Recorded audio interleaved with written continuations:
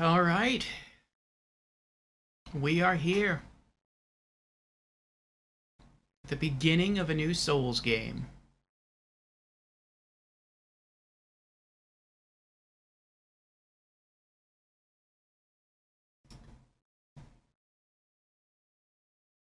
Audio check. Audio check. Sounds good.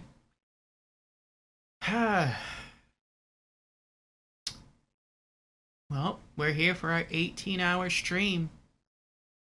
We'll say it starts at 2:30. Technically, it's 2:28, but it's just 2 minutes. We'll say we start at 2:30. So that means we're not stopping, if my math is correct, till half past 8 o'clock in the morning. It's going to be a long one. And Ratika is here. Hello, Ratika. Welcome, welcome. How are you doing?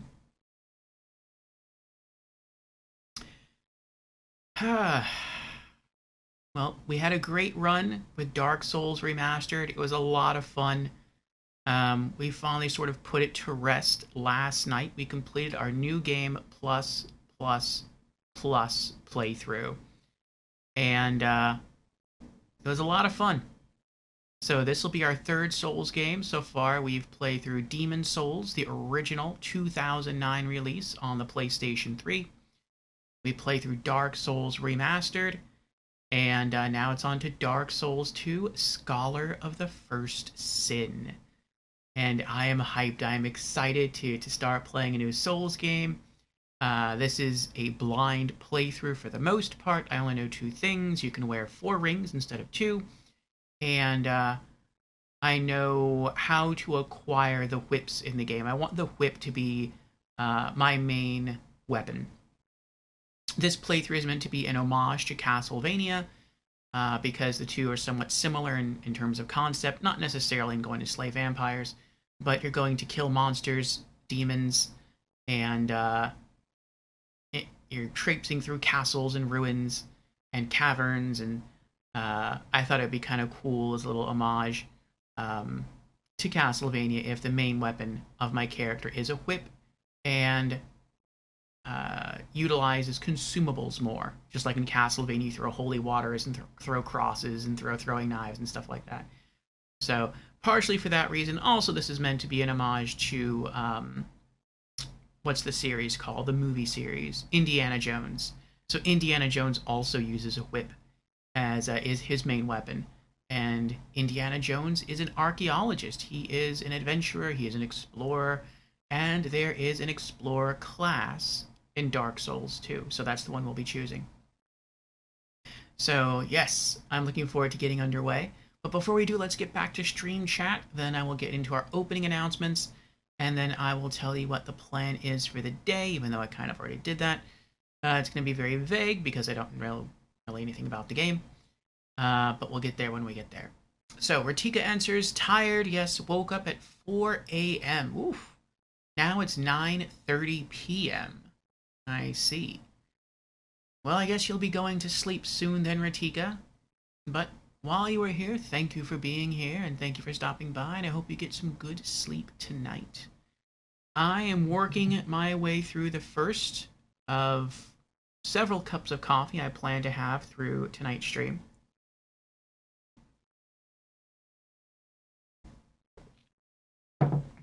And I already have my meals planned. I had a nice breakfast. Very simplistic breakfast. It's called the Huey Hunting breakfast.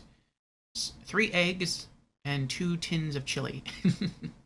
You just stir it all together and warm it up. I had like a third of it yesterday, a third of it today, and I'll probably knock out the last third on Sunday. I have some delicious, I think there's like 3 or 4 smoked chicken wings that my neighbors cooked, and they went ahead and let me have some. And then tonight I have an additional fish sandwich from a restaurant, some steak fries. So plenty of tasty food to get me through tonight's stream, and I'm excited. I'm excited to start New Souls. Ratika says, dunno, maybe. waiting in the mall for fiance to arrive so we can hit the gym. Nice, Ritika. Nice. Very nice. All right, so opening announcements. Hello, everyone. For those of you who do not know, I am Lord Orfeo. I am your host, and I am a variety streamer here on Twitch in addition to being a YouTuber. And I stream 5 days a week, and we basically have 3 different stream themes that we rotate our schedule around, or revolve our schedule around, I should say. On Mondays, we have the Monday Mishmash. And for the Monday Mishmash, we can stream any game from any genre, except for RPGs. So it can be horror, it can be full motion video, it can be indie, it can be AAA, it can be anything at all, except for RPGs. So expect all manner of randomness on that day. And also after the month of October is over, maybe even just before the month of October ends, we'll open up voting on our next game. So if you have some channel points, you want to stick around on the Twitch channel, rack some up, maybe you can choose the next game we play for the Monday Mishmash. Tuesdays, I take the day off. Wednesdays, in the Discord channel, we have anime afternoons. And so if you enjoy watching anime, come join us then. We typically screen through 2 episodes of a given series.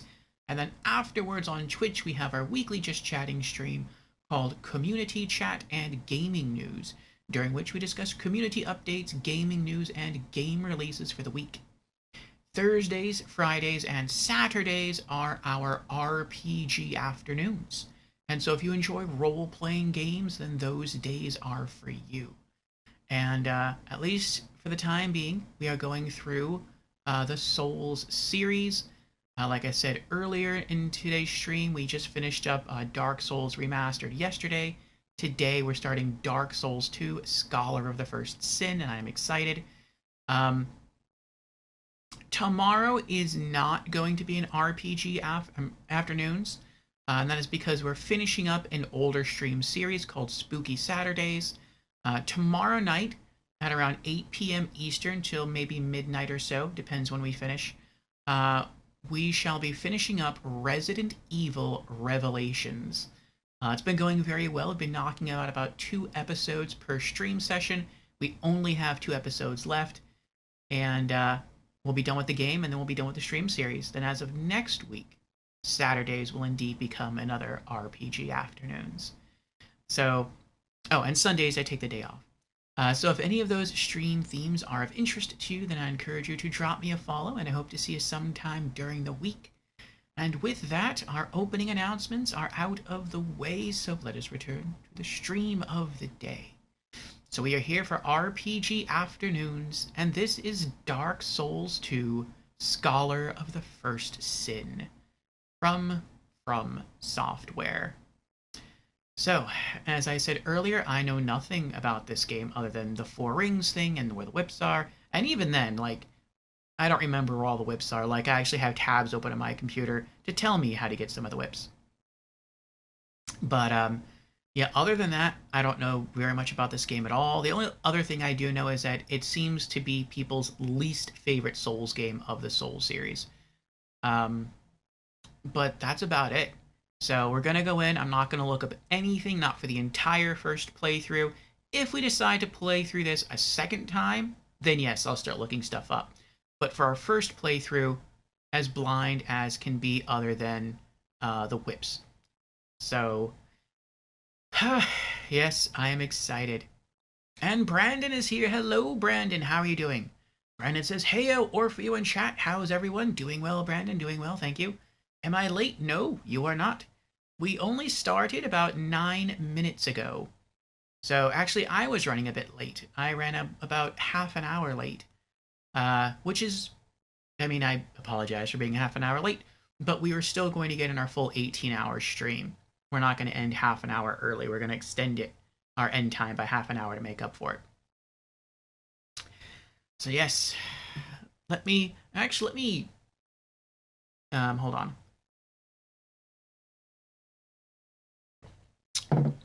I'm getting rather chilly, and so I'm going to go close some vents real quick. an air conditioning vent on my ceiling a bit to lessen the airflow coming in here, and then we shall get to gaming.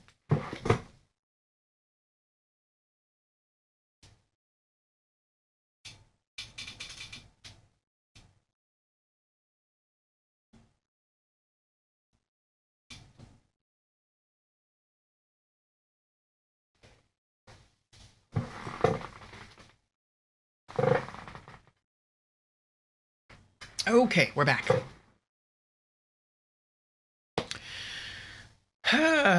Markysaur is here as well. Hello, Markysaur. How are you doing?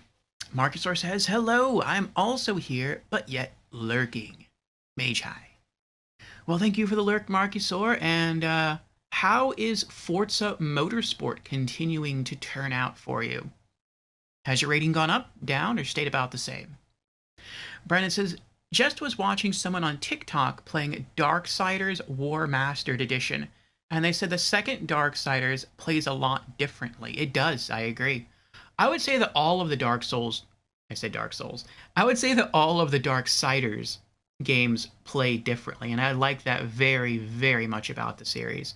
I don't know if that was completely intentional, but it gives each horseman a very distinct play style, and I really, really love that about the game.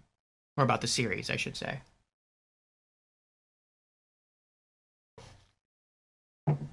Dark Souls 1 feels very much like a hack and slash action game, but at the beginning, your character is not very tanky at all.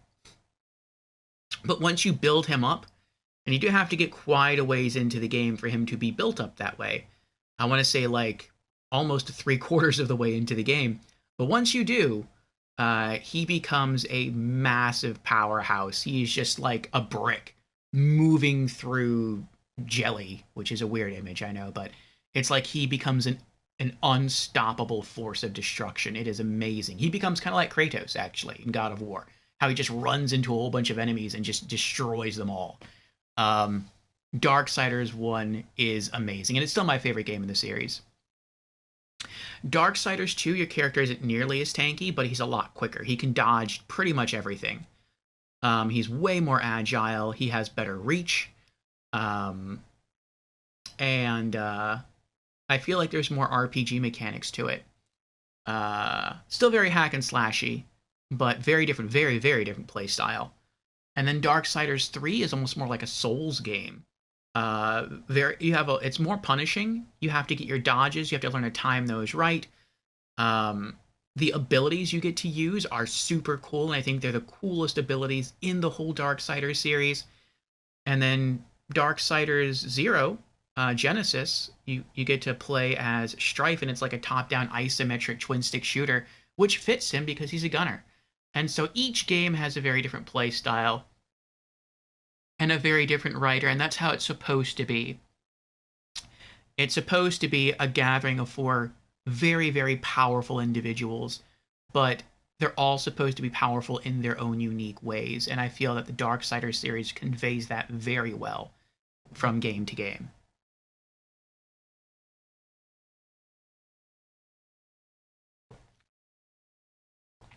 You didn't know that Mark Hamill played the Watcher in Darksiders 1? Interesting, yes.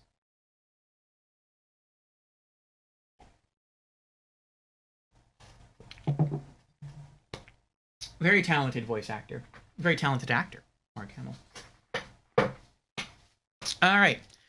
Let us pop in our earbuds, and we shall start Dark Souls 2, Scholar of the First Sin. So I don't know what we're going to accomplish today because I know nothing about the game. I don't know how many bosses we'll get through. I want to say I don't even know if we're going to fight any bosses today. I mean, 18-hour stream, we probably are. But, like, I don't know where they are. I don't know anything. So, I am quite excited to not know anything. And, we'll see how successful we are.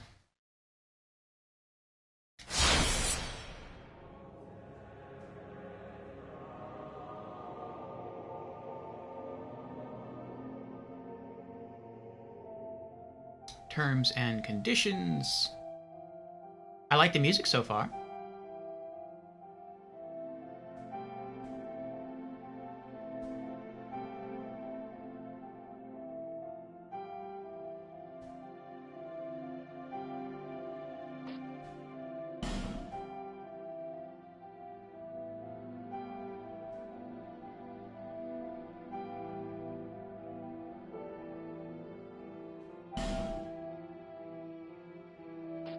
What information do we have? Oh, there is no new information. Okay. New game. Screen options. Blood on, subtitles on, HUD always display, brightness. Adjust brightness until flame is visible and dragon invisible.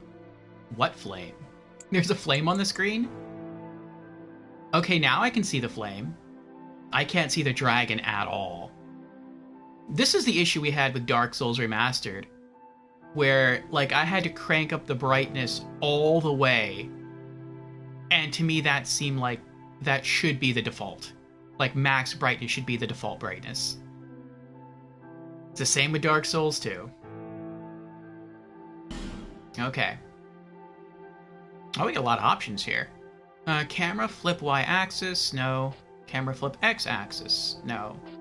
Camera reset Y-axis, no. Camera sensitivity, we'll see. Vibration, adjust strength of DualShock 4 vibration. I guess we'll just leave it at default. Camera auto adjust, what does that mean? Automatically readjust the camera when it touches a wall.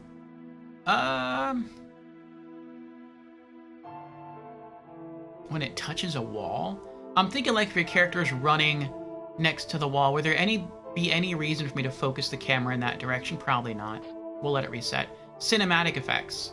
Configure cinematic effects used during attacks. I'm not sure what that means. Do I want the combat to be extra flashy? Okay, I'll leave that on. Toggle auto lock on. Automatically acquire a new target when the locked on target dies. No, I don't like that. Auto target.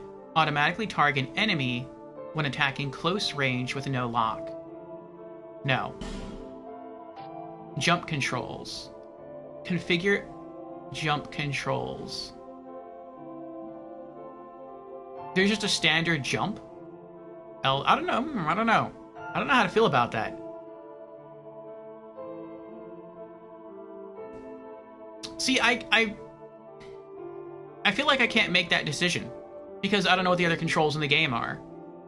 Maybe L3 will feel natural, but if I don't know how often I'll be jumping, pressing like the left analog stick in regularly seems like it would feel really weird to me. What else can I choose? Oh, that or circle. I'll do circle. That's the default for Dark Souls 1. It's not really the default for Demon Souls. Demon Souls didn't really have a jump. So you could mantle. Voice chat. Allow or restrict voice chat. Oh, I guess that's for like multiplayer. I'll restrict. Cross-region play. Allow or restrict cross-region matching. I guess I'll restrict. Music volume. Well, how does the volume sound to everyone? Is the music overwhelming my voice? Hello, Lorelei. How are you doing?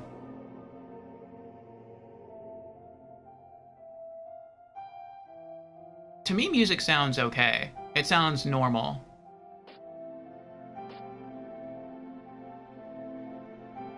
I will increase... Sounds fine to you? Okay. I always worry that I'll miss something. I don't want to crank this like too loud. I don't want it to sound like they're screaming at you. 3, 4, 5. That's 5. 1, 2, 3, 4, 5. Okay, so it's 10. So we'll do an extra 3 on voice. Okay.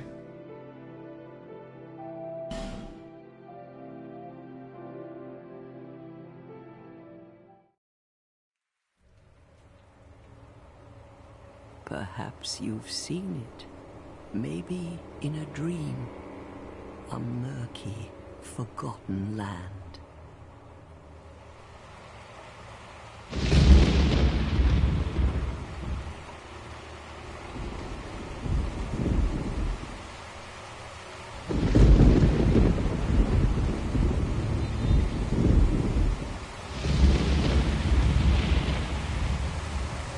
place where souls may mend your ailing mind.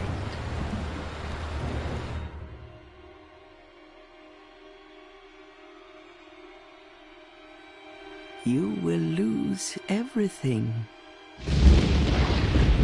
once branded. The symbol of the curse. An augur of darkness. Your past, your future, your very light.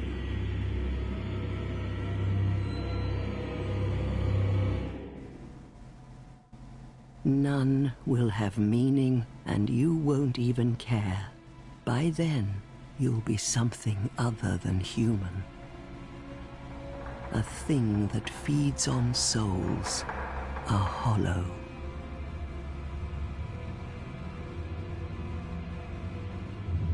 Long ago, in a walled-off land far to the north,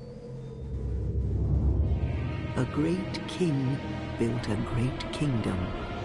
I believe they called it Drangleic. Perhaps you're familiar. No, how could you be?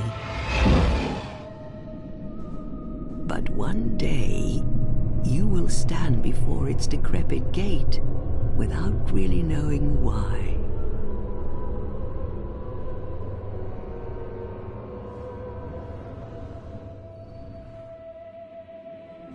I already have lore thoughts brewing. Like, I wonder if Drangleic was created by the firstborn of Gwyn, the one who liked dragons, the one who left because he sided with the dragons. That would explain why it's called Drangleic, and why there's dragons all around the castle, and why he was a great king.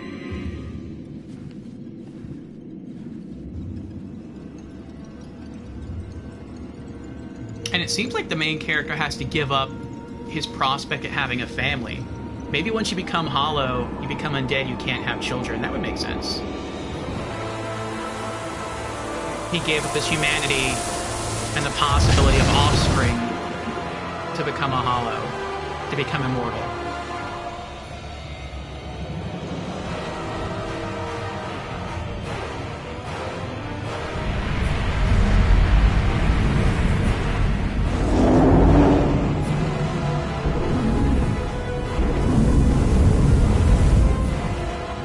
But it says also Like a moth drawn to a flame. To aid his ailing mind. Your wings will burn in anguish.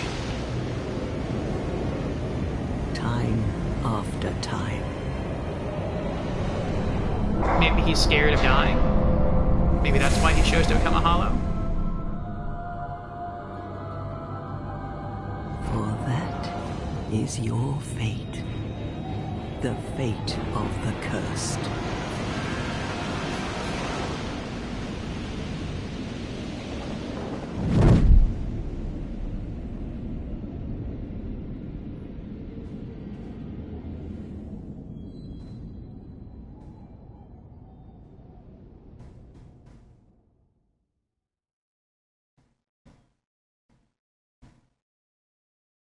Ah, the Hunter's Black Bow is in this, like it was in Dark Souls Remastered. Oh, this looks Demon Souls-ish. That looks like where the first Archstone is in Demon Souls in the tutorial area.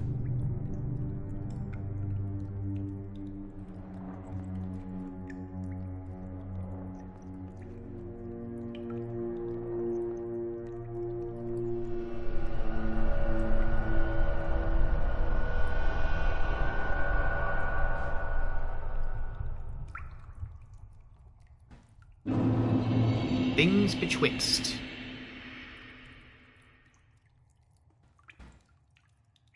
Well, I guess he knows where he's going. Interesting. So you don't even get to pick a name, to like pick a character class. It just throws you in.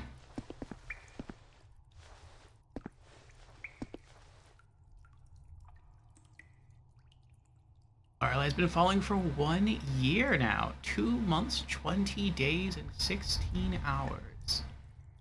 Thank you for that over 14 months of support there, Lorelei. I appreciate it. Excuse me. Alright, let's see what we can see about our character. We have no souls. I'm assuming that's souls. We have no gear. Yeah, no gear. Looks like we're at half health. I don't know why. Maybe it's like in Demon Souls, when you die, like if you're in hollowed form, your health gets cut in half. That could be it. The green bar, I'm guessing that's our stamina.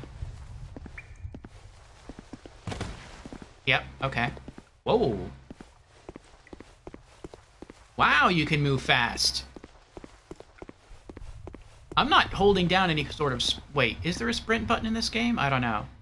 If there is a sprint button, and I'm not currently sprinting, and this is just jogging speed, the jogging speed in Dark Souls 2 is like on par with the sprint speed in Dark Souls 1.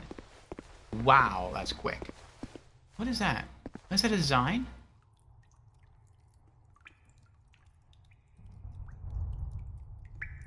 I can't tell. It could be just the way the light's reflecting on this metal thing here in the center. Or it could be like an old painting. It kind of looks like a blue sky with like mountains and snow, little dirt. But I mean, like I said, that could just be the way that stuff up here is reflecting off it. So I guess we go towards the light. What else do we have here? What else can we see? Equipment. We have no equipment. We have gear. We have imported stuff. Ooh, we're fancy. Imported. Oh, wow. Look at these symbols for equipment status. Okay, I think I can make these out. I think the 16 plus 12, I think that's for piercing defense. Then 18 plus 12, that looks like it might be for blunt defense. 15 plus 12 looks like maybe for slashing defense. 15 plus 12, the bottom one is probably for... Well, is that piercing defense? But if that's piercing, then what's the 16 plus 12? Slashing, piercing, blunt. There's a fourth damage type?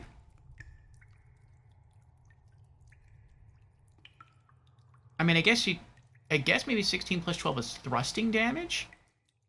But I would think of, like, thrusting and piercing as kind of the same thing. Maybe they separate in this game, I don't know. Looks like lightning resist, fire resist, I'm guessing magic resist. Maybe there's a curse resist? I hope there's not curse in this game. Oh, it looks like there is with the skull icon. I guess we'll figure all those out eventually. Select, confirm, back, switch, remove, help. Help. And what's that 0 thing? Don't want to remove. Show item info. Imported hood. Hemp hood that fully covers the face. Provides protection from the elements and little more. The cursed souls who wander the lands have a strange way of ending up here, as if drawn from afar by some force. Ooh, that sounds cool. Imported tunic.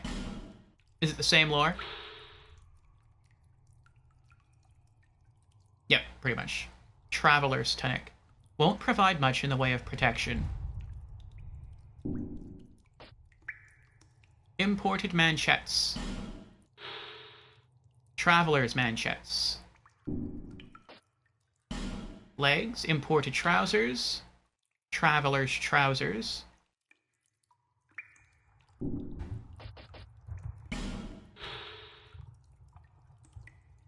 Okay. And... here we go. Okay, physical... Oh! It's just for general physical defense. That's the first symbol. Okay. You're welcome. Thank you again, Lorelei. Physical defense. Base defense against physical attacks. Okay. Physical defense, strike. Defense against physical striking attacks. So, I'm guessing that means, like, blunt damage. Slash. Defense against physical slashing attacks. Thrust. Defense against physical thrusting attacks. Magic defense. Defense against magic attacks. Fire defense. defense against fire attacks. Lightning defense, defense against lightning attacks. Dark defense, defense against dark attacks. Darkness is in this game? Ooh, has the Abyss... Is the Abyss still a thing in this game? Well, not in this game, but is it still a thing in Souls? Has the Abyss cropped up into the world of Dark Souls? I guess so. I feel like, at least going from the intro, this is purely off the intro, this is purely speculation here. If the king who created Drang Lake, if he was a great king and he favored dragons, which is why dragons are soaring around his castle, I feel like that might be the firstborn of Gwyn. If that's the case, then I feel like maybe this game takes place maybe at the same time as Dark Souls 1. Like, maybe both games are happening at roughly the same time.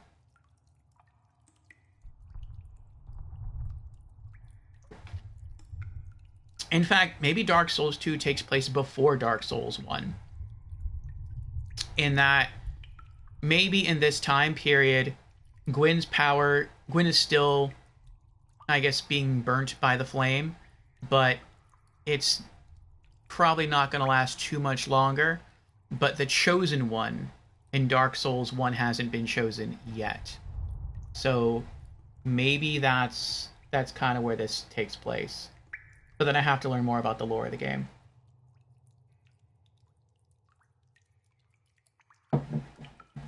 That would also explain why, like, the darkness, perhaps like abyssal power, is a thing, because it was never fully squashed.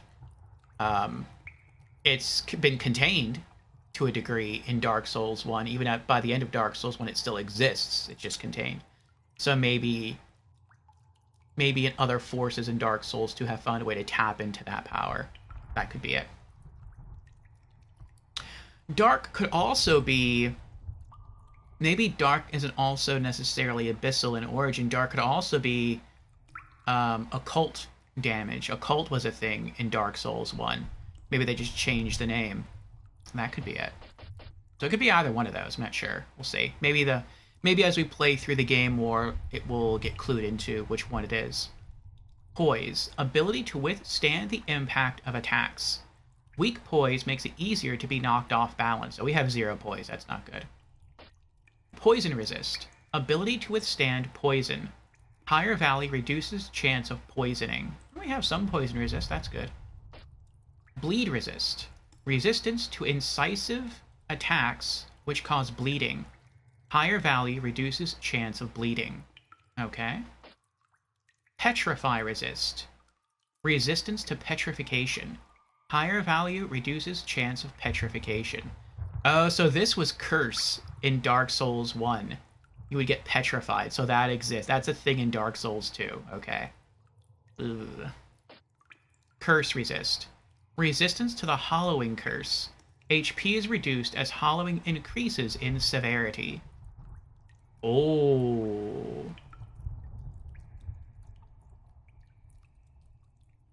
That to me sounds like the way Curse worked in Dark Souls 1 outside of Dark Souls Remastered. I know that when it came to Curse in Dark Souls Remastered, if you were cursed, your HP got chopped in half and you had to get a consumable to remove it, or speak to a certain NPC and I think pay him souls to have it removed. But in the original Dark Souls, or rather in Dark Souls Remastered, you could only be cursed one time. Like, technically you could get cursed again and die, but your HP wouldn't get chopped in half again. In the original Dark Souls one, it could happen. Like, I think you could be cursed like 3 or 4 times, and so every time you get cursed, your max or your HP capacity would just keep getting cut in half over and over and over again until you had like hardly anything left. That kind of sounds like how it works in Dark Souls 2 Scholar of the First, and I hope that's not the case. But we'll see. And I don't know if I ever really got cursed in Dark Souls. I know we have to at least gotten cursed legitimately once, I think. I think we got cursed either once or twice across 4 playthroughs in Dark Souls 1. But there was only like one enemy type, I think, in the entire game who could curse you. And they weren't hard to kill. And except for one area in the game, they weren't really that hard to avoid. Well, maybe two areas in the game that weren't that hard to avoid. So maybe that'll be the way it is in Dark Souls too. Maybe there'll be very few enemies who use Curse. I hope so. We'll see. Alright, looks like our current weight maybe is 35. I don't know what the Gem 2.2 thing is. Can we continue to scroll down? We cannot... Wait, what? What's going on? Oh, okay, here we go.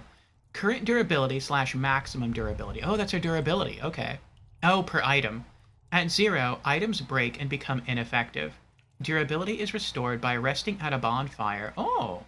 But a broken item must be repaired first. Interesting. Okay. So in one sense, we don't even really need a repair box. Because every time we rest at a bonfire, all of our gear gets fixed. It's just that if it's broken, then you'll need to go and get it fixed. Some other way. Either maybe repair powder, maybe you have to go to a blacksmith, something like that. But that's pretty cool. As long as the item isn't broken, then resting in a bonfire completely restores its durability. That's really cool. I don't think we ever had an item break on us in Dark Souls 1. We were very careful, though. Alright, weight. Weight of the item.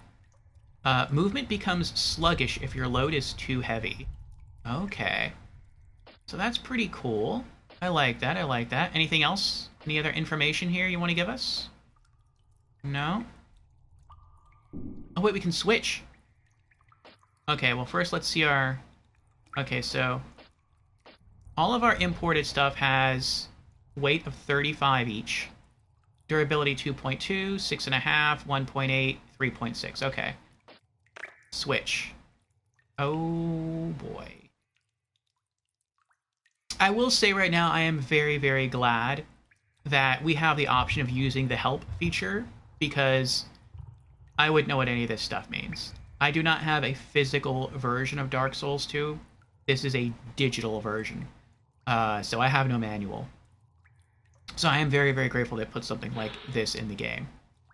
Okay, so the head stands for level. Overall attribute strength. Consume souls to level up. Okay.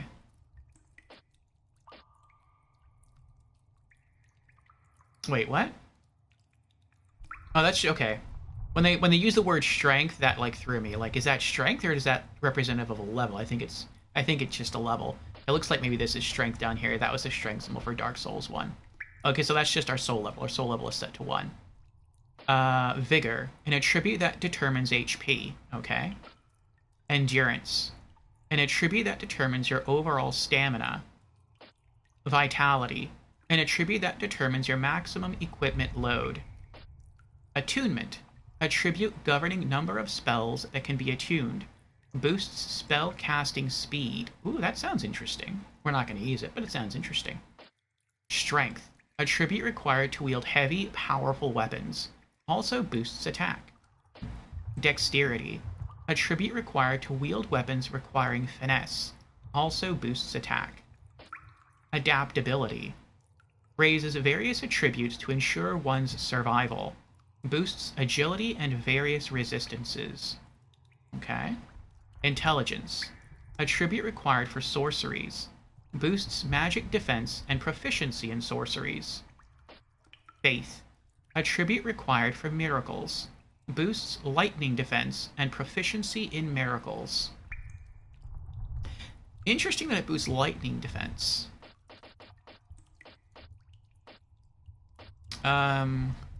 HP. You die if this reaches 0, so we have 546 HP. Okay. Stamina. Required to carry out actions. Actions deplete stamina, which automatically recovers 82 stamina, alright? Equipment load. Maximum weight that can be equipped. Movement slows as your equipped load approaches maximum. Okay, our equipped load is 40. Right hand attack, 42. The attack of the weapon equipped in slot 1 of your right hand. Right hand attack 2. The attack of the weapon equipped in slot 2 of your right hand. So I guess right now all I can do is punch for 42 damage. Or 42 attack strength. What? Right hand attack 3? The attack of the weapon equipped in slot 3 of your right hand. You can equip up to 3 weapons on each hand?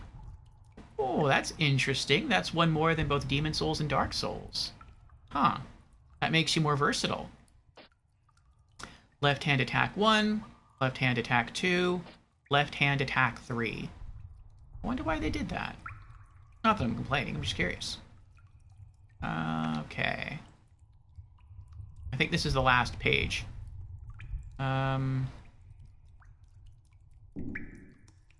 Yeah, this is our last player status page. Physical defense, strike. Defense against physical attacks, particularly striking attacks. Total value of all equipped armor. So it's our overall armor value. Okay. Which is 175. Gotcha. Well, wait, do we have an overall armor? We don't have an overall armor. Oh, we don't. Okay, so this is only our strike defense. Okay. Slash defense. Defense against physical attacks, particularly slashing attacks. Okay. Thrust physical defense. Defense against physical attacks, particularly thrusting attacks. Magic defense. The power to reduce damage from magic attacks. Total value of all equipped armor. Okay. Fire defense. The power to reduce damage from fire attacks. Lightning defense. Dark defense. Poison resist. Bleed resist. Petrify resist. Curse resist. Poise. Attunement slots, 0. Casting speed. Speed at which spells can be cast, 37. Attunement slots. Each slot allows the attunement of one spell. Can be increased by raising attunement. Okay. Poise. Ability to withstand the impact of attacks. Total value for all equipped armor. And agility. Boosts ease of evasion and other actions, 85. Okay, so if I'm reading this right, then our blunt defense is 175, our slashing defense is 158, piercing defense is 158, magic defense is 31, fire defense is 26, lightning defense is 37,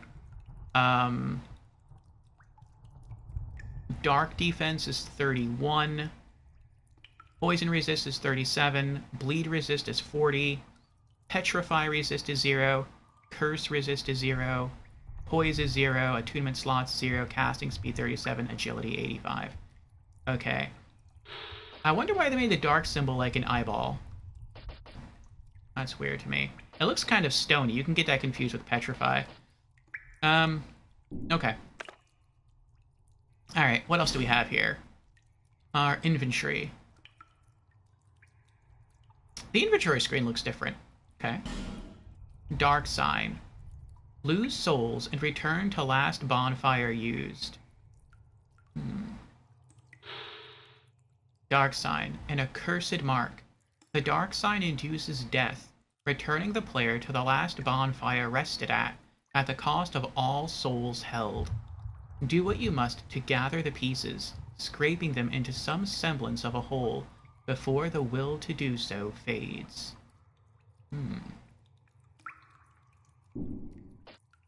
Black separation crystal. Banish phantoms, return to your world. A symbol of farewells that has been passed down since time immemorial. The crystal sends phantoms back to their homes, or sends you back to yours. Whether ending in hope or despair, encounters are valuable experiences. Beware fickle use of this item. So basically, anytime you'd probably want to use that is if you're carrying a lot of souls and maybe you're just trying to run to a bonfire to level up, and you get invaded and you're like, there's no way I can win this fight. I have no healing items. I'm about to die. That's when you'd use a black separation crystal.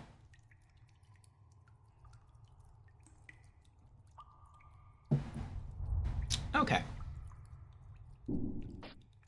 Bone of Order. Restores the link to other worlds. Online play item. You will be punished for fleeing from other worlds by disconnecting unjustly.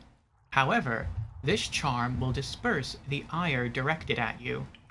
But sins are not easily buried, and there's no telling if you will be let off so easily next time. Each encounter in life is a precious turn of fate, and fate will not be cheated. Ooh, I like the way that sounds. So maybe if you like someone invades you and you get nervous and you like quit your game or something to get away, maybe that places some kind of curse on you. Maybe that means like the odds of you being invaded next time by somebody else increases, and maybe like you can use the Bone of Order as a consumable to like make that go away just one time. That's kind of cool if that's the case. Oh, wait, I didn't mean to do that. Okay. I like the way they have everything separated here.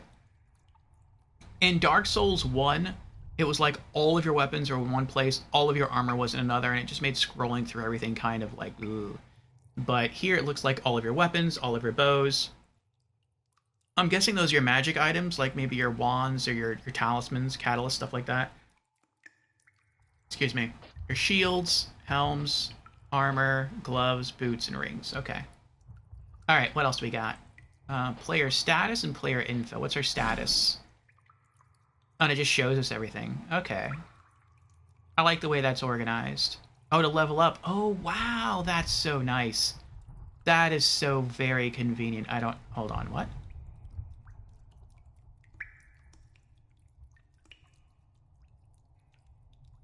Okay, I think I get what that means. So, on the top row, we can see we're soul level 1. I think the golden soul symbol is how many souls we currently have, which is 0. The gray arrow, I think, is how many souls we need to level up, which is 500, which is pretty cool, because you're not given that information in Demon Souls or Dark Souls 1. You actually have to, in Demon Souls, you have to speak to the Maiden Black in order to learn how many souls you need to level up. And in Dark Souls, you have to rest at a bonfire and then select level up, and then that tells you. But it appears here you can just get that information at any time, so you don't have to remember, write it down someplace. So that's convenient. Maybe the gray soul symbol all the way on the far right, maybe that's how many souls in total you've acquired throughout your entire playthrough? I don't know. Let's check. Souls, total number of souls in your possession. Souls are left behind upon death. Okay. Required souls. Required number of souls to level up. Leveling up raises an attribute. Okay. Soul memory. Souls that once dwelled within the flesh will always remain in memory. Could this be a blessing or a curse? I guess that means it's how many souls you've acquired throughout your whole playthrough. But I wonder if that, like, I wonder if you lose souls by dying, if that still counts. So, like, if you earn, say, 500 souls, and then we level up, I'm guessing this would turn into 500 because we've infused it into our flesh, so to speak. But if we earn 500 souls and then we lose it because we die, and let's say it's, you know, a stain on the ground, and then we're not able to pick it up because we die a second time and we've completely lost the souls, will that stay 0, or will that become 500 because at one point we did have that 500 even though we lost it? I don't know. I guess we'll find out. Everything else here is already explained. We actually do have poise, just very, very low. It's 0.3. Alright, what else? What's player info? Ooh, our hollowed face looks very scary, very Halloweenish.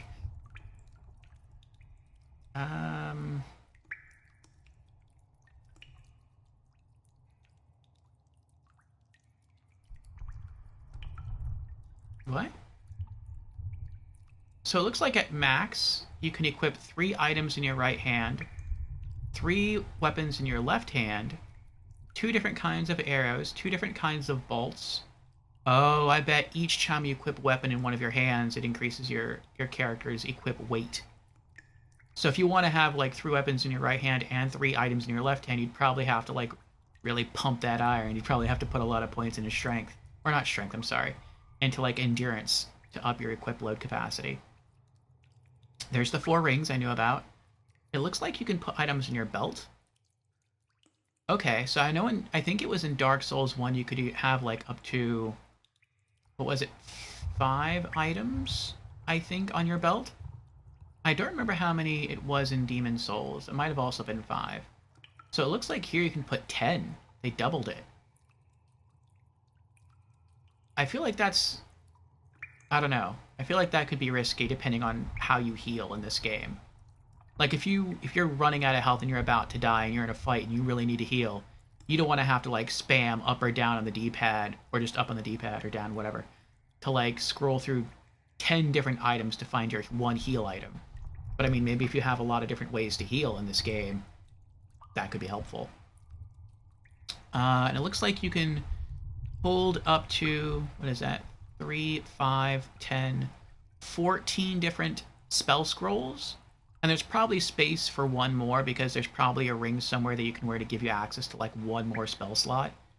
So potentially either 14 or 15 spells that you can learn. That makes you very versatile mage or cleric or whatever. Okay, so that's pretty cool. What else? Message. Doesn't work. Read history. Nothing there. Written history. Nothing there. I wonder if read history means like every message you've ever read in the game is archived here somehow. That would be interesting. Your settings, game options, screen options, and quick game. Okay. Alrighty. Oh, I didn't mean to do that. Okay, so we are in... I think it said we're in the something between, betwixt between.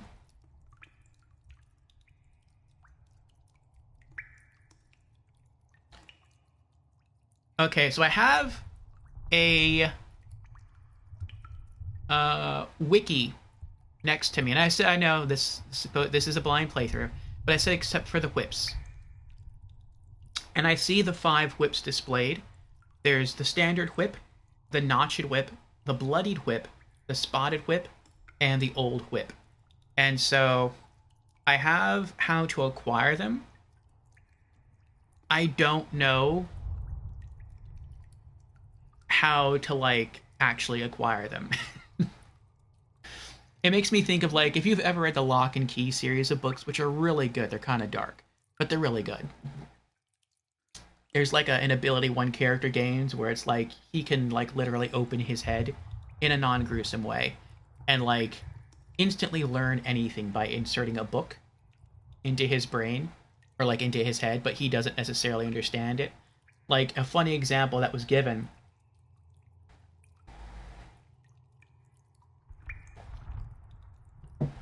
was the character opened up his head with a key and he got a cookbook and he put a cookbook in his head and then he closed his head and he's like, oh, I know how to make this cool recipe now. And he like described, I think it was like how to bake a cake. And he's like, you use this and this and this and this. And like one of the things he said was, and he used 1 TSP of sugar. And then he was like, what's a TSP? So it's like in the cookbook, it never defined what TSP is. Like if you're, I don't want to necessarily say a cook, but if you're familiar with, kitchen or spoon implements at all, you know that TSP stands for teaspoon. But that wasn't defined in the cookbook, and so that wasn't something he knew. So he gained knowledge, but he didn't gain understanding. And so I feel like that's what I'm gaining from the wiki right now. I'm gaining knowledge, but I have no understanding behind that knowledge. So it says, and I would like to collect all of these, by the way. It says the whip is sold by Laddersmith Gilligan. I don't know who that is. In Scholar of the First Sin specifically, you can find it in the Soldier's Rest area on the roof where 3 old ironclad warriors are on the corpse closest to the edge. So we don't necessarily have to buy it. If we do come across it, if we come across the the Laddersmith Gilligan guy, I will try to do my best to save up and buy it because I have no idea where Soldier's Rest area is. The Notched Whip says, on a corpse near the first Dark Hammer enemy, near bridge approach in Huntsman's Copse. Don't know where that is, but it's pretty cool. We can actually just pick it up for free. The Bloodied Whip says, drops from enemies wielding them with Dark Aura. Dark Aura makes me a little anxious right there. Near bridge approach in Huntsman's Copse. So it seems like we can acquire both the Notched Whip and the Bloodied Whip in the same area, though we may have to farm for the Bloodied Whip. Spotted Whip. Trade a Demon of Song Soul with Strayed of Olaphis. I'm guessing Song Soul might be like a boss soul. So that's interesting. The Spotted Whip might be like a boss weapon. And finally, the Old Whip, which seems like the strongest whip in the game, by far, at least in terms of like raw damage. Chance to obtain from trading a smooth and a silky object with Dinah and Tillo. And so I did look up Dinah and Tillo. I know those are like birds. So like in Demon Souls it was Sparkly the Crow, and in Dark Souls it was Snuggly the Crow. And so in this game it's Dinah and Tillo. I don't know where they are, but I know those are birds. Though I get conflicting information between two different Dark Soul 2 wikis that I'm using. I'm using a different one just specifically for the Old Whip. The other one says the Old Whip can be obtained as a random item as part of a trade with Dinah and Tillo. Kind of the same thing, but it says choosing the Petrified Something starting gift gives the player a chance to obtain this weapon early in the game. So it says Petrified Something starting gift, and this other wiki says a smooth and silky object. So maybe you can use either one to obtain the whip. But we're going to try and get it as soon as possible. We're going to try and get all of them as soon as possible. But we'll get there when we get there. So, okay. Let's have ourselves a little look around. Is there a map? There's probably not a map. Okay. Okay. So unless it unlocks, maybe there's no gestures in Dark Souls 2, or maybe they unlock it differently. On PlayStation 4 Dark Souls Remastered, if you press the right side of your touchpad, it brings up this menu. It brings up the, I think it brings up like the inventory screen. If you press the left part, or the left half of your touchpad, it brings up the gestures menu. But it doesn't appear that there is a gestures menu in Dark Souls 2 Scholar of the First Sin, or if there is, that's not the way you access it. So, okay. Also, I looked at the release year, and it seems like I think Scholar of the First Sin may have come out before the release of Dark Souls Remastered. So that's interesting. I will say I think the graphics in this game, at least so far, do look better than the graphics in Dark Souls 1.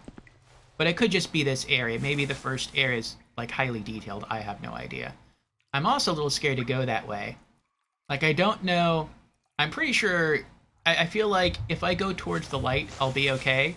Because I feel like that's where they're trying to. The game's trying to use light to direct the player. But I feel like if I go other directions, there might be things out in the darkness that will kill me. But then I have no soul, so there's really like it's kind of a no-lose scenario, I think. Good afternoon, Gamer Knight. Welcome, welcome. How are you today? But let's explore. I like the sound design. I like hearing my thuddy footfalls on the ground. I like hearing the rustling of the tall grass.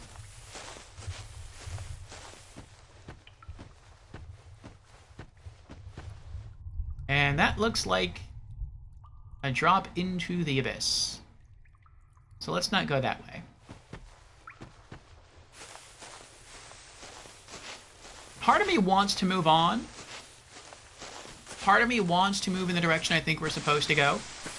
But at the same time, like, I don't know if I'll ever be able to come back. What are you doing? Well, that makes me kind of nervous. Huh.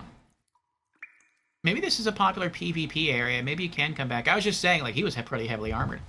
I was just saying, like, I don't know if I can ever come back here. Like, should I explore this area first to see if there's any cool items and then proceed in the direction I think they want me to go? Or should I just go in that direction? I feel like I want to explore.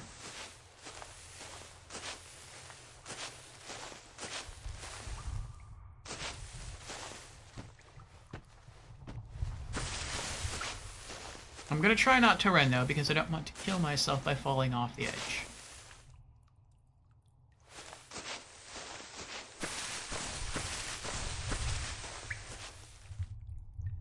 I wonder if that long spiral of black that we fell through in the intro, if that actually dropped us right there. That hurt. We fell on the stone and metal. That probably killed us. That might be how we became undead. Or maybe we received the mark before we came to this place. I don't know.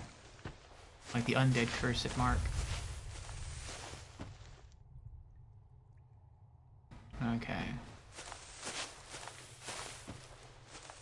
I will say I very much like the walking.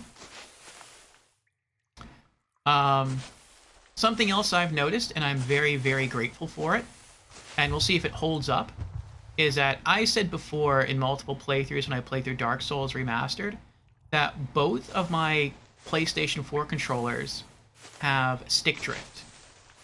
And right now I am using the Magma Red PS4 controller, which has less stick drift than my other one. But you can see, like, even in Dark Souls Remastered, even using the red controller, you would still notice a slight shimmy to my character when he walked. It was like, it wasn't completely straight. But the copper one, it was more noticeable. It was more like, but the red one was still, there's still like a little bit of a shimmy. This one doesn't have that at all. It's very straight. So I don't know if there's less play, or if it registers less movement with the analog sticks, which some people may not like. They might actually want there to be more play. Maybe they think that's like, that equals more precision. But I like that it's like this, because I typically like walking for most environments in games, not running. And the only reason I kind of did that a little bit more in Dark Souls Remastered was because I didn't like looking at my character jiggle. Wait, what's that? Oh, that kind of looks like a tent over there. Oh, that's because that's the direction I'm supposed to go. Gamer Knight says, was trying to look up the gestures stuff for you, lol. All I have found is it's backwards. Touchpad is menu, and options is where you get gestures. Not sure if that helps. Options is where you get gestures. Oh! The actual options button. Okay. Thank you, Gamer Knight. Okay, so let's see what we got here. Oh, the symbols, not the symbols, like the little statue things representing the gestures looks better in this than in Dark Souls 1. Point. Activate, close, change, test now. Test.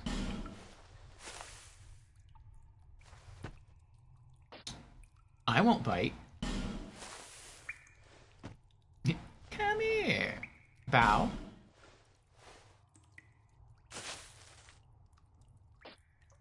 Wave.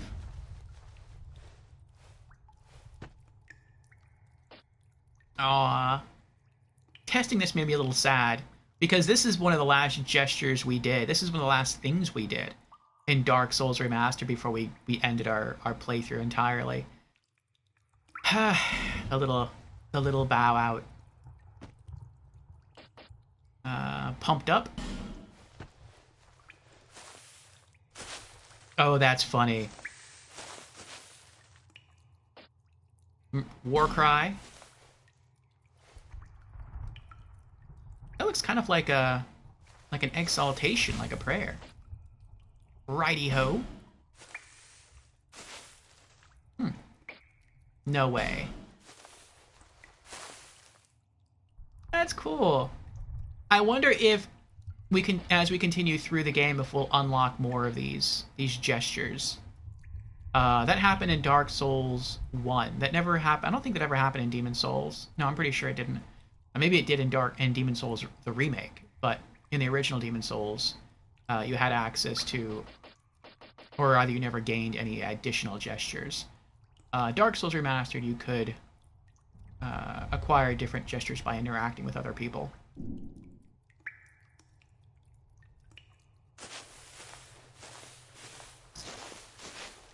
You're welcome.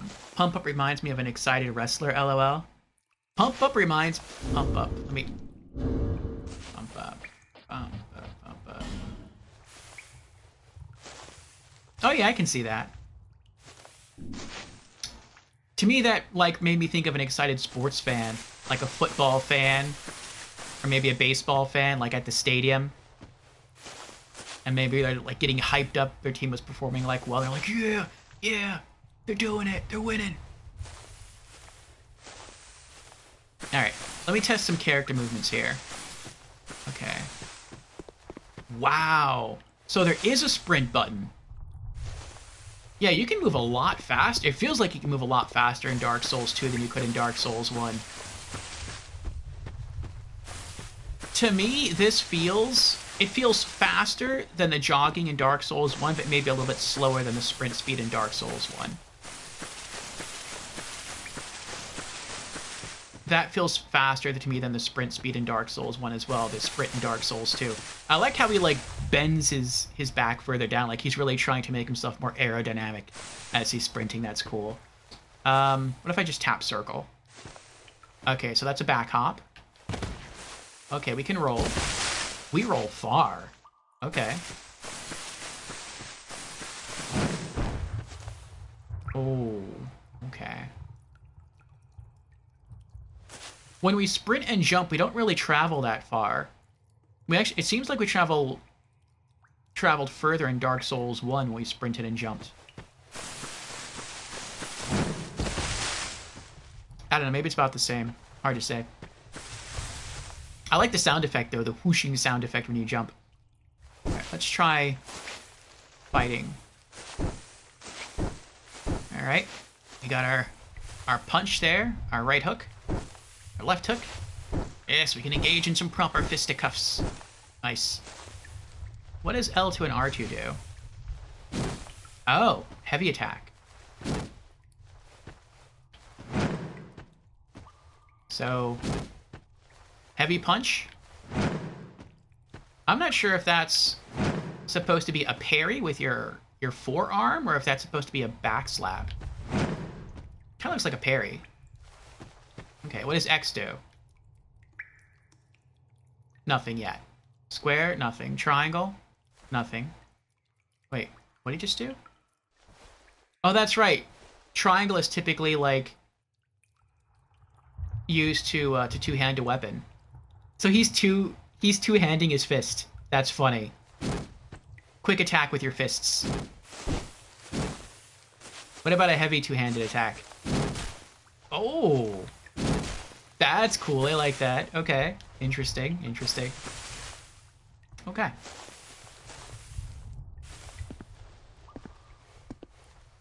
All right. So we're like an hour in. 1 hour down, 17 to go. And we're still at the very beginning of the game. We've just been kind of admiring the graphics, comparing some of the stuff we've learned, or that we're seeing to stuff we encountered in Dark Souls 1, looking at our character, learning some of the status screen stuff, and yeah, let's proceed forward. Have you played any of the Souls games, Gamer Knight? I don't remember if you said or not. Oh!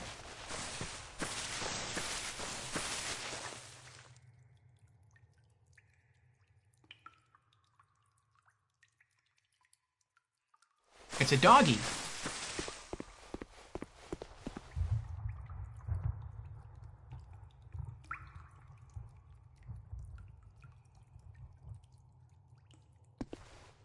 But he ran from me. That makes me suspicious. I don't know if the dog ran from me because he's non-aggressive, or did he run from me because he's a pack hunter and he ran off to get other dogs to come and kill me. I don't know.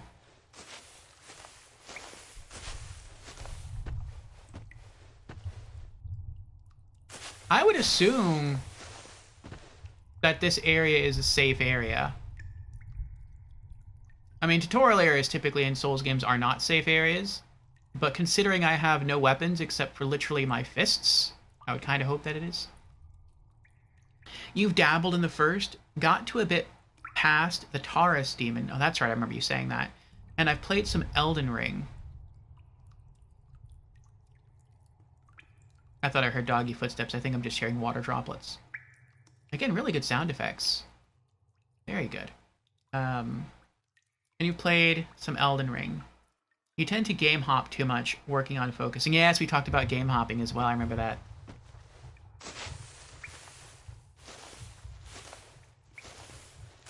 Alright.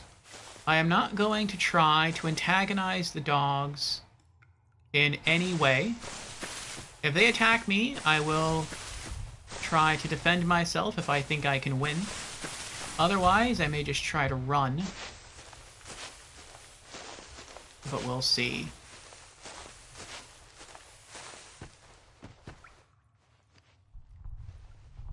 There's a yellow hut up there.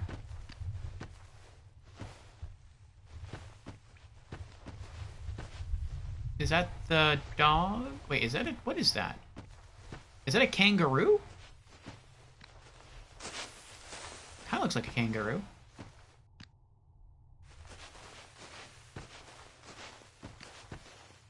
With red eyes. And no fur. Uh-oh.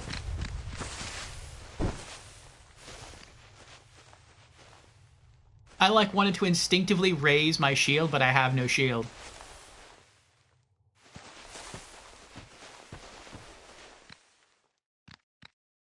I do like that they stay away from you if you stay in the the starting area, like they don't want to antagonize you. Like the game doesn't want to rush you into anything. It doesn't want to rush you into combat if, you know, if you just want to kind of hang out and explore. Oh, there's bones around here. Maybe they do try to kill you. Well, I'll leave them alone. So long as they leave me alone, I'm gonna leave them alone.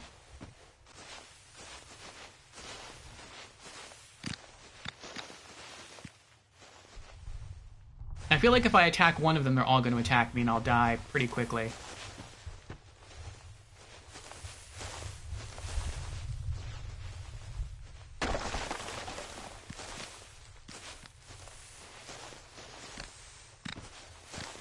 This is very suspect. They're following me, but they're not attacking me.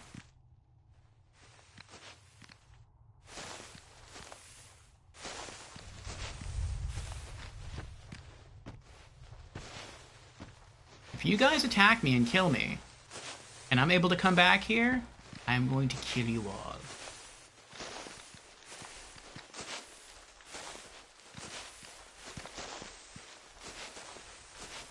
Can I go through here?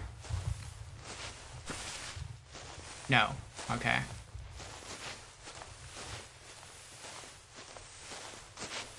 Watching you play is giving you the urge to play again now?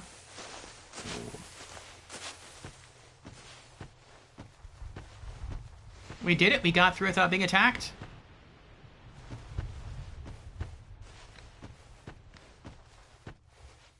I wonder if they attack you if you run as well.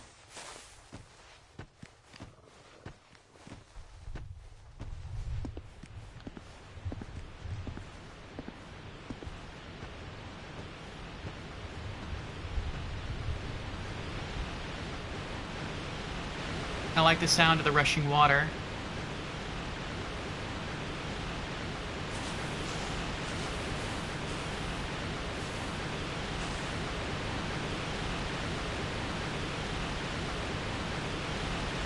Oh, this looks like a great hollow. This looks like one of the world trees from one of the ash trees from Dark Souls.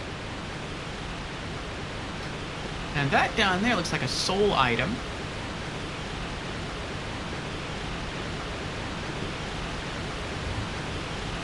I guess we'll have to figure out how to get there eventually. Looks like there's a cave behind the waterfall. There's always a cave behind the waterfall. Wait, what's that? Oh, I missed something. Hold on. Oh, no, I didn't. When I was on the bridge and I turned around and I saw the back of this, I thought maybe there was a sign on it. Like, maybe you could click it and it would say, like, head in this direction to get to this location. But I guess not. Huh.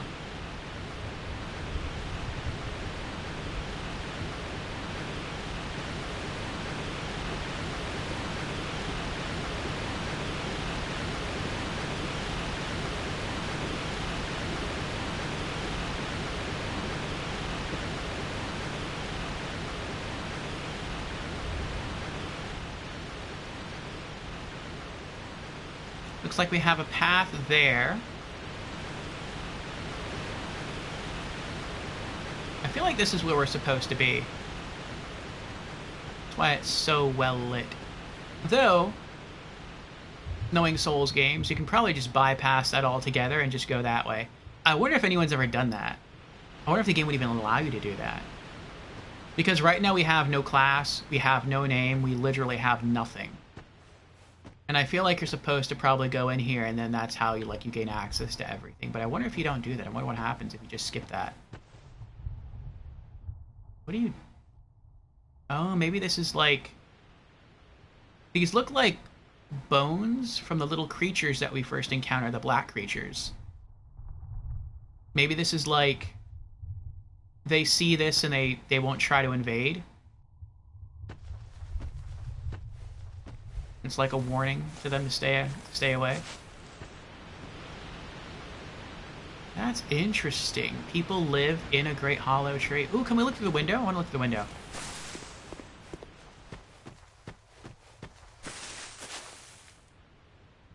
You can't really see too much of anything, though. Okay, never mind.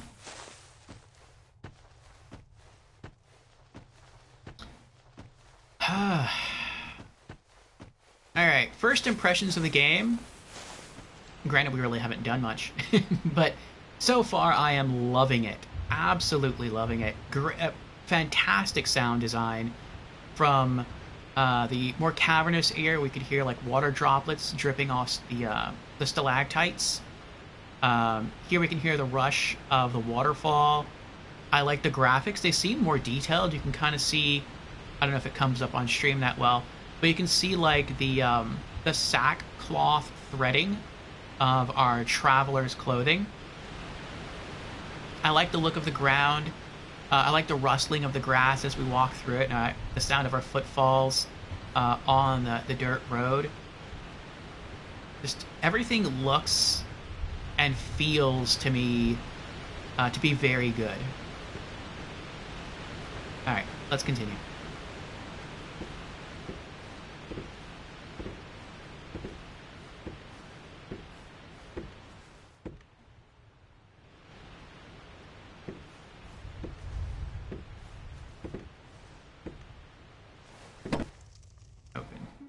New cutscene.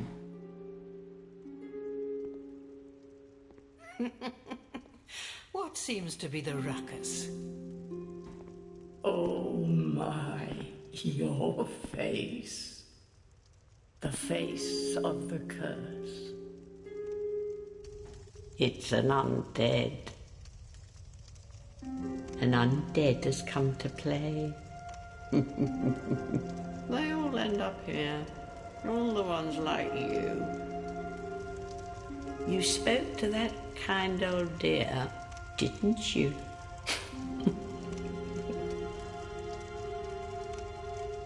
You're finished. You'll go hollow.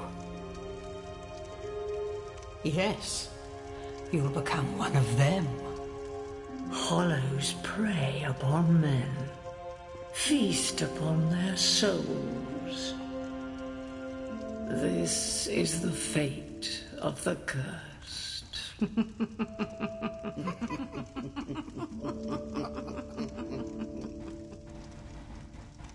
What is your name? Try to recall your name. Ooh, now we get to choose our name.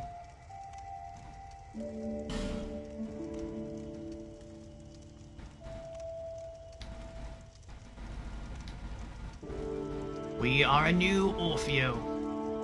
Orfeo, the Explorer.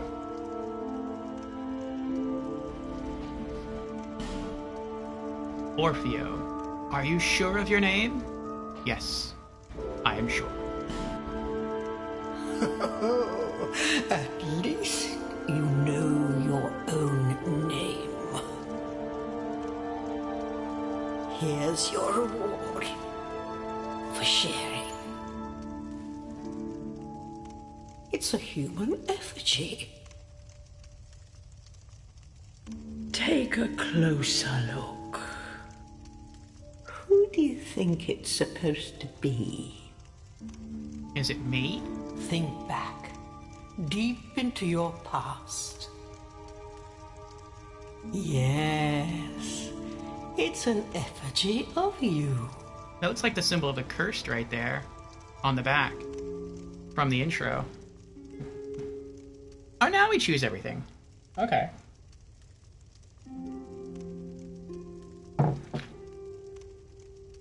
Class and gift, body, face, advanced. Okay. Okay. So, do not press touchpad. Touchpad is finished creation. Class and gift. Determine class and gift. Okay. Class, gift, reset, finalize creation. No.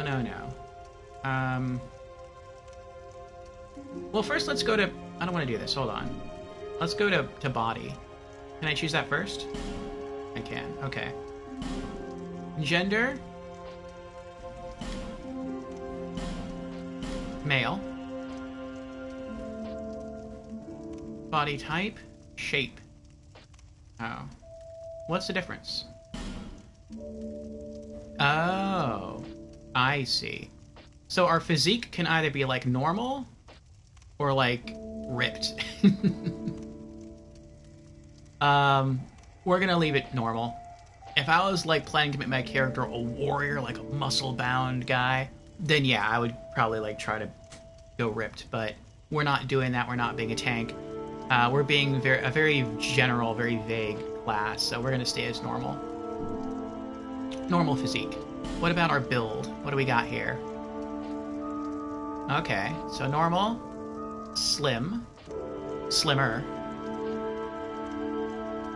big guy.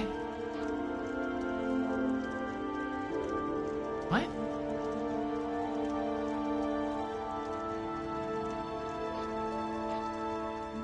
It looks like big chest muscles, big neck muscles, but the rest of us is normal. Tiny head, big thighs. Yeah. We could change our gender to female and become Chun-Li with those massive powerhouse thighs. Oh, or E Honda. Here we go. Big bulky body, regular everything else. Or everything can be big and bulky. Since our character is going to be an adventurer, an explorer, I really want him to be a jack of all trades kind of character.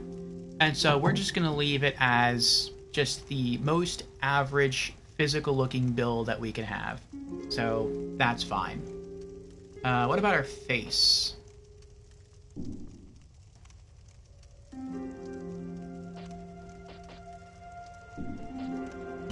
I will change the face. Homeland. It's like basic face shape, okay?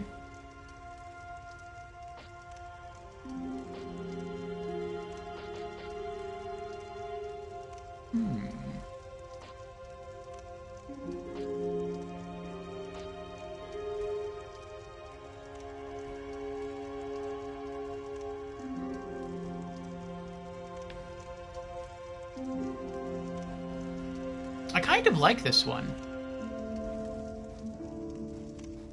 Since I already know we're going to be an explorer class, I feel like our explorer, even before the adventures of this game, would be sort of well-seasoned as an explorer of regular, I guess, regular places.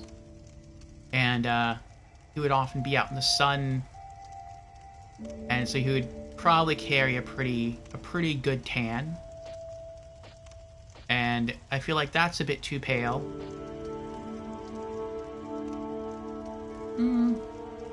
Not a big fan of the cheeks. Not a big fan of the face. I do kind of like that one. Okay, for now, let's settle on that complexion.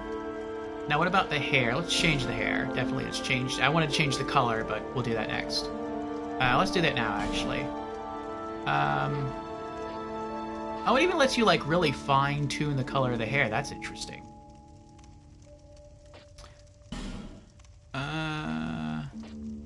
He's got, like, a mini Cloud Strife haircut going on right now. Let's do... I want to give him my hair color, which many people say is black. I don't really have black hair, though.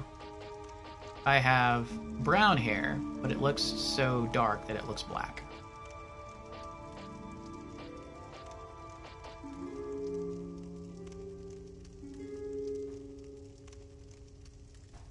That's probably the closest I can get. I feel like my hair is darker than this shade of brown, but it's not black. What if I select this, and then I go down here? Ah, I can make it darker.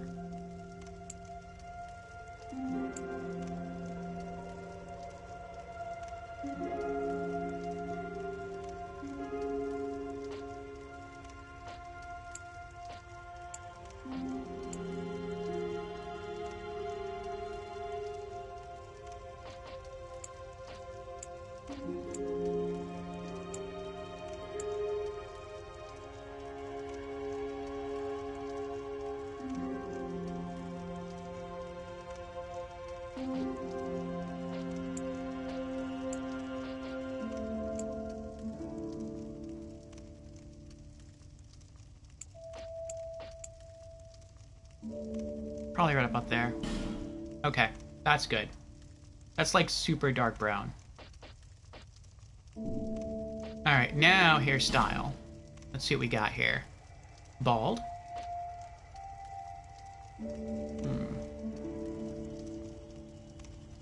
Kinda like a bowl cut. I actually used to have that style hair.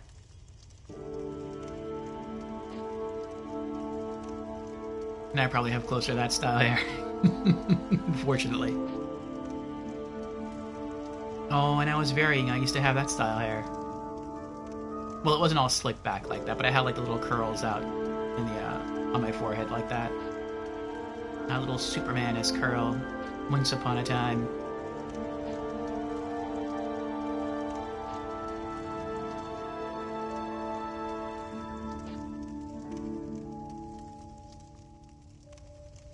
I might settle on this haircut in Dark Souls 3 when I make my cleric. Maybe, I'll think about it. I want to see the last one. That looks very RPG-ish, very JRPG-ish. We're gonna go with...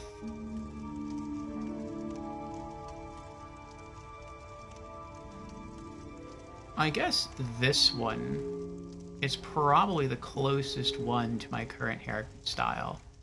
Though my hairline isn't receding that badly. At least I hope not. No, not that badly. But that's as close as we can get, so we're gonna do that one. Eyebrows. Oh, are you serious? Okay. I mean, I don't care about the eyebrows necessarily. What I just noticed is that when I change the hair color, like, I still have to go and change the color of everything else independently, which isn't too bad, because they're sliders and I can just replicate the sliders, but still, it's like, ooh. Okay, hair color.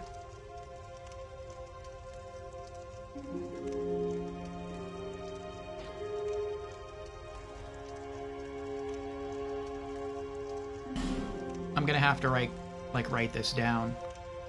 Well, I guess I can type it. I'll type it in chat real quick. If not, I'm gonna forget this. Okay. So, blue. You're not as tanned as this guy, Orfeo. No, I am not. But I'm trying to imagine what an explorer would look like if I were an explorer. A seasoned explorer, even before the events of Dark Souls 2. Someone who has explored many far-off locations in the real world before daring to get into the fantastical of Dark Souls 2. I feel like a lot of that exploration would be spent under the sun, and so I would carry a much heavier tan. Though I might go into the skin coloring, if there is a setting for that, and maybe lighten my complexion, if that's possible. If not, I'll probably just leave it at this. But let's see here. Blue? Okay. Blue is what? 1, 2, 3, 4. Okay. Blue is 4. Green is 1, 2, 3, 4, 5, 6. 1, 2, 3, 4, 5, 6. Okay, green is 6. And red is 1, 2, 3, 4, 5, 6, 7. 1, 2, 3, 4, 5, 6, 7. 7. Now let me cancel. Okay. It looked like the sliders changed. Let me go back. 1, 2, 3, 4, 5, 6. 1, 2, 3, 4, 5, 6, 7.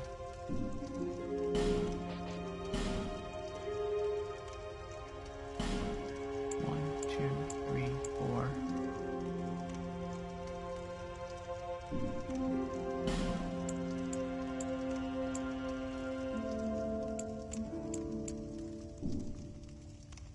It's not a full 4.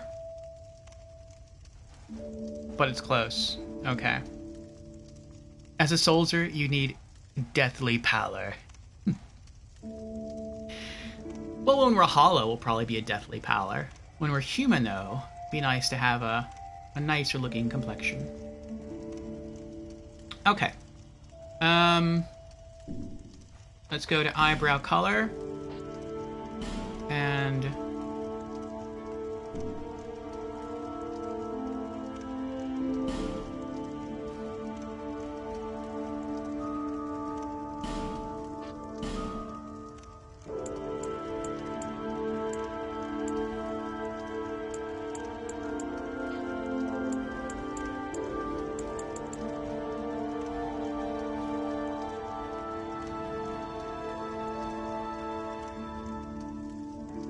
wait, blue was 4.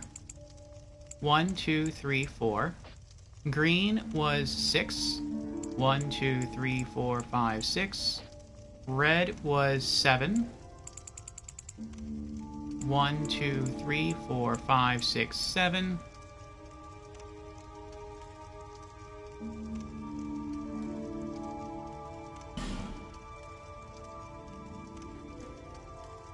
Okay.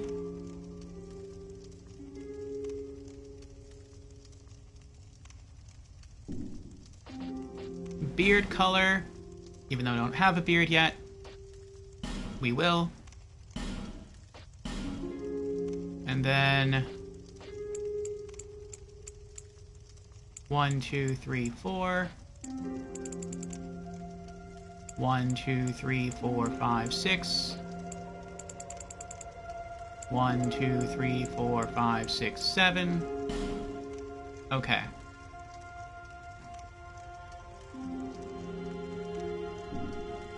Alrighty. Eyebrow style. Okay. On Marcusaur, how is Forza Motorsport coming? So let's see, we can have no eyebrows.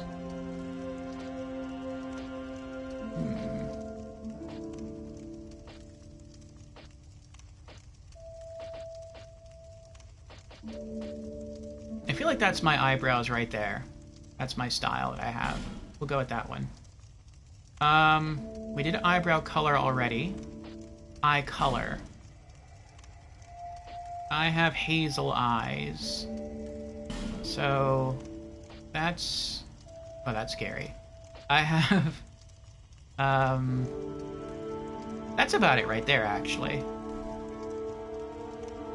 Yeah. Right there. Okay. Alright, beards. Clean shaven. I don't have that much facial hair. I used to have that.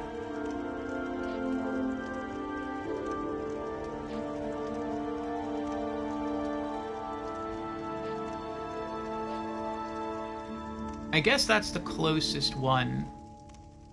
Mine's not as thick as this. But that's the closest there is.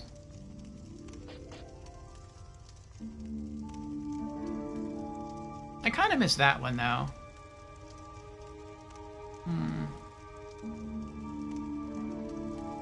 I don't know, maybe later on, sometime next week, I'll go ahead and shave my face. Give myself that little goatee again. See how it looks. If I don't like it, then I'll go back to the full. But for right now, this is as close as what I look like with the facial hair. All right, tattoo. Do we want a tattoo? Probably not. But let's see what tattoos are on offer. I also have no idea where the tattoos would even go. Oh! This is face tattoos. Oh, that's really, like, opaque. Yeah, you can't even really tell. I mean, you can kind of tell, but it's super hard to tell. No, I don't want any face tattoos.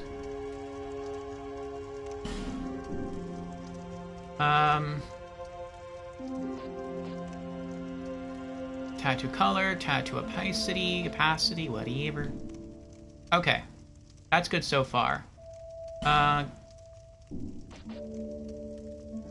Fine-tune face. I don't want to fine-tune the face. Yeah, I don't really care about that. What I would do if they allowed me to do it is I would, like Marky sort of suggests, I would fine-tune the complexion. I would make this a little bit lighter in terms of skin color than it is right now. Just a little bit more pale, but they don't have an option. It's either like pale or it's like a little bit darker, and then it's like kind of a little bit darker, and then it's like this color. But I'll leave it this color. I like this color.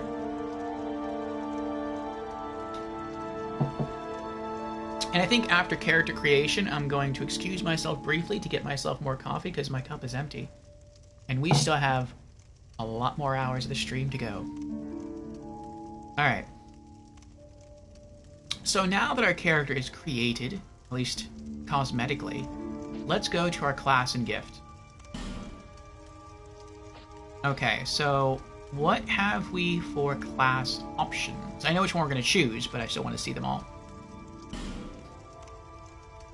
Okay, let's see here. Warrior. Battle-scarred warrior. High strength, dexterity. Skilled with weapons. I like the garb. Looks very cool.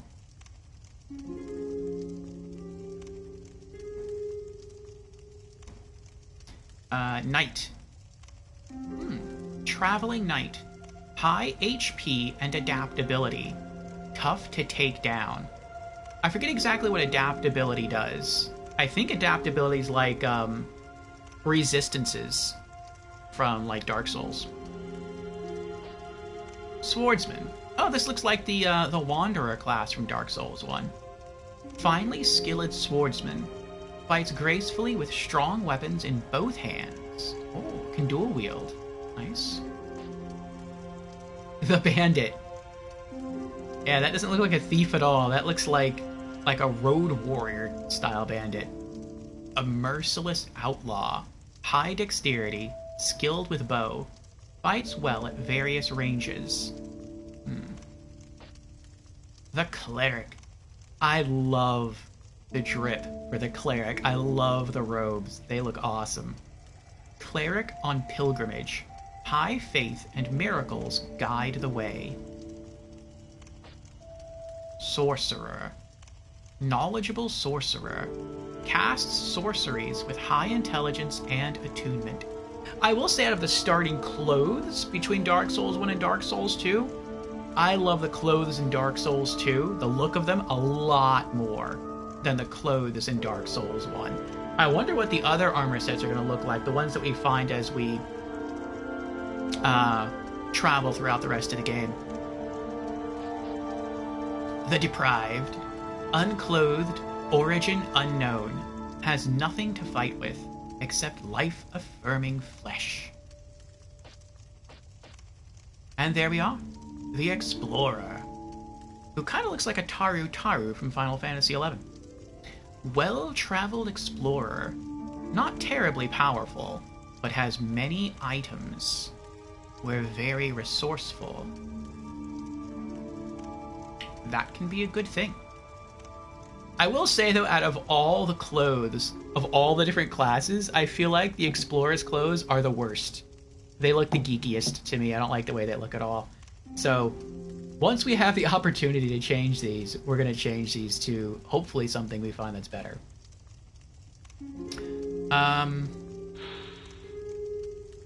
Okay. Can I want to see... It's not letting me. I want to go up. Like, I want to see what items we start with. Ow. I guess we will once we start it. But that's it. That's our starting character. Ratika says, wait, still at character creator? Well, to be fair, Ratika, the game doesn't start you with a character creator. It starts you out in the middle of a field, and you have to get to a house. After like after one cutscene, you get to the house, and they throw you into a cutscene. Then you choose your name. Then there's another cutscene. Then you like create your character. So I mean, it's going. We're making progress.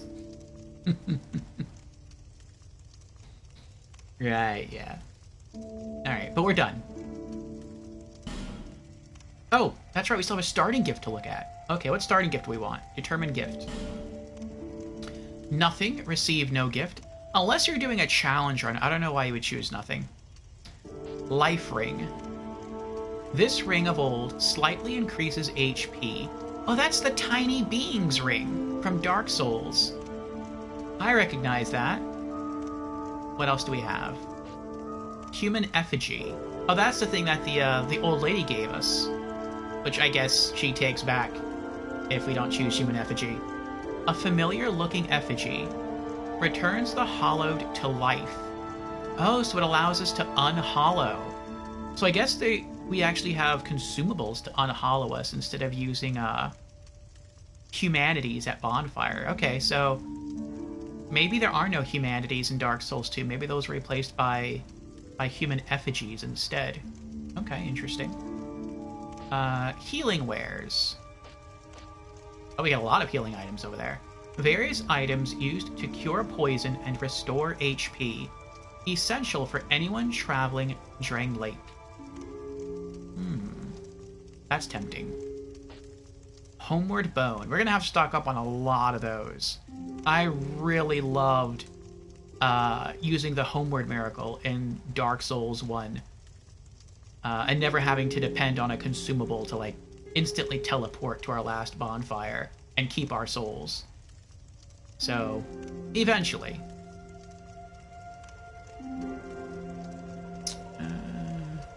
Take your time. I just arrived home. Welcome back, Latika. You all hit the gym from the mall already and are back? Just looked at email. Borderlands 3 out now on Nintendo Switch. Yeah? Cool.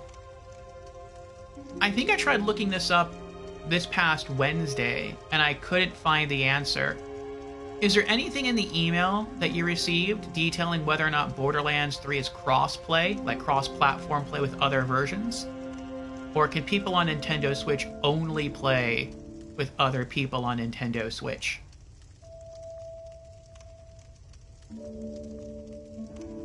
Market Source says, yeah, looking good if you die.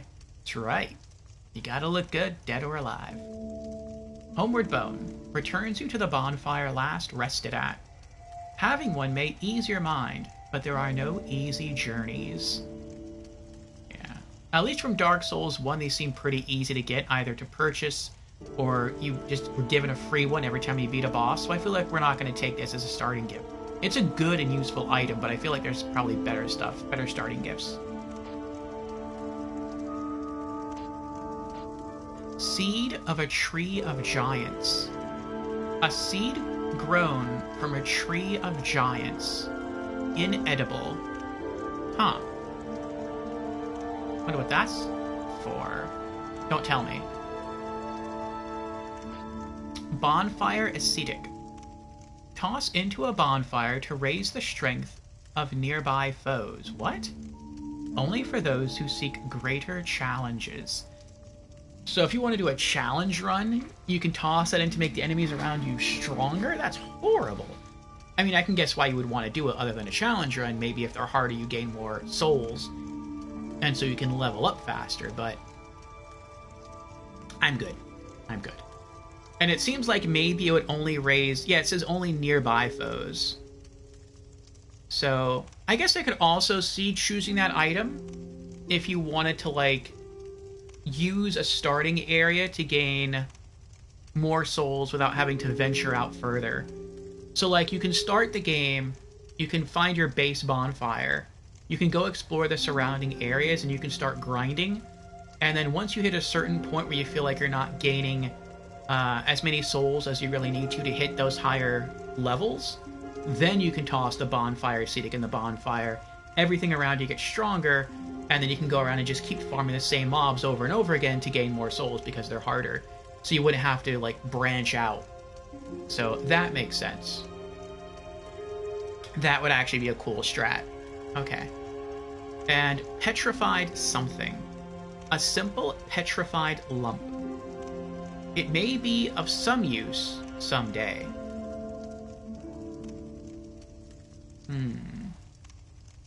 Okay.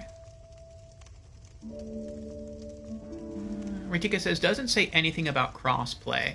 Okay, so either it wasn't included, meaning the information wasn't included in the email, or cross-platform play just isn't in the game. I wonder which it is. Okay, so I'm sort of torn here on the starting gift. There's 2 items that I'm very much interested in. Kind of 3, but really 2. The one that I'm kind of curious about, and don't tell me, but the one I'm curious about is the Seed of a Tree of Giants.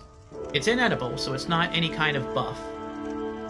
I feel like Seed of a Tree of Giants is probably akin to, like, the Witch's Ring from Dark Souls 1, in that it can be used to, like, further a quest line if you happen to have the item. If not, there's probably, like, another way to get it, but there's probably, like, it's probably a kind of a complicated way to get one. Whereas here, you're just given one, like, immediately. So that I'm curious about, but I'm not going to go for that. The other 2 that I'm really interested in, one would be the Healing Wares. Now, I'm interested in this for 2 reasons. 1, because healing is always good. And 2, because my character is supposed to be an explorer. He's supposed to have a variety of items already available to him. And so, thematically, I feel like Healing Wares would make sense for an explorer to have. The other one that I'm really torn between is the Petrified Something. I guess it could be argued thematically that if we are an explorer, maybe we expended some Healing Wares in an earlier adventure to come across the Petrified Something. So that's... You can kind of make that argument, I guess. But also because from one of the wikis, it is the Dark Souls 2 fandom wiki. It says that choosing the Petrified Something starting gift gives the player a chance to obtain the old whip earlier in the game via a trade to Dinah and Tillo, which I know are birds, similar to, as I said earlier, Sparkly the Crow from Demon Souls and Snuggly the Crow from Dark Souls 1. I don't know where the birds are. I'm not asking where they are. But when we come across their nest, if we have this, we could try to trade it to them, and if we're lucky, we'll get the old whip. And I do want to collect all the whips. If we don't obtain it this way, it seems like there's a chance we can obtain it by trading them a different item. The only thing I don't like about the not the dark whip. There's no dark whip. The only thing I don't like about the old whip is it seems there's no actual way to get the old whip. It seems like, at least going off the wikis, it seems like it's completely random. And that's irksome, so we could, potentially never, ever obtain the old whip. But, I mean, we'll see. We'll see what happens. So, do we want the healing wares? Various items to cure poison. Curing poison is good. Restore HP, that's good. Essential for anyone traveling during lake. It looks like we gain 3 items when we choose healing wares. So I'm guessing one of those heals HP, one cures poison. I don't know what the third one does. Maybe it cures petrification? Maybe there's a small heal and a big heal? And then anti-poison? I'm not sure. Because we can't go into, I tried pressing the options help button, and we can't go up and check, our... what those items are. Exactly what they do. Oh, and I just noticed there's a duplicate, though. In healing wares, the first item that pops up, which is the item in the second row, third column, it's the same item, or it looks to be the same item, as the item in row 1, column 1. So we get duplicates. Okay. So we only gain 2 unique items. So maybe we gain, anti-poison, and we gain a greater heal, maybe? I don't know. What I do know is that in Dark Souls 1, eventually, and even in Demon Souls, healing is always useful, but you can usually come across healing items once you get to, a merchant or a blacksmith and buy more. You can restock. The items you probably will never be able to buy would be Seed of a Giant, or Seed of a Tree of Giants, and the Petrified Something. The Life Ring is kind of cool, and if I were playing a tank class, again, like I did in Dark Souls 1, I would choose the Life Ring. But we are not playing a tank, we're playing more of... I wouldn't even say we're playing a melee class. It's more just it really is a very jack-of-all-trades kind of class, is the way I look at it. So we're going to go with the Petrified Something.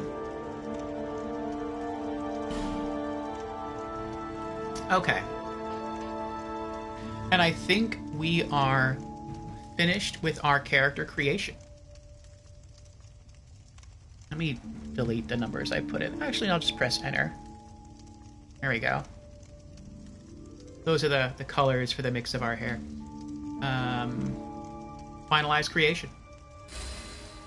Is this your true self? Yes, it is. All people come here for the same reason. To break the curse. You're no different, I should think. Okay, that doesn't make sense. Doesn't stand a chance. Well, you never know. I just got a notification from PlayStation introducing a new Sony Pictures something. Yeah. I think they sent me an email about that. I'll read it later. Go through the door and trot along to the kingdom. But remember, hold on to your souls. They're all that keep you from going hollow. Oh, I'll fool you no longer. You lose your souls. All of them. Over and over again.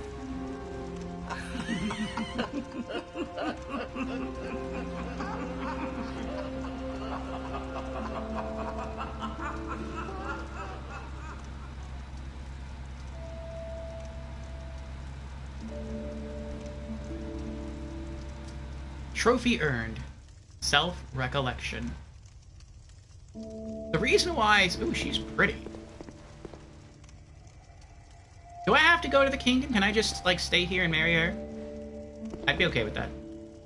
The reason why I said it doesn't really make sense is because... So in the intro, our character had... Is that a mounted bird on our shoulder?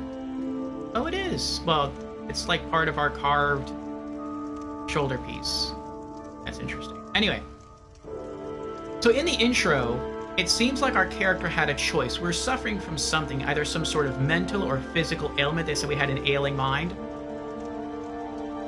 And so we chose to give up our past life, or our current life, whatever you might see it as.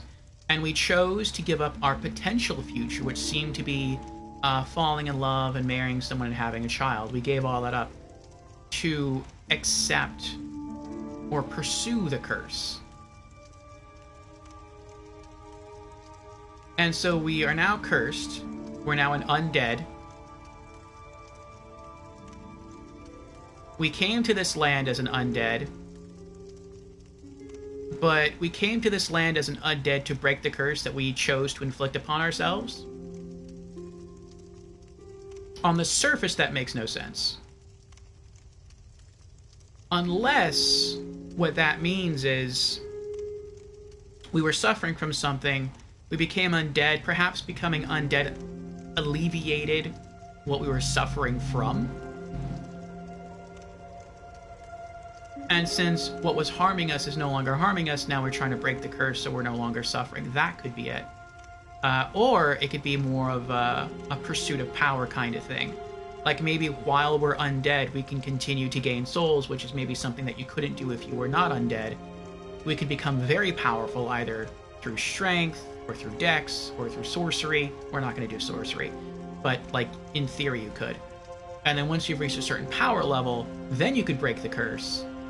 And maybe that would either reverse your undeath, so you could go on and have children again, or maybe you would have attained such a high level of power that even after breaking the curse and undoing your undead status, you would still be so powerful through all the souls you've absorbed that you would still be immortal. That's another possibility. I don't know. But interesting things to think about as we continue to play through the game. Gamer Knives is probably the Sony Pictures Core app. Okay. What's that about? Brandon asks, what class are you playing? We are playing the Explorer class.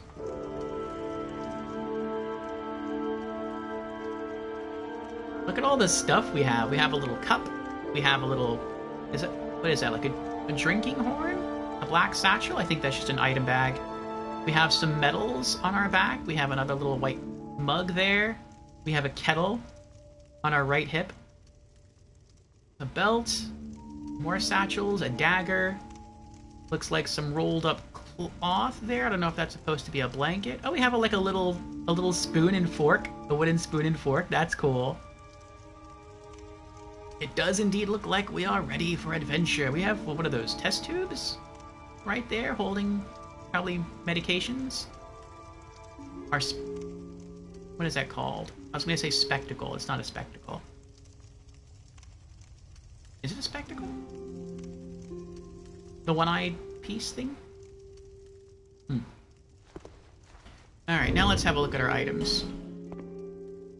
Alright, we have a whole bunch of stuff here. Dagger. Attack plus 29.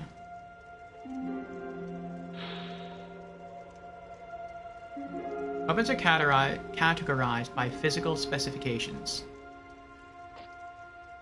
Okay, so it's a slash thrusting type weapon.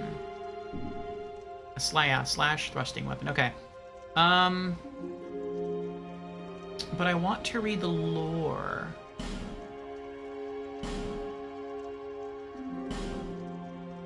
Okay, here we go.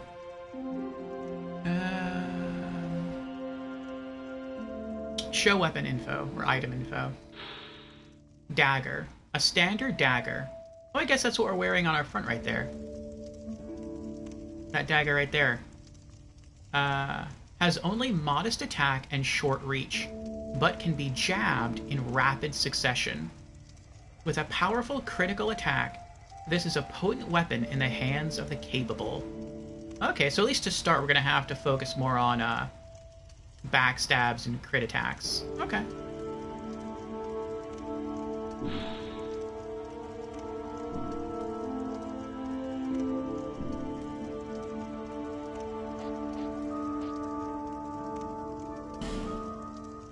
Oh, we have new clothes now. Traveling merchant hat. Hat worn by merchants from Lanafir, where blue represents knowledge. Wearing this increases item discovery. Ooh, this I like. Lanafir is the farthest land to the south and follows a strict edict of isolationism. The rare visitor from Lanafir is always a little odd. Effect raises item discovery. Oh, that's awesome. So at the very beginning of the game, we're going to be finding more stuff than we typically would. Heck yeah, heck yeah. Oh, I just noticed that we have like a little bottle or like hip flask on our left hip. That's pretty cool. We also have like more little pouches down here. I'm not a big fan of like the color. Like the gray and gold design and like the small, like the way that the tunic ends in the different folds.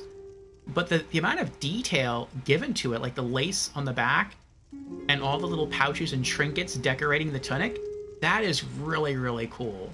I'm a big fan of that.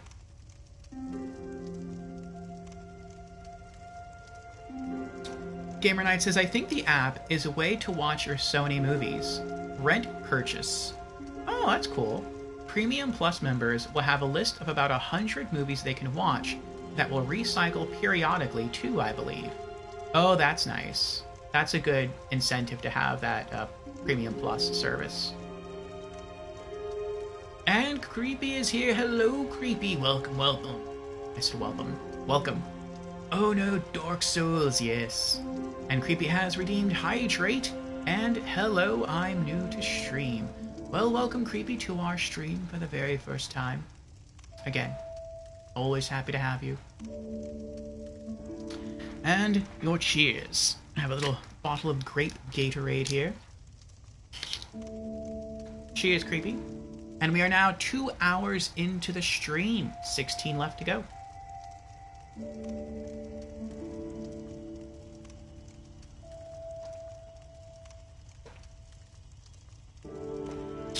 Tasty.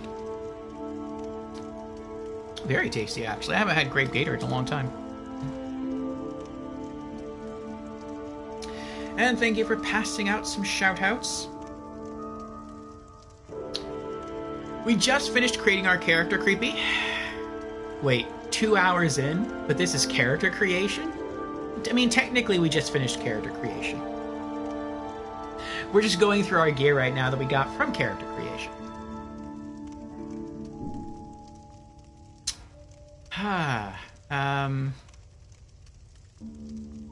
What else did I want to do?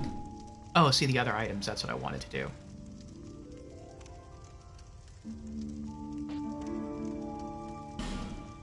Traveling Merchant Cloak.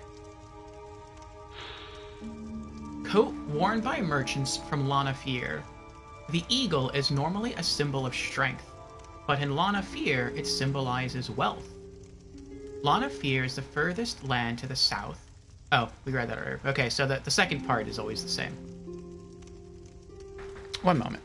I need to adjust something here at the monitor.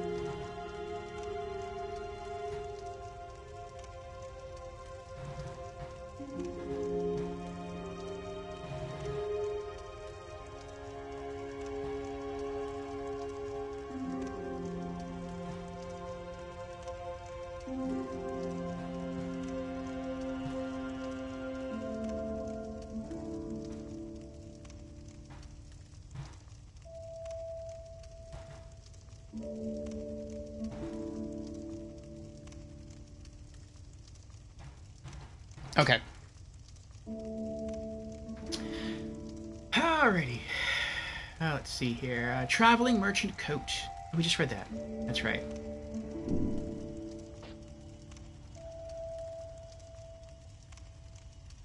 Thanks. Yes.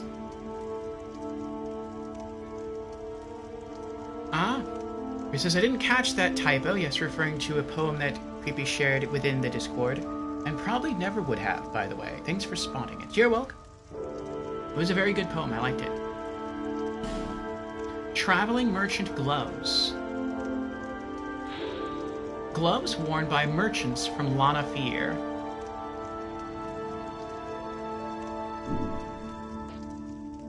And traveling merchant boots. Boots worn by merchants from Lanafir. Alright.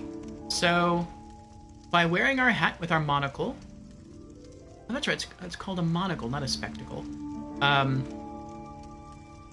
We have extra item discovery rates, that's pretty cool. And what else do we have here?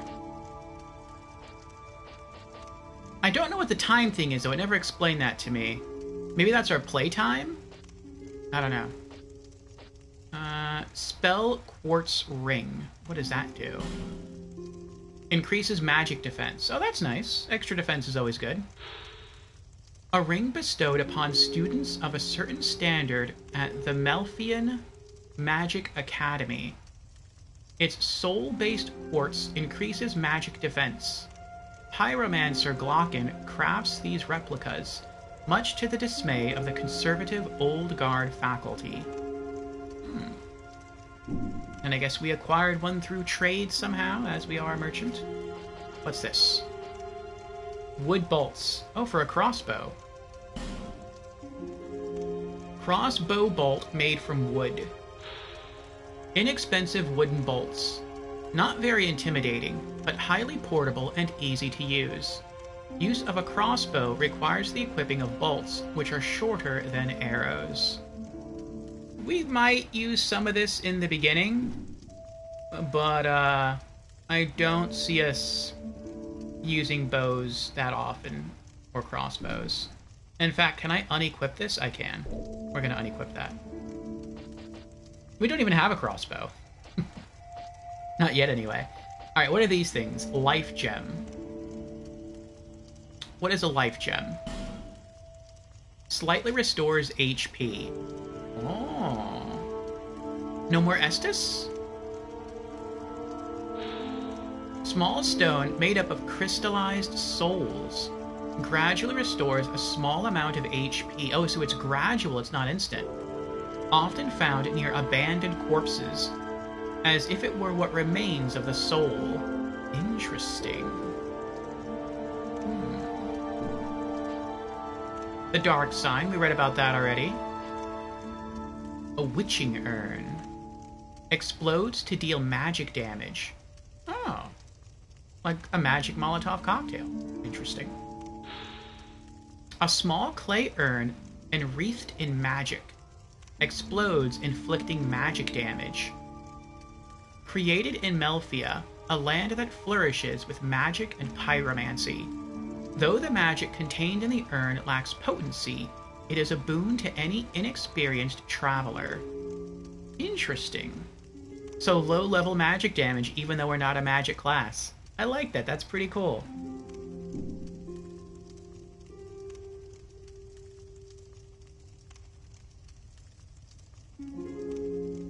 Oh, and thank you for shouting me out, Markysaur and Creepy.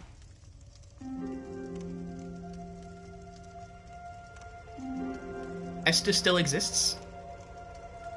Made from magic mushrooms. Aromatic ooze. Apply magic to right-hand weapon. Oh, this is like the slimy white stuff from Demon Souls. Aromatic ooze. A mysterious sticky substance that radiates a pale white light. Applies magic to right-hand weapon. The affected weapon inflicts magic damage for a short time. Particularly effective against heavily armored foes or creatures with thick scales. I wonder if I can apply this to a whip, to make it like a magic whip. Because I've read that about whips, they are highly effective against fleshy foes, but they're very ineffective against heavily armored or scaled foes. So that could be interesting if that's doable. We might experiment with that if we come across an enemy once we have a whip, if they're heavily armored or scaled. Repair Powder. Restore equipment durability. Enchanted metal rendered into powder repairs equipment. I wondered how that stuff worked in Dark Souls. It never really gave you like a detailed explanation. They're just like, it fixes weapons. So I guess the lore is it's actually like enchanted magic metal, and you just like sprinkle it onto your weapon and it just fills in like all the nicks in your blade or something. That's kind of cool. Weapons and armor wear down with use. Allow too much wear and you won't be able to use them. You have only yourself to blame if you find yourself in crisis with no power or with no powder to spare. Now, something else I commented on earlier in this game that I found interesting is that, and I don't know if there are repair boxes in the game, don't tell me if there are,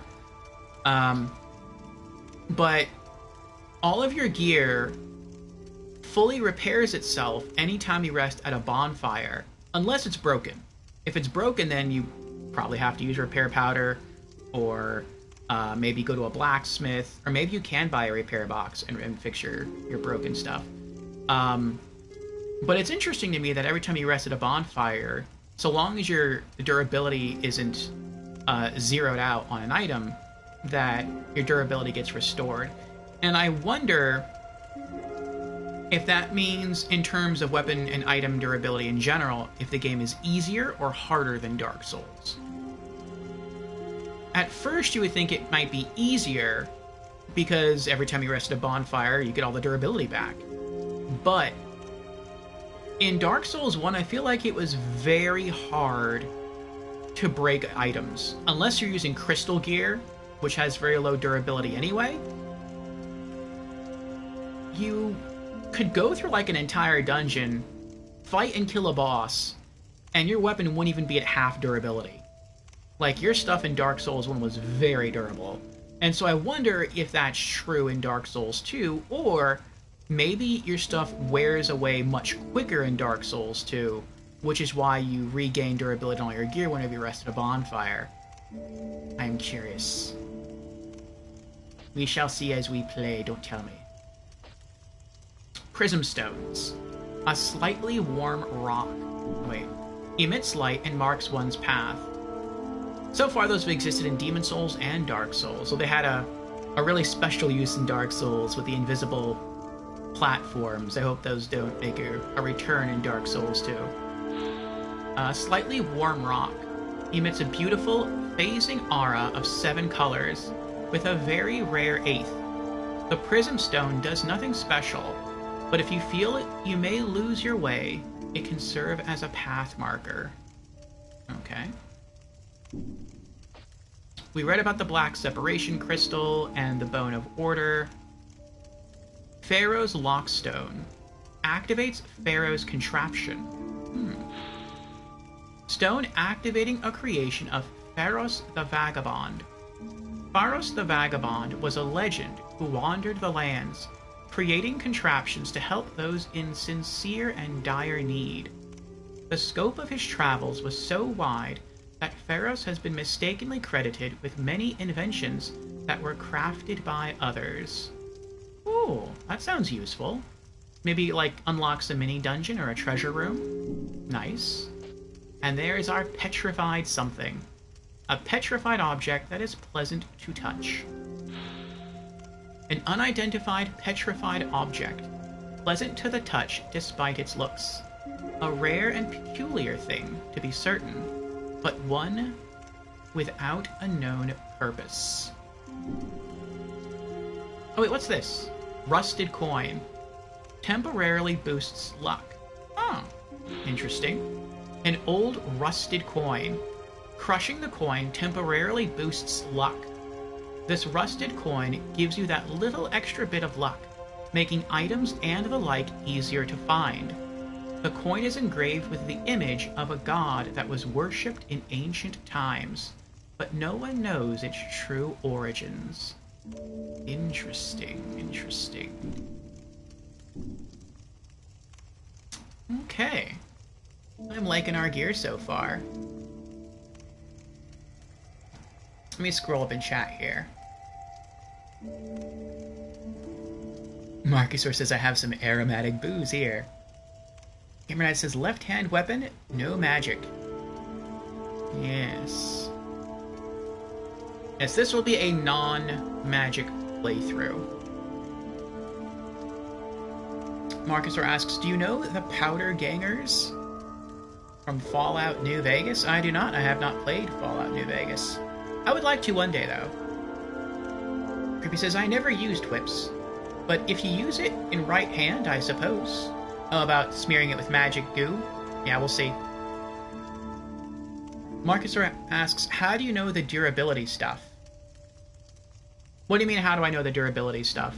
Like the durability of whips, or the durability of, like, items in Dark Souls 2 in general?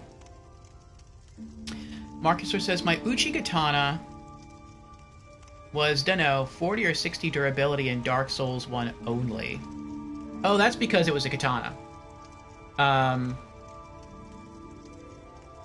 It seemed the trade-off for katanas in Dark Souls, which to me wasn't really like a trade-off, was that they were very strong, they dealt good bleed damage, but they could be nicked pretty easily, so they had low durability. But like I said, like, durability in Dark Souls 1, at least for my gear, now maybe it was just my gear because I was a tank and so I had like really heavy, very durable stuff, maybe that's the case. But as I was playing through Dark Souls 1, like, I think only once did I ever get like a warning of my stuff getting worn out from the Crestfallen. And when I looked at it, I was down to like the final third of the item's durability, and it still had like over 100 durability.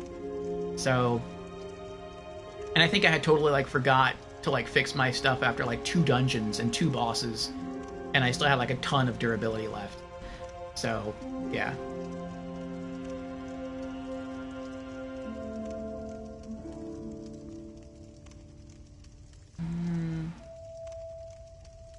Oh, Marcusor asks the durability mechanics in Dark Souls 2. I see. About, like, getting all your stuff fixed at a bonfire?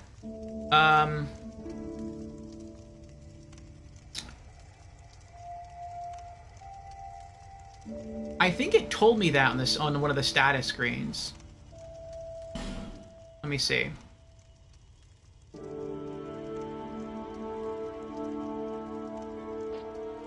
I think it was...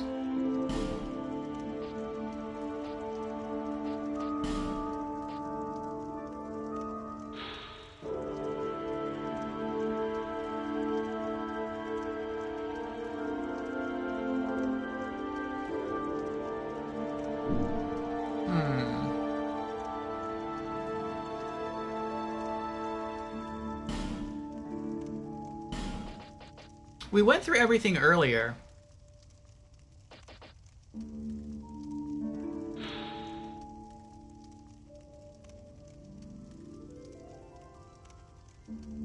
And it said it somewhere.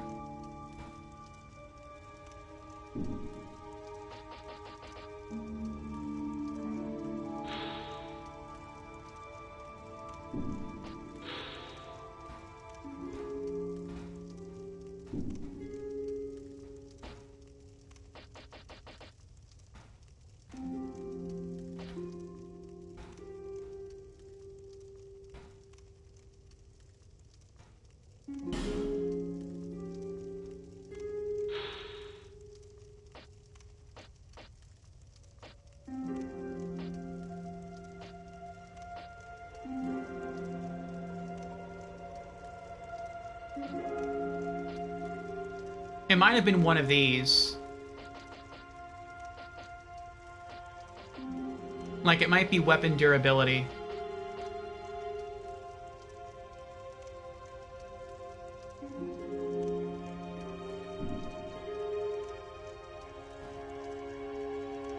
me see.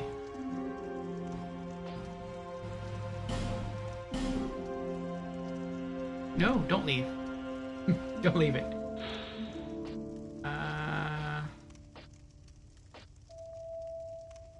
There we go. Current durability / maximum durability. At 0, items break and become ineffective. Durability is restored by resting at a bonfire, but a broken item must be repaired first. So that's pretty interesting that it does that.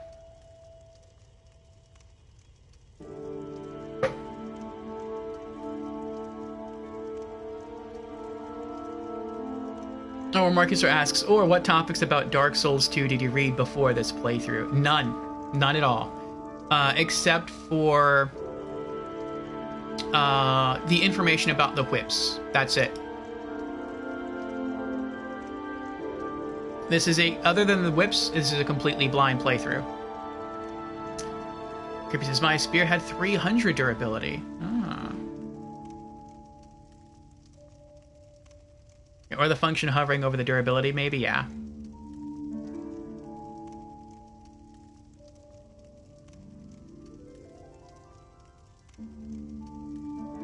Marcus asks, how much spoilers, hints, tips, backseat gaming do you accept? I would say for this playthrough, none. I want to, like, if I'm curious about something, I will say that I want to know. If I'm just asking a question in general, that doesn't necessarily mean I want the answer. It means that I'm just like, I'm sort of talking to you and to myself, and but I'm not like asking for the answer. I'm just kind of like, I'm playing with the ideas out loud. Creepy says, I never repaired it because it was only ever used to boop. Yes, or you can ask first, yes. Marcus says, I think I'm gonna let you just play. I think we've got a feeling for it intuitionally, maybe? Okay. Alright. Now, before we get further... This, to me, is confusing. I don't know how I feel about this. I kind of don't like it. Like, how all of these things are on my belt. I mean, I guess it's you have options. That's good. But, like... That's still my inventory, right? Yeah, it's okay. But, like, I don't see why I would need all this stuff on my belt.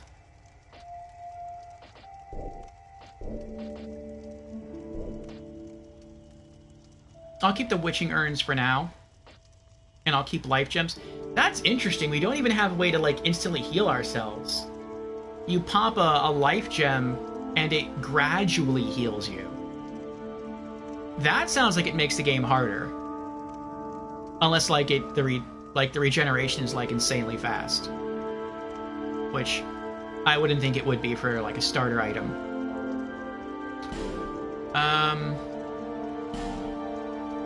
Yeah, that's all I want right now in my belt. Okay, do we want anything else? Is there any other information?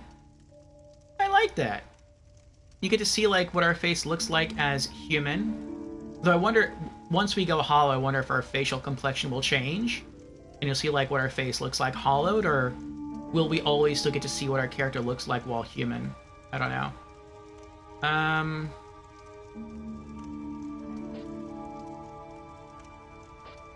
What are our stats? So, by choosing the Explorer class, we are level 10. We need 810 souls to level up.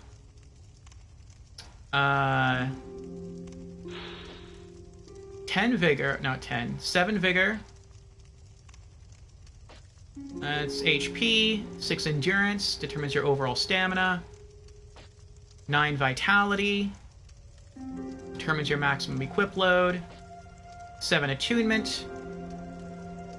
Governing number of spells that can be attuned and boosts spell casting speed. I don't know if we even have any attunement slots yet.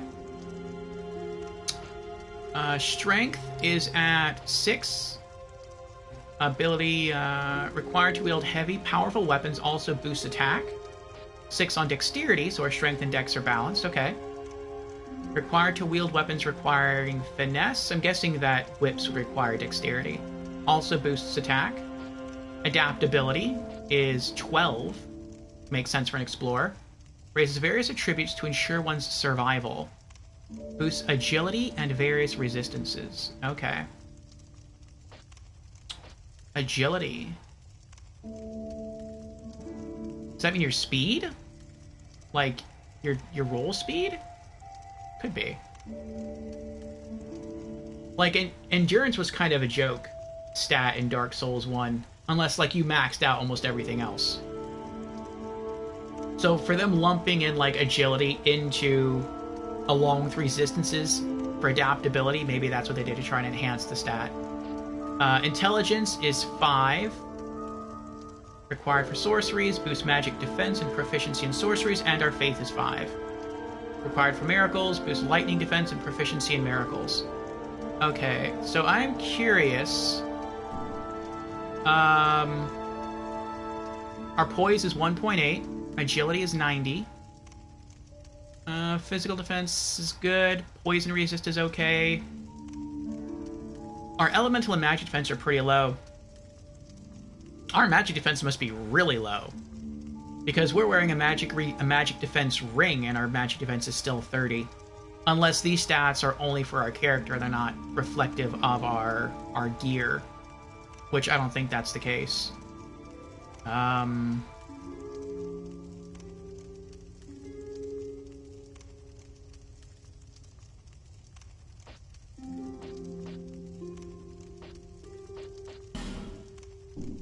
How do I see how many attunement slots? Oh, I think I have... Do I have any?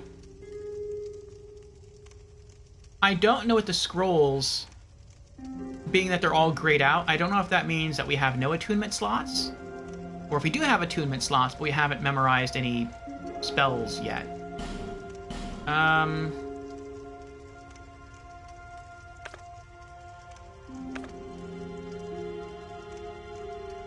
I mean, I guess it's not that important since we're not going to use magic anyway, but I am curious.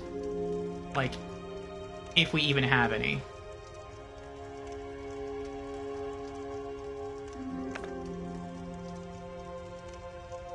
Well,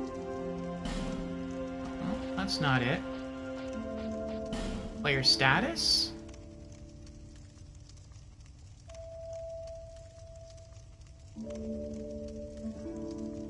We saw it earlier when we were going through all of our stats and it said attunement 0.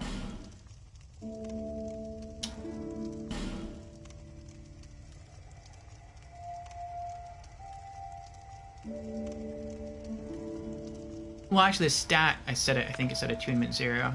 I didn't say that. Oh, I think that's it right there.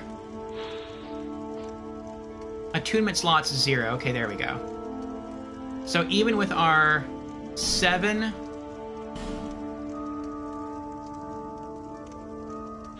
intelligence, is it? Is that how we get attunement? No, attunement is how we get attunement.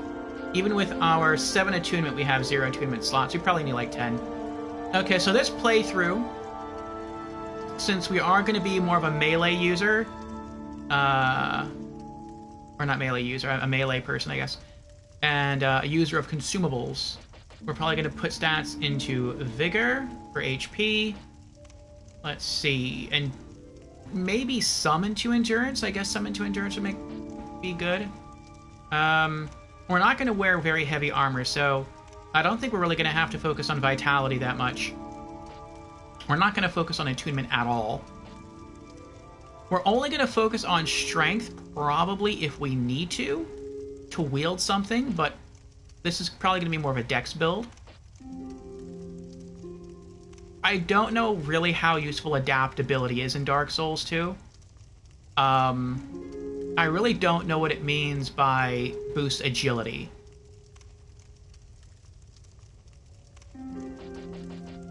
It's not linked to stamina. Unless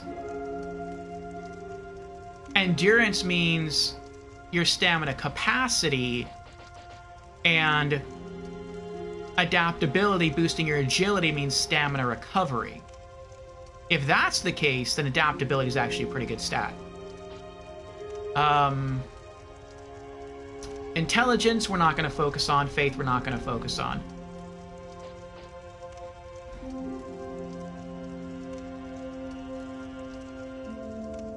Okay, this is something that I would like to know. With adaptability, when it says boost agility and various resistances, what does boosts agility mean? Does that mean stamina recovery? Or does that not mean stamina recovery?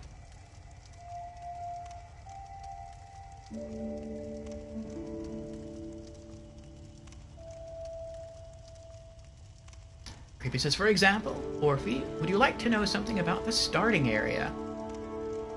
I would not. Estus still exists. Yes. Don't tell me how they still exist, though. I don't want to know. Marcus says, sometimes I can't shut my mouth or writing about something if I watch Dark Souls players. You then just tell me and teach me a lesson, and maybe it isn't that bad either. I don't know.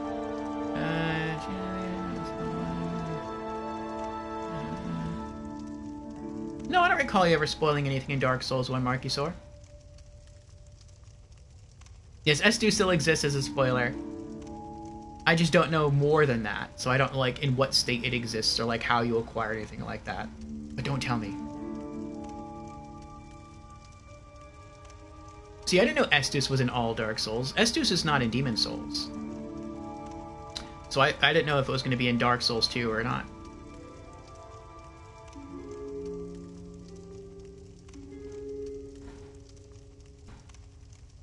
Melee, dex, or strength? I'm probably going to, like I said, go more dex. I only really care about wielding whips. And in each of the Souls games so far, I've had like a primary weapon and like a secondary weapon. In Demon Souls, my primary weapon was my wand. And then like my backup weapon was like a sword. Though I actually wielded both of them at the same time, but I did very little melee. In Dark Souls, my main weapon was a bladed item, either a straight sword, or an axe, or a great sword.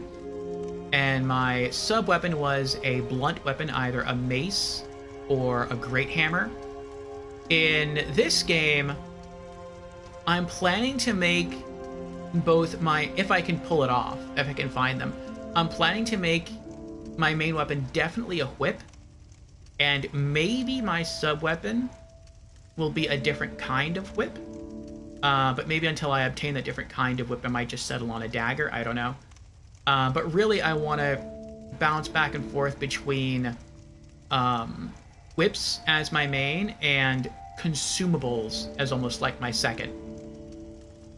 So I really want to use consumables much more so in this game than in any other Souls game I plan to play. That wasn't your little fact about the starting area, by the way? Okay.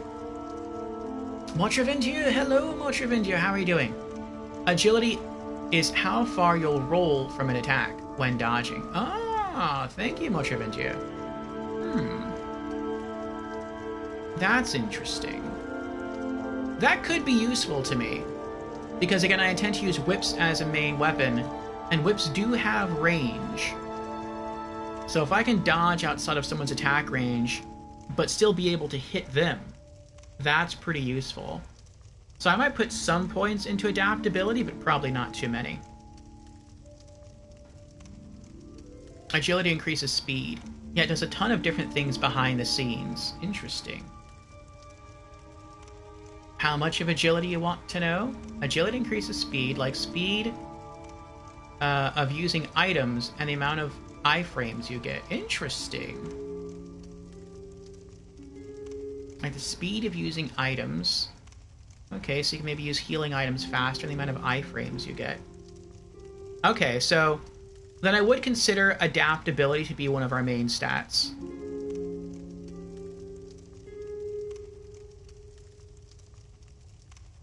The distance is calculated by another value?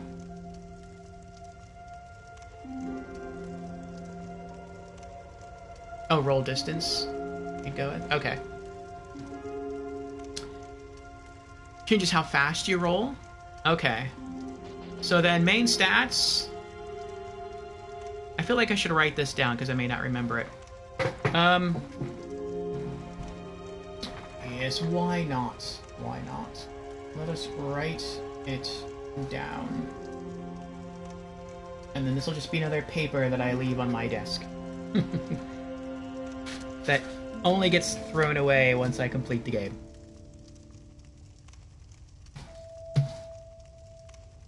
Okay. So we want to focus on Vigor, because more HP is always good.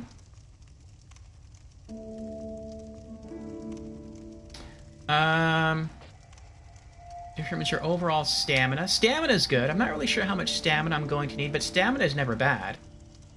So I guess we can focus on endurance as well.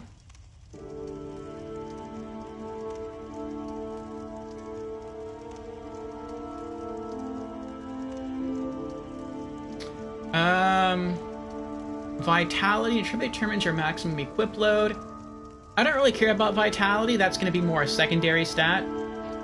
Attunement, we're never going to use that. Strength, we're only going to put points into strength if we have to in order to equip something. Dex, we're going to make Dex one of our main stats. Like, I don't know if whips use more strength or Dex, but I'm guessing they would use more Dex. I mean, it's like a long burrito, a long thin burrito of leather. So I'm guessing it would require like more flexibility to swing it. So,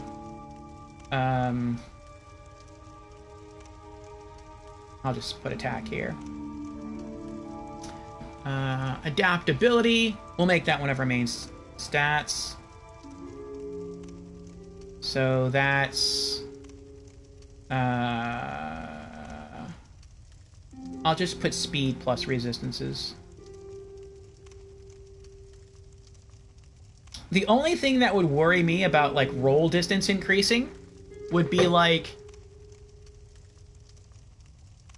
if I'm fighting an enemy on a cliff, and they swing their weapon, and I go to roll,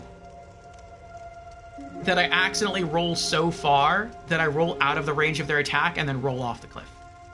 I would laugh. But that would be, like, my only concern about, like, increasing my roll range. Like, like, in tight areas where you could potentially fall to your death, it could actually make dodging harder. That would worry me. Intelligence, we don't care about. Faith, we don't care about. Okay, so we got 4 main stats. Vigor, Endurance, Dex, and Adaptability. And what are they at right now? 7. Let me put this down here. 7. And Endurance is at 6. We're going to do the same thing, because I don't really know how these stats work, and I'm not asking, that we did in Dark Souls, which is just, we're just going to go down the list. Our Dex is at 6. And our Adaptability is way up there. It's at 12. Wow, okay.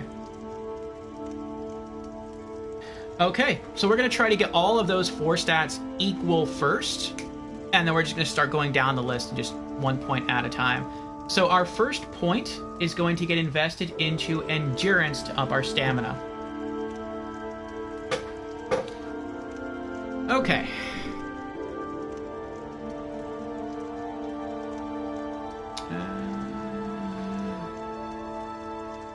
Let me scroll back up here.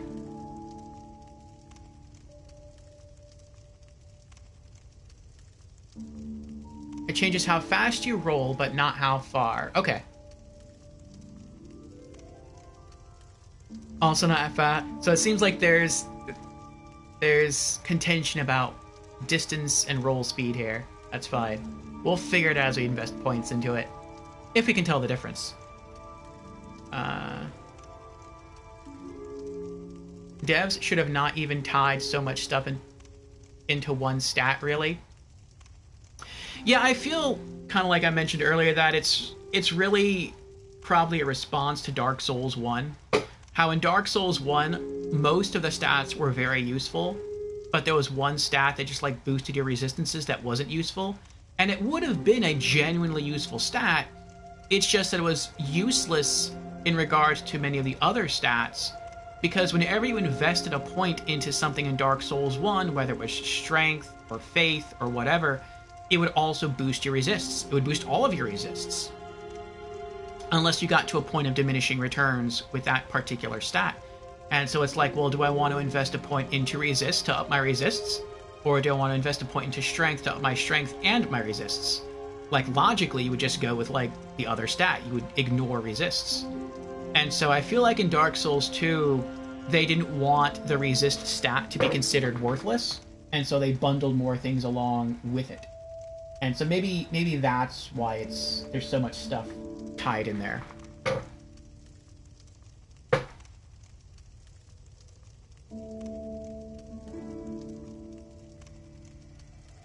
Okay. Marcusor quotes the Dark Souls 2 wiki. Agility increases how long the character is invincible during a roll, and decreases how long it takes to use consumables. That sounds very appropriate for an explorer and a character who's based around using items.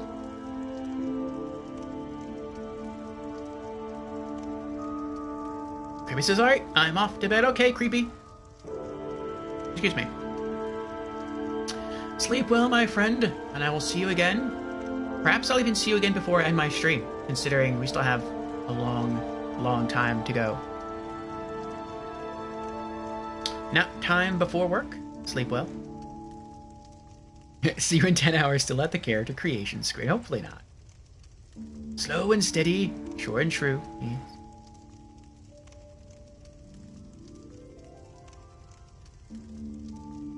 Creepy favors heavy tanks.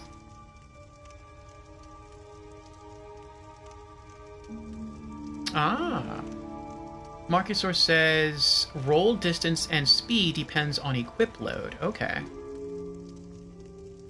And yes, you're going to figure it all out sooner or later. Some is soft facts, some is hard facts. Okay. Okay.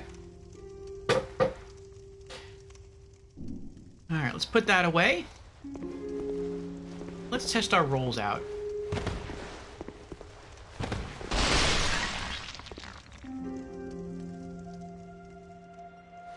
I'm sorry. I didn't mean to break your pots. I'm just gonna stop rolling in your home. I'm sorry.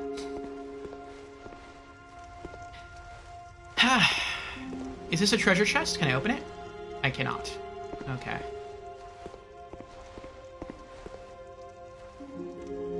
You have a nice home. When I'm not, like, breaking stuff in here.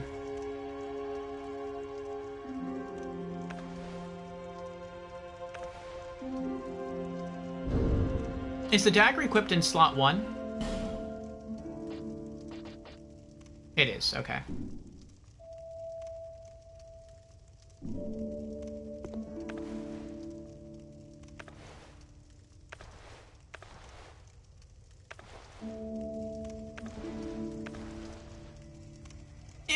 Okay. It's cool that when he puts the dagger away, even though the handle is different, it looks like he actually puts it away into the where the dagger is on his belt. That looks cool. Like he tucks it there, but then when he pulls it back out, he like pulls it out from behind his back. Also, you can tell it's not the same dagger. The handle is different, and the guard is kind of different. It's a much bigger dagger. It's still kind of cool. Okay, our witching urns, our life gems. Alright. Okay, we're gonna walk around, we're gonna talk to some characters in here, we're gonna explore upstairs, and then we'll probably walk outside and start exploring the world, but I have to use the restroom, and like I said, I want more coffee. So, I will be RB, and the game will continue.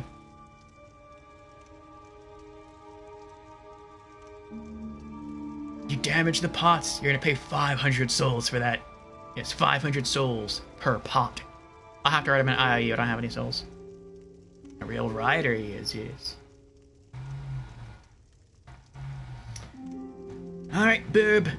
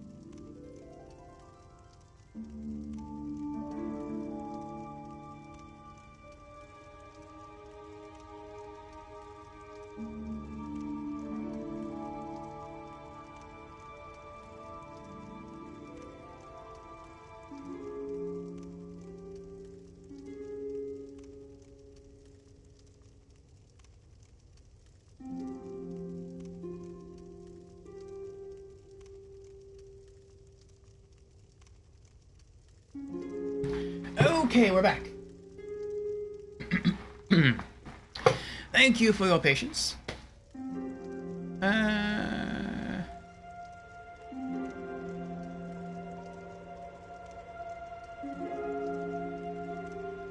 Marcusor beat me. He was faster with his restroom needs.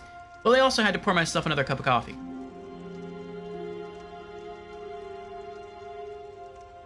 And then warm it up. You have more adaptability, and therefore agility for the restroom.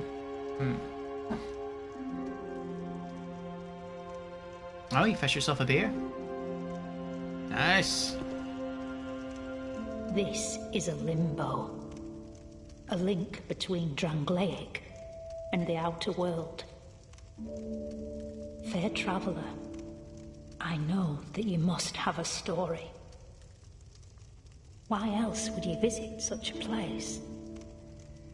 This lost, decayed kingdom. My name is Millibeth. The old women were once firekeepers. I am here to look after them. It is what my mother did, and her mother before her, and so on. I didn't know you could retire from being a firekeeper. It's interesting. Though firekeeping might be different. A different thing in Dark Souls 2. In Dark Souls 1, a firekeeper kept the bonfires lit. And it was their presence that determined whether or not the bonfires were lit. Though I guess not every bonfire has a bonfire keeper. But the ones that would have a bonfire keeper, I guess that is directly linked to the bonfire, or the bonfire is directly linked to that bonfire keeper. In Demon Souls, the fire keeper was just someone who kept the candles lit in the sanctuary. So I don't know what bonfires are yet in Dark Souls 2. I guess we'll find out eventually. The old women were keepers of the fire. But now, the fire shows signs of fading. And the kingdom is beset by hollows. Interesting, interesting. The fire is fading. This goes back to what I was saying earlier in stream, where I questioned the chronology of Dark Souls 2. Where I was wondering, before I saw the intro to this game, I was thinking that the chronology of the Souls games probably just went in release order. Dark Souls 1, 2, and 3. But when they showed the intro, when I saw the intro to Dark Souls 2, I thought maybe that's not really the case. Maybe Dark Souls 1 started first, and then Dark Souls 2 occurs, and then Dark Souls 1 ends. Like, maybe it's something like that. Maybe Dark Souls 2 is sort of sandwiched within Dark Souls 1. Just because Dark Souls 1, I mean, to be fair, that, like, the intro is like the very start of the creation of everything. It was the finding of the first flame and everything, so of course it's going to take place before too. But what makes me think that it might be within the same time frame as Dark Souls 1 is due to the Castle of Drangleic, how it's this big castle. There's a bunch of dragons flying around it. It was formed or founded by a great king. And it makes me think that maybe the king that founded it was the firstborn of Gwyn. Gwyn from Dark Souls 1, like, he was expelled from the annals of history because he chose to side with the dragons over siding with his father. And maybe he was the king who built that castle.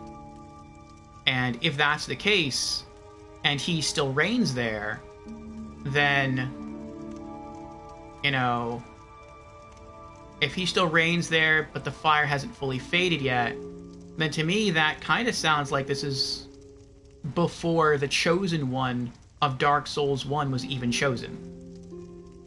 So maybe that's the case. I don't know. If that's the case, then the story of Dark Souls 1, the end goal is very different.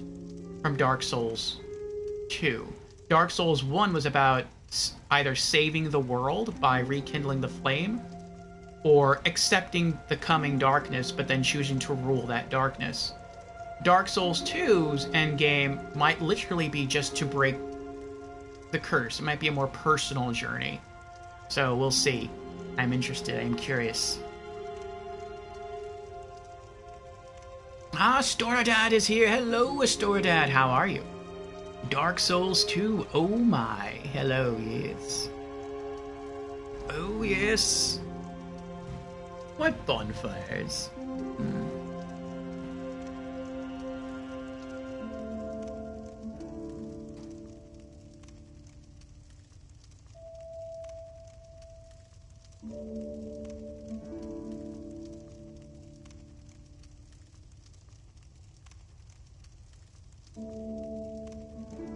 Let me see here.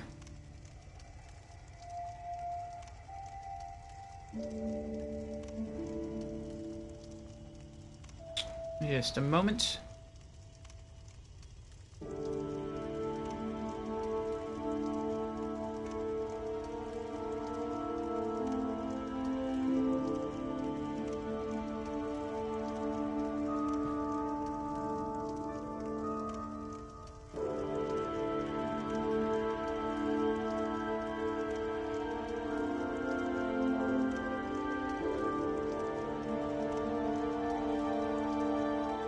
There we go.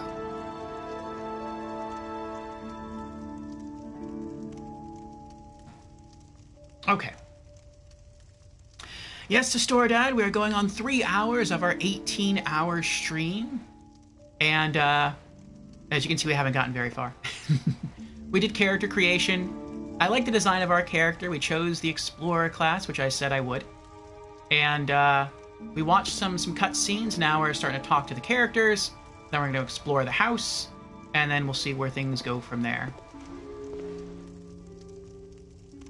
Ultra Vengia says 18 hours? Yes, 18 hours. It is a celebratory stream for us reaching a new follower goal on Twitch.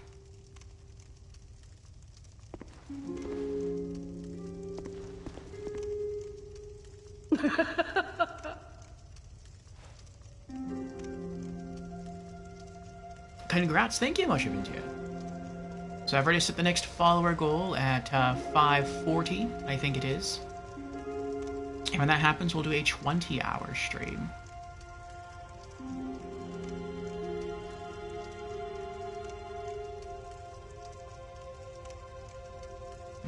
I guess I don't amuse her anymore. I'm not gonna try, but I feel like I probably could walk into the fire and burn. This seems to have the Souls mechanic. Well, that's very vague, isn't it? This seems to have the Demon Souls, more specific there, the Demon Souls mechanic in terms of HP. Where in Demon Souls, when you were hollow, your HP got cut in half. But when you were human, you're at full HP. Interesting. They brought it back. You must go on a journey without rest. Well, I suppose if you find yourself at an impasse. But if your will is yet unbroken, then you may return here to start again with a clean slate.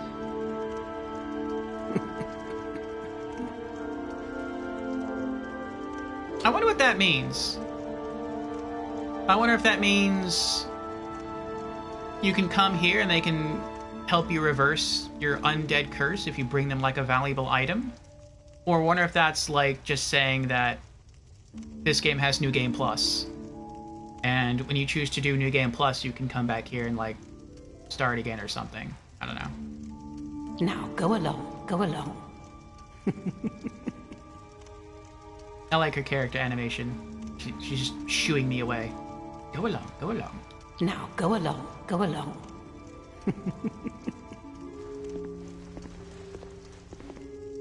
What about you? Okay.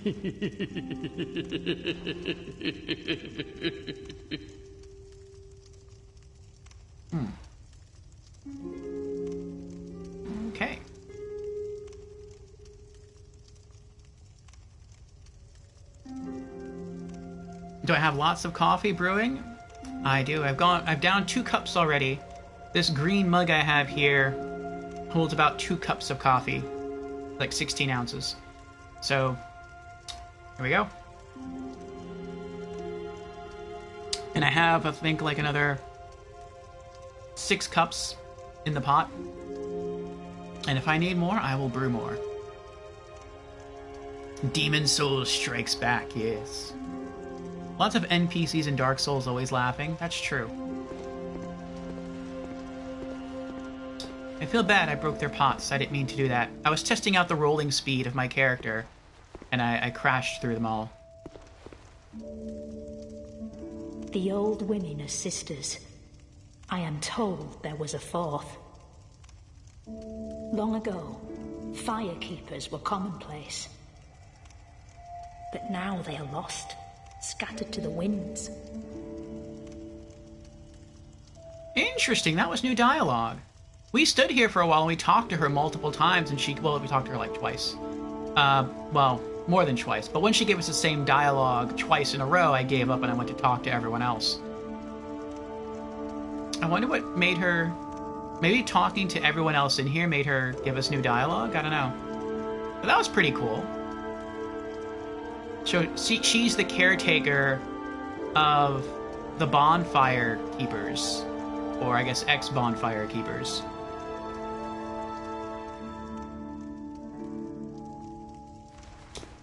Huh.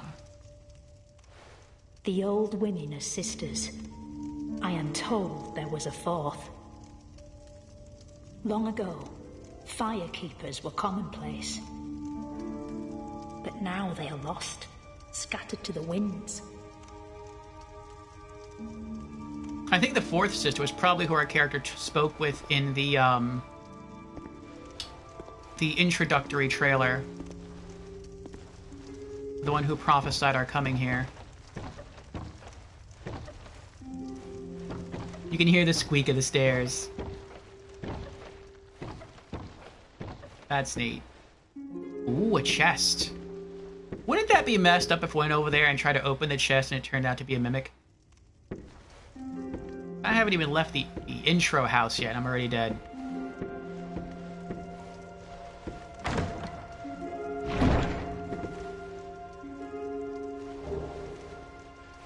Oh, the human effigy. Wow, that... Oh, no. Okay. I was gonna say, that kind of stinks if you chose a human effigy as your starting gift, and then you come up here and you open the chest and you get a human effigy. You might feel like you just got cheated out of a starting item. But I mean, having 2 human effigies would be good. Alright, so there's 2 sets of stairs in here. So if that goes there... Now where do these stairs go? To a door. Oh, there's 2 doors. Which door did I come through? I feel like I came through that door.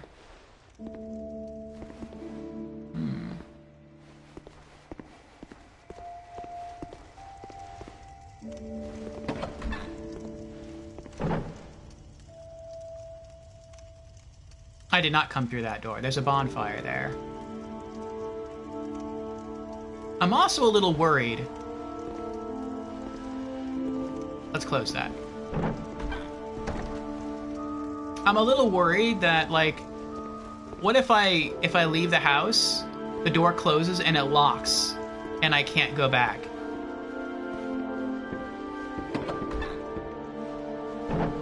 Okay, this is where I came from. At least if I go back this way, I feel like this door I'll always be able to unlock again. Because this is from the starting area. Okay.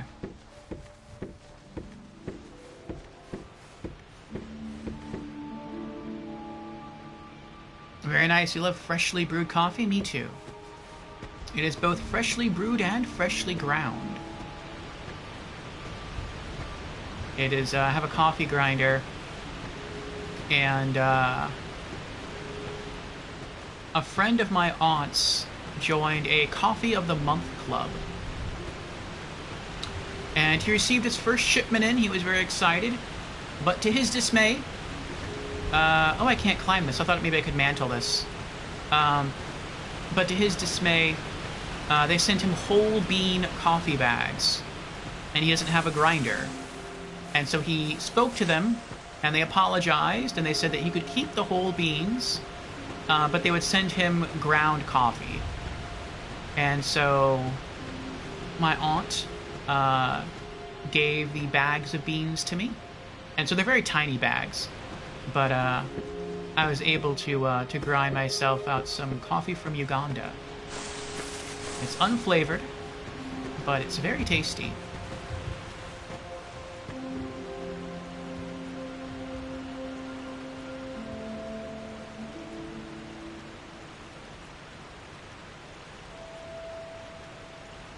Yes, Fresh Brown. Yes, congrats on the VIP status, Astoradad. Thank you for being a regular here during our Souls streams. We shall be having many, many more. Alright, so I guess we can't really go that way then. The only thing I think we didn't really get to explore was the, falling off that ledge. So I guess we do have to go this way. Alright.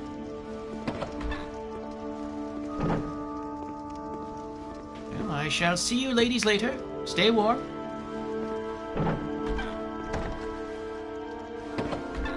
Okay, we can still open the door.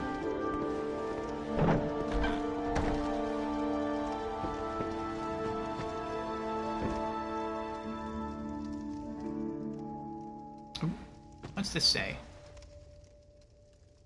Bonfires are places of respite. You may also light torches on them. Torches? There are torches in this game?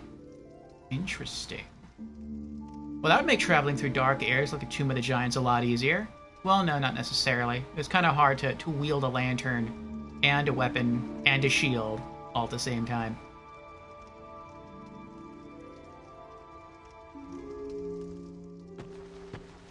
I want to get the item first. What is that?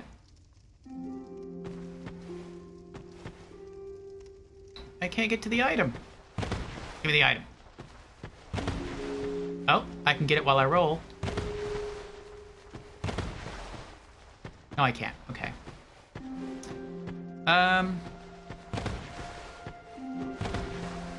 No, even if I spam the pickup button, I can't do it.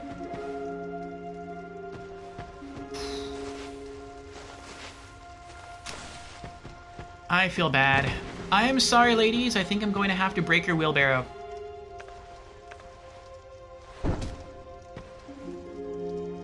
That's funny. I can punch the wheelbarrow, but it won't break. Remember Dark Souls 1, you just roll through everything? Even though I'm, like, forcefully trying to, like, break it with my fist, I still can't break it. What if I try to kick it? Oh, there's no kicking in Dark Souls 2. Or if there is, I guess you have to have a weapon equipped first. Instead, you just, like, backhand something. Interesting. That takes a while to do, too. Let me back up a little bit. It looks like I'm walking forward while I'm doing it. Yeah, you do. That is a much longer animation. What if I power hit it? There we go. Alright. We got some muscle in us after all. Soul of a lost undead and a torch.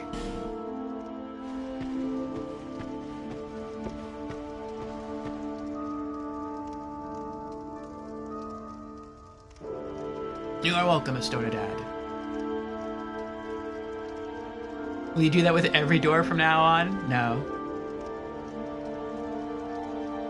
Ratika says, I came to say goodnight. I'll be back when I wake up. Okay, Ratika, I'll probably still be streaming when you wake up.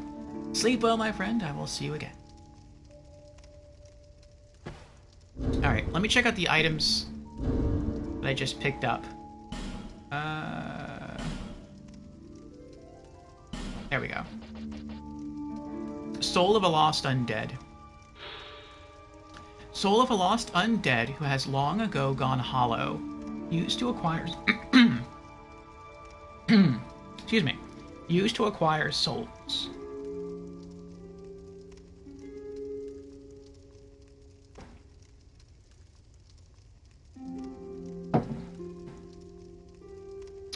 The soul is the source of all life, and even in undeath or hollowing, the mind seeks souls. One way they could have made this more of an easy thing for the player in Dark Souls 2 is they could have told you how many souls it gives you when you pop it. It's a starting item. I'm going to guess it gives you maybe like 50 to 100 souls. So I'll save it until we're at like maybe 700 through grinding, and then I might pop it to see if we can use it to level up. And here's the human effigy we found. Reverses hollowing. A warm, soft, shadow-like effigy. Use this item to reverse hollowing. It also weakens the links to other worlds, preventing invasions and most cooperation.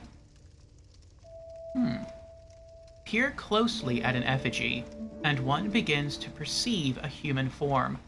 But whose form it takes depends on the person looking. Interesting. Don't answer. But I wonder what it means by it weakens the links to other worlds. I would understand it weakens... No, actually, I don't understand what that means. Preventing invasions, okay, so that makes sense in terms of Dark Souls. In terms of Dark Souls 1, you could only invade someone else in spirit form. You could, or in hollowed form. You couldn't do it while in body form. So if you're in body form, I guess that means you can't invade. Or in human form, you can invade other people. Okay, that makes sense. It hinders most cooperation. Maybe that means the other way around. Maybe, like, you can't go help other people. I assume it's the same system from Dark Souls 1. It could have been worded a bit better, but I assume it's the same way. What was the other thing I picked up? The torch. Where's the torch? It's not here. It's not here because it's not a consumable. Nope.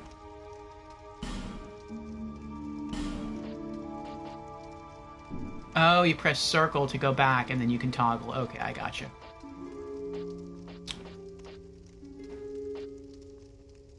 Oh, we can keep going. Those are spells.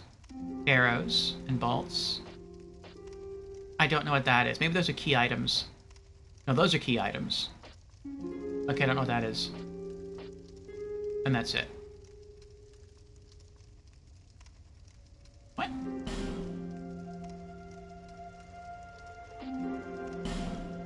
What?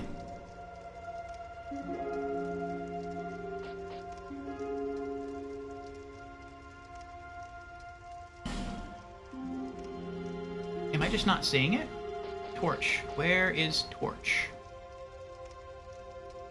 It's not consumables. I'm so used to, like, in Dark Souls 1 using the shoulder buttons of the controller to toggle between different, like, item categories. It's like I keep doing that over and over again while I'm here. It's gonna take me a little bit to get used to it. Those are weapons. It's not a weapon. It's not a bow. It's not a magic item. It's not a shield. Not helms. It's not armor. It's not a ring. It's not a spell. It's not an arrow. It's not whatever that is. It's not a key item. Oh, maybe I have to go to the first bonfire and then it becomes like something you can select. Maybe that's what it is. Let's try that. Light bonfire. Ah, it's our first lit bonfire. So bonfires do exist in this game. Okay. Rest. Travel. Attune spells. Burn. Item box. Burn? Firekeeper's dwelling. What does it mean, burn? Human effigy. Oh, I can burn this to unhollow myself if I were hollow. Oh, that's cool. Okay. We're not going to do that. We have no spells. Item box. Oh, we already have a box? That's awesome! So we already have a box of, like, I forget what you call it, like a storage box from Dark Souls 1. We didn't have to buy it, though. That's awesome. I like that. I like that a lot.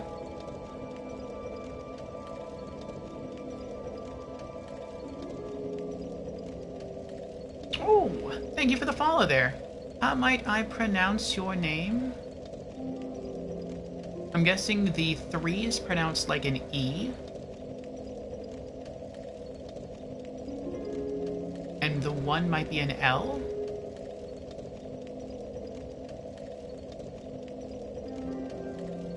Bokeal? If you tell me how to pronounce your name, I will do that. Or I'll just call you whatever you want me to call you. But welcome to our Magic Menagerie. Thank you for the follow. This is our first playthrough of Dark Souls 2, Scholar of the First Sin. It is a celebratory 18-hour stream, and so far I am very much enjoying it. And we are 3 hours in, 15 hours to go. Let's see. What ring do I wear?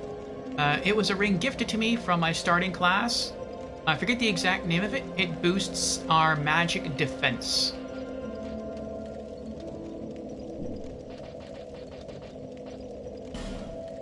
Spell Quartz Ring. Increases magic defense. A ring bestowed upon students of a certain standard at the Melfian Magic Academy. I want to say Merlin whenever I see that. Its soul-based quartz increases magic defense. Pyromancer Glocken crafts these replicas, much to the dismay of a conservative old guard faculty. I don't know how we got it, because we are not a spell user, but I'm guessing since we are a traveling merchant, maybe we got it just as part of a trade from something. Okay. Well, that's very cool that we have an item box already. Let's put some stuff away then. We're going to put a lot of stuff away. That away. Put all of those away. Put that away. Those. We'll keep that. I guess we'll keep that. I don't know when we're going to come across that. When we do, I want to have it. And I don't know when we're going to come across those birds, so I'll hold on to this. Alright. Oh, wait. No, there's other stuff. I want to put away our old armor. Imported hood.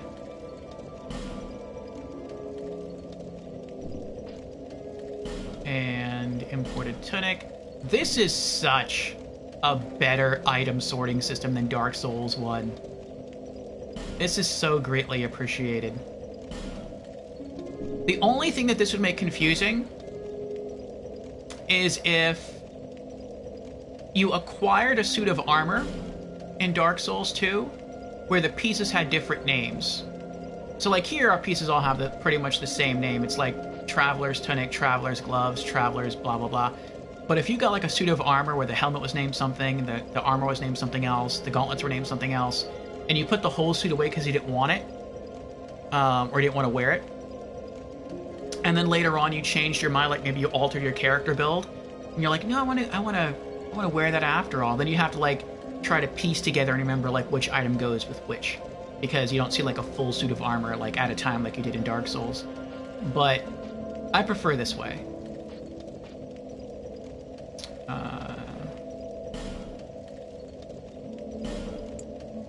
All those. I think that's it. Okay, we'll keep everything else. What does travel mean? Things betwixt. Oh, we can travel back to the starting area if we want to, even though there's no bonfire there. Interesting. Oh, maybe we can? I don't know.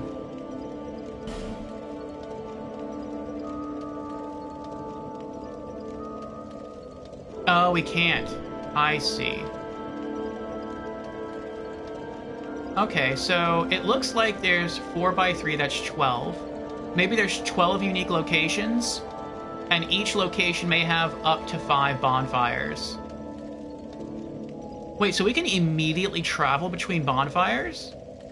We don't have to, like, go get a Lord vessel and use that to teleport between locations. We can just teleport from the very beginning of the game. Wow, that saves time. That is a massive time save.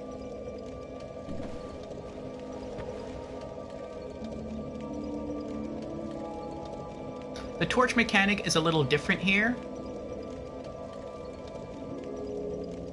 Well, there was never a torch mechanic before in Demon Souls or Dark Souls Remastered, so yeah, I'm not sure how we'll use that, but I guess we'll figure it out. Hours of sorting incoming. No, I don't think so. Looks like you light the torch at the bonfire. That's what the description said. More time for sorting items. There we go. Yes, 18-hour stream. 8 hours of which will be dedicated just to sorting items. Now I won't do that. Yeah, but I don't know how to use the torch yet. Like, I have to stop doing that. When I press this button in Dark Souls 1, it brings up the item menu, not the gestures menu. When I go here into my inventory, there's no torch. It said I picked up a torch. I picked up a torch, and I picked up this Soul of a Lost Undead, but it's not in the consumables, which is fine, it's not a consumable, okay. It's not in weapons, it's not in any of the categories, it's not in the rings, so it's not here. And if I go to equipment, oh, that's what that is. The game never tells you what the gray thing is. Like, the box next to the pants, to the right of the pants, where it says 5. Maybe that means if you light a torch, it'll last for 5 minutes. Maybe that means as you go through the game, you continue to, like, find better torches? Could be. Interesting, interesting. Okay.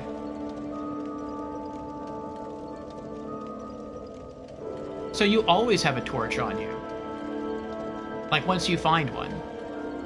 Or does that mean when you find a torch, it'll last for 5 minutes, it'll fizzle out, and then you've lost the torch for good, then you have to find a new torch? I don't know. The help screen does not help with that. It doesn't answer that question.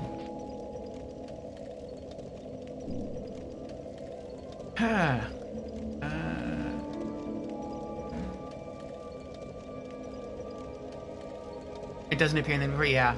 I think you have to hit triangle at the bonfire, it seems. We shall see.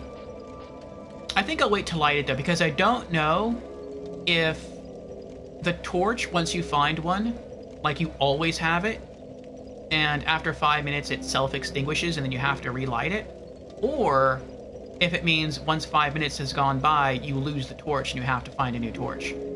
Don't tell me which one it is. I'm gonna err on the side of caution, and I'm gonna save it. So if I come across an area that's dark and I really need light to help me see, then I'll come back to a bonfire and I'll light it. But otherwise, I'm just gonna keep it there, unlit. Oh yeah, what do I have equipped? Just my starting gear. A dagger, traveling merchant coat, traveling merchant hat, which has a very cool effect. It actually increases our item discovery rate. Traveling merchant gloves, traveling merchant boots, and then for our belt items, I have 20 life gems and 8 witching urns. Okay, let's keep going.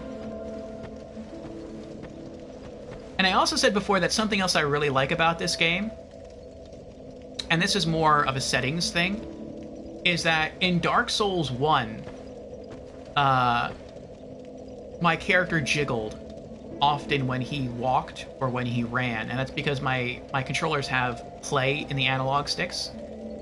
And it wasn't too apparent in Borderlands 3 when we were playing through Borderlands 3 because I could increase the dead zones. But you couldn't do that in the Souls games. You couldn't do that in Dark Souls 1 or Dark Souls 2.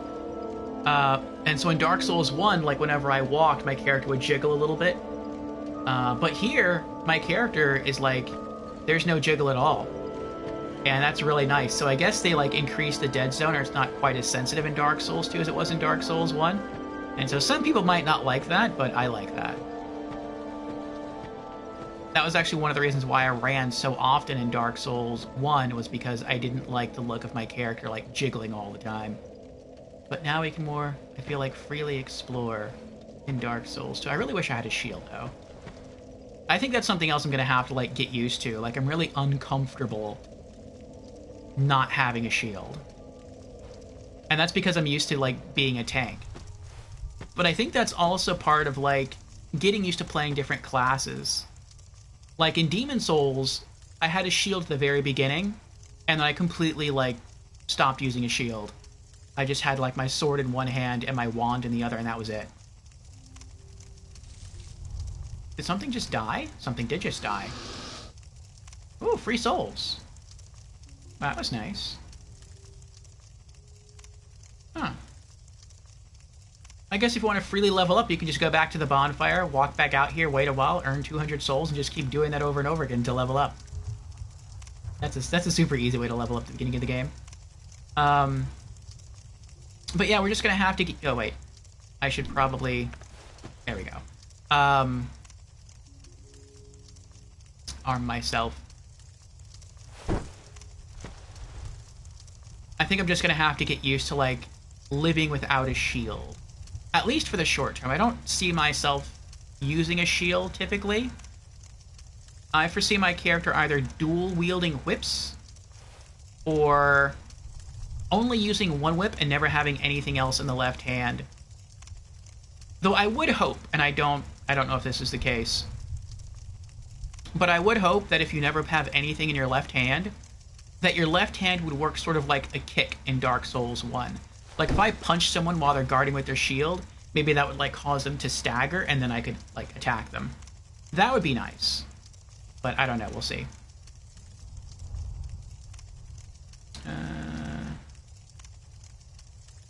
You walk like you have to go to the restroom soon? I saw you walking, committed suicide before they have to smell it. I have no stinky poop. Does it give the option resting mode? Toggle. Oh, it does, yeah. Toggle torch. Or light torch. Very, very cool. Okay. Alright, let's go back. Can I interact with this? I mean, I guess I could, just to light the torch. Oh, I see. So it looks like you just have to light all of the fire thingies. Okay. Do I have the option? I do have the option. I'm not going to go in there.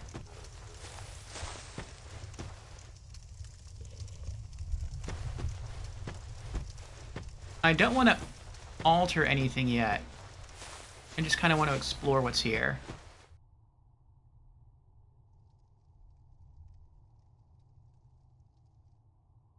Hold on. I want to come back where there's more room. Is there something? Oh, that's death.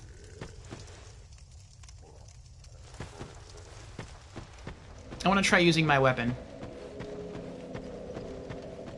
I think I should know, like, the attack animations and the distance I might travel when I attack before I get on a narrow ledge like that. Okay. So it's a swipe. A quick attack is a swipe with a dagger. That's pretty quick. Okay. And power attack? A stab. Okay. Okay, so this is kind of like the straight sword that I used in Dark Souls 1, only much shorter range. What about when I two-hand? We can two-hand the dagger. Slower slashes. Power attack. Two-handed stab.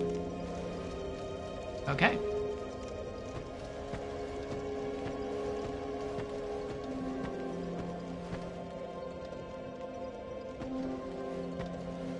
Or if you're rioting again, stop right there, criminal scum. Okay.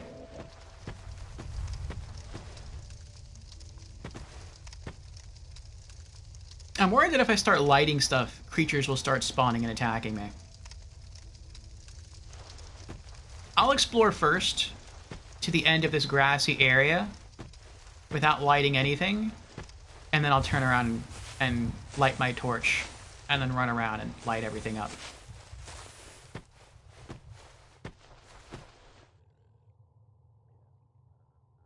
I wonder if this is Ash Lake, or what has become of Ash Lake. Looks like there's a stone statue over there. There's trees here. I can't see the top of the trees, so it's hard to tell, but they're big.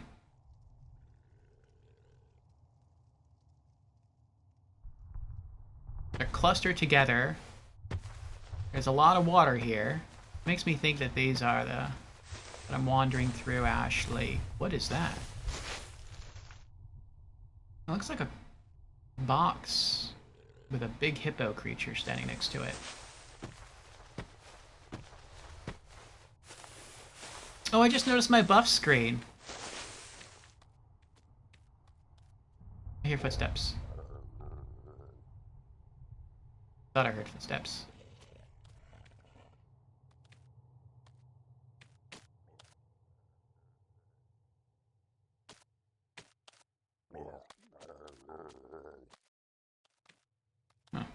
Oh.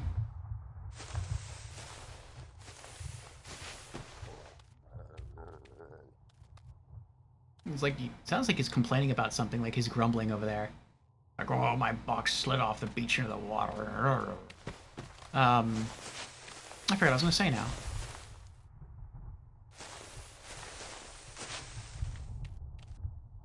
No, I don't remember what I was talking about.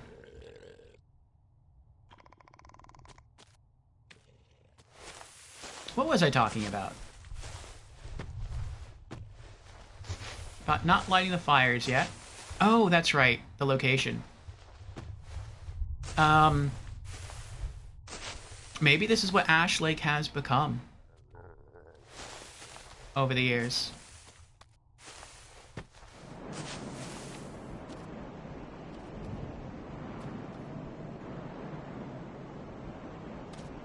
The mist is here. The tall trees are here.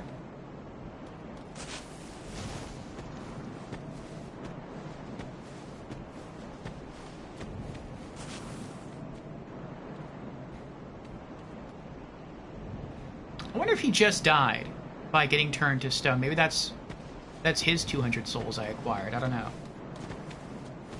Hello?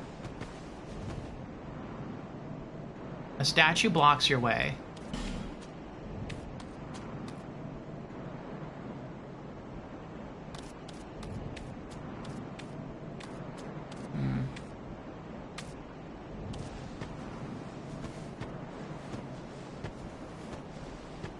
I love the animations. They're so smooth compared to Dark Souls 1. Oh, that's what I was going to talk about. The buffs. Oh, there's stuff behind me, too. I thought it was cute how I see, like, from my buff screen, I see the serpent head coiled with the arrow pointing up. I know that's the symbol for item discovery because that was a symbol for item discovery back in Dark Souls 1 when you wore the covetous gold serpent ring. As far as what the shield symbol is, oh, that's probably my magic defense from the spell quartz ring I'm wearing.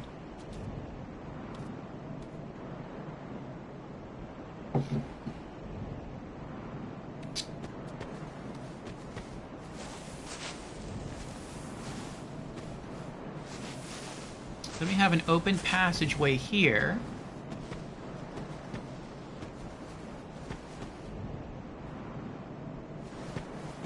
Okay, I'm going back. I'm gonna go light the torch and then light all these things up.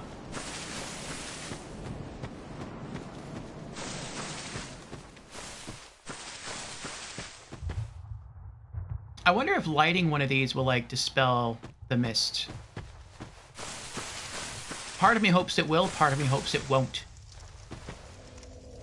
I feel like something might attack me if the mist is dispelled. Light torch.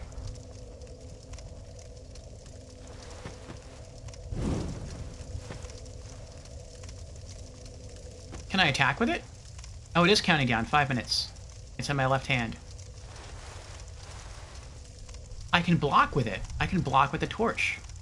That's pretty cool. I wonder how effective it is at blocking. It's probably not that effective. What if I power attack with it? Oh, I bet that deals fire damage. Set light.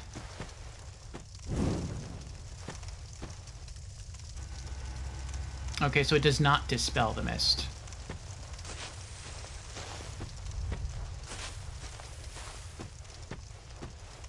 There's no trophy for lighting a fire?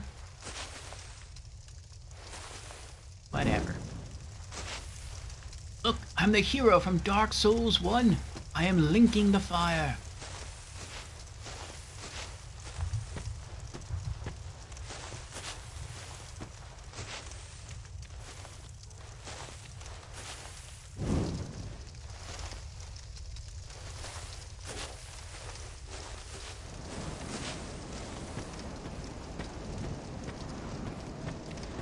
That's kind of a scary looking statue, the way he's just frozen like that.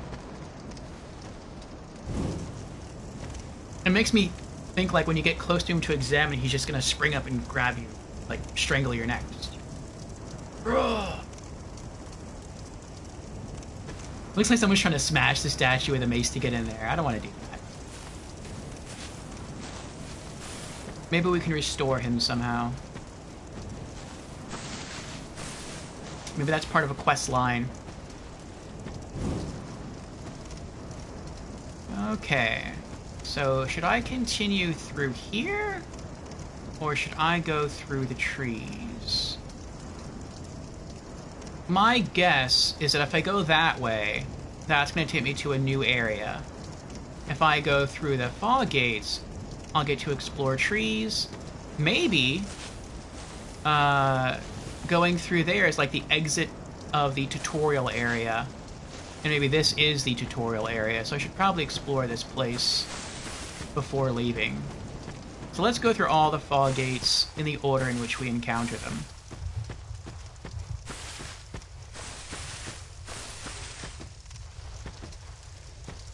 I like how much light this gives off.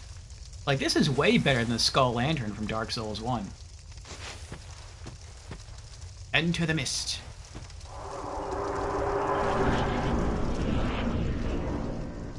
Very nice sound effect. I like how it was like a stereo of the mist disappearing. That was really cool.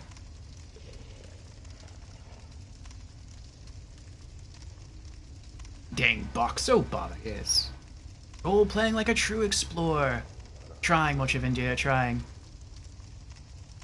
Oh, there's people down there. I hope they're friendly people.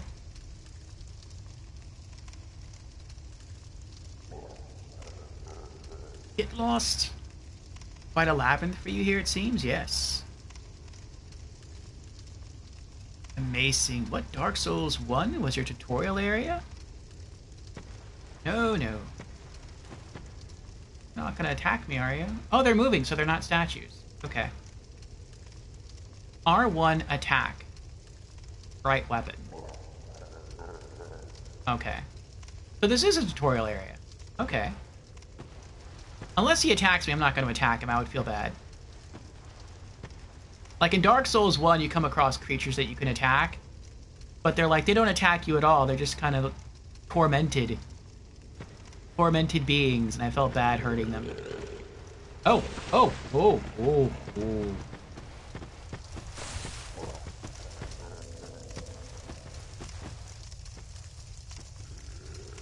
I guess that's what the hollows look like in Dark Souls 2. I thought it was just a normal human being.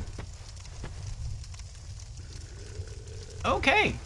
Well, alright then.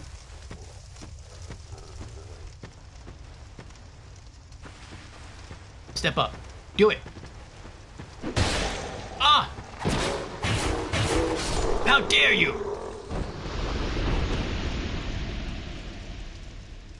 That was also on me, though. I tried to press L1 first to swing the torch to see if, like, I could light him on fire. But I forget that that's not what that does. L2 would do that, not L1. Now, can I relight the torch? Let me go into my inventory screen. I'm curious about this. Oh, it's gone. It says 0. Okay, so torches are consumable. Once one completely fizzles out, that's it. It's just gone. You can't relight it. Interesting.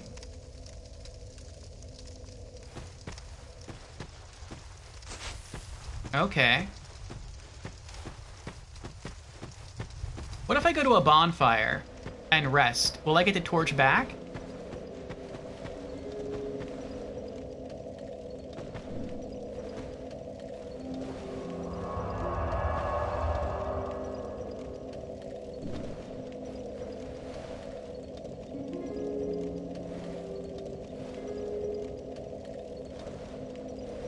No. It's not giving me the option to light the torch again. Okay, so good to know. Once a torch is gone, it's gone. And I'm gonna have to fight the guy again. I was hoping that I'd get the torch back and then I would try lighting him on fire. R1 attack. Right-handed weapon. Okay.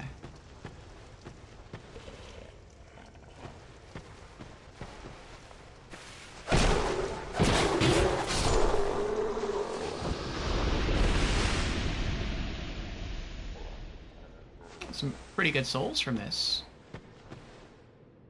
Oh, he notices me. He raised his head. R3, target lock release. Well, target locked, what? Change target.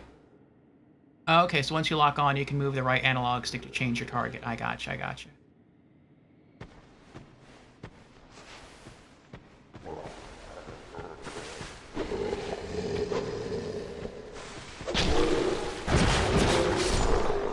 Oh, he broke it?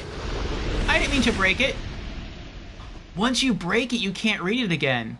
Oh, I feel bad now. I mean, I'm grateful that I read it. But now it's like, I'm going to have to be extra careful when I'm near these things. I have to make sure I read them before getting into any kind of encounter.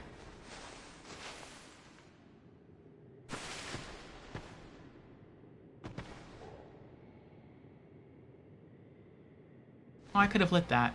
Oh well. Is this an illusory wall? Hmm.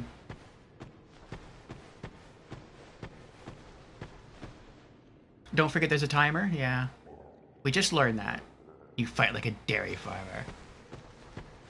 Well, I am but an explorer. Maybe at some point you'll find like an eternal torch. That would be nice. One that never goes out. And I could come back here and just light everything up. Something kind of nice about doing that. Just feels like you're bringing warmth to a new area. Left analog stick plus hold circle to dash. Okay.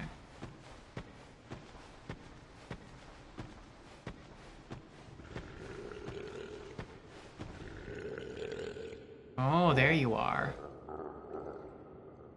Ooh, sounds like someone has an upset tummy. Oh, I like that. I just noticed that. When I'm not locked on, he's like in a very relaxed stance. But when I do lock on, he like assumes a battle stance.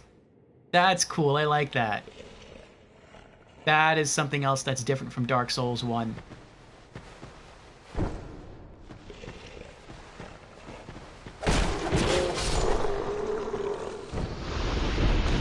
Yes! Your souls are mine.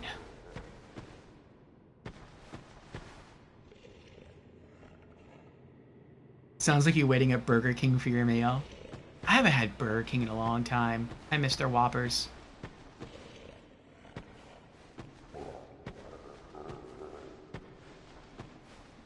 Oh, looks like someone's playing as a deprived right there.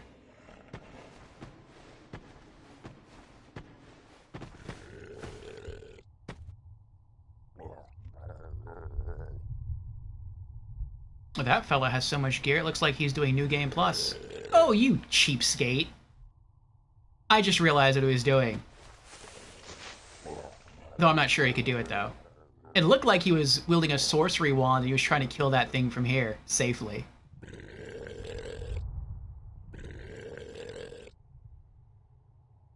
Looks like a crate. Maybe if you kill him, you can climb into it and that'll take you elsewhere? That'd be interesting.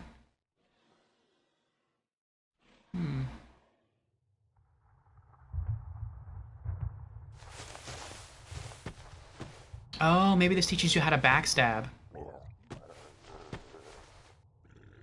Let's see.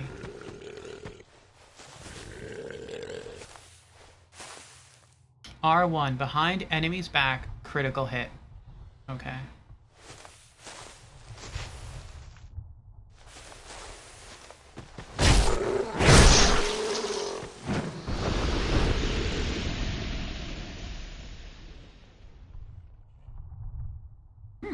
Interesting animation. I stabbed him twice in the back. Now that was only one interaction, so it's hard to go off of. And it may have been made easier because this is like the tutorial area. But it feels like the backstabs in Dark Souls 2 are easier than they were in Dark Souls 1. I wonder if there's a trophy for like lighting all the torches in the tutorial area. Probably is. That might be a nice activity to do in like New Game Plus when you're sort of used to all this. Oh, he looks more like me.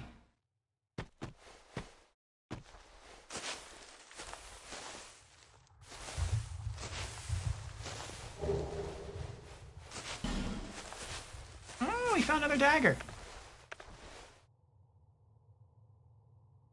Okay. Want to make sure he doesn't try to come over here and kill me.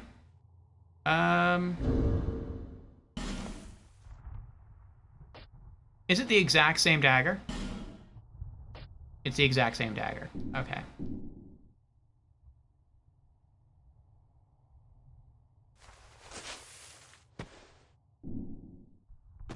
I can see now. I understand now why L3 is jump. I set it to circle, but by default it's L3, and I understand why now. I was just backing out of the menus, and I was thinking to myself, like, if I hit that circle button one too many times, like if I'm not paying attention, I'm gonna back buddy hop myself to death right off that ledge. And you can't make that mistake if jump is L3. We'll keep it circle, though. Yeah, the Whoppers is some of the best burger sandwiches you get in Germany by a franchise. Nice. Ain't no Wendy's, Five Guys, In-N-Outs in Germany.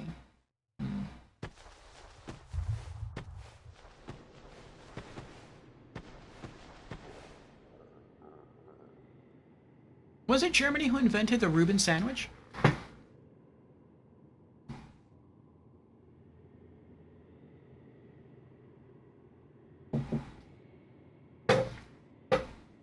The what? I'll spell it. Though I may misspell it. Reuben, yes. A sandwich with sauerkraut and beef. Or corned beef, I think it is. That is my favorite kind of sandwich or burger. Maybe never heard of it, though? Oh.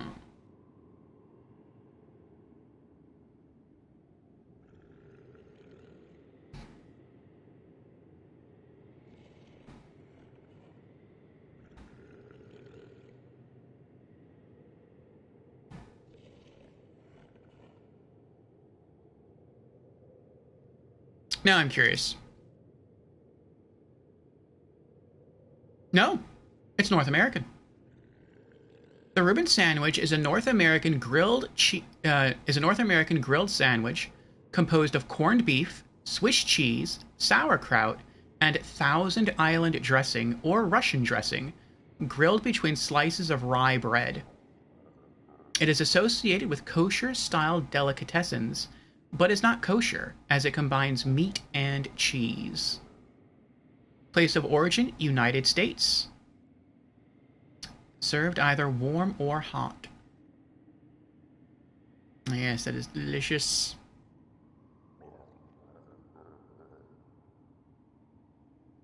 My favorite burger franchise? Probably Arby's. Because they have ribbons. They also have jalapeno poppers, which I was very upset about the last time I remember I went to Burger King because they had jalapeno poppers and I was like super excited. And I got those. They're good, but they're not as good as like the ones. Oh no, it wasn't there. It was Popeyes that I was dissatisfied with. If you go to Burger King, I think it is, or Arby's, and you order jalapeno poppers, it's a jalapeno popper. It's like cheese and jalapeno. If you go order those at Popeyes, from what I remember, they just give you like a jalapeno pepper, like a pure whole jalapeno pepper, and it's like that's not really what I wanted. Roll. Okay, left analog stick plus circle to roll. Okay, looks like he's holding a different kind of dagger. That doesn't look like our dagger. It looks more like a...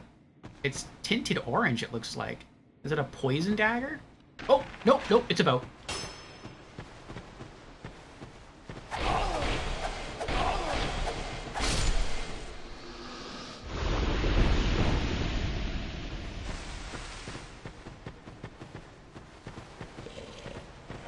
Back! Back! Back, I say!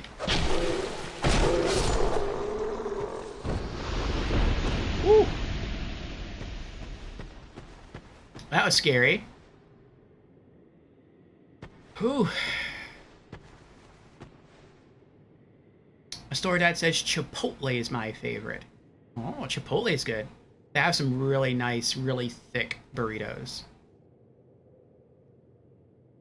What is Arby's? Rainbow burgers? Arby's, yeah. Here in the States, if you ask people what your favorite burger place is, almost no one will say Arby's. Arby's is like the forgotten burger place, but they have really high quality food. They have a lot of different menu items, and just no one really goes there, it seems. I don't know why. I know there's not that many Arby's around. I can think of only like one that I know the location of in my entire city. There's probably more than that, but I only know the location of one. Whereas, like, there's a McDonald's, like, every few blocks here. And there's, like, a Burger King every few blocks here. And a Taco Bell. Not as many Chipotles, but there's definitely more Chipotles than there are Arby's. They have the meats, yes.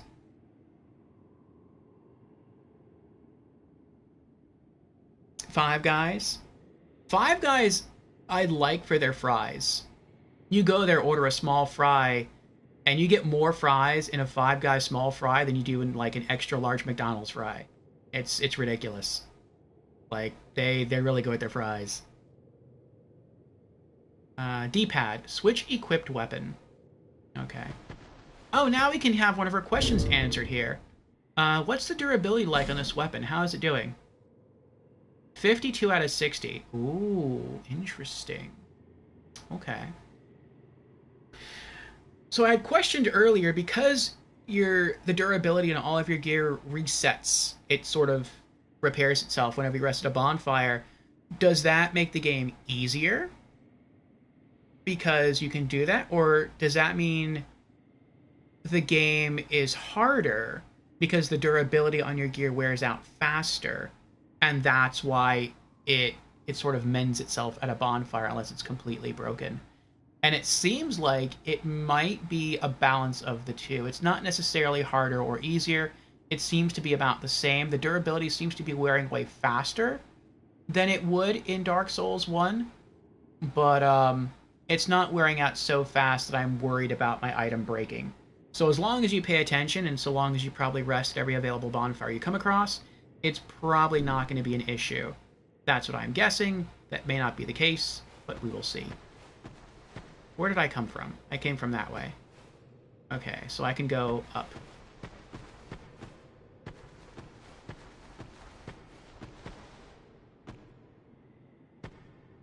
You like Arby's curly fries? Yummy. I'm not a fan of their curly fries. I like curly fries, but their curly fries are like really thin. I like thick curly fries.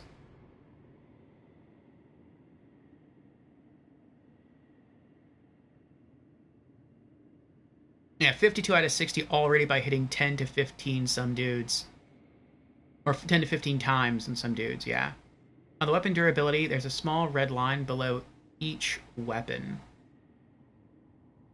You like chef frites? I haven't heard of chef frites. Are those like waffle fries?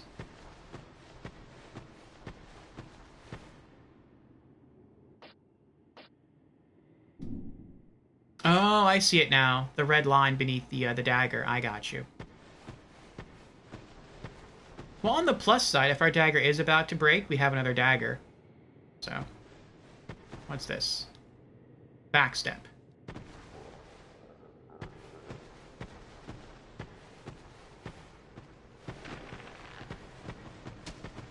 I guess that's why you would backstab.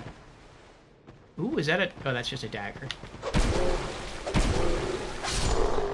Oh! What? I don't think I got any souls from that.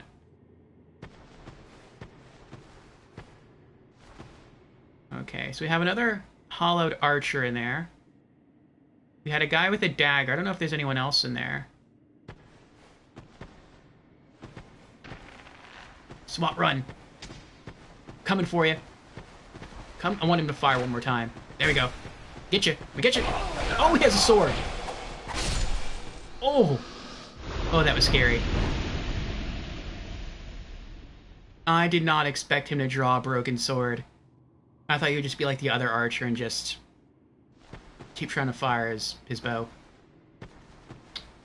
Alright, what were you guarding? What's over here? A life gem. Oh, in case we had taken damage and not gone back to the bonfire. Square to use item. Okay, well, you don't have to do that.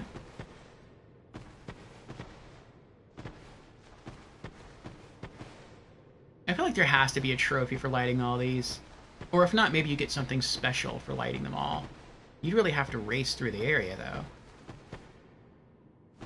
Enter the mist.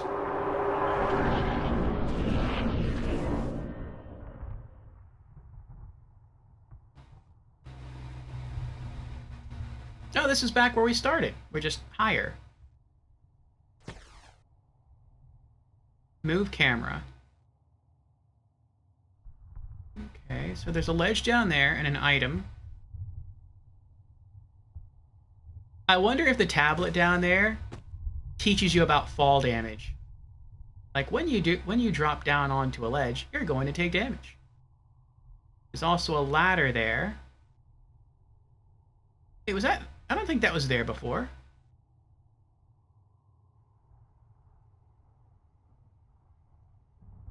Wait, are we where we were? We are where we were. Yeah. The bonfires through there. So I guess just us walking through the whole place triggered the lowering of the ladder. Or is my depth perception off? Maybe my depth perception is off. Maybe it's not... Oh, no, I think it's still hanging in the air. Hold on. Oh, a nest. Is this where... You, give us Moose. Yes, you! Give us Silky! These are the birds. Hold on. Take ladder down.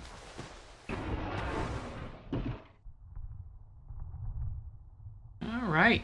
Our first shortcut. Okay. So we can trade here. We're gonna try that.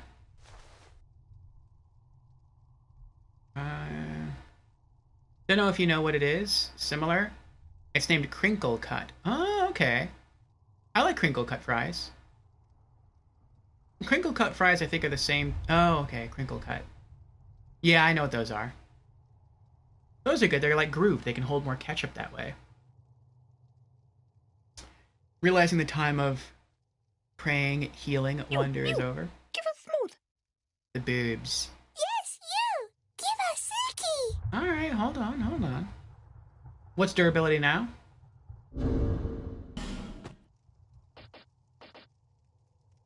$48 out of 60. Yeah, it's dropping pretty quick.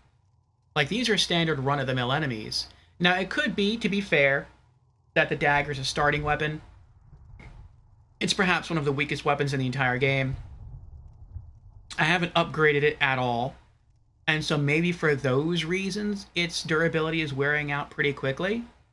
And I never used a dagger in Dark Souls 1, to be fair, for comparison's sake. But at least from the weapons that I did use in Dark Souls 1, I feel like the durability in this game Give us smooth. on items wears out a lot quicker than on... wears out a lot quicker than the items in Dark Souls 2. Gib. I'm not sure about the critical value right now. Maybe 10%? 60 over 60? I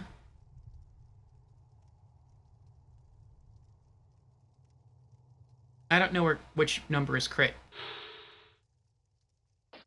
I feel like this is riposte damage. Yeah, that's counter strength. Level of counter damage inflicted on attacking enemy. That's 150. Poise damage, 10. Strength of impact, disrupting opponent's poise. Physical attack. The level of physical damage inflicted is 57. I think it's 57 just based on my character stats. Plus 29 is based on the weapon. Give us smooth. Yes, you. Physical reduction. Percentage of physical damage reduced. 40 deals 45 damage. Wait, reduced. Oh, that's my defense. That's not my attack. Never mind.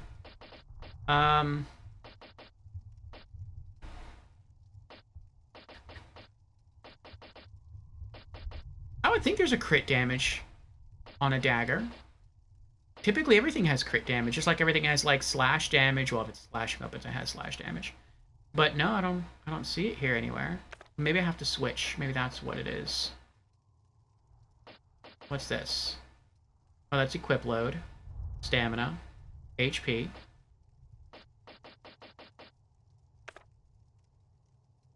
You. Give us smooth. Yes, you. Give us silky. They are not very patient.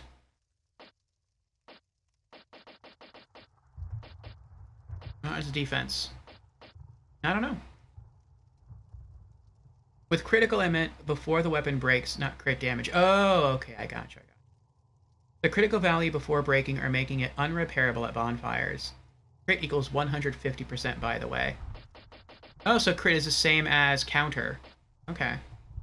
Well, that makes sense, because your counters are crits. Riposte backstab damage, I think. The symbol you mean? Okay, hopefully we'll get lucky with this. You. So... Give us smooth. Let's go into Give us silky. inventory. And a petrified object that is pleasant to touch. Confirm. What? What's the difference between leave and discard? Discard means throw away. Wouldn't leave be basically the same thing? Leave, discard is destroy, I guess. Okay, see, that's good to know. That I wanted an answer to.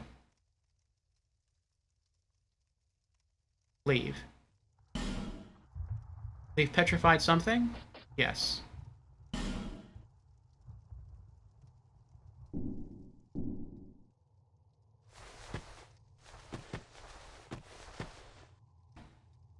So now what do I do?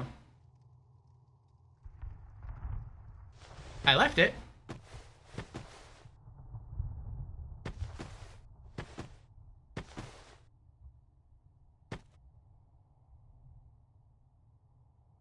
Oh, I am still in the menu. Yeah. So nice. So smooth. I didn't realize that. Yeah. Silky smooth. Oh, they like it. You. Give us Smooth? So, You! Give us Silky! do I have to log out and then log back in? Well, just try picking it up again. Oh, I guess not. Petrify Dragon Bone. Man. Oh well. I know one of the items that you could have gotten was the old whip, but we did not get lucky. Oh well. Well, we'll have to hopefully get it some other way. I think, yeah, it says the only other thing you can trade to them to maybe get the old whip is a smooth and silky object.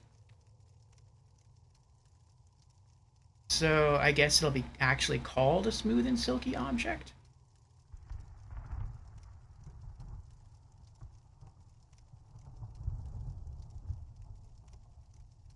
You!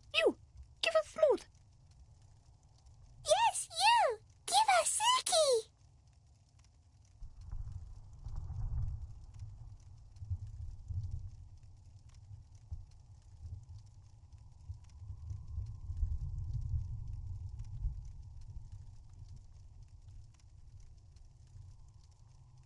Hold on.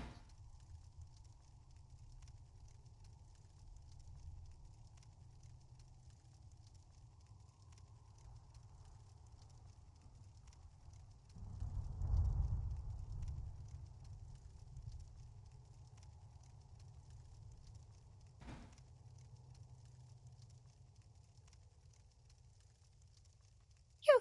Give us Smooth! Yes, you! Give us Silky!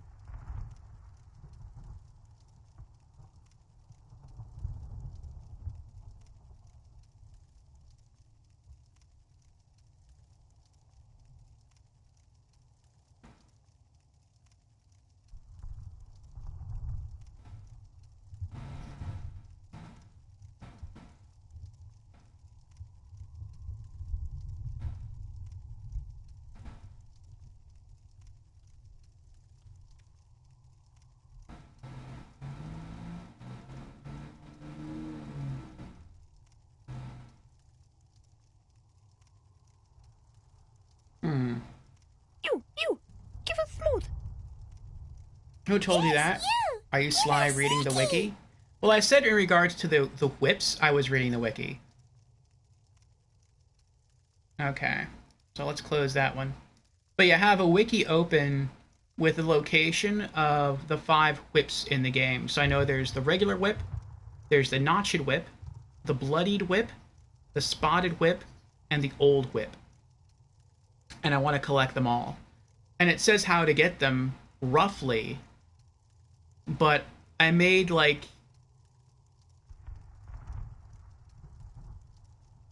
Let me move away from the birds so they stop talking.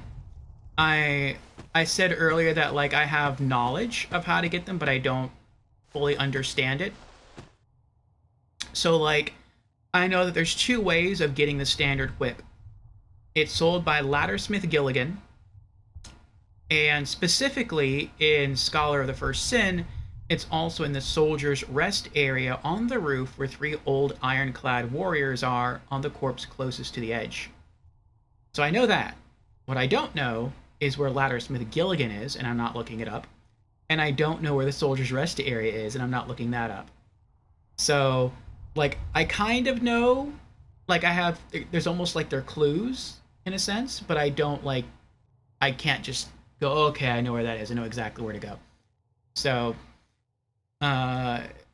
it seems like the old whip is the strongest of them all, but it seems like the way to acquire it, there's no set way to acquire it. It seems like it's all completely luck-based.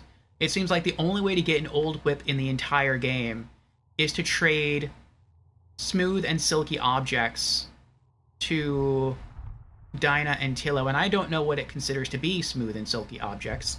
I know the petrified thing was one of them, but I don't know how many others there might be, and that's the only way to get the old whip, from what I know. So hopefully we'll get that eventually. And then it looks like the Notched Whip and the Bloodied Whip are in Huntsman's Copse. And then the Spotted Whip, you need to trade a Demon of Soul song with a certain NPC, but we don't have that Demon Soul yet, so that's kind of pointless.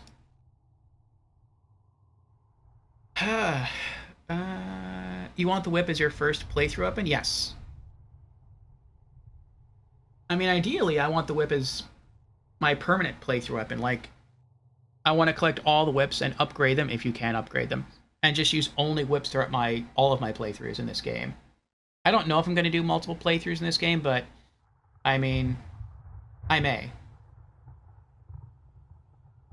You read some spoilers if research where whips are? Yes. I said that I would only do that. I would only read where the whips are, nothing else. Aside from that, this is a blind playthrough.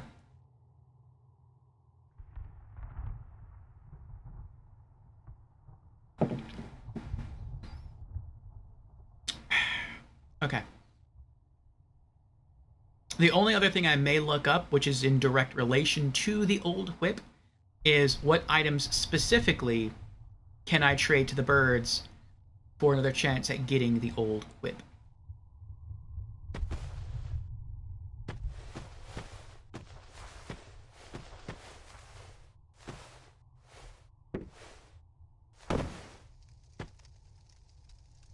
I think I took a little bit of fall damage from there, but I'm not sure.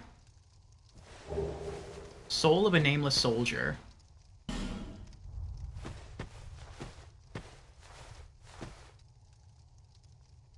Light sconces with a torch. Well, I would if I had a torch. But I don't. Not anymore.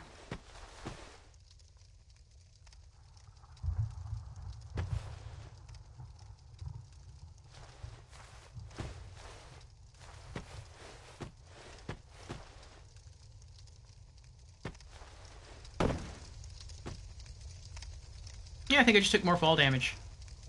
It's not that much, though. Alright, we need another 110 souls to level up. Alright, let's keep going. So we started over there.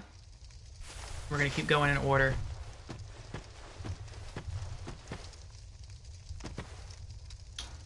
Looks like here next, that'll take us through there, maybe, and then we might come out through the back area. Okay.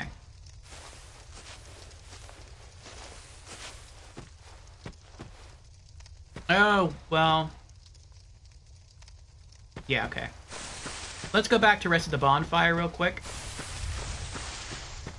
I don't think it really matters that we'll respawn these enemies because we're not going to go back in there. Just to reset our durability.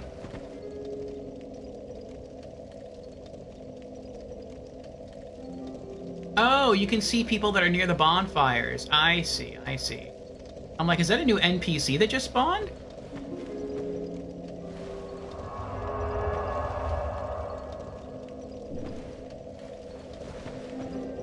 Oh, hold on. Let's put away the other dagger.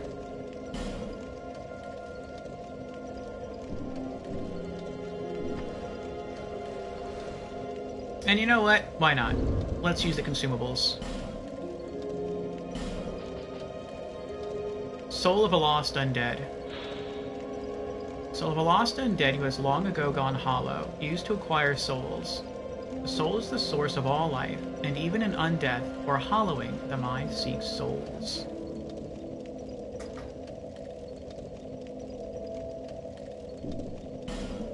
Use.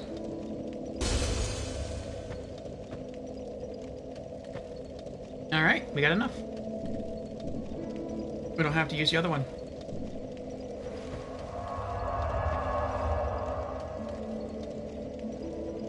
Uh-oh. I just realized that I can't level up.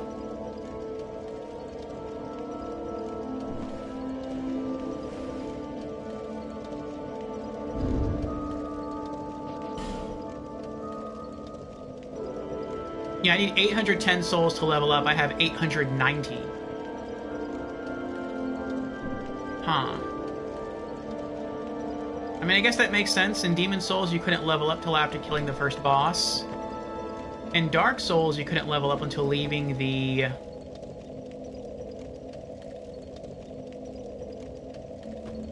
first main area, the Undead Asylum. So I guess it's like that in Dark Souls 2 as well. I guess we have to maybe reach our next bonfire and then we can level up. Or maybe we have to speak to a certain NPC, I'm not sure. So you chose the whip without ever trying any other weapons in Dark Souls 2? Well, correct, I've never tried any weapons at all in Dark Souls 2 except for the dagger. This is supposed to be like an homage playthrough for Castlevania and Indiana Jones. So I'm trying to focus on using whips and consumables. Just like in Dark Souls 1, I tried to be a paladin using just a medium shield and a sword. Specifically a straight sword, until in future playthroughs I started using like the axe, which was also divine, and great swords, which were also divine. And in Demon Souls, as a magician, I only ever used a wand and a sword that, when held, boosts your magic damage. So, yes. I want every playthrough of every Souls game to be very unique. And the whip is how I want to make, and consumables is how I want to make this playthrough unique. Or this game unique, I should say.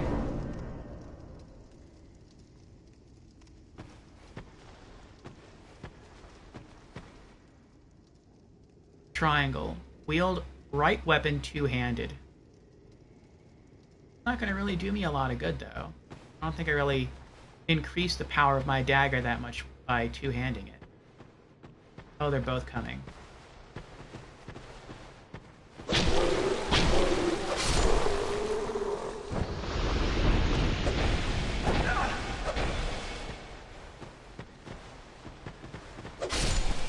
Oh, I got him. I can stab it quickly, though. Unique and restricted? Yes, exactly. Every Souls game, I restrict myself. Just like every Borderlands game, I restrict myself.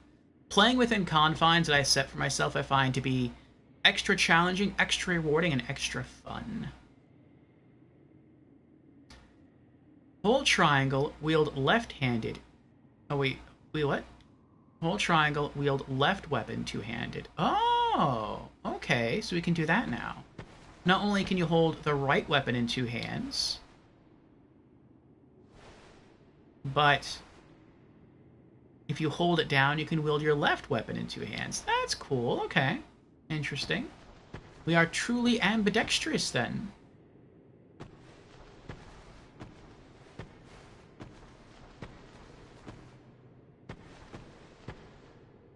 I thought I saw a shadow there.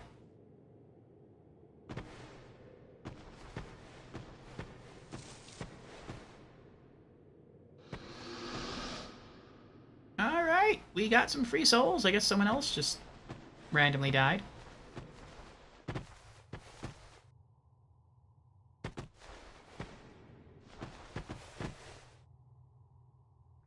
Wonder if that's another torch up there. While dashing, a circle while dashing for a dashing jump. Oh.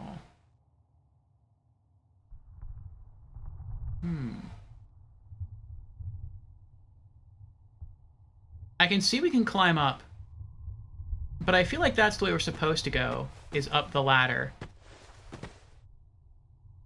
It looks like if I jump across, the only thing to collect is just that soul item, and that's it. Okay. Let me test out the jump before I actually do it.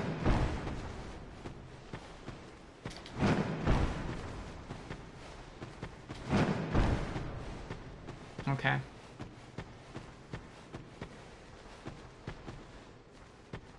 Where's the edge at? It's like right, okay.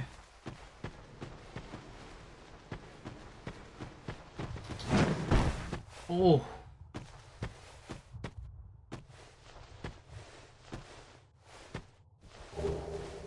Amber herb.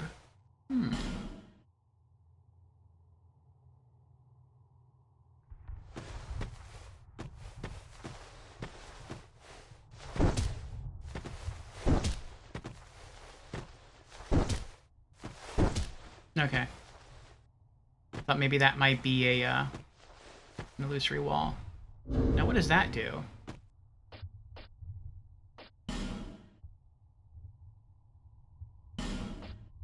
Slightly restores spell uses. An annual herb with an amber color so deep it gives the impression of luminescence. Restores a small number of spell uses. It is the mistaken belief of many that the flowers of this herb do not blossom. However, small white flowers do blossom during dusk when the moon is visible. Oh, that's cool. That's sort of like a little homage to Demon Souls. In Demon Souls, you had to use like fresh herb to restore your mana.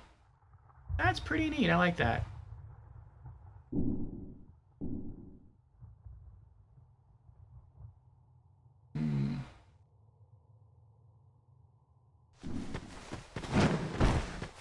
Ooh, I was a little nervous right there.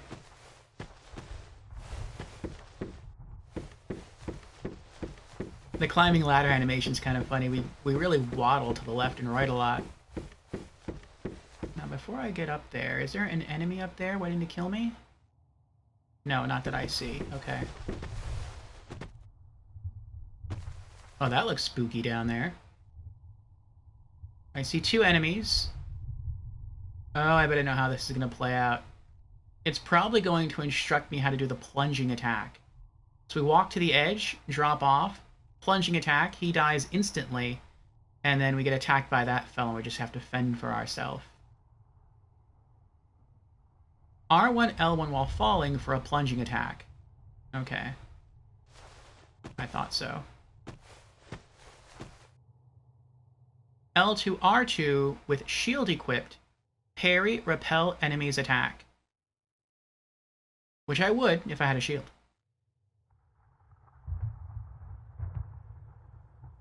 Okay. So I guess if you're like a normal class that has a shield, drop down, plunging attack, turn to face this fellow, raise your shield to prepare for the oncoming blow, and then counterattack. Okay, I gotcha. We can't do that, but I understand. Left analog stick plus R1 or L1 for a guard break. What? Left analog stick plus R1 and L1.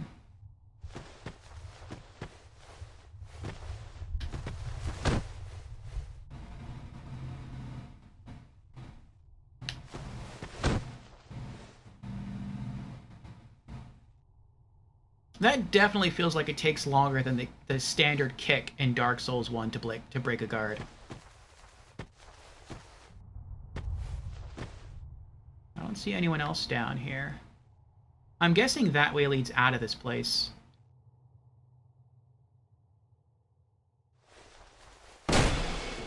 Oh, he's still alive.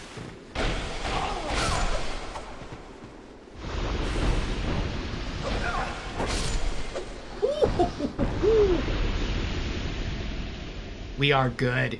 We are very good.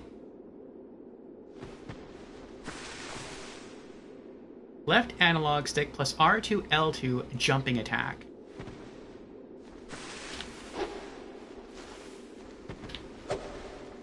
What?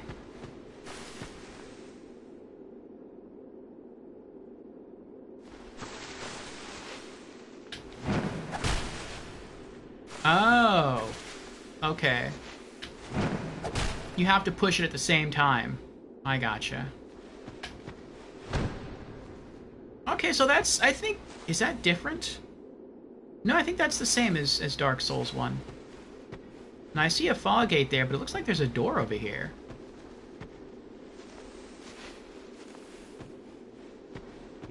Kind of like a door that the guy we just killed was protecting. What's in here? Hello?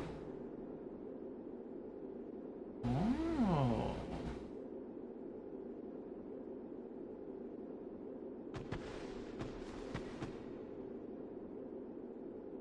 Hmm.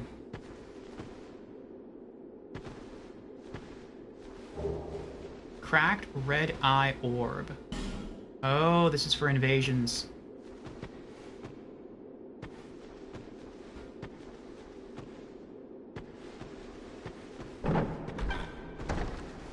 Rest in peace, my friend.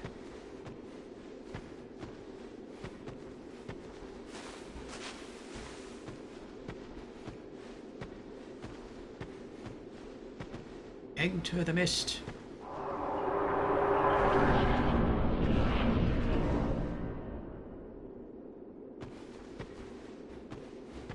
Oh, this is not where I had, Oh no, this is where I thought we'd come out.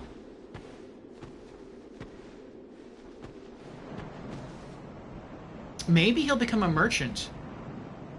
Maybe as we continue through this area and we go through there and then come down through here, maybe we'll find some special item that we can use to thaw him out, and then maybe he'll become like our first merchant. And then from there, maybe we're just supposed to like leave and go to the next main area.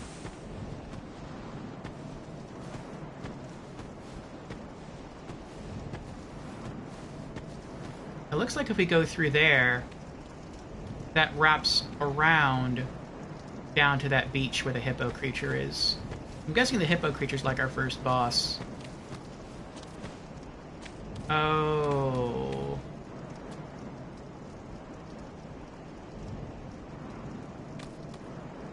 Oh, times 2.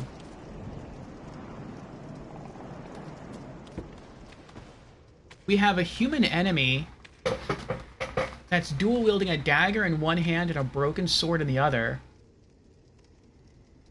And this is the first time we've ever faced a dual-wielding enemy and a curse frog at the same time. I'm sorry, make that 2 curse frogs at the same time. This seems unfair. Oh, there is like a huge divider though, so that's not too bad. I feel like that frog creature that's on the far side could probably get over here. They do jump. I also wonder why they're not attacking that guy. Maybe they're his pets?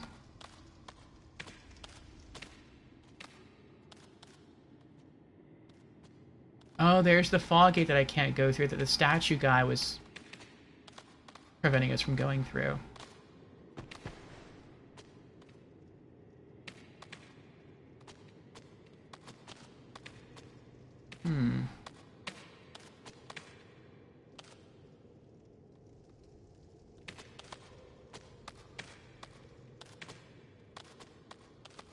I feel like this is too... Oh, I see.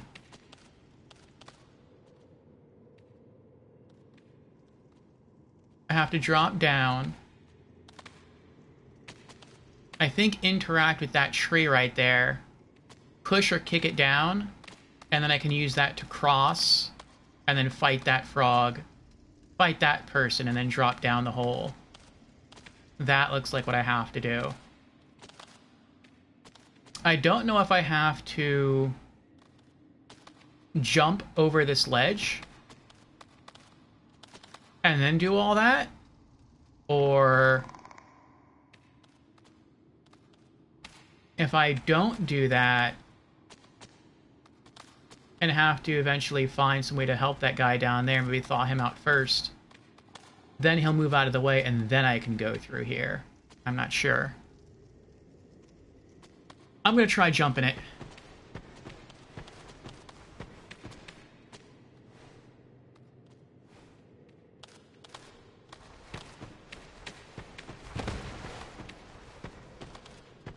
That didn't work. Let's try that again. Nope. try it one more time.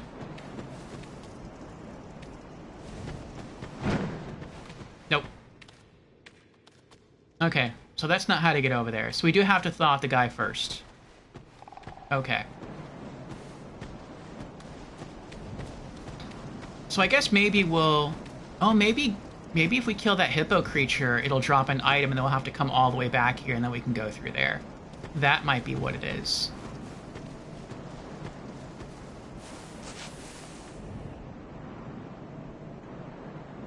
Huh.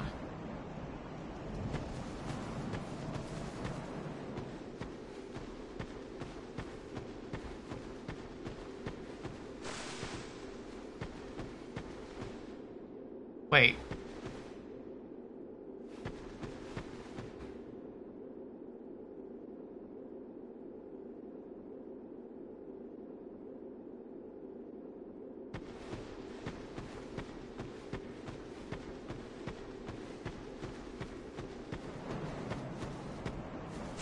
Oh, we're gonna have to drop again from here, I see.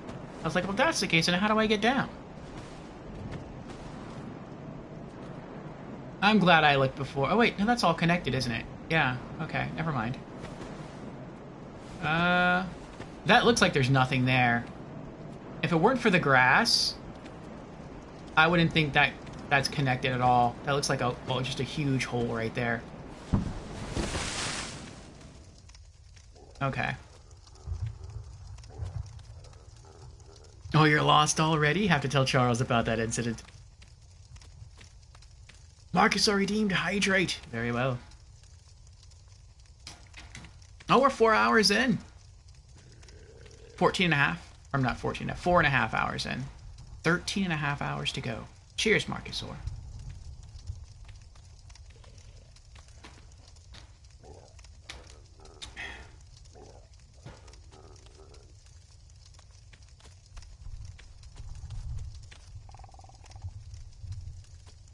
Okay. Let's go back to the bonfire to have our stuff fixed. And then we will,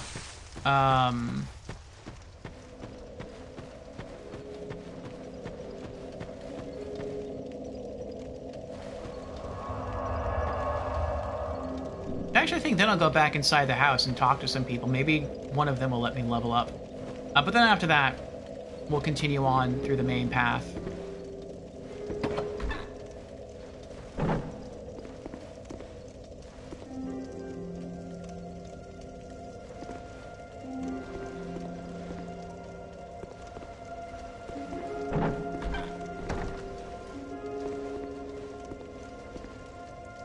Now, go along, go along.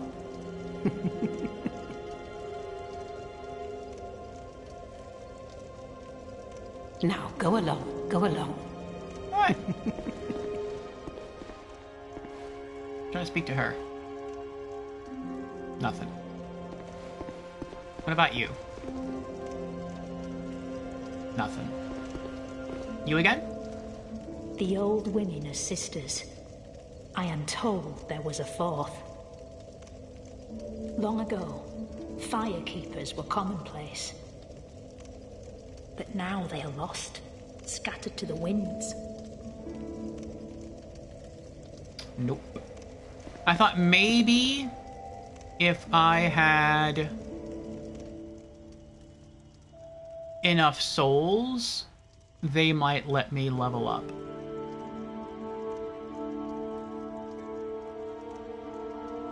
But that is not the case.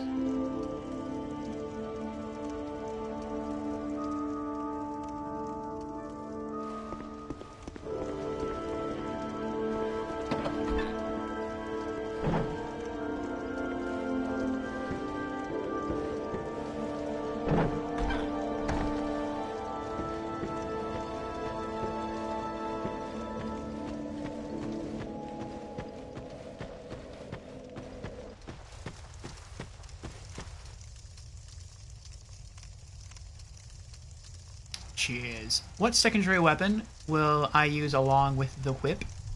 Either I won't use a secondary weapon, I'll just use whip and consumables, which would be very true to Castlevania, or I'll use 2 whips.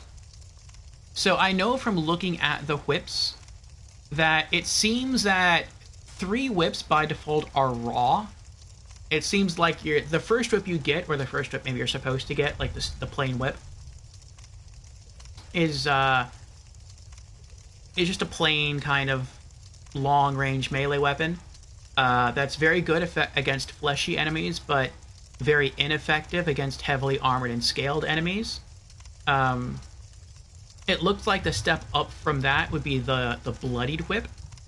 And it looks like the Bloodied Whip deals more damage, and it's supposed to deal more poise damage than any of the other whips. So that's kind of cool.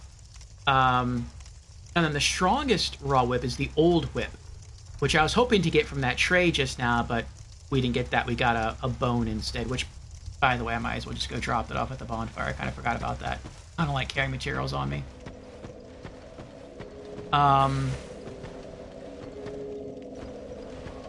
And the third whip, which is sort of in between, or I guess the fourth whip, is called the Spotted Whip.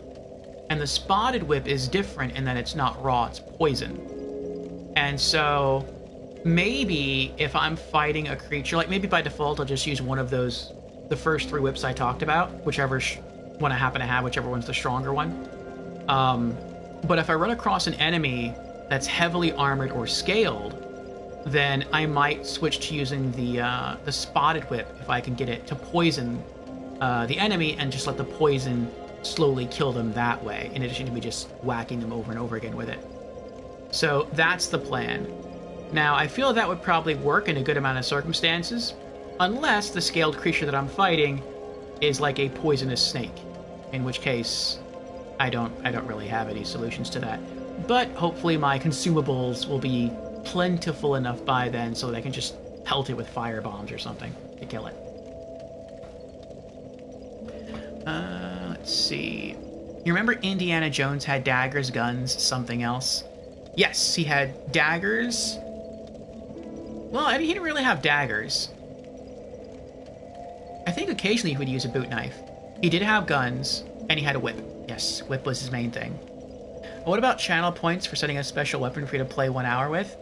No, I really wanted to do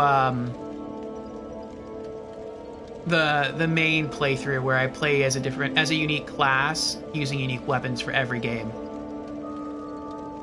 Brandon says, hey, Orfeo in chat, how's the stream going? It's going well, Brandon. It's going well. We're 4.5 hours in now. And I think we've completed most of the tutorial area.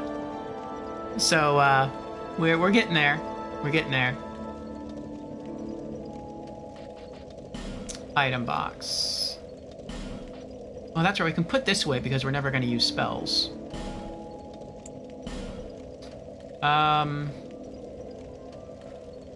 We're never going to invade anyone, so we don't need a cracked red eye orb. Invade other worlds.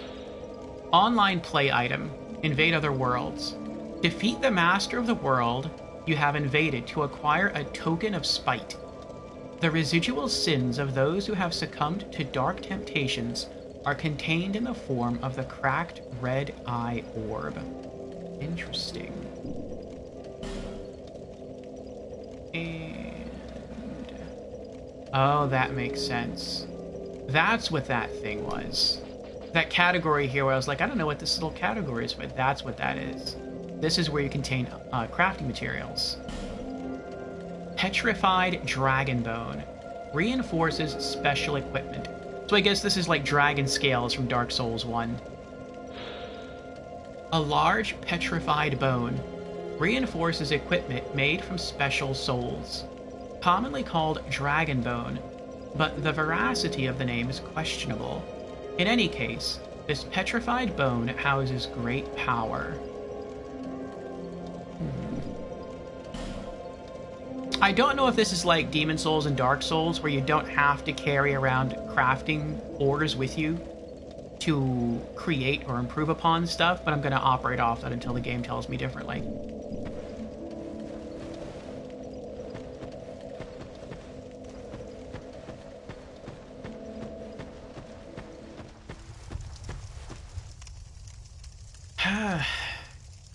Nice, nice, yes. Like a snail. Yes, it is a little shocking a bit that, you know, we're like almost 5 hours in and I'm still in the tutorial area. This is probably the longest I've ever spent in a tutorial area in a Souls game.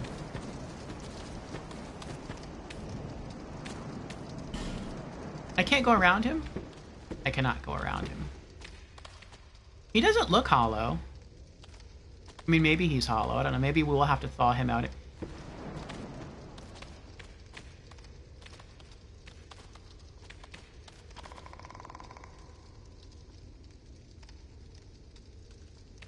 I'm gonna feel bad if this works.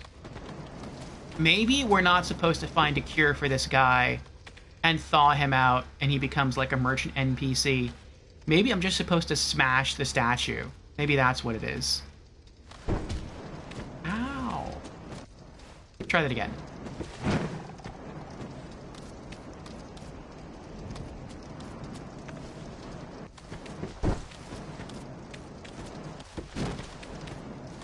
I don't think that's what that is. Okay, so that doesn't work.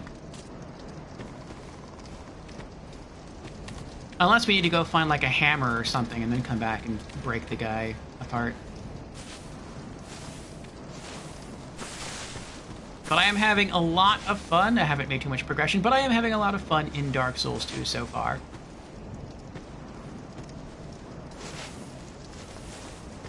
I wonder if we'll find armor that I would prefer to wear over the armor that I have now.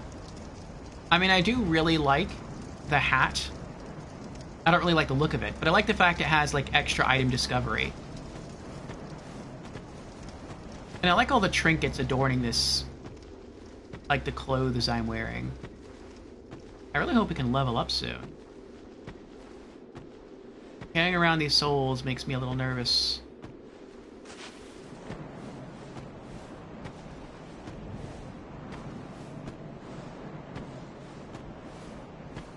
Duty calls. You'll be on lurk mode. Very well, Astoradad. Very well.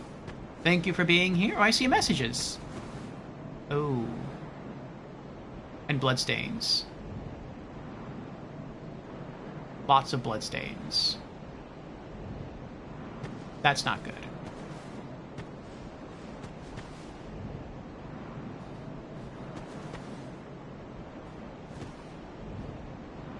Be wary of recklessness. I guess that means don't run in. Oh, maybe it's a trap. Maybe something falls on you. That would explain why everyone there is dead. In that one little area. But there's no bloodstains over there. There's no bloodstains way back there. It's just right under the tree.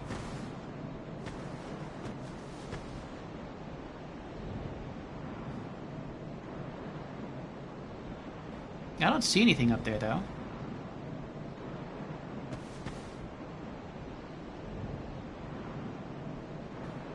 There's nothing back here to ambush us.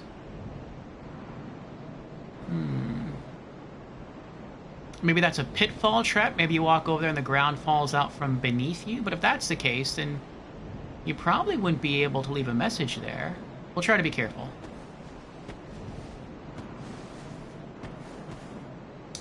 Look carefully. Illusion ahead.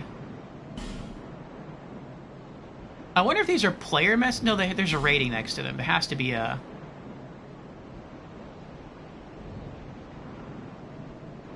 These are player messages, not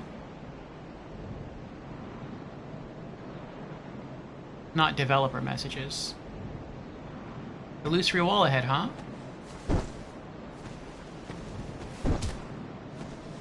I hope you all don't have me breaking my knuckles here for nothing.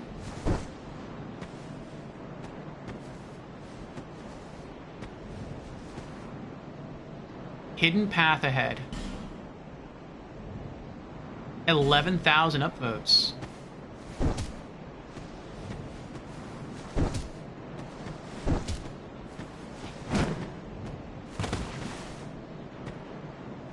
Maybe it's in the middle?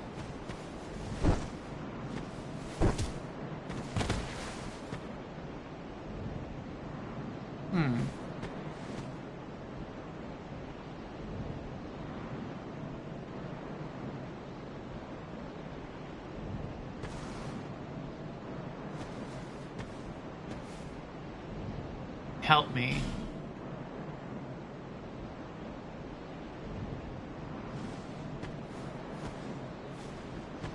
This is making me nervous. I feel like it's an enemy that's going to come out from, like, behind an illusory wall and just kill you immediately.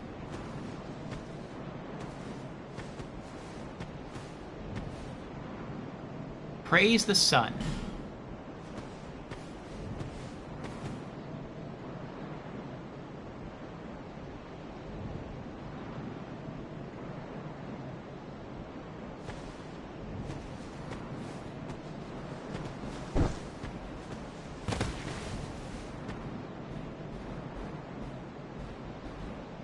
Oh, he's doing the same thing. I was like, is he trying to fight me? He was trying to discover where the illusory wall is.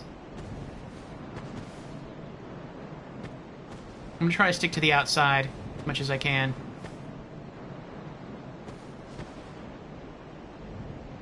Nothing around here.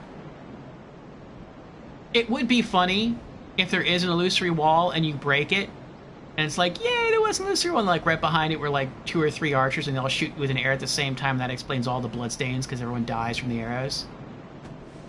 That would be funny. How did you die?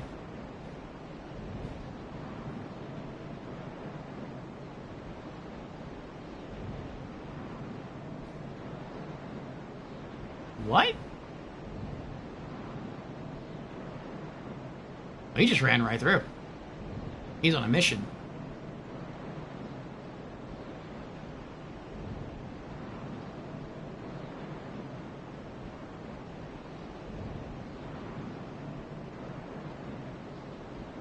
They all died. It's a whole group. Maybe this is just like to introduce you to what it looks like when you die. I'll try to get the center message.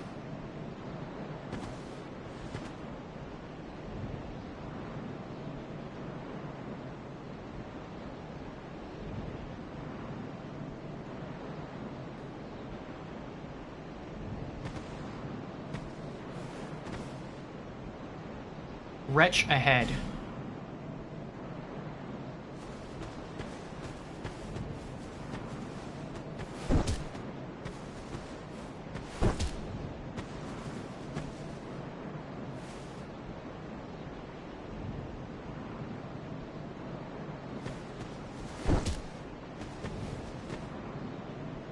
Hurrah for pointless.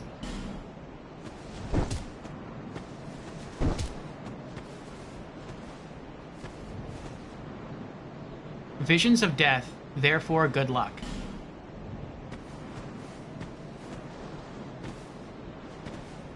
The only other thing this could mean to me is like maybe from here on, if you're in body form, you could get invaded. I don't know. Head required...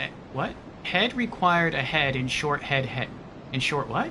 Head required a head in short head ahead. Okay, people are just having fun with messages now.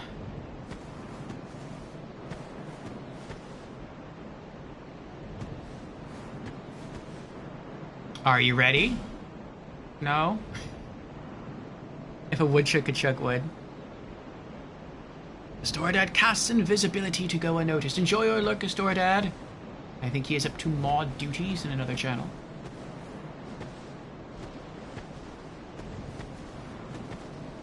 Ooh, that's pretty. Try confidence.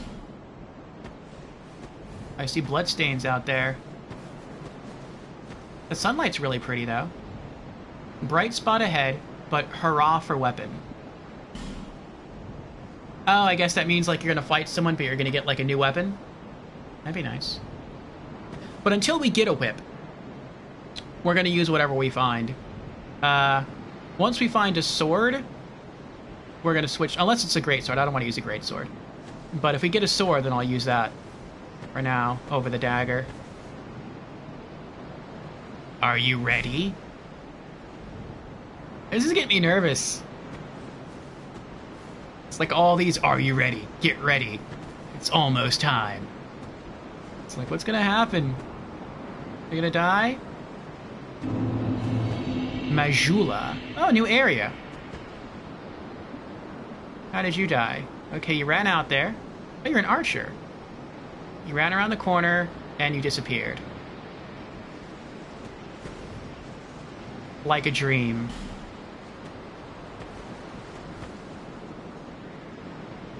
This place again? Therefore, praise the sun. We don't have a praise the sun emo, do we? No, we don't. Maybe we'll earn one eventually, or find one.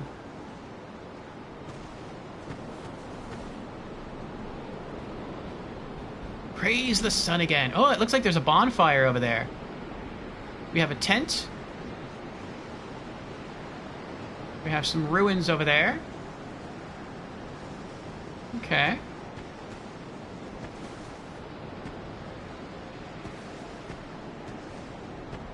How did you die? All of you ran that way. I feel like where it shows a group of people, that's something that never happened in Dark Souls 1, where you see like an entire group of people by touching a bloodstain. I feel like these are constructed by the developers. I think it's just showing you, like, don't run that way. It looks like there's a beach. There's not a beach. That's a cliff, and if you run that way, you'll fall to your death. You can read all messages in the next 5 miles? Yes. I'm extremely cautious. I was right, that is a drop. That is really pretty water. I am impressed. I said that earlier, though, not about the water, but about the graphics in general. They look really, really pretty. Like the clothing the characters wear, the character creator. Like, look at that landscape. This is beautiful. This, to me, looks like the CG from Demon's Souls 2009, which is not made as a slant against that at all. It's, like, the gameplay looks as good as the CG from the gem before. Like, this is some really nice stuff I'm looking at. Alright, how'd you die? Okay, you couldn't decide where to go. Oh, you also did the same thing. Everyone's doing the same thing. They're all running... Why are you all running in the water? I feel like no one's, like, looking at the bloodstain, the developer bloodstains. They're all just like, let's see what's this way. Praise the sun. I don't want to get too close and fall. Death ahead. I'm pretty sure about that. Okay. I love how the grass is, like, wavering back and forth. How did you die? You ran... Oh, the same way. They're all dying the same way. That's so weird. Maybe, like, you meet an NPC that lies to you up ahead. Oh, look, he's doing the same thing.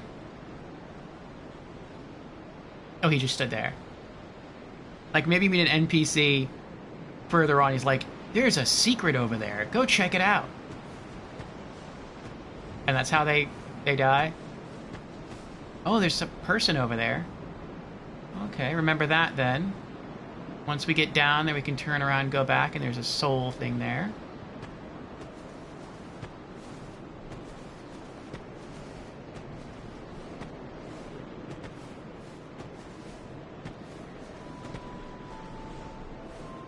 Ooh, new music.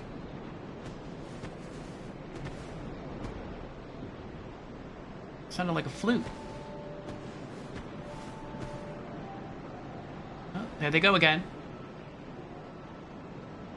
They all dropped off the edge again.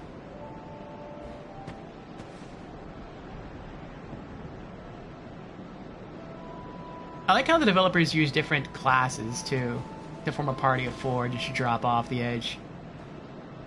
Okay, so we're supposed to go that way. Oh, there's a message over there. I want to see what's up here. Oh, there's a cave right there. Wait, there's bloodstains here?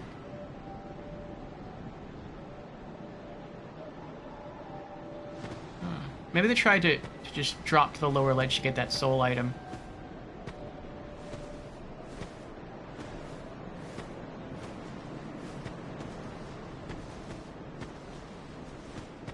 This is such a pretty world.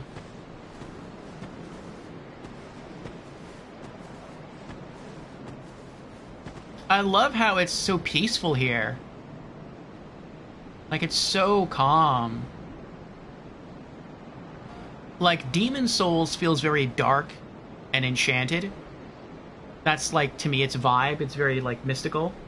Dark Souls 1 was just, like, very medieval dark. Dark Souls 2 so far is, like, it's just really pretty. Like, this looks very precursor to Elden Ring.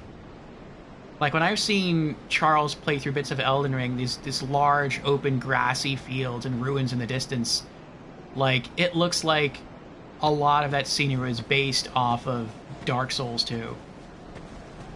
Which, for other more experienced Souls players, probably makes them cringe when I say that.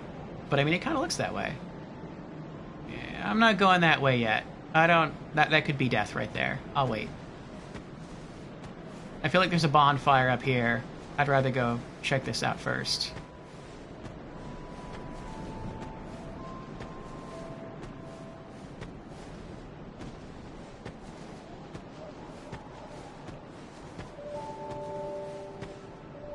Hurrah for Boulder. Wait, what? What Boulder? I don't see any Boulder. I wouldn't doubt if a boulder came out of nowhere and killed me, though. Happened in Demon Souls. Happened in Dark Souls. Divine Blessing. Ooh. Is that like the Divine Blessing from Dark Souls 1? Okay, I do have one quip here where if I could change it, I would. I wish that when I bring up the menu, that the first thing that is highlighted is inventory, not equipment. If I could just flip these two, just do that, just take the two items, just flip them over, that would be great. It's annoying to me that, like, I pick up an item like, ooh, what is this item? And then I go open up the menu and it's like, oh, wait, that's equipment, I have to go over here. It is the same item from Dark Souls. Fully restores HP and cures all status effects. Holy water endowed with a divine blessing. Cures status effects and fully restores HP. Water blessed by an ancient goddess. Her name is long forgotten, and the Magic Academy of Melphia denies even her existence. In any age, there are those who refuse to see reason. It is their meddling that distorts the truth. Very true, very true.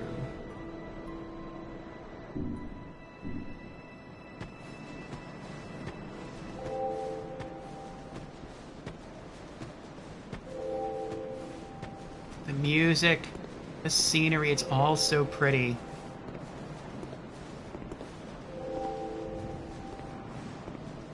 I wonder if we do get a new weapon here.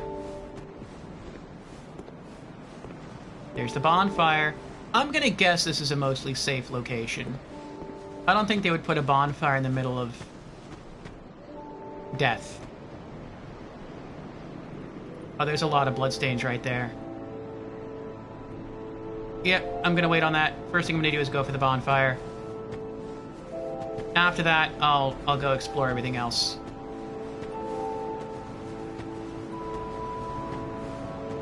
This is so pretty.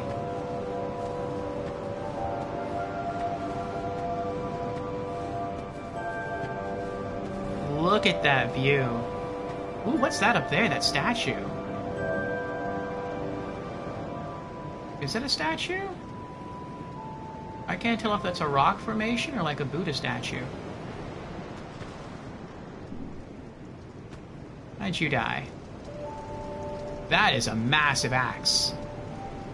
I also don't know why you jumped that way. Brennan says, we got some good movies coming out next year, aside from gaming. That's insane. Nice. Have a person there.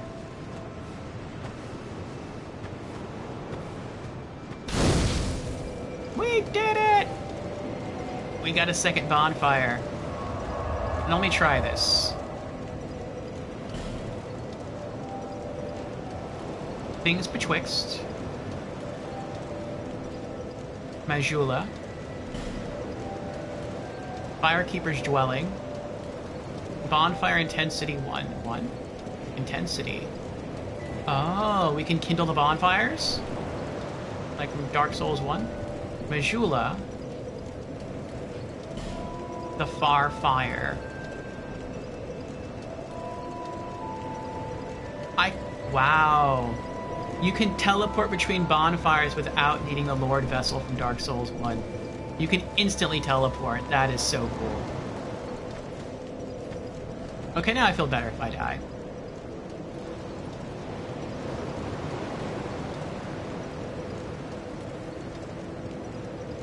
What? Did he stab himself?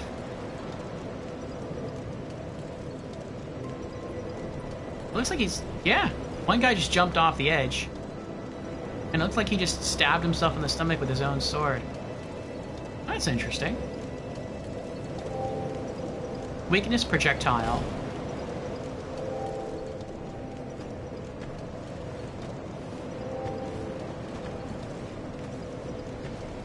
Okay.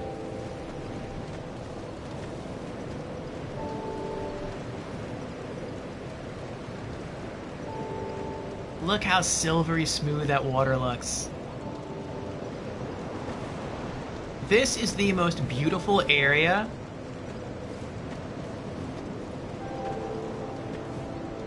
from any Souls game that I've played, which isn't many. Granted, that's only Demon Souls, Dark Souls Remastered, and Dark Souls 2. But this is absolutely breathtaking. Alright, you're not gonna kill me, are you? Ooh, you're pretty.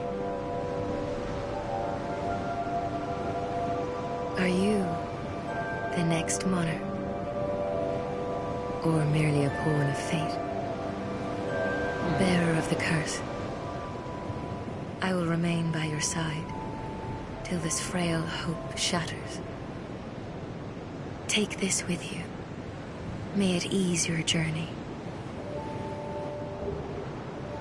Estus Flask! Go on and see the king.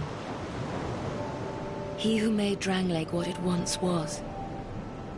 He who peered at the essence of the soul. King Vendrick. You may level up by the power of the Emerald Herald. Oh, that's, I guess, her name, the Emerald Herald.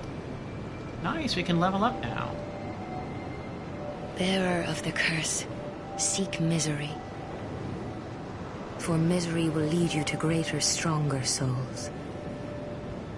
You will never meet the king with a soul so frail and pallid. I wonder if King Vendrick is the name of Gwyn's firstborn. Seek those whose names are unutterable. The four endowed with immense souls.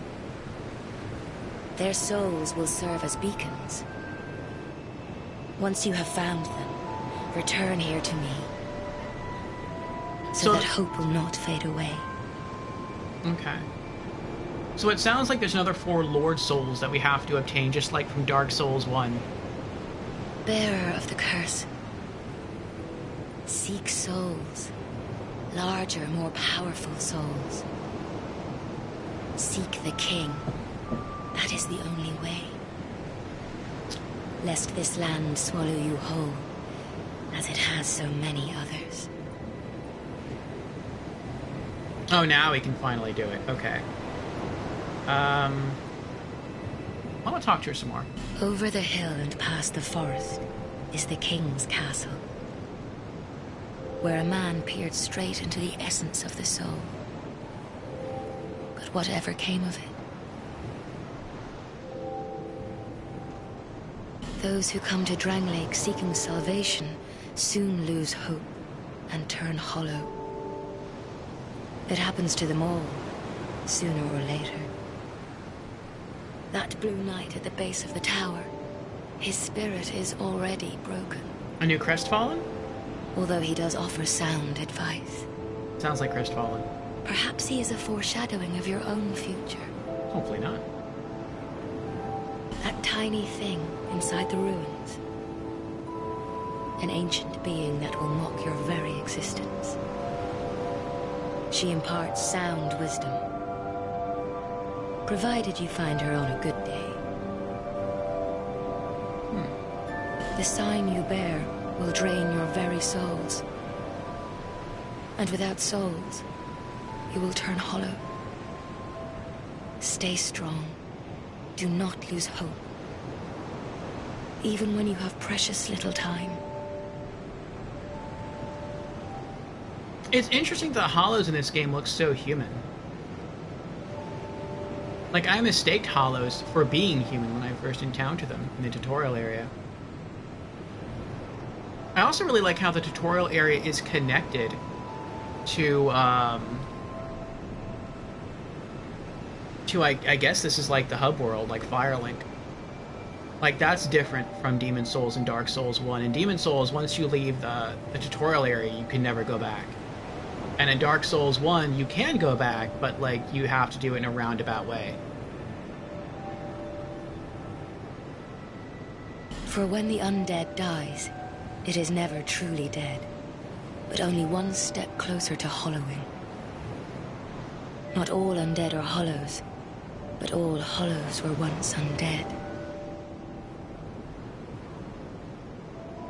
If you find an Estus shard, bring it to me, so that I may ease your burden. Okay, so an Estus shard can probably be used to upgrade an Estus flask instead of a Firekeeper soul. That's probably to prevent you from going back to the house where we were told the old ladies are former Firekeepers and just killing them all for their souls so we can upgrade our flask. Over the hill and past the forest is the king's castle, where a man peered straight into the essence of the soul. But whatever came of it? Level up.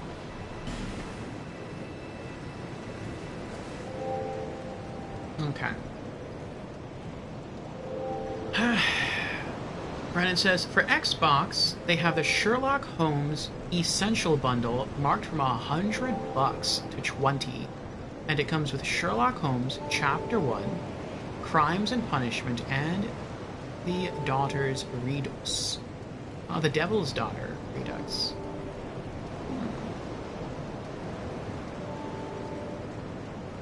Okay, it's not bad. Chapter 1 is the newest game. I can still see that maybe selling for 50 or 60 bucks. And then like Crimes and Punishment. Well, the Devil's Daughter, I think, is the second newest one, and then Crimes and Punishment. So yeah, I can see that all combining to sell for 100 bucks. $20 is a really good price. I think I actually have all of those except for Chapter 1. Which even 20 bucks for Chapter 1 that's a sale, I think. So, not bad at all. Okay, so we said earlier that our main stats are going to be Vigor, Endurance, Dex, and Adaptability. And since I don't exactly know what to prioritize, and I'm not asking, we're just going to go down the list and equalize the stats. So Vigor is already at 7. We're going to bump up our Endurance to 7. Then we're going to bump up our Dex to 7. And that will give us equal Vigor, Endurance, and Dex. Then we'll go back up to Vigor, and we'll just bump that up to 8. And then same with Endurance, and then same with Dex, until we get all of those to 12 to match our Adaptability. And then once that happens, we'll just keep investing 1 point down the list, and then we'll just keep doing the cycle over and over again.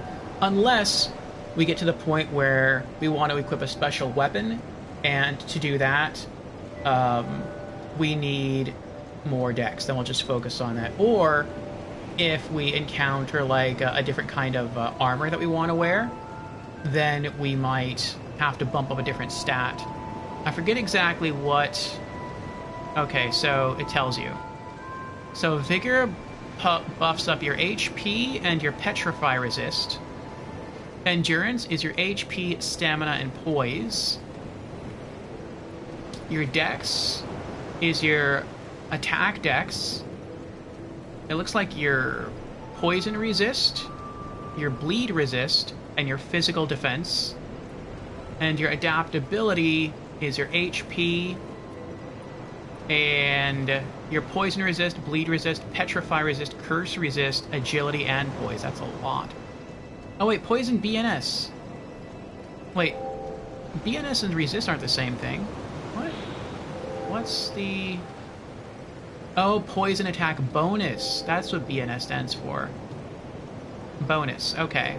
Boost the power of poison attacks. Okay.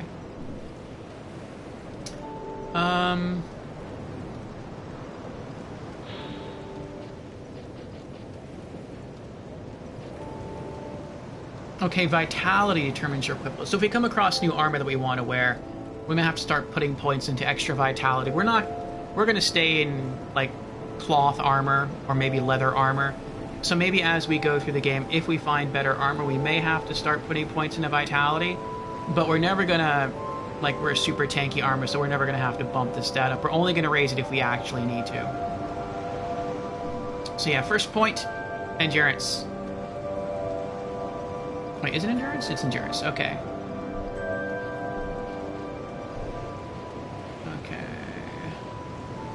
HP goes up by 20... No, I'm sorry. HP goes up by 2. I wish it went up by 22. Stamina goes up by 2. Physical defense goes up by 2. And poise goes up by 0.3. Oh, and our defense goes up too. I just noticed that. Looks like our overall defense goes up by 2. Oh yeah, because physical defense. It breaks it all down in the bottom right-hand corner. I see. Okay. Confirm.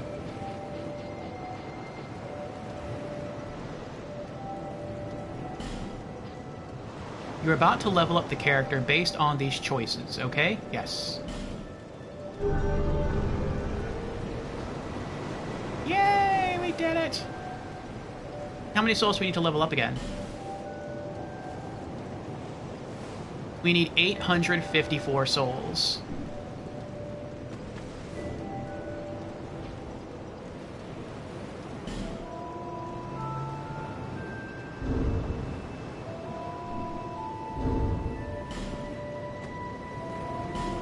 What about this?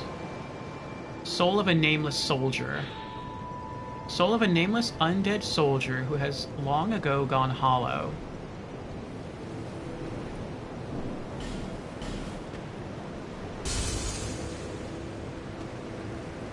$800 souls. Ooh, I think we can level up again. Ma'am? Oh, that's right. Did our bottle change? I don't remember seeing a green little bottle next to our dagger. It was probably always there. Bearer of the curse. Seek souls. Larger, more powerful souls. Seek the king. That is the only way. Lest this land swallow you whole, as it has so many others.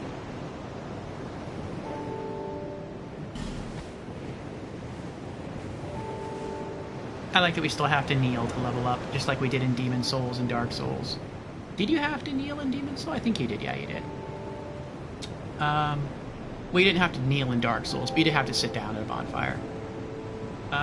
Okay, so that's 7, that's 7. Next is Dex. Alright. HP goes up by 2. Attack, based off Dex, goes up by 1. Poison bonus goes up by 1. Bleed bonus goes up by 1. And it looks like nothing else changes. My attack might be going up, but I can't see because the camera video is blocking it, but that's fine. Yeah. That's... Wait, what?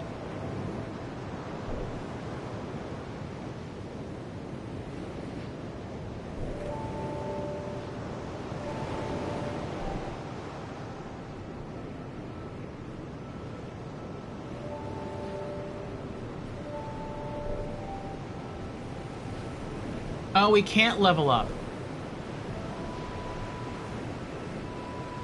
Wait, can we? Am I okay, we can. Confirm. Yes. Oh, she like waves her feather, her bloodied feather, and we level up. Okay. How many souls to level up again? 901. Okay.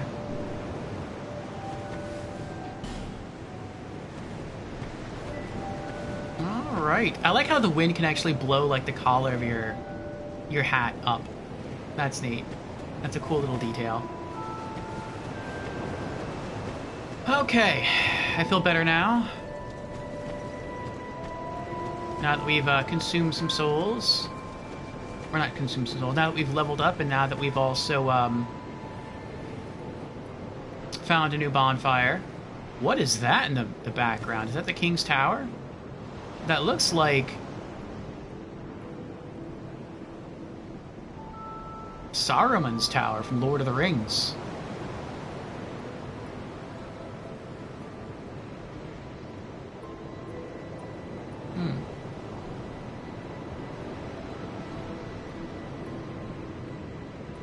No, it looks like you attacked the wrong person.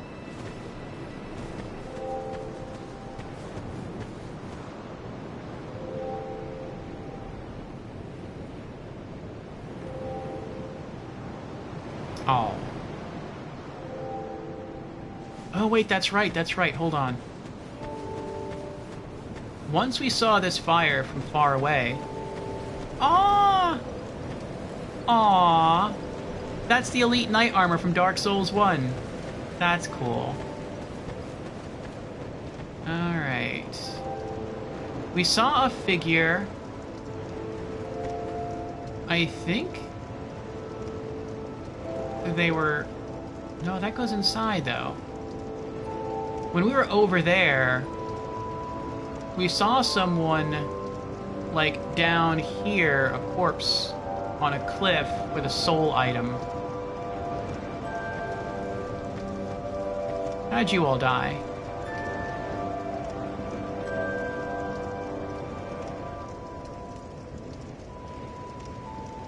Oh. I see. I think the ledge with the corpse and the soul item is up there. That's why people are trying to drop down and jump up to get it. I see, I see.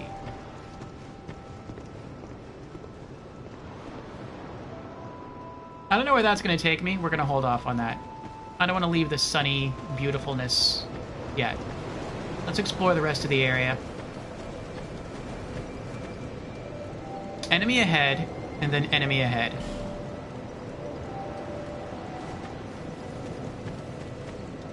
Visions of Bravery. That is a massive sword. Looks like it was taken straight from the Guts manga. What does that one say? Praise the sun? Okay. Such enchanting music.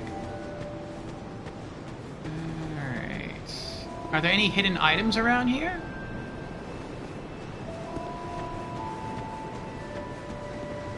What about around the side?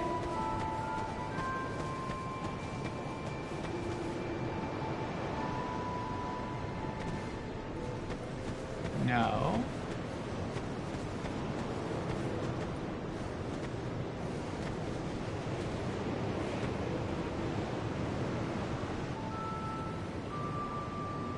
He probably jumped off. This is so beautiful. I wonder if I'll eventually find like a pair of binoculars, like in Dark Souls 1, or a telescope, like in Dark Souls... I mean, like in Demon Souls. Oh, hello there. Oh, I guess they all try to fight him.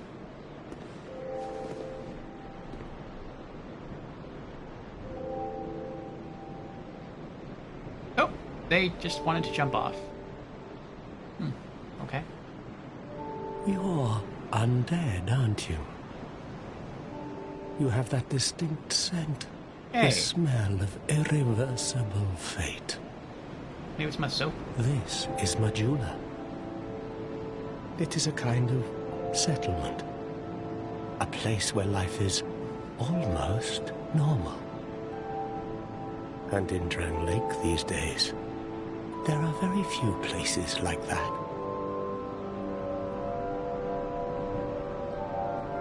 I wonder if he's crestfallen. I am Solden. And like you, I lost everything. And now I'm here. You probably heard that it was possible to break the curse here. Well, that's not true at all. There's nothing here for you, me, or anybody. He does seem rather downcast, doesn't he? Do you know much about souls? A little bit. Even I'm not certain, but I'm told that the soul is the essence of life itself. Anything living, sentient or no, supposedly has one. What we call the curse is traceable to the soul. Do you see what that means? To be alive, to walk this earth.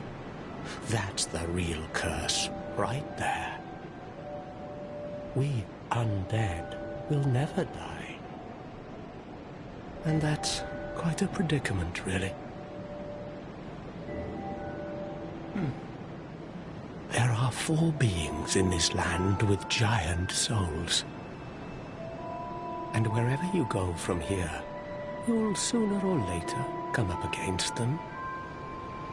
Each has a powerful soul and a terrible curse.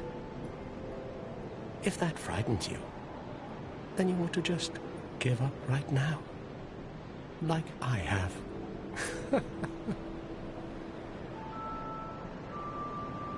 Do you ever cry out for help? The journey of an undead is long and treacherous. You'll face invaders from other worlds at every turn. I hope not. If you need help, why not proclaim faith in the Blue Sentinels? When you face danger, the Blue Sentinels will come to your aid. Protection is yours, if you wish. You need only accept their kind embrace. Trophy earned. Covenant of the Meek. Oh, there are covenants in Dark Souls too, just like in Dark Souls 1. The sale ends in 3 days. They have Risen and Risen 3 marked down from $20 to $5. Nice. I never thought about covenants in Dark Souls 2. I did research it for Dark Souls 1 because I wanted to make sure our character was with a like a lawful, at least in the first playthrough, with like a lawful good alignment since we were role-playing a paladin. I don't know if we should join any covenants.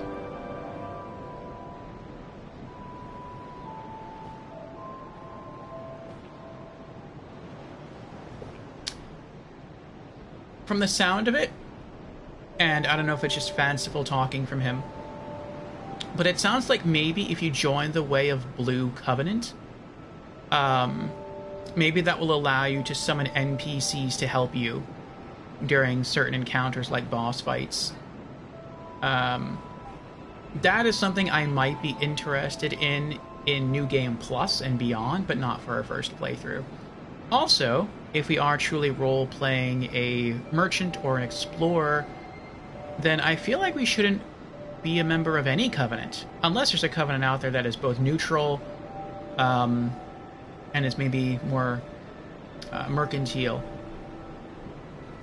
I feel like as a merchant we should be able to sort of ebb and flow through all the alignments and not really align or aggravate any of them.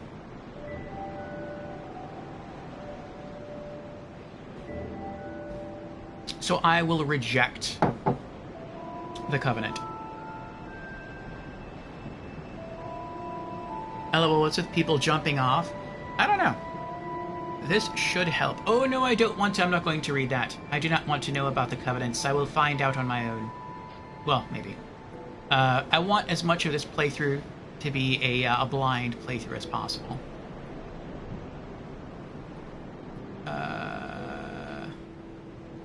No. I see. Then you'll have to brave this treacherous journey on your own. If you ever require help, come back anytime. I do. Will stay here and pray for your safety. Thank you, my friend. I thank you for the offer of help, though, Brandon. It is divine. I did not read it. Let's talk to him some more. Do you feel lonely here? A bit. Suits It's nice. me just fine, as I've nothing left anyway. It will grow on you, this place. Give it some time.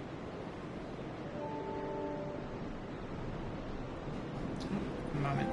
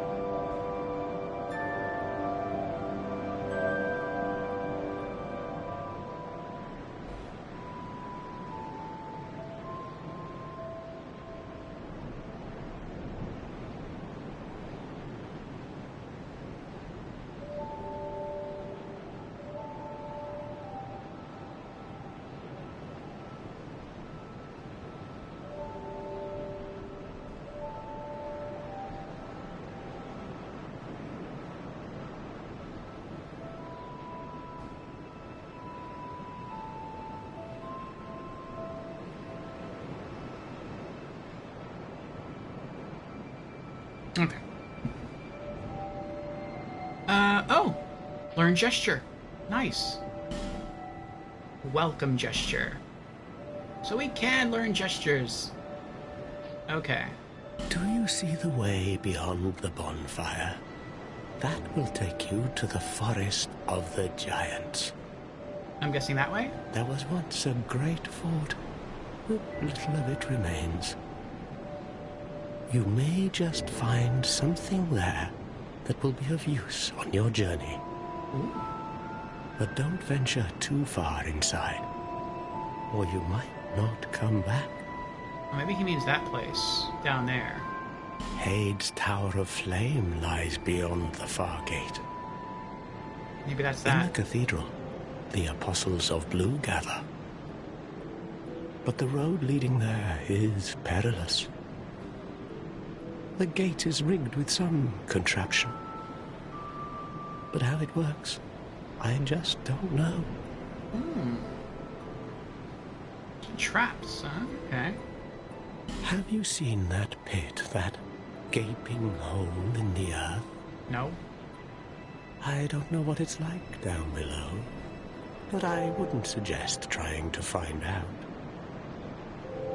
Besides, you'll never make it down there.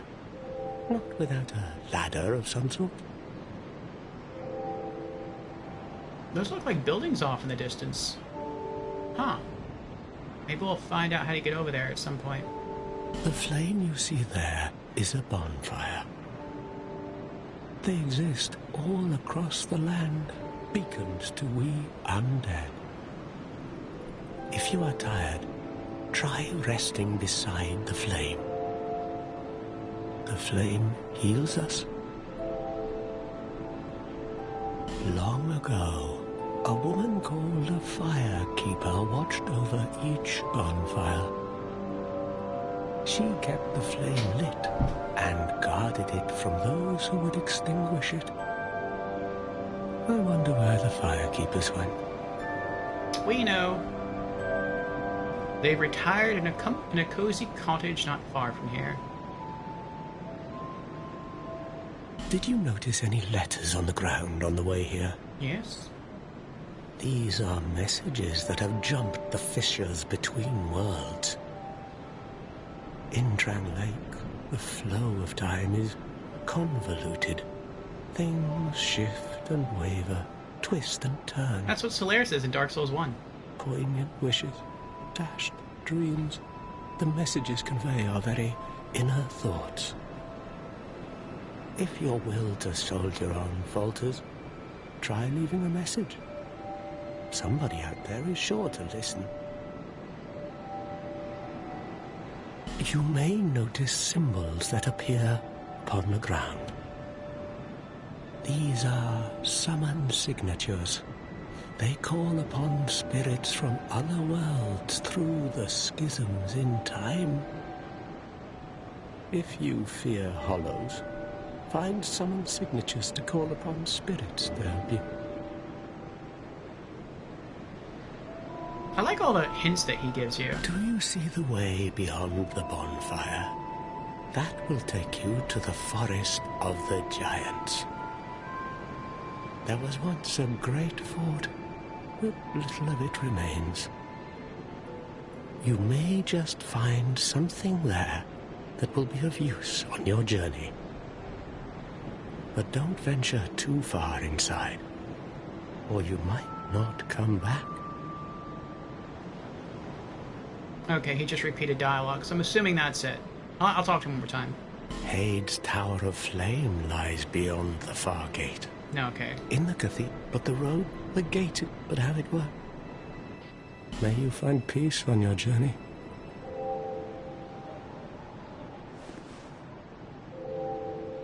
Okay, so it looks like we can go through there, that broken passageway near the bonfire.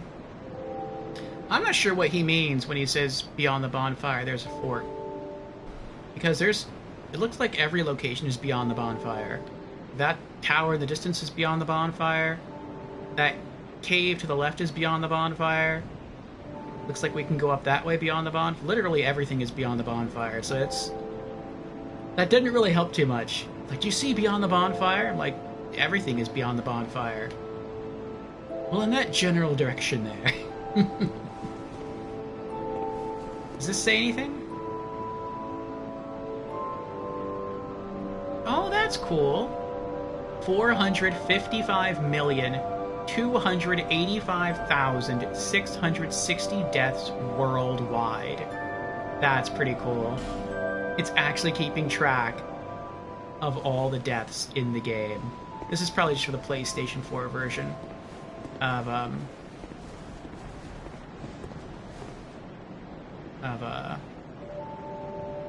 the First Sin. What is it called? Scholar of the First Sin. Hidden path ahead.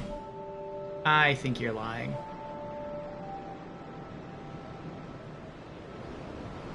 Though that would be really cool if it turns out, like, later on, we get to that temple over there and we find out there's a hidden bridge from there all the way back here. That'd be pretty cool. I would be really impressed. I highly doubt. Oh, something in the back. The letters are worn beyond recognition. It's weird that we'd even be able to interact with it, and I wonder if maybe later on we'll get some sort of decipher or cipher key. Well, no, it's not that it's a code, it's that it's just hard to read.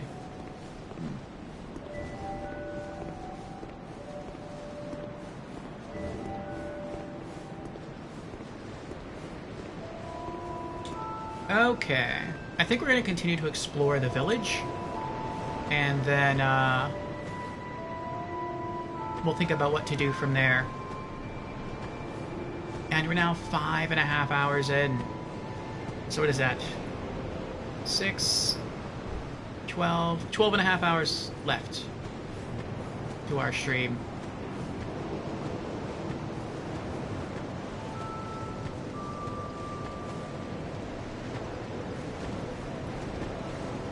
Oh, I see a soul item.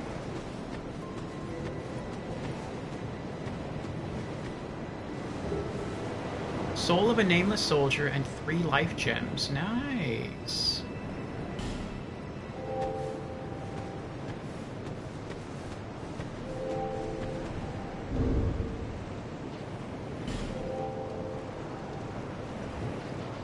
Nope. There we go.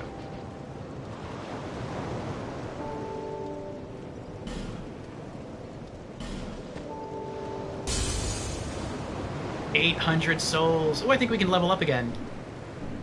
Very nice. Let's go do that real quick. Also, I want to rest at the bonfire and drop off... Ooh. Whole crown. Drop this off.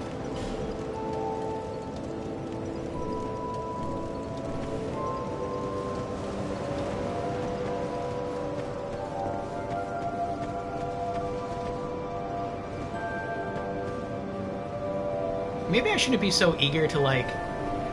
Oh, wait. I just thought about that. Like, I'm getting souls and I'm just, like, leveling up over and over again. But maybe, like, there's a merchant here that I could just buy a whip from. And if that's the case, like, I don't want to just keep blowing my souls. Like, maybe that guy is a merchant. I don't know. Hello? Oh, he's green. It looks like he's about to go hollow.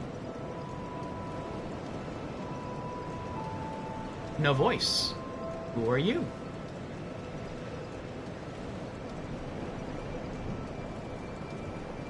He looks like a blacksmith. Hello?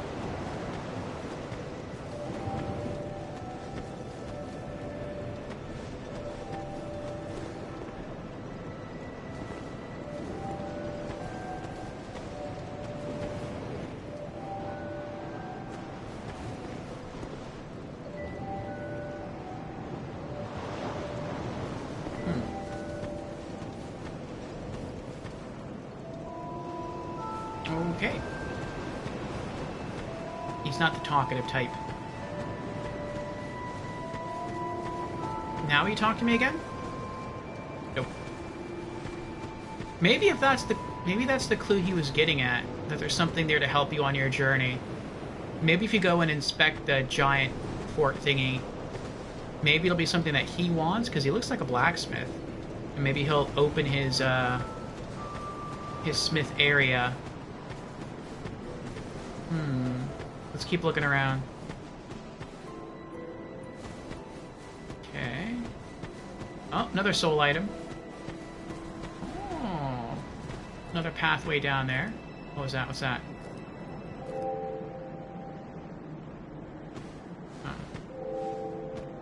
Play dead.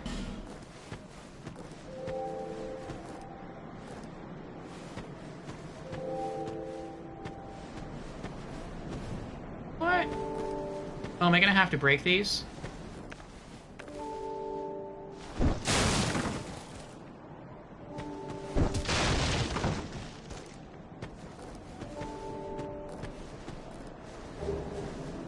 Another life gem. Okay.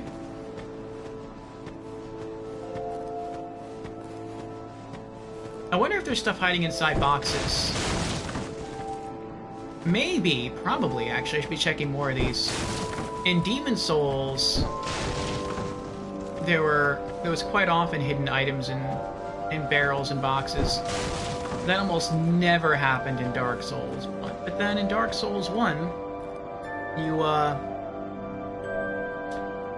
you only really healed through Estus. In Demon Souls, you had to heal through grass. Speaking of heals, I forgot about that. We got an Estus inventory. Estus Flask. Drink to restore HP. Replenish at bonfires. What? One? We have one? Oh, well, okay. I was like, in Dark Souls 1, they at least gave you 5.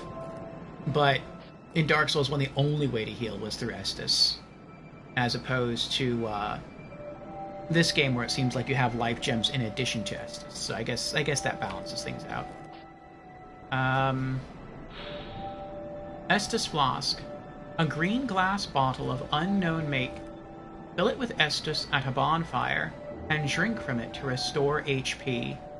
The nature of the link between the Estus flasks and the bonfires that illuminate the world of the undead is entirely unknown. But that is of little concern, for any undead knows the value of these precious flasks. Okay.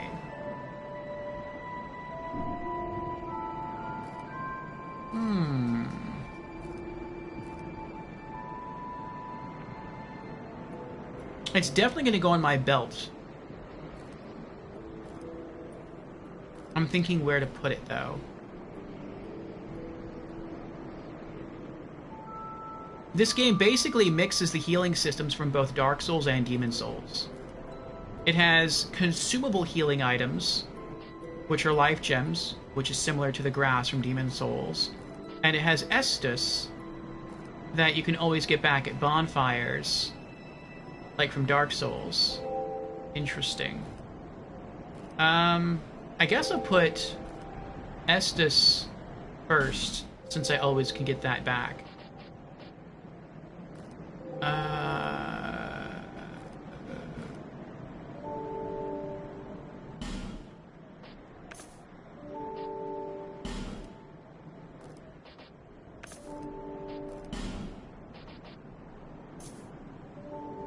Okay. You can go down there. You can go over there. I feel like this world is so big. Like, I've barely explored any of it. And I feel like it's absolutely massive. And I love that. Wait. What did you do? Oh, I have my menu open. You people are weird. You're just weird. Unless you, like, unless there's a trophy. I mean, maybe there is. Maybe there's a trophy for, like, dying so many times. If there is, then okay, I understand it. You're going for platinum. I get it. But if there's not a trophy for, like, killing yourself over and over again, or, like, a really cool item you get from killing yourself over and over again, all these people just, like, jumping off and walking off are just... What were you fighting?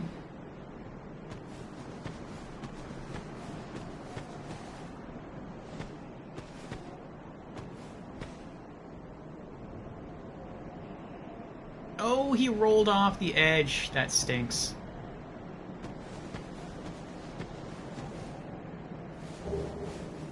Oh, Homeward Bones. Nice.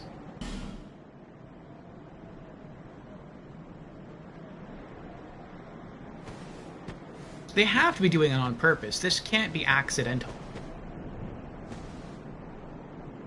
Visions of Danger Zone. What if you can get over there? Kneel. Victor's Stone. Enter Covenant. Offer Awe Stone. Leave.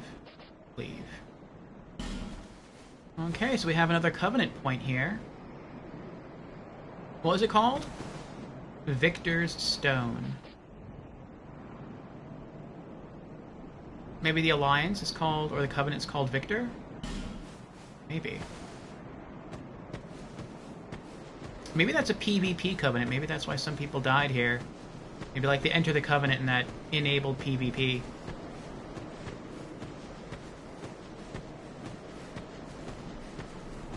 I feel like it wouldn't be possible. I mean, I could be wrong. But I feel like it wouldn't or shouldn't be possible to be invaded here. Like, everything's so peaceful.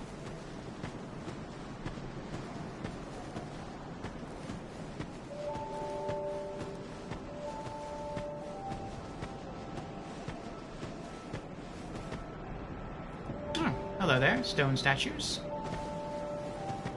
What is this? Oh, there's a well.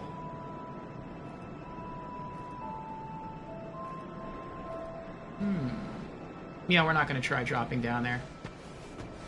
Maybe if I had a ring, that would allow me to take less damage from falls. Then I would go down there. I would try that, but I don't have one, so we're not going to try that.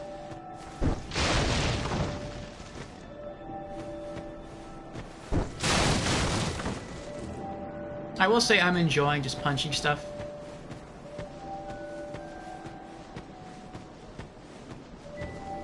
Anything in here? I hope I don't accident like invade someone's home and they just kill me immediately. Like, you're not allowed in here. Well, I guess they tried attacking her too. She must have whipped their tails. Hello there. Hello. Welcome to my shop. Ooh, this is a shop. I'm Morlin, and I sell armor. Oh, I want weapons. Oh, sorry, Please do have a look at my wares.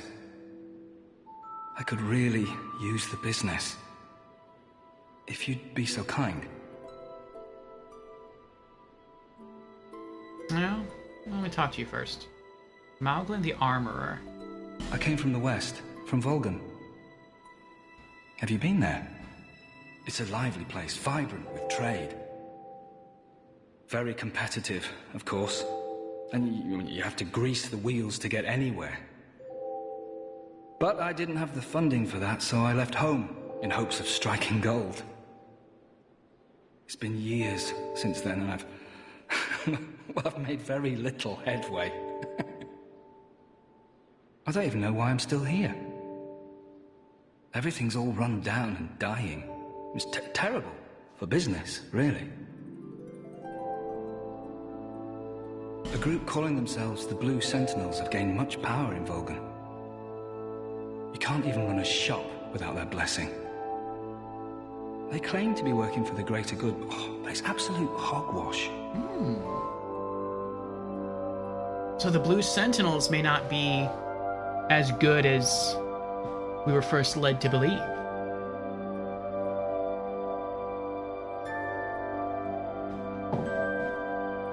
That reminds me of the color white in Magic the Gathering, where on the surface white is the color of good, but all the colors of the Magic wheel balance each other out. That's actually my favorite thing about Magic the Gathering. It's not even the game, it's the philosophy of the color wheel, where it's like any color left to itself to an extreme is bad. And it was like, while white is seen as the good color in Magic the Gathering, and it has angels, some of its strongest champions, which are typically seen as creatures of good. The one thing about white is that it's also very orderly, to the point of severe rigidity. And anyone or anything that deviates from that is cut out. And it seems like the Blue Sentinels are a little that way, where it's like, they want everything just so. And if it doesn't fall within their parameters, then you can't have it. They're basically like, they don't allow freedom.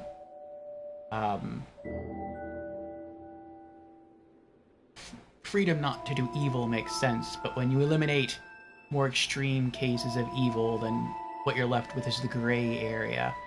And so little by little they start chipping away at the gray until all they have left is the white, which is what they say goes and nothing else. Oh, by the gods, why the hell am I here?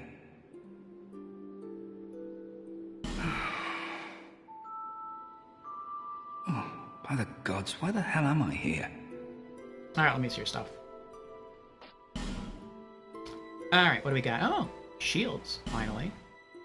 What is this? Iron Parma. A small shield made of iron. The unusual design suggests a foreign origin. Lightweight despite its iron construction, and sturdy despite its small size, but not sufficient to protect one from real danger. I feel like maybe until I get a whip, maybe I'll get a shield, but if I do, it'll be a very small shield. I would think maybe like a small leather shield would be okay. But, yeah, I don't know, we'll see. I feel like as soon as I get a whip, I completely abandon it, though. Silver Eagle Kite Shield. Medium-sized metal shield, a commonly used standard shield. Has a pointed top designed for ease of use while on horseback. Okay. Twin Dragon Great Shield. A wooden great shield featuring twin dragons. Quite light for this size of shield. One requires strength to handle a great shield, but they are very stable. In battle, one fights using shield bash instead of parrying. Oh, I see what they did here. So they have one large, one medium, and one small shield. I got you, I got you. See, now I'm not sure we'll ever use a shield. I was leaning towards that, but you need at least 10 strength in order to even be able to use a small shield. And unless we need strength to wield a weapon, which I'm not sure we do, I really don't want to waste points investing it into strength. Especially when, like, I don't plan to continue using a shield. Like, I plan to stop using a shield as soon as I get a whip. And so I feel like that would be a waste of points. And I think when I looked at my strength set originally, we were at 6 strength. So I'd have to invest 4 levels just into strength to then invest more souls into buying a small shield that I may not be using for very long anyway. So I feel like that would be a waste of points. What else do we got? Armor, okay. Standard helm. Helmet made of iron. A commonplace piece of armor. No embellishments, very solid. I don't really care for the look of it. And the headpiece we have now increases item discovery, so I prefer just staying with what we got. Hard leather armor. Armor made of sturdy leather. A commonplace piece of armor. No embellishments, very solid. Hard leather gauntlets. Hard leather boots. Infantry armor. Armor worn by Drangleic infantry. A piece of basic minimal equipment. At least it's light and easy to use. Infantry gloves. Infantry boots. Falconer helm. Helm worn by the Volgan falconers. Domestic Volgan soldiers are infamously timid, so it is no wonder that this fierce band of mercenary falconers was hired to compensate. In practice, they serve as bodyguards for the affluent elite, and they serve well, such that nobody dares scrutinize their backgrounds. Falconer armor, falconer gloves, falconer boots. So it looks like we have armor for medium strength characters, we have armor for lightly equipped characters, and we have armor for heavy characters. Okay, we're not going to change our armor. Like I said, I'm not a big fan of the armor we had, at least the look. I just really don't like the eagle shoulder piece. I'm okay with kind of mostly everything else. I don't like also the bottoms of the tunic. But aside from those two things, I would, if I were to buy a suit of armor, I would like everything to match. And I really don't want to have to take off the headpiece because I like being able to find more items as we play. So I think we're good for now. We're not going to buy any of his armor. Sorry, guy. Well, I do hope I see you again. Well, I might buy something for you, or from you, if you expand your inventory. Maybe you will, as the game continues to go on. Fire required ahead, and then artisan.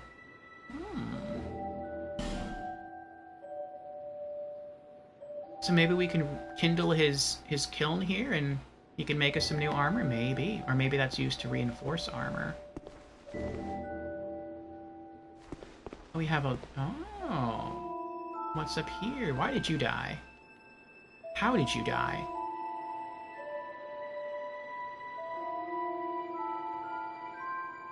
I don't know what that happened. I don't know.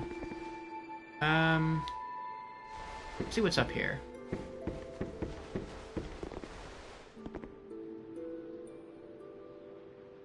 Nope, he's staying there.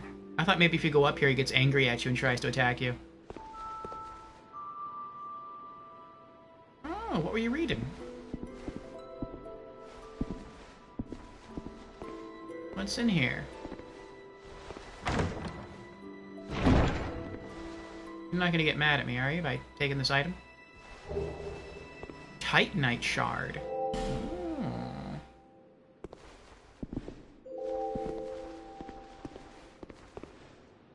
I didn't take anything. I was just checking out your books.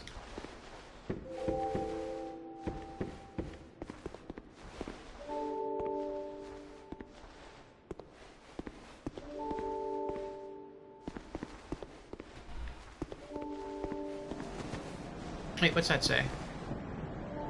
Good luck. Okay. Weakness, wheel, but wheel. Okay. What else we got?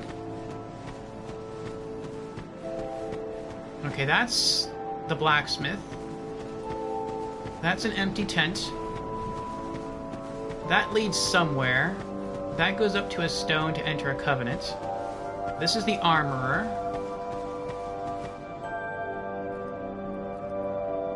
Wait, was that the armorer? Or that the armorer? Wait, where's the armorer? Did I just get lost? I may have just gotten lost. I don't know how I just got lost. Okay, so I know that's the smith. He's still sitting outside the cabin there, right? Yeah, okay. So then I ran this way. I have no idea where the armorer is. Wow. I just left. Okay, so I know what that is. I know that leads somewhere. We got his item. We came around here.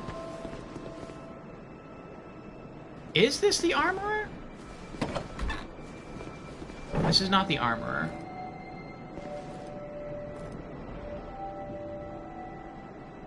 Oh, it's one of those creatures we saw in the starting area. Looks like a little raccoon.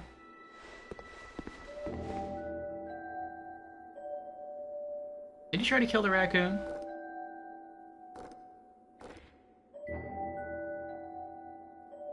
Oof.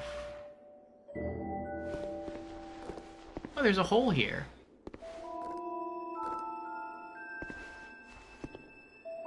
Wonder why there's a hole here. Wait, what was that?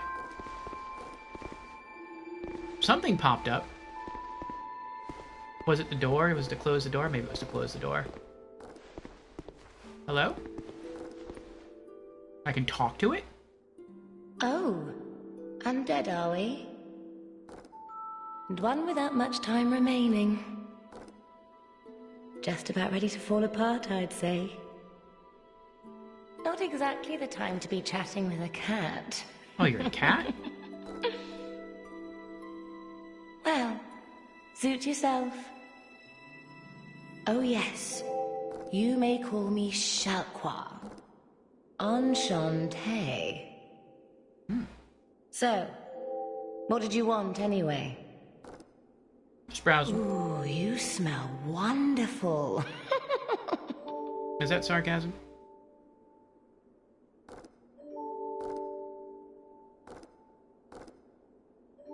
Buy item. Let's talk. This place is already dead. Everything will crumble and waste away so that something new may be born. Isn't it wonderful? Why are you clawing at the wall? This place is fascinating. We receive only the most peculiar visitors. Folk like yourself. It's enough to keep even a cat amused. Are you going to see the old ones? The old ones? Those four who have grown so incredibly ancient. They must have sprouted quite a thick coat of moss by now. For heaven's sake, no one even knows their names anymore. Imagine that. That sounds like a reference. Yes, nothing like yourself. For you have a most pleasant scent. It grows nicer with each passing day. That sounds like a reference to Demon Souls. Where in Demon Souls, the old one was encased in tree bark.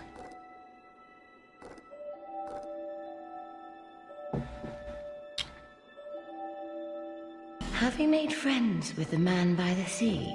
Maybe. Spoke to him. He's lost everything. Absolutely everything.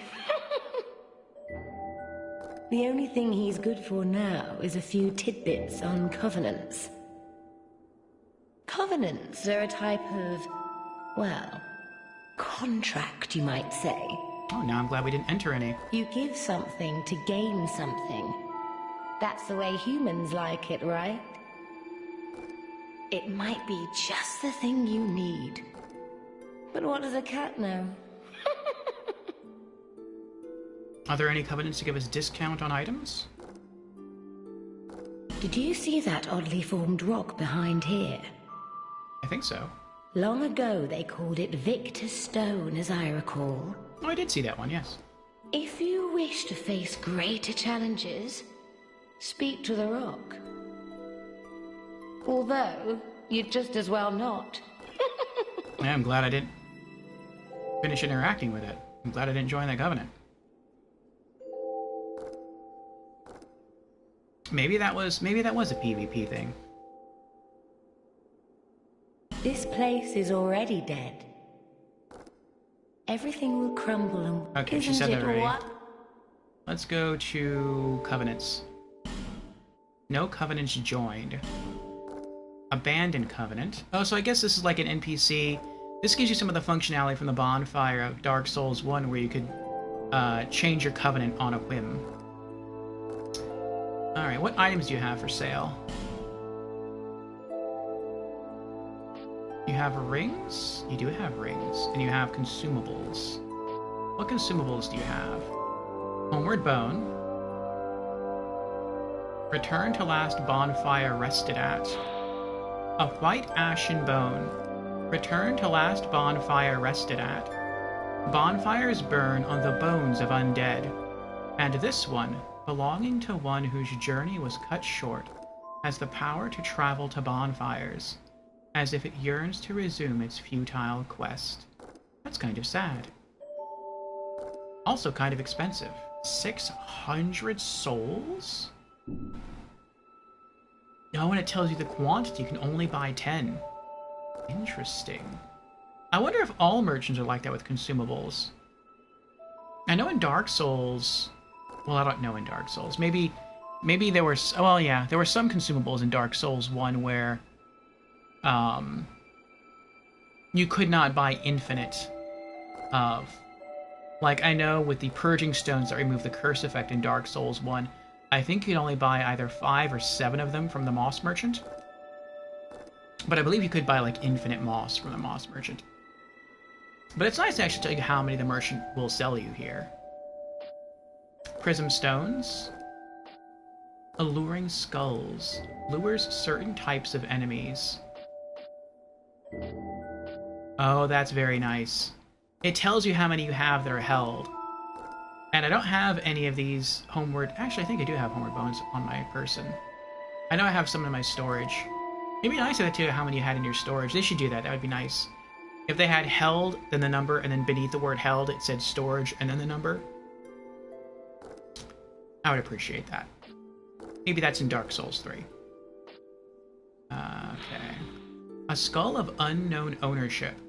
Smashing it releases traces of souls, which attract nearby foes. Does not work on all enemies, but can prove useful in unexpected ways.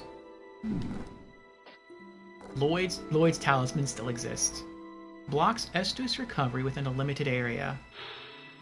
Talisman used by Cleric Knights. Blocks Estus recovery within a limited area. It is said that the Cleric Knights used these talismans to hunt down accursed undead.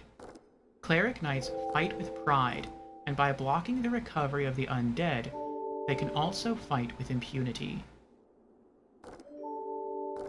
Oh! This has roughly the same description as from Dark Souls 1, but I never really understood.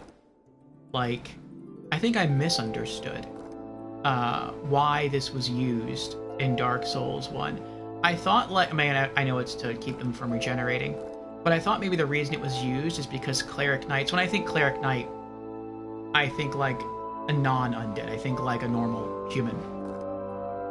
And I thought that, like, with Lloyd's talismans, the cleric knights despised the undead because they were considered to be unholy abominations and they must be extinguished. And so having a Lloyd's talisman would help them to do that. But I feel like, I mean, that could be the case. But now that I'm reading this again and thinking on it more, I feel like this could be less thematic when it comes to cleric knights, maybe, and more strategic. In that if you're a cleric knight, you don't need, even if you're undead, you don't need Estus to heal. You're a cleric. You can just heal yourself with a miracle.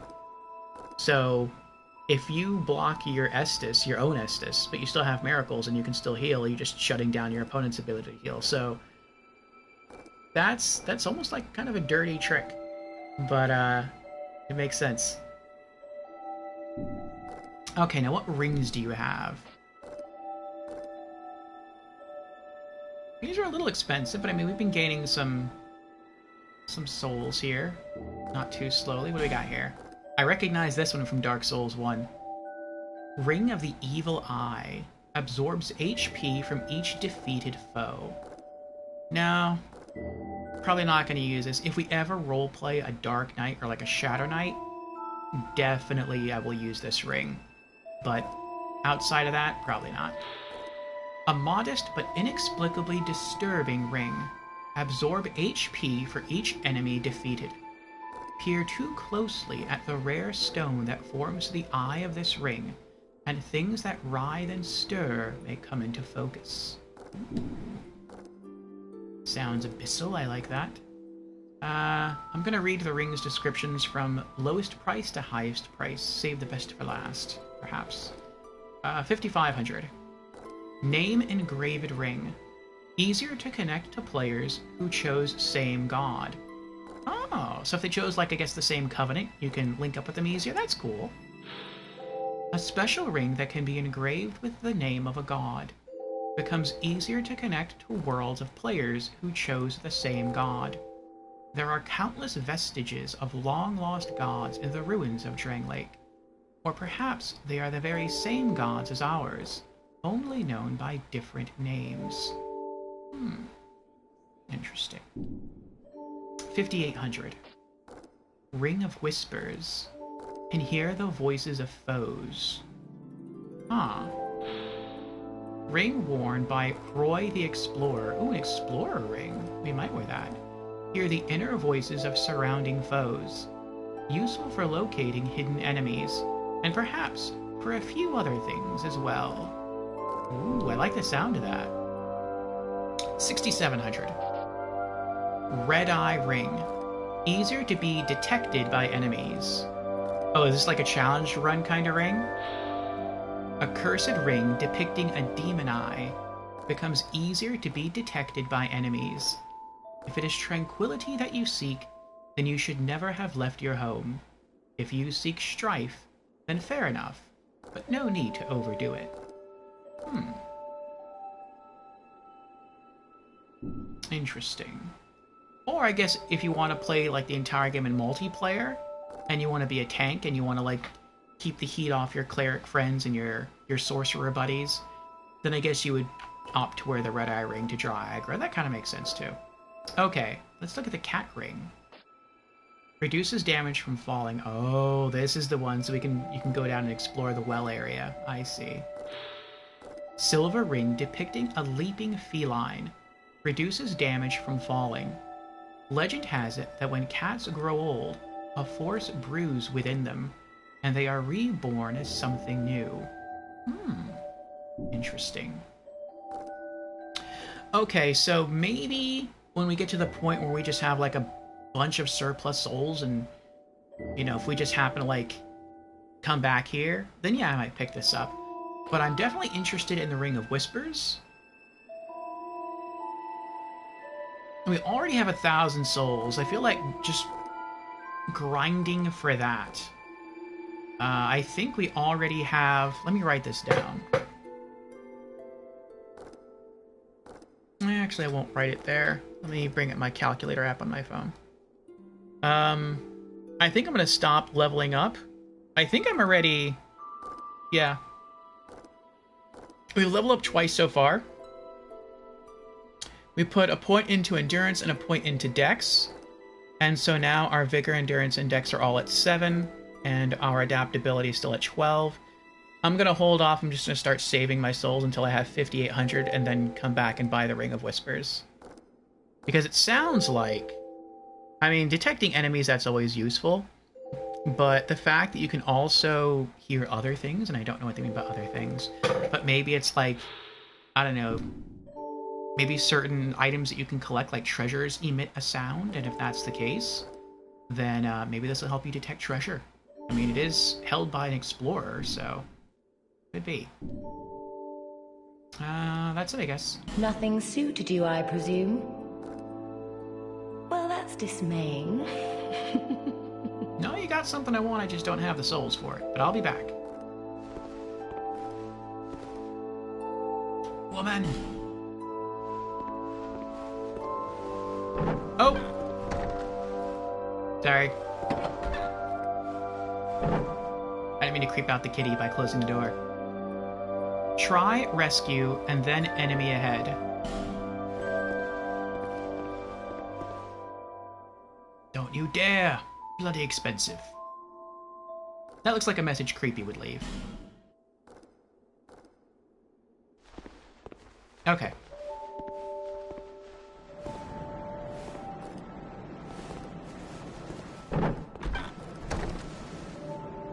I like how when you go to close the door, like, it looks like if your character had an item, like a weapon or something in their hand, it looks like they put it away first. Then he closes the door and then he, like, takes it back out. It's kind of difficult to see right now because he doesn't literally have anything in his left hand. But, oh, what is this with the well and the stone? Close-ranged battle required ahead, and then hurrah for treasure. So maybe we can push this stone down, and it'll pull something up in a bucket? Like an enemy with a treasure, then we kill the enemy to get the treasure? That's cool. What's that?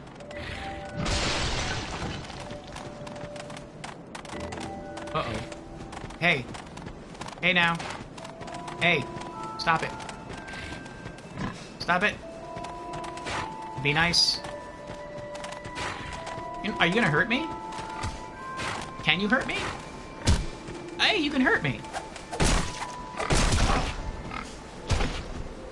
They are super tanky. And I am not. No! Leave me alone! Leave me alone! Oh my goodness.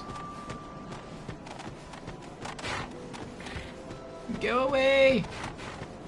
Go away! Help me! Help me, Emerald Maiden!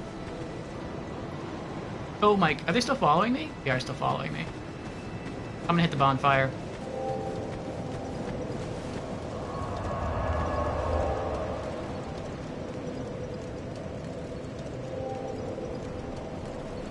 Well, okay then.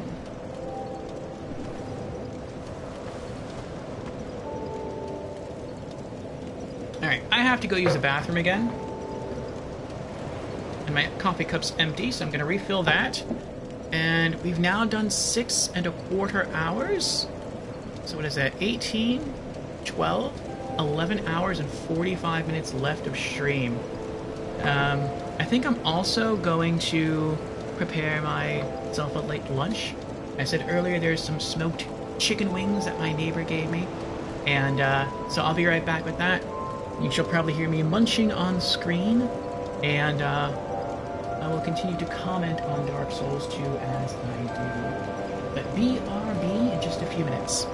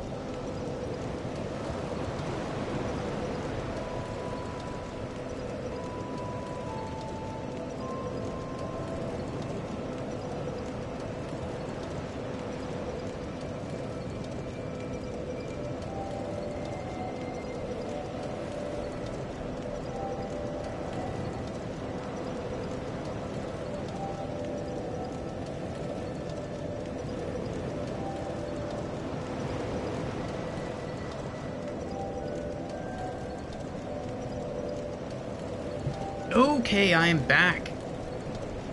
Thank you again for your patience. Alright. So my neighbors gave me, let's see here, 1, 2, 3, 4, 5. Looks like half a dozen smoked chicken wings. I also have another full cup of coffee.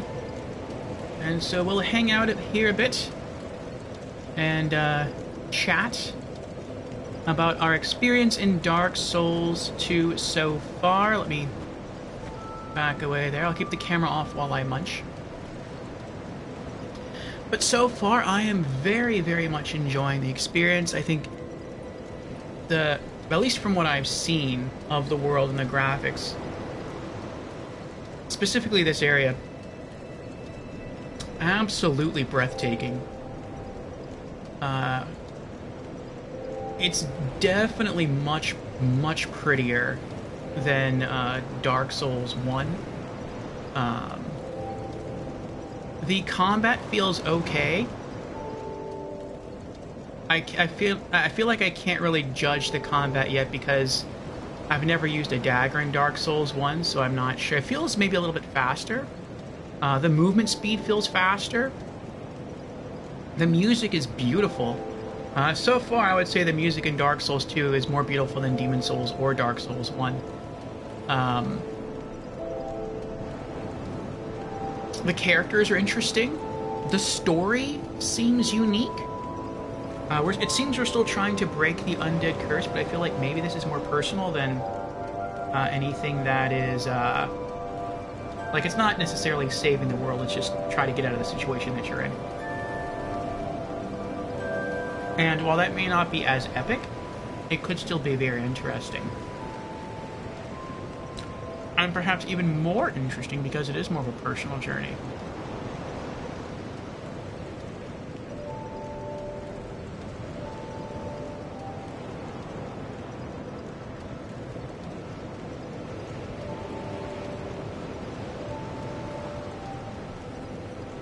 Alright, one wing down.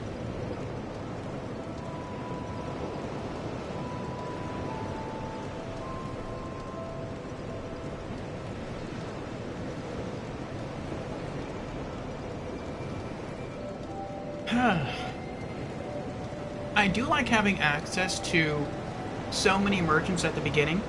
I wish that we had access to the smith. But I feel like the clue that we're given, which is a very obscure clue about venturing into the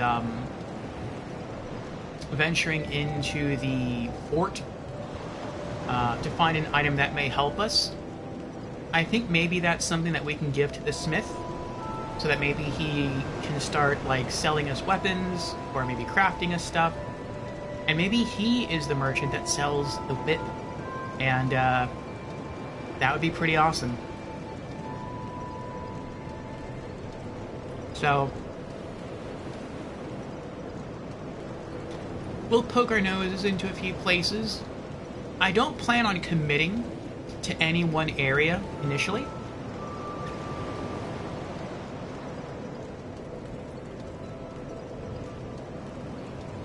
Like, now that we have this sort of hub area, and everything aside from the pigs, everything seems quite safe here. I'll probably finish exploring the rest of the buildings here. And, I will try to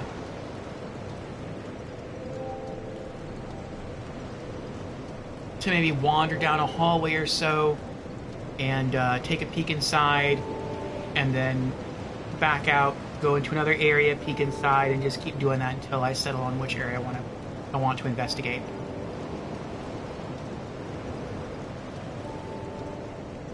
This area could very well be similar to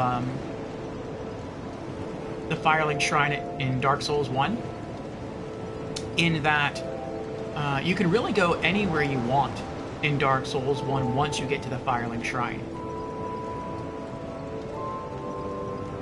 But there's definitely an order in which you're supposed to go. And if you defy that order, you can, but it's going to be a lot harder. And so I may have to test the waters of each area to figure out which area has the easiest enemies, and that will obviously be the area that we're supposed to go.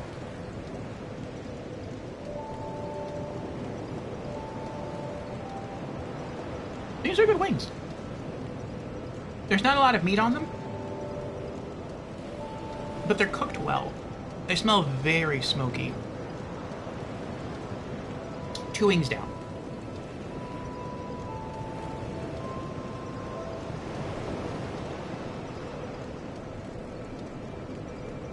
And I like that about chicken. I like smoked meat. I do not like smoked fish. I do not like smoked seafood. But smoked beef? Smoked chicken? Yes. Smoked turkey? Alright, let's talk about that ring. The ring for 5,800 souls.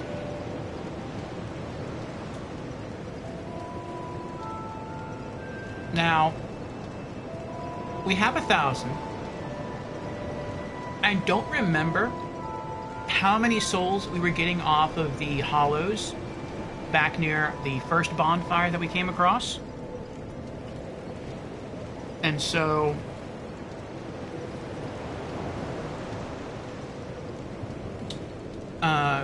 we may also go back to that area to farm.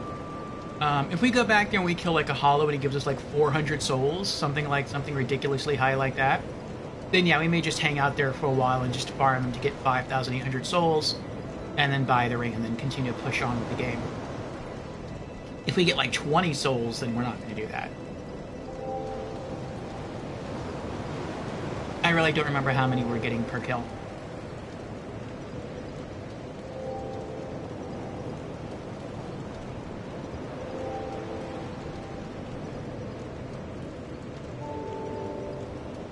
I don't think it was too many, though, because we needed 800 souls to level up to get our first real level. And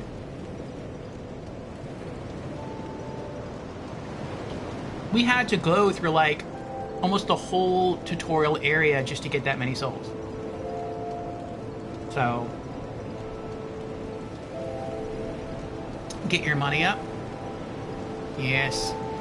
I think that is good advice. And welcome, Indy. How are you doing? Welcome to the stream.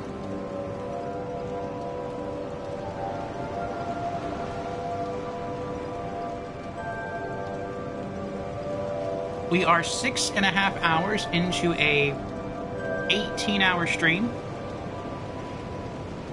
And I have taken a little lunch break here.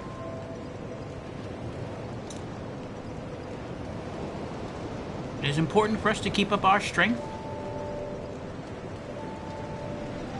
on such a lengthy virtual journey as this.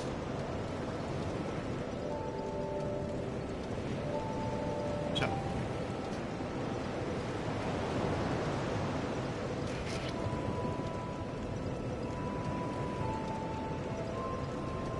I am munching away for a bit. Thankfully, the neighbors gave me some of their... They were out barbecuing, and they gave me some of their chicken wings. And they're very good. It's also been a long time since I had chicken wings.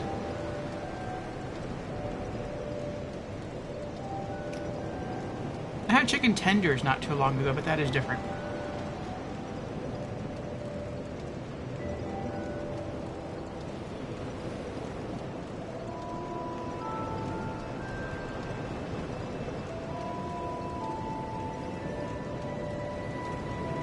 In regards to the NPC who sells the ring that I want to purchase...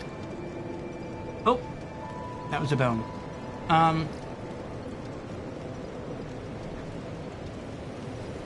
wonder how many people just attacked her.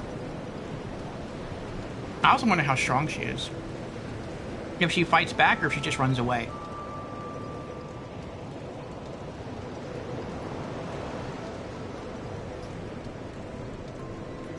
I'm guessing a fair amount of people just attacked her.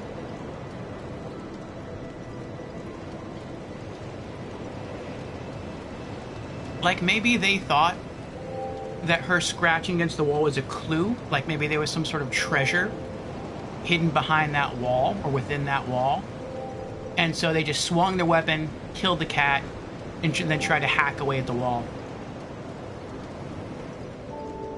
Not even realizing that it was an NPC.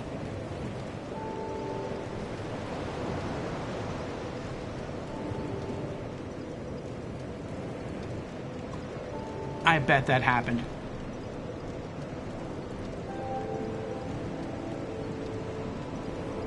I almost did that. The only reason I didn't do it is because I was curious. I wanted to see if it could be an NPC. Never in Demon Souls or Dark Souls 1 has there been a NPC that could talk to you that was of inhuman origin.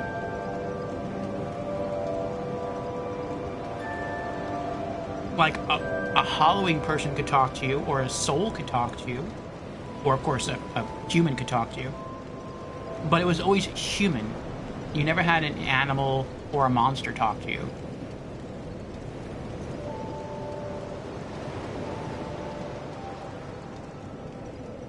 So that did take me by surprise.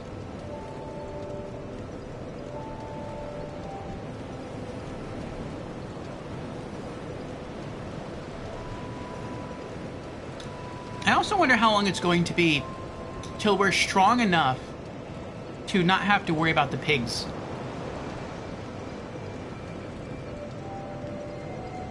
Because when I head back in that direction, I'm gonna have to like run to the house, open the door, and then close it to secure ourselves inside.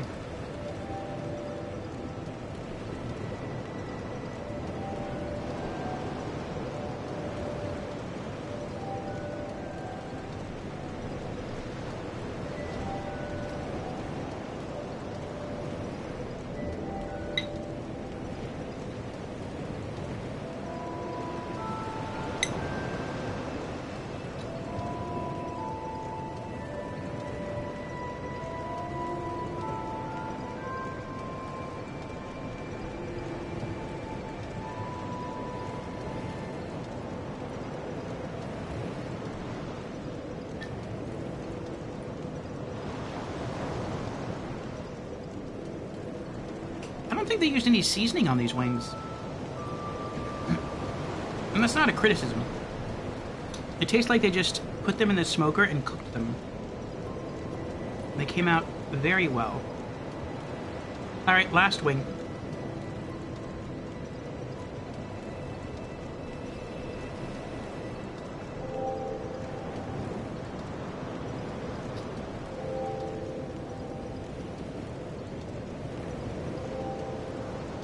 And then probably another 5 or so hours we'll take our final meal break.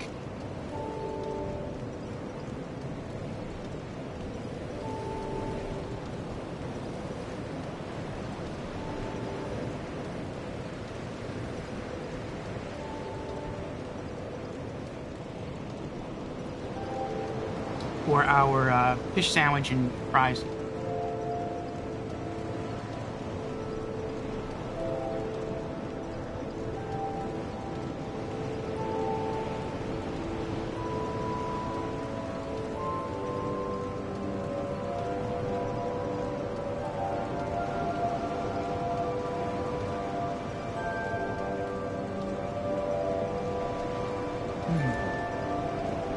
Very tasty.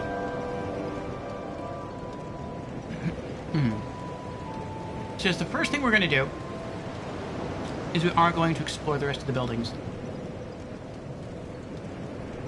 Then, I think we will use the bonfire to try to go back to the tutorial area. And we will kill the first hollow to see how many souls we receive from that hollow.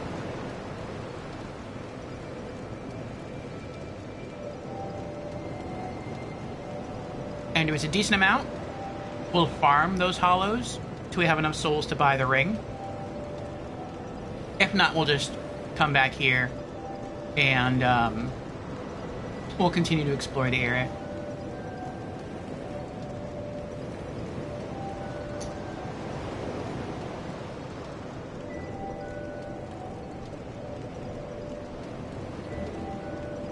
All right. I have finished eating the wings. I'm going to empty my dish and wash my hands, and I'll be right back. We'll continue the game. Give me just 2 or 3 minutes.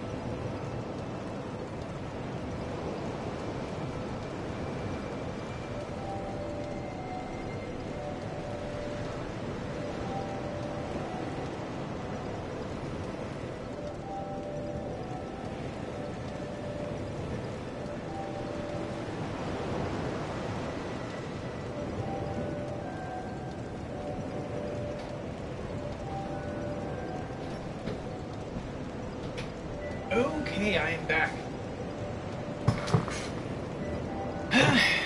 Clicking the camera back on.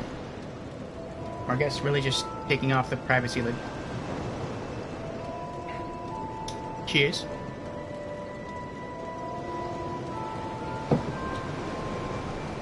Get some more Gatorade too. Oh, speaking of which. Hello, Fusion. Welcome on in. I've missed the first 6 hours. How's it going? I was busy playing DayZ. Oh, how's DayZ?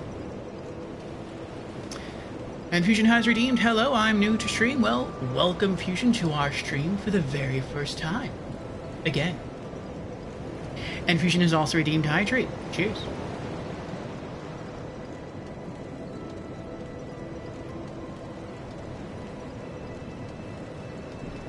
I was getting thirsty.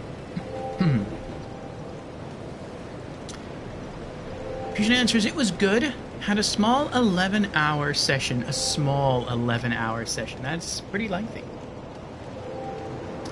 Well, I'm glad you're enjoying yourself. And he says, good job on the hydrate. Thank you, Indy. I tried. Want my glasses a bit. While I detail for Fusion what we did within the first 6 2/3 hours of the stream. So, as always, we went over our opening announcements. And we launched into the game. And I don't know if you've played this. Actually, I think you have played this, Fusion. So you probably know where we are. You just don't know what we've accomplished. We haven't really accomplished much of anything, really, in the 6 hours and 40 some odd minutes we've been playing. If you know what you're doing in this area, like if you've already played before and you're doing like a New Game Plus thing, you can probably reach this area and do everything we did in like 10 minutes. Which sounds kind of sad, but it's probably true. But, we went through the tutorial area. We had our cutscenes. We chose the character name. We designed the look of our character. We spent probably more time designing the look of our character than we ever did in Demon Souls or Dark Souls 1. And that's because I liked the character creator. It felt simple, but it felt like it had more options. We chose our class, the Explorer, and we met the crows that we could trade with, and we got some Dragon Bone, which I was hoping for the old whip, but oh well. We found our way here. We absolutely love the music, love the graphics. We leveled up twice. We chose the main stats that we're going with.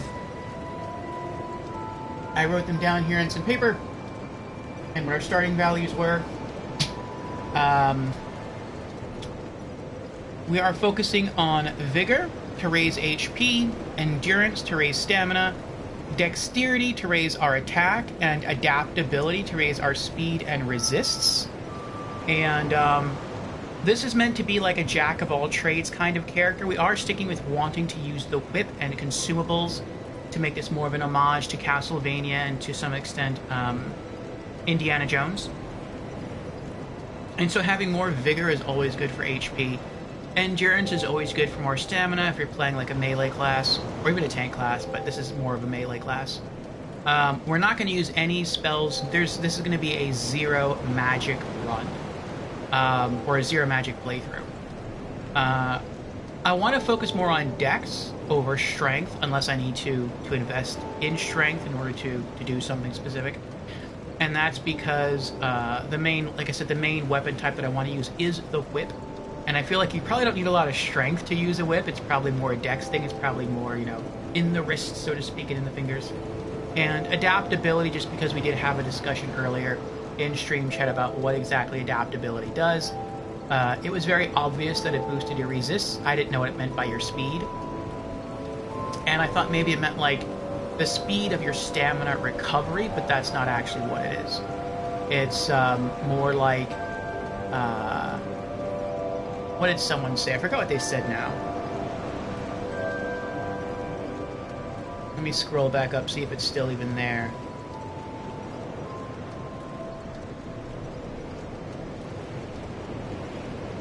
No, it's not there anymore.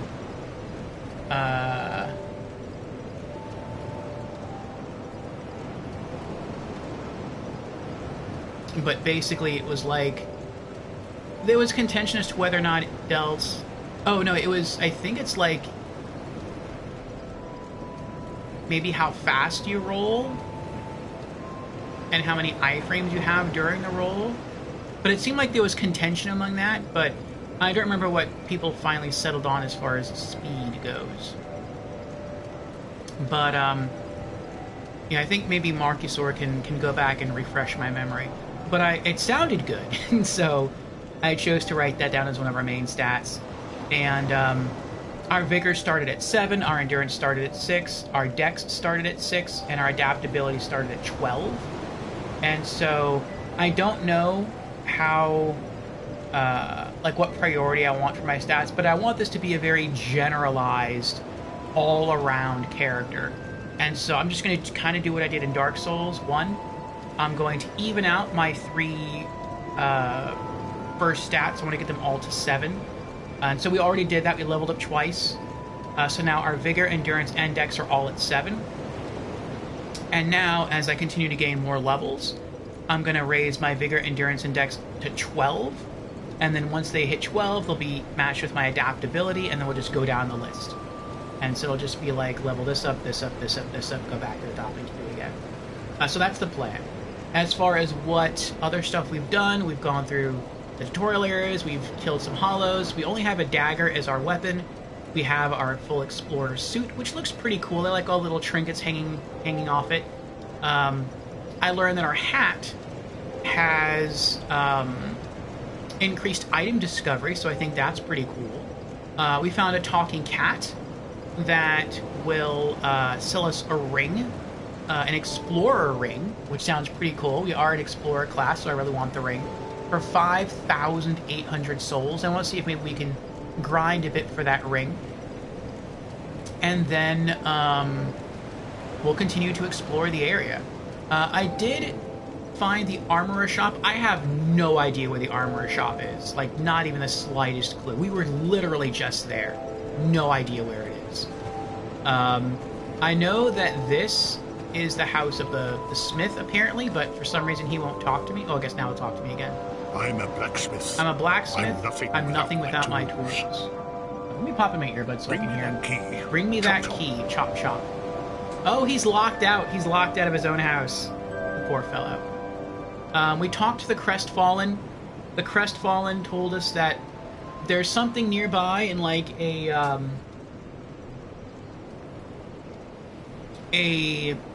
ruined fort that may help us in our journey.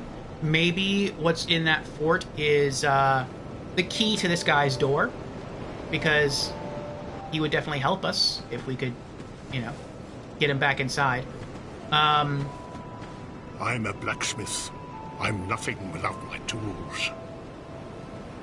Bring me that key. Chop, chop.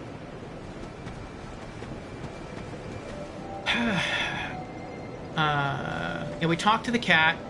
We wandered further to that building in the background, but we were assaulted by pigs, or piglets, and I tried stabbing one of them, and they are way tankier than I am. I let one of the piglets hit me, and it dealt a huge chunk of damage. So I don't really want to mess with the piglets. And that's kind of where we're at. So now I want to go see if we can explore that house over there. And then I want to explore that house right there. And then I want to take the bonfire and head back to the tutorial area. I learned that we can teleport between bonfires from the very beginning of the game. That's pretty awesome. We don't even need like the Lord Vessel from Dark Souls 1 to do it. You can just do it off the bat. That's pretty awesome. So we'll go test out how many souls we get per kill back in the hollows in the tutorial area to see how many we get, so if maybe we can farm those to get the ring. If they don't give us that many souls, then we'll just come back and start exploring this area. Fusion says, goodness, I knew it. So 6 hours of the tutorial, gotcha. LMAO, just kidding. That's pretty much it. It's about 6 hours of tutorial. Have I died yet? No, I have not died. Not yet. I'm guessing your appearance changes when you hollow. We're still pretty human. I also think it's interesting how they kind of smushed together some elements of Demon Souls together with some elements of Dark Souls 1, which I find is cool. So, when you start the game, you start hollow. And then, after you get a cutscene, and I guess the lady in the cutscene gives you a human effigy, and you look into it, you become unhollowed. And when you're hollowed, it looks like your HP gets cut in half. And when you're in human form, you have full HP. So that's exactly what happens in Demon Souls. So that's kind of cool. Because I really feel like there was almost no penalty at all for being hollow in Dark Souls 1. But there is for being hollow in Dark Souls 2, and there is for being hollow in Demon Souls. And they also combined healing aspects from those two games. So we have an Estus Flask now from Dark Souls 1, but we only have one of them. And we also have life gems. But these are consumables. We don't get these back when we're at bonfires, and that's the same as grass in Demon Souls. So you have a combination of an infinite health supply, and then you have consumable health supply. So that's like Dark Souls and then Demon Souls. And I think that's pretty cool. I suggest you explore, then going back to tutorial. Well, we'll see, we'll see. I do want to finish exploring the houses that are here. And then we talked to Crestfallen. Crestfallen gave us like a very vague hint. He's like, if you... Yeah, I already told you. He's like, go beyond the... Do you see the broken fork beyond the bonfire? Or the entranceway beyond the bonfire? There lies something that may help you on your journey. And I'm like, everything is beyond the bonfire. Like, that path down there is beyond the bonfire. Up there is beyond the bonfire. The tower back there is beyond the bonfire. Like, literally everything is beyond the bonfire. Like, the clue is so vague that it's almost pointless for him to have said it. But, I mean, we'll explore. That is a really cool mace hammer thing. But let me drop off some items. I also like the fact that, even though you didn't buy it, you have access to an item box from the very beginning of the game. I think that's really cool.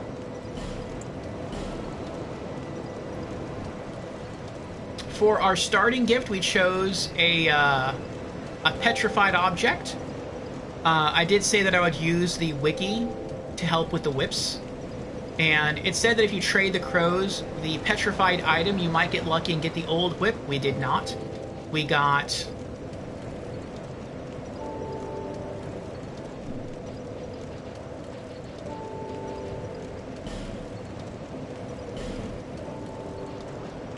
the petrified dragon bone instead.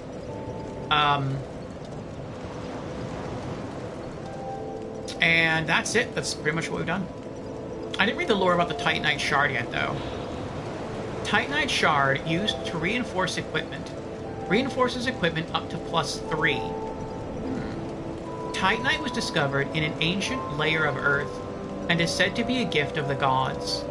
Titanite of this size has very little power, but it is still a rare find.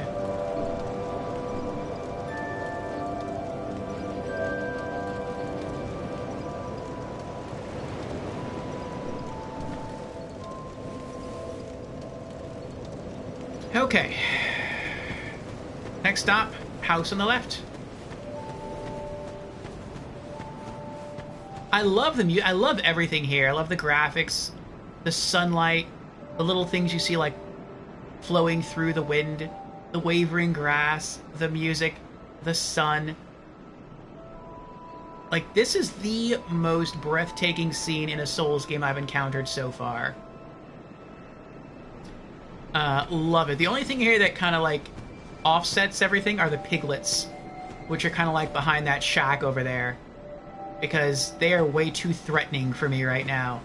But if I were stronger, that probably wouldn't be an issue.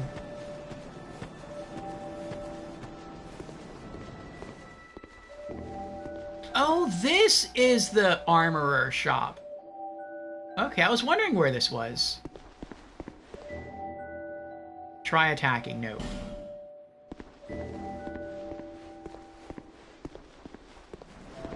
And that's the kitty's house. And we'll see if we can sneak in there.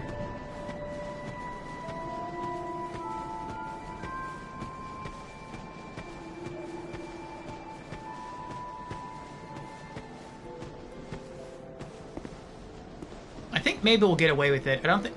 we went to the well, and there was a message saying, like, something about a risk and then treasure. And it looks like if you push the stone into the well, maybe it'll pull something up. And maybe you'll have to kill it, but then maybe, like, you'll get a reward. Maybe there's something in the bucket. I don't know. But I tried getting close to the well to see if I could somehow, like, interact with the rock. And that's when the piglets started coming for me. Maybe all you have to do is just walk towards the stone on the well and punch it. Maybe that would knock it in the well. But I know as soon as I get close, the piglets start coming for me, and that makes me a little nervous. And if I can't kill the piglets, I feel like I can't kill whatever is in the well. So I'm just gonna wait on that until I'm stronger. Unless the key's in the well. I'll think about it. It's locked. Okay. Maybe we will try that then. I didn't hear if you read my message. The one about exploring first?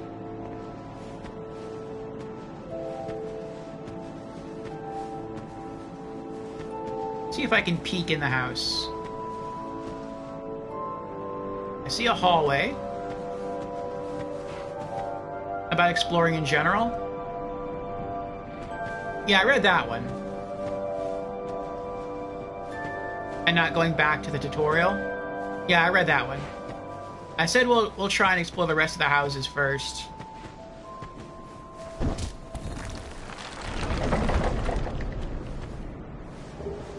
Estus Flask Shard. Awesome! We can already get our Estus Flask upgraded.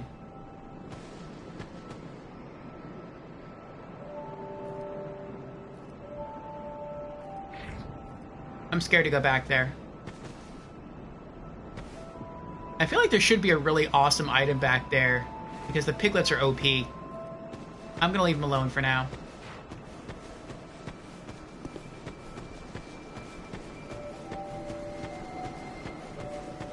I like the run animation. It feels more realistic than it did in Dark Souls 1 or Demon Souls. Want to make sure they weren't following me.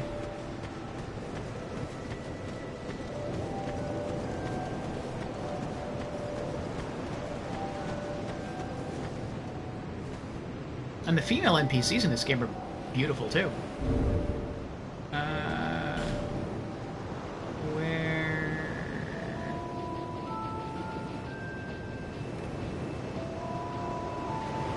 Aww. I don't get to read the shard? There's no shard lore? Oh, there it is. Estus Flask Shard grants additional Estus Flask uses. Interesting. And also confusing.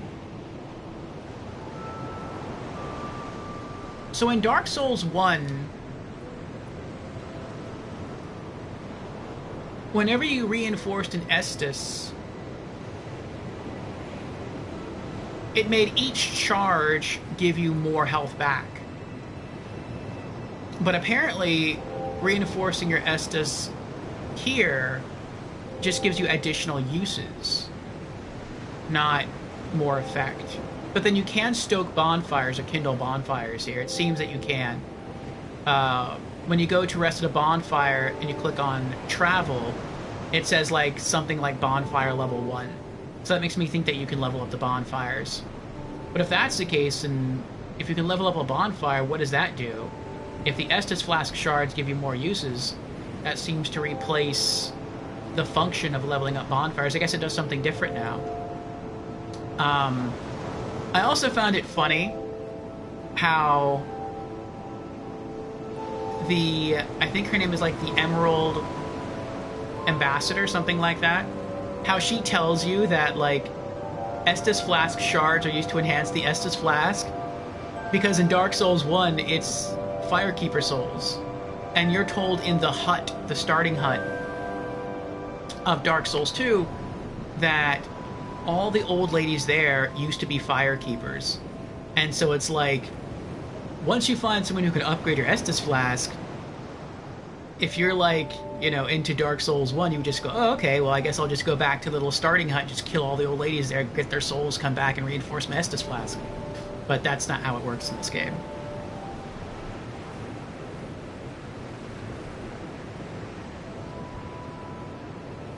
Less chatty, more stabby. I shall try. Can you assassinate anyone in this?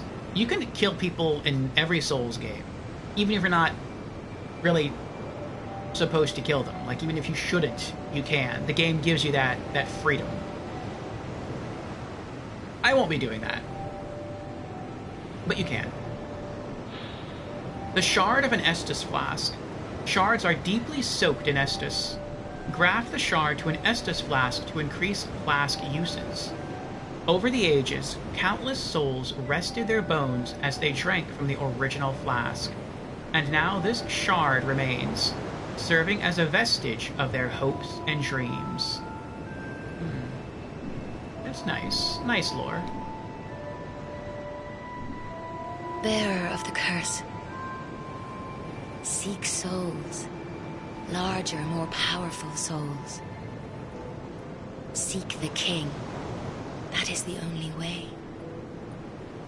Lest this land swallow you whole, as it has so many others.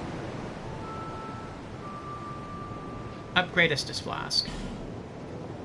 Give Estus Flask shard? Yes.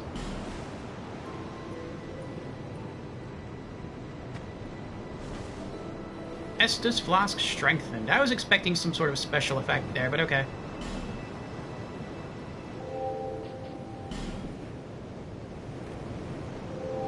Yes! We have 2 charges now. Awesome. Okay. Stab her? No! I won't be able to level up anymore. That would be horrible.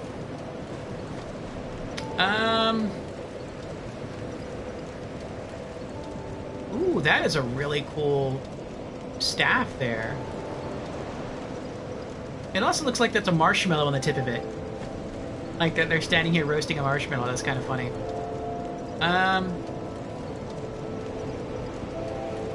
I do want to travel. I want to see how many souls we get. Things Betwixt. Firekeeper's Dwelling.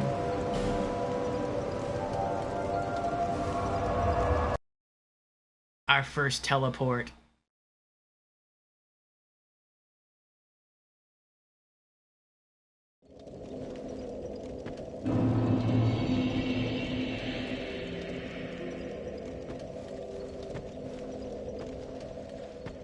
I wonder what's supposed to be in the circle. Like in the upper left-hand corner, we have a red health bar, we have a green stamina bar, and we have like a wreath of something, but I don't know. It looks like there's a space for something. Oh, maybe that's... No, it can't be. I was gonna say like maybe that's humanity, but I don't think humanity is a thing in this game. We also lit some of the pyres here, but we didn't light them all. I didn't know how the torch worked, and so I thought like maybe when like the 5 minutes of the torch expired, you could just light it again. But apparently once the torch runs out, it's gone from your inventory, and you need to find, like, a new torch. Now that kind of stinks. Alright. Oh, we got 200... Yay! Extra 200 souls. Alright. Come at me.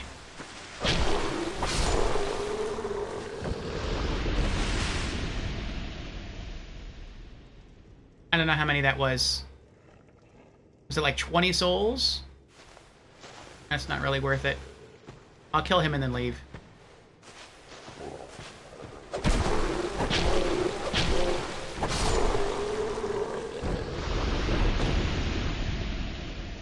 Yeah, I'm only getting like 20 souls per kill. I don't know what dies when I first get here that gives me 200 souls. That happened the first time. I could just like use the bonfire and then just keep walking back out here to get a free 200 souls each time. How long did that take? 58 divided by... I have to do that like... Not too many times, like maybe 20 times. I'm not going to do that though.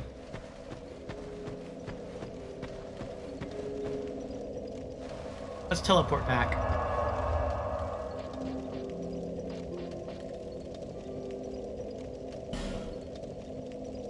Majula, the Farfire.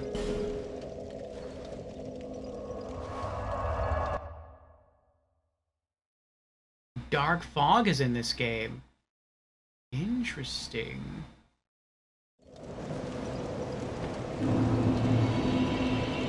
Wait, what? Why is she here? She was standing over there next to the tree.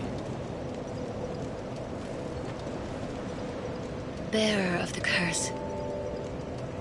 Seek souls. Larger, more powerful souls. Seek the king. That is the only way. lest this land swallow you whole, as it has so many others.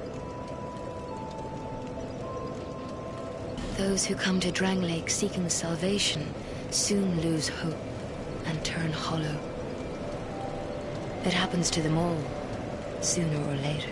That's new dialogue, I think. That blue knight at the base of the tower, his spirit is already broken. No, never mind.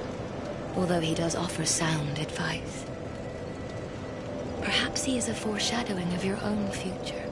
Great voice acting. So, well, at least with her. And I love the character models. Like, even my guy feels like he's just cool to strut around with. Look at her cloak. Billowing in the wind. Beautiful. Okay. So we can go... areas that we have not explored yet. We can go that way. We can go...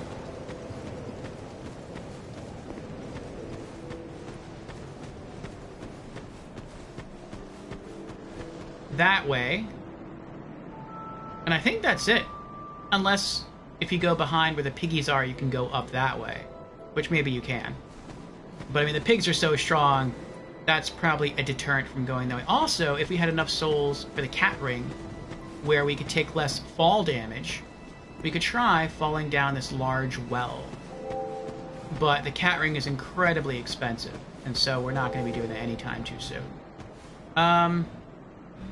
I feel like the area that we're supposed to go is probably this way. That's the way we came from. That's the tutorial area. It looks like maybe if we go this way, it should eventually take us down to that temple way over there. I don't know. But this is where we shall start to explore.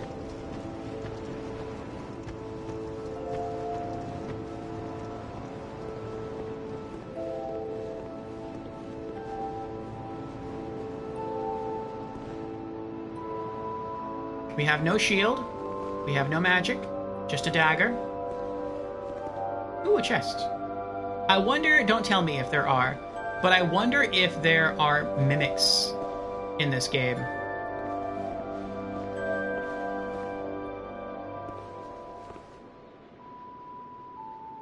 Friend ahead.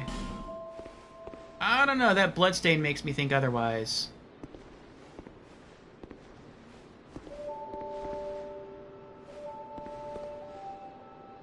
Let me see how you died.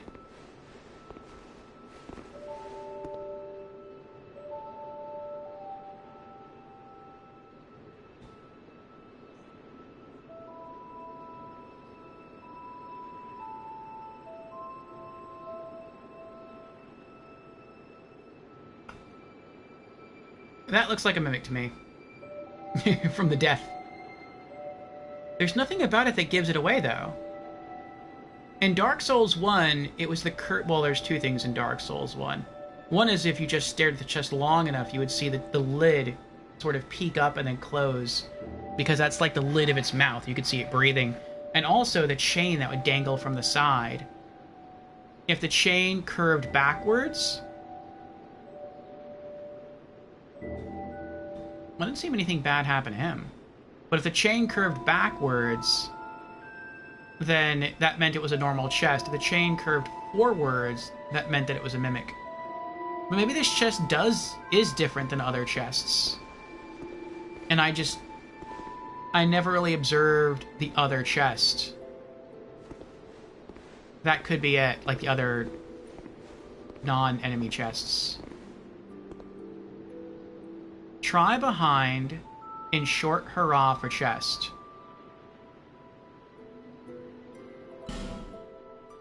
I don't know.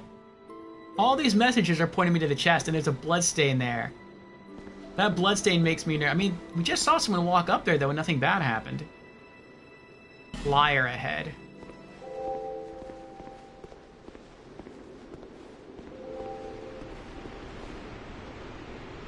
Hidden path, and then hidden path ahead.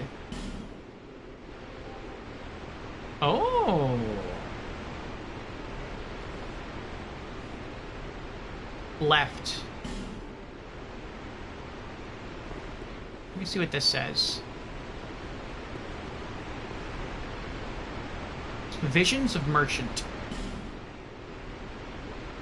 Oh, this does remind you of the Moss Merchant, the female undead merchant from Dark Souls 1.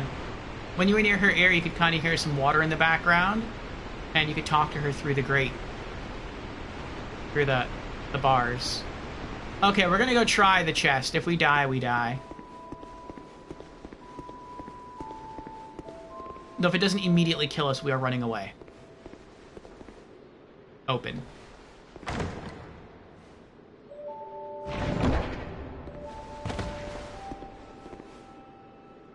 Okay. I was spamming the roll button. Rusted coin. Oh, those are supposed to give us, like, increased luck. Well, someone said something about...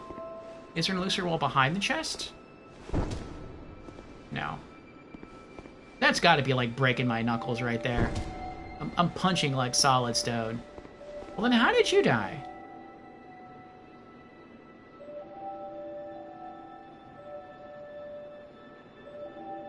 Yeah, I don't get that.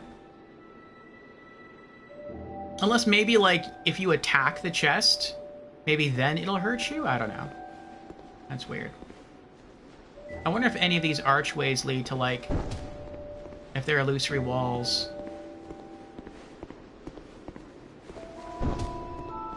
I wouldn't be surprised if one of these are... I'm sorry, I feel... Every time I punch something, I feel bad. I feel like I'm breaking this guy's fingers. But I don't want to, like, chip my weapon.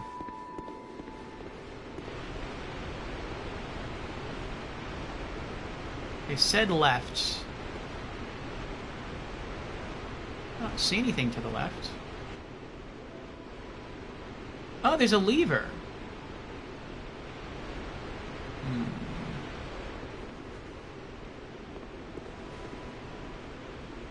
Weakness, forest.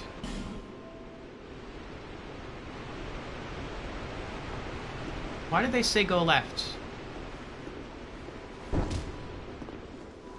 What's left? I mean, they could just be messing with me. They could just be trolling me.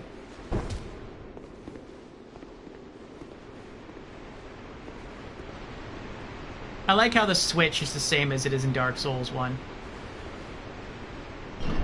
Only this time you pull instead of push.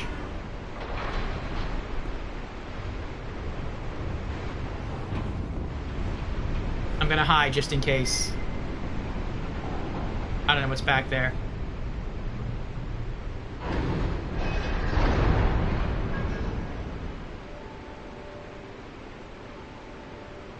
I don't like that.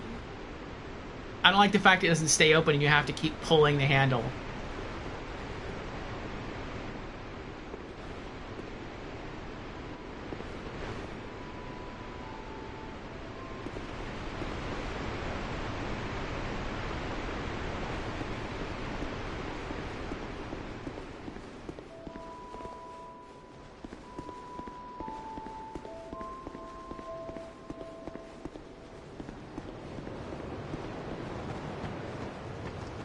I'm gonna go back and drop off the rusted coin.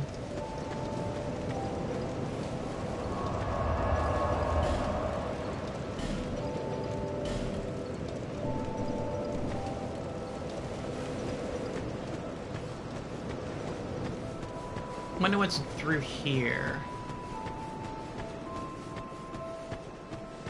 I do feel like the order you're supposed to go is where we were, then this area, because this is closer to the pigs. And then maybe behind this place the pigs guard something. Maybe they guard the way to that tower over there.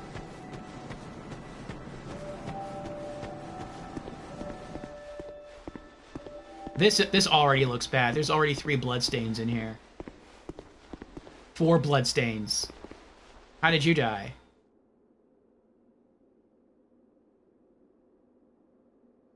Oh.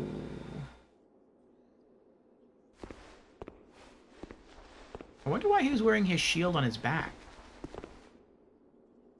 If you're a caster, why wouldn't you hold your shield in one hand and your staff in the other? That's weird. I wonder if that's a trap over there.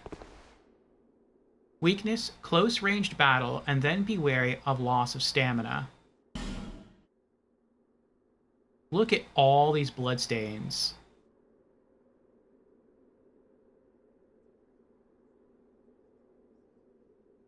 Wow.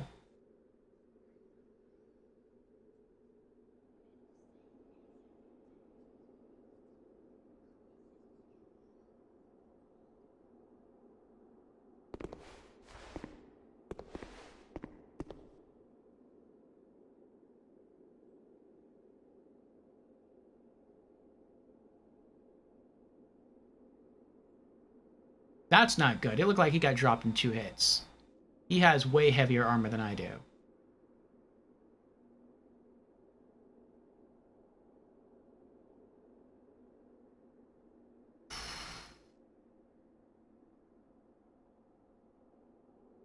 I'll be back. This air looks too dangerous for me right now.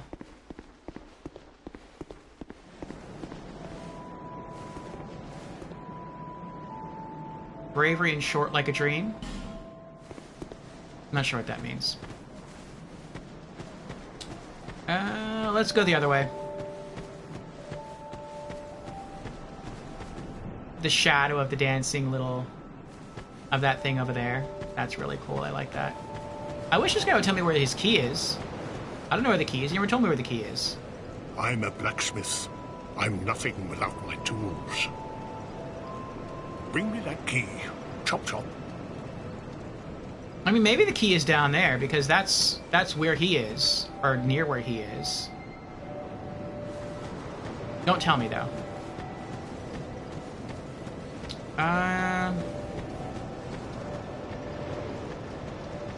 Well, there's fewer bloodstains in here. Let's go this way first.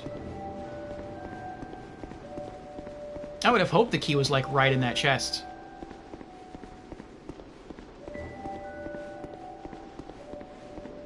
I don't feel like I'm strong enough to kill anything right now, except for maybe the hollows in the tutorial. Even they take multiple stabs to kill. I'm running into the door right now.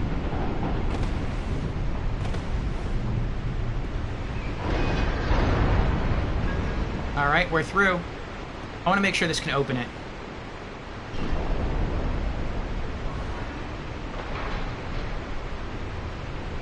Okay, it can. Takes a long time, but yeah. Ah, Creepy's back. Welcome back, Creepy. Thank you for the further shout-outs, Creepy.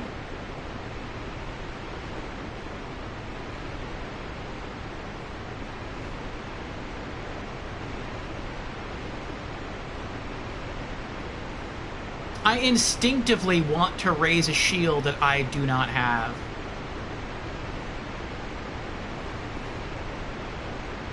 Oh, he's fearless. Try charging. Why should I try charging? I'm not going to try charging.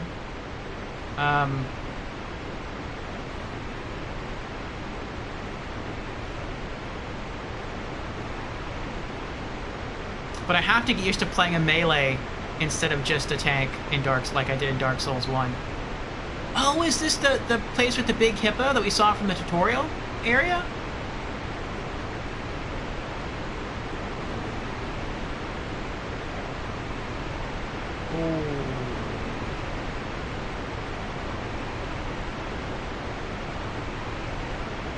Why so many bloodstains?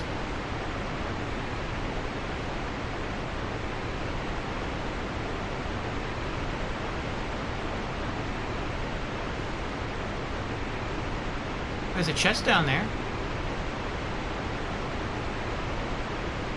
Try rolling. No.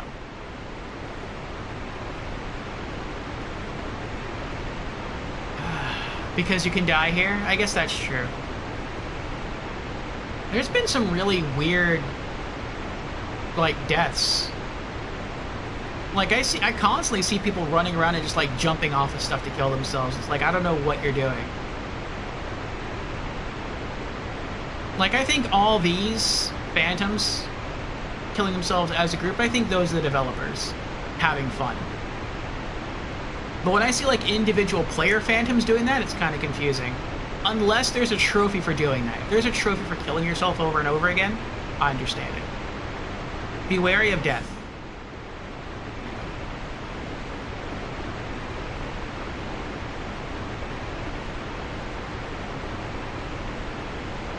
No comment? Yes. Thank you for the non-spoiler. I guess I'll go this way. Nothing over there.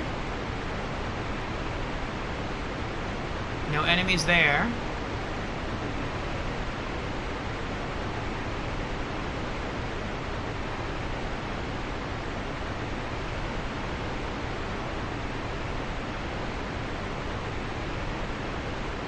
One guy looked like he just ran down there because he thought like the water was shallow and died. Looks like the other guy meant to drop onto the boards, but messed up.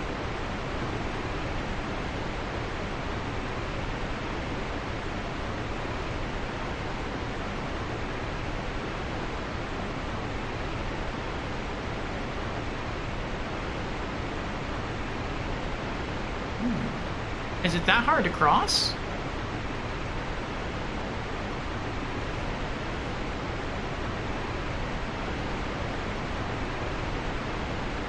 Aww.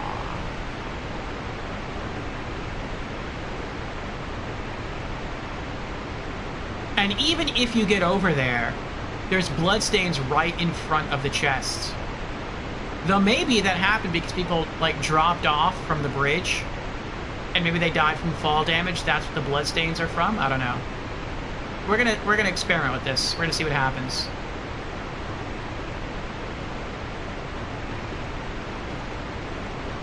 I hope something doesn't happen like the wood pieces start to move or they break.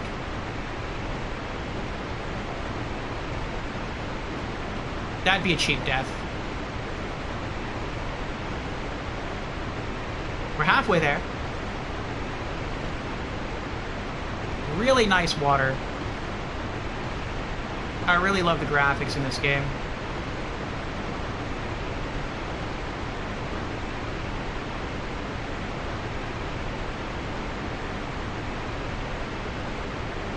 Okay. As I was moving, I was looking at the chest and I thought I saw its lid open and close like it was breathing, like it's a mimic. But I wasn't sure.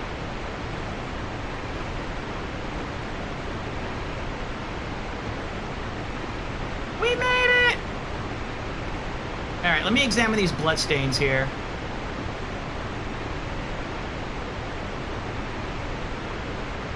It also looks like you can run and jump over there. But there's also bloodstains there.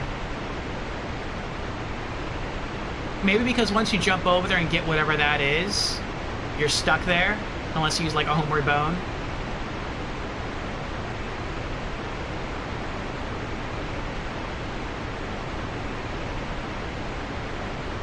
Okay, so that's just showing if you try to run off the back, you'll die. Alright.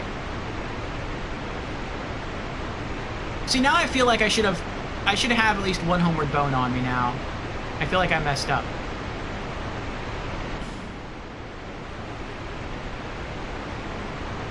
I think after this, I'll go back out to the bonfire and pull one homeward bone. I feel like I should always keep one on me now. I never used to in Dark Souls 1, but that's because I had the homeward miracle.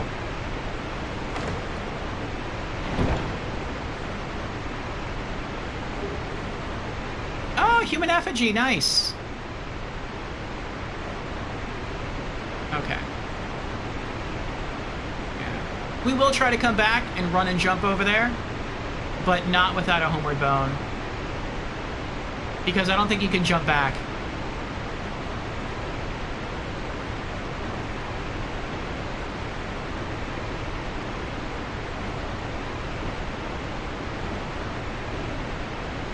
I'm hesitant to just like normally walk up the boards because I saw so many other people just fall off and it looks like it should be easy to do.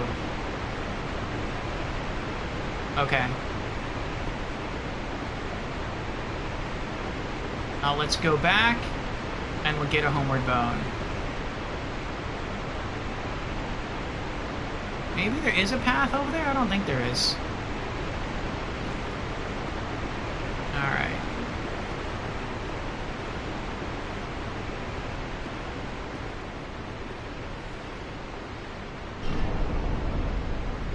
Time to clock in. Alright. Hope your shift goes well, Creepy.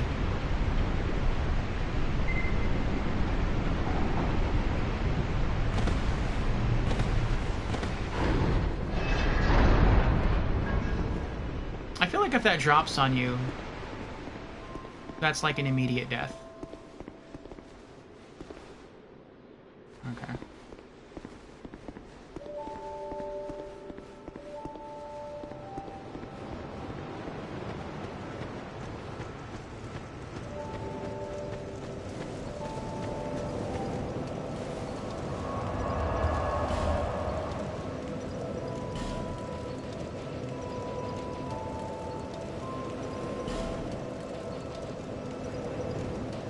Put this away? No. Can I put this away? No. Okay.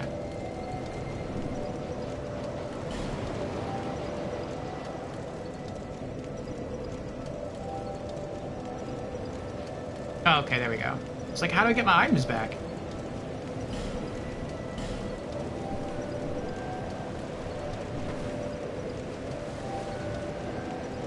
Ooh, nice mustache.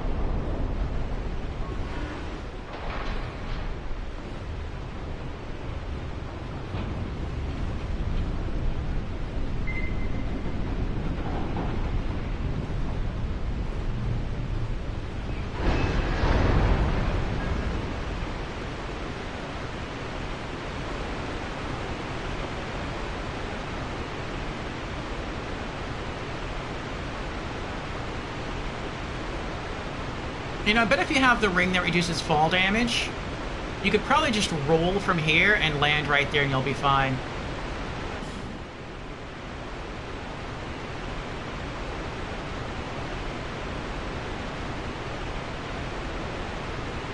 This isn't too far a drop, though. Maybe we can just do that anyway. It seems like it'd be safer than running and jumping from there. That's a lot of distance to jump across. Welcome back. But is that in Dark Souls 2? That's true. I don't know the fall damage of Dark Souls 2. We were in the tutorial area when we dropped down, and we took a little bit of fall damage. I feel like we wouldn't necessarily take fall damage that would kill us here. We're gonna try. Oh, it doesn't let you do it. Clever. I could probably roll that way, but then I would just die. Okay.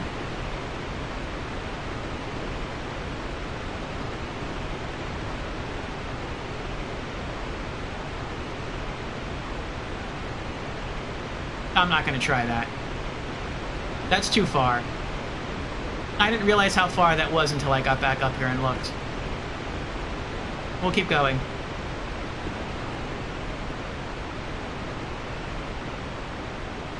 Devs are smart. They knew people would try to just roll off the edge and... What is this? Why is this so different? Oh. That looks like Titanite. Hello?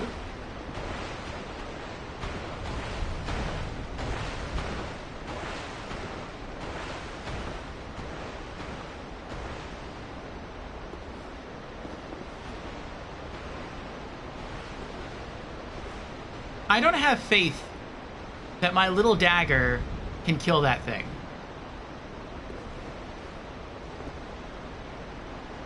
Maybe I could kill it by throwing all my witching urns at it, but then I'm out of witching urns. And I feel like I want to save those. And as soon as I rest at a bonfire, he's probably going to respawn anyway.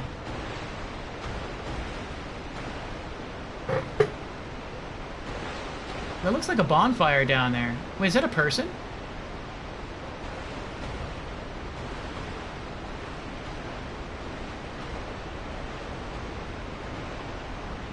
It is a person. Oh, it's a hollow. So I would have to deal with a hollow and a hippo man to get to what I think is a bonfire down there.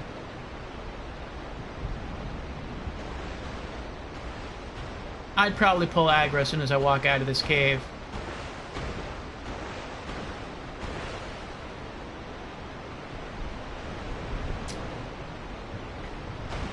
Oh boy, oh boy, oh boy, oh boy, oh boy. Oh, I know where you are. Dagger will kill it eventually. Yeah, I'm sure punches would kill it eventually.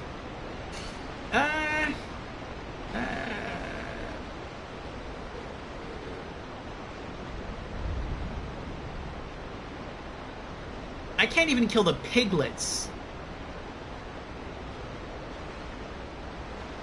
I'm not gonna mess with him.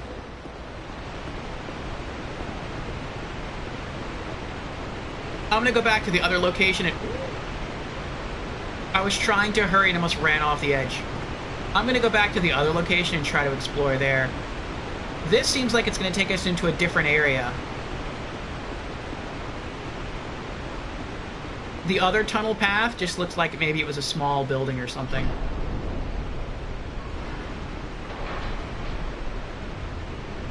Fight it, don't be scared. I'm trying to figure out which way to go. You're still sort of close to the starting area.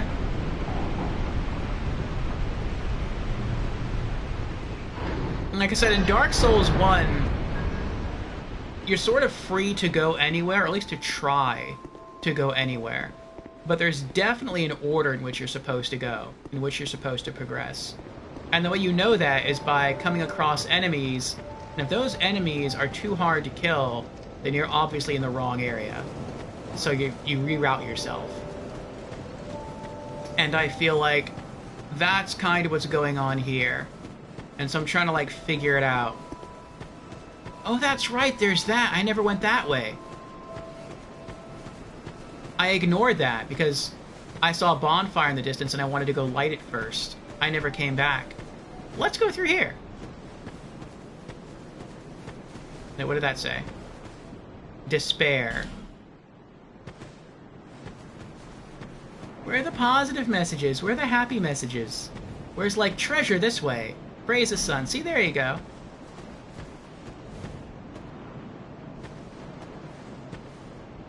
Enemy ahead. Is it an easy enemy?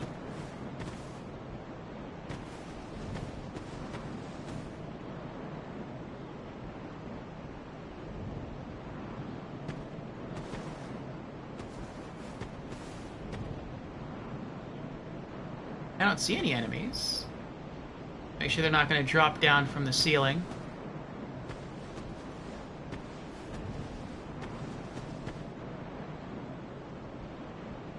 Someone in a message earlier said something about a boulder, and I'm like, that's true. I've been killed by a boulder in Demon Souls and by a boulder in Dark Souls 1. There's only ever been one boulder trap. That's not true. Well, outside of Sen's Fortress in Dark Souls 1, there's only been one boulder trap in each Souls game. And so maybe... Oh, is this the ruined fort that the guy was talking about?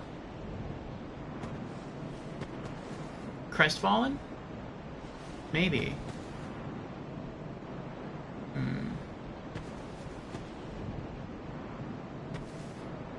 Whoa, camera.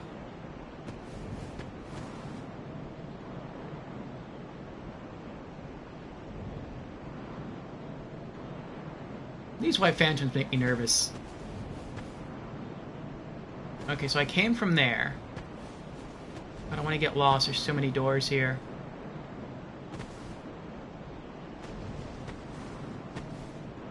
You have some tree roots. They're not moving. Got bloodstains, that's not good.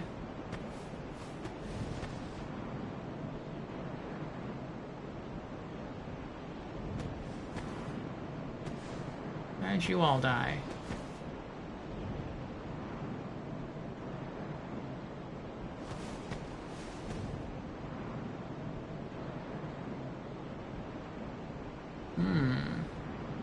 Looks like maybe he died from a status effect.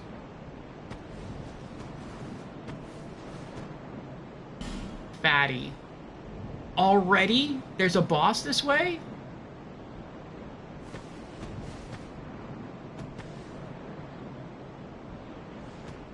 That would explain the bloodstains.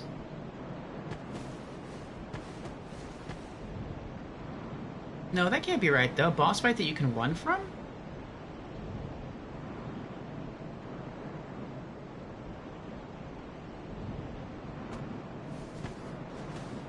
Oh, maybe they mean like one of those big hippo guys.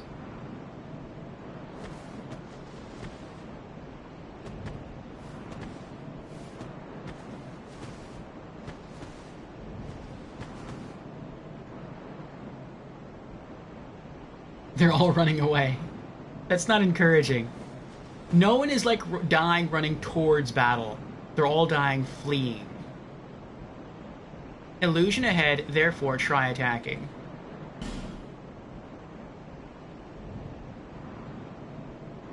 What does the other one say?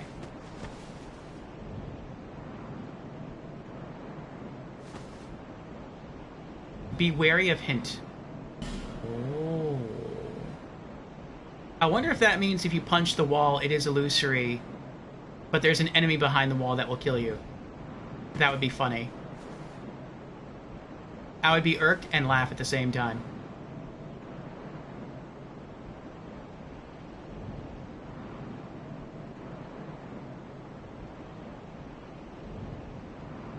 How did you even die? He was just chilling there. He wasn't running at all.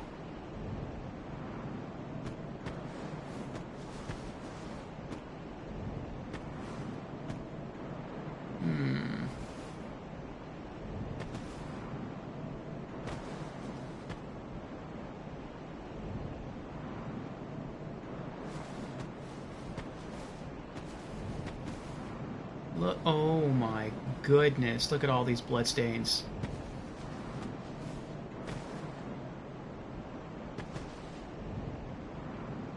Life, and then death. Alright, how'd you die?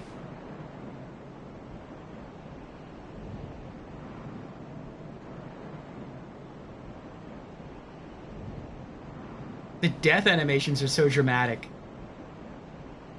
What's that down there? Glowy green thing.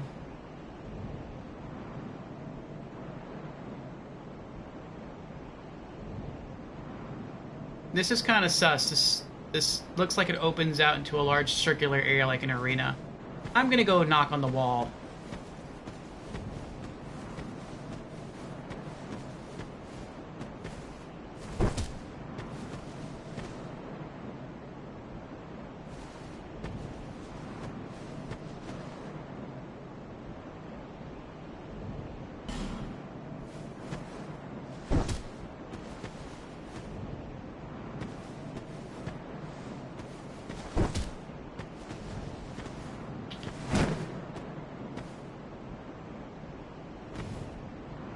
Nope.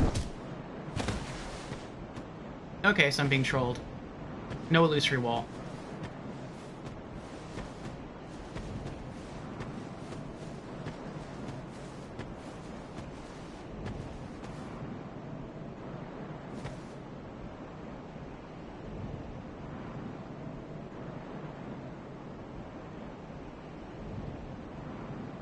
They all died.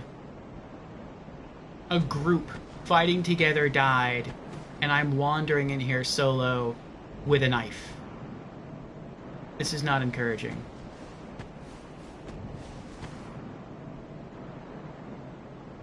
Wait, is that a person? Stay calm, ally ahead. Stay calm, ally ahead, but look at all these bloodstains.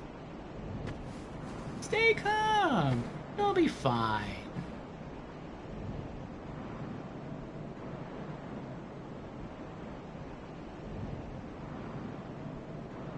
Wow, they all got one shot.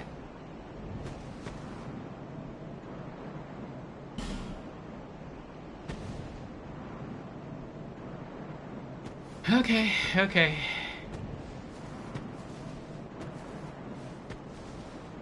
And the way this area is constructed with the high hills here, it feels like I'm going to continue walking and then like hollows or bandits are just gonna like ambush me. Like some are gonna jump from the high hill behind me and then some are gonna jump in front of me and that's just gonna be the end of me. Only way to find out is to learn. Yes, yes.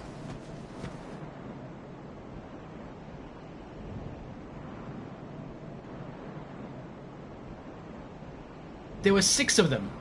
6 of them just died in combat. I feel like this has to be the devs, like, playing with your mind. Because if you think it's, like, really this difficult,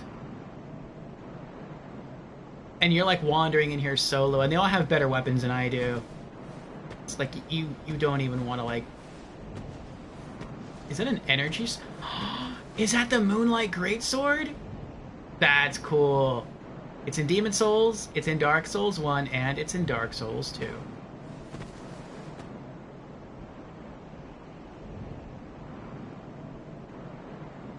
I bet some people come in here and just try killing him for it. Ally ahead, in short, don't you dare. Okay.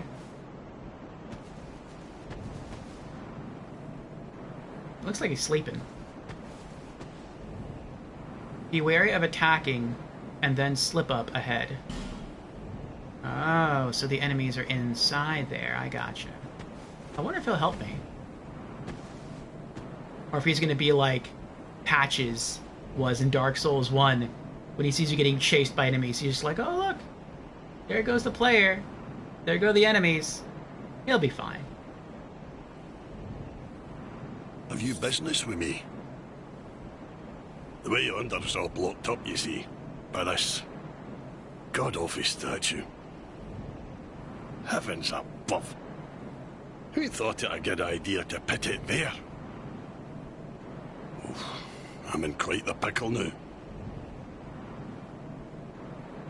I wonder if it's really a statue or if it's just another person got petrified. See that statue? Gives me the willies. You stare at it for long enough, it starts to look alive. It just doesn't seem quite right. There are no craftsmen round these parts. Hey, you don't think a real-life person was turned to stone, do you? See that statue? Gives me the willies. Hey.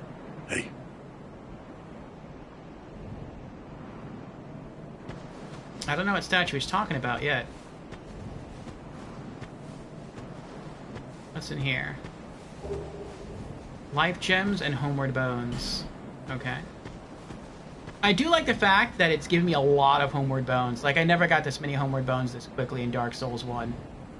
And I'm very grateful for them in Dark Souls 2 because I'm not going to use any spells or miracles in my playthrough on Dark Souls 2, so I'm going to need items to travel around quickly.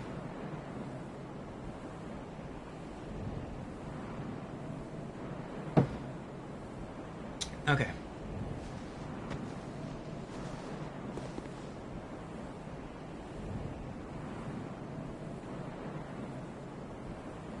This is so bad. This is so bad.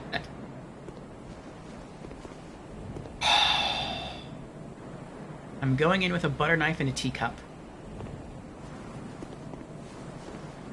Oh, that looks like a door. Oh, it is a door. It's not gonna lock me in here, is it? It looks like it's gonna lock me in here. What statue you talking about, though? I don't see any statue. Ooh, is that Claymore? Ooh.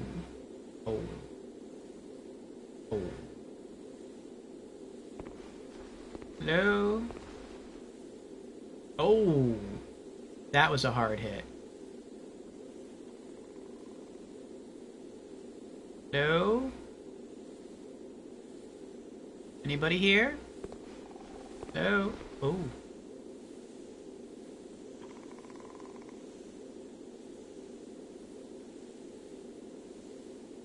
Looks like there's a hollow in there with... Is that a catalyst? Looks like a poison catalyst. That's not good. What about... Oh.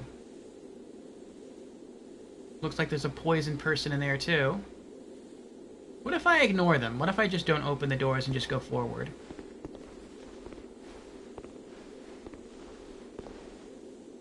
Be wary of rolling. Why would I have to be wary of rolling? There's a door up there, and door up there.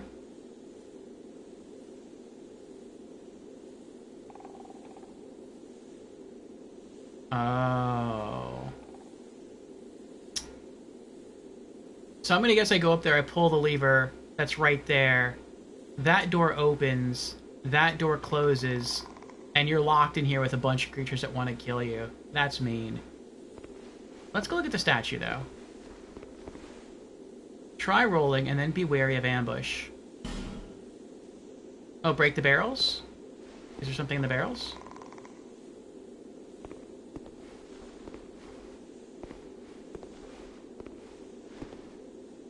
Be wary of up.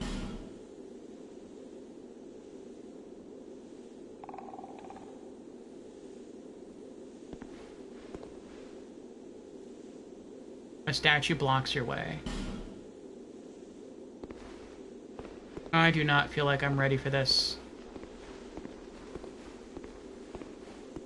I don't feel like we have much of a choice, though. I don't want to fight that guy yet. That looks way too big. This guy has his back to us. Maybe we can open the door and get a backstab in? I don't see anyone else in that room. Let's try that.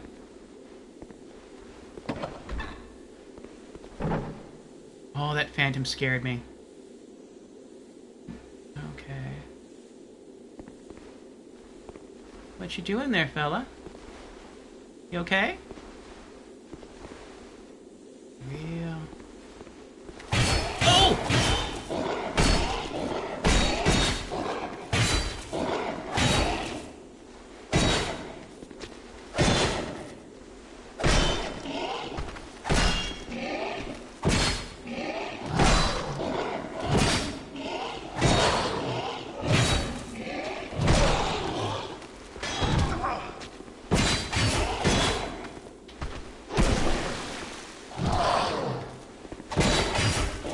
This isn't gonna work.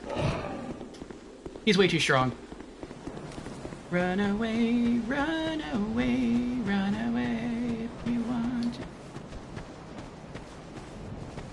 What is that yellow thing?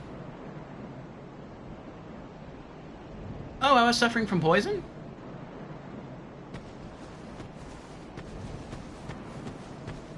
He went back inside. Papa Estus. Ooh. Estus are pretty in this game.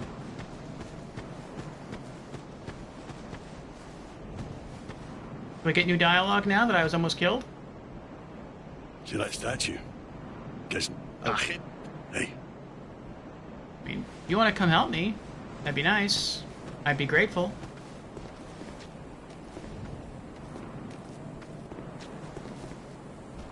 Where's he going? Oh, he's almost dead.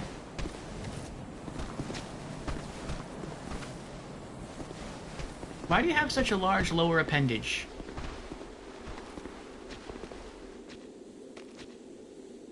He looks confused.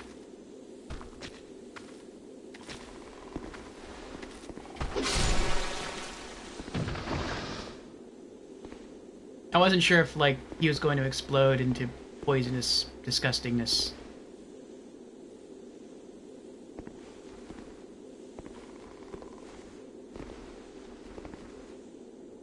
I wonder if they're smart enough to open doors. If not, I could just try and cheese them through the door. Let me see if I can do that.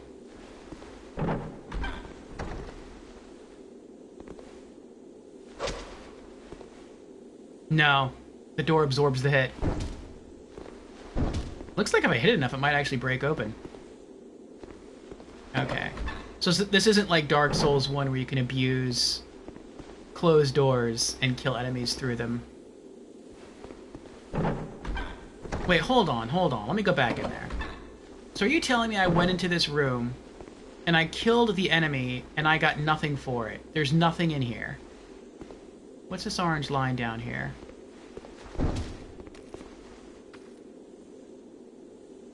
What was that?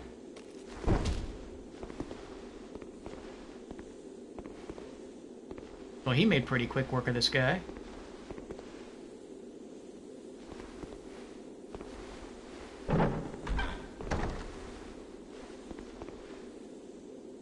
Okay. Well, I'll try going in there, killing him. There's an item in there. And then I'll try breaking the barrels and see what happens.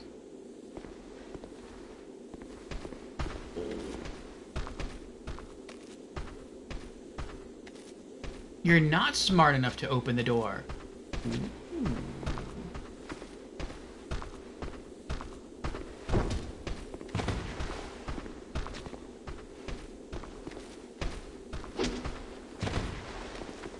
I don't know if I hit him or not.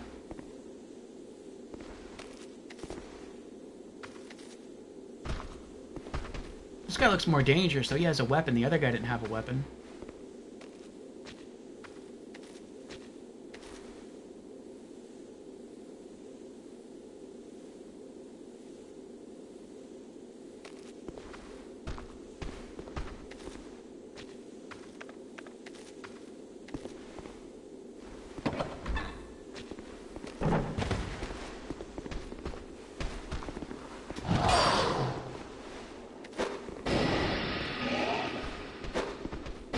Where you going? Huh?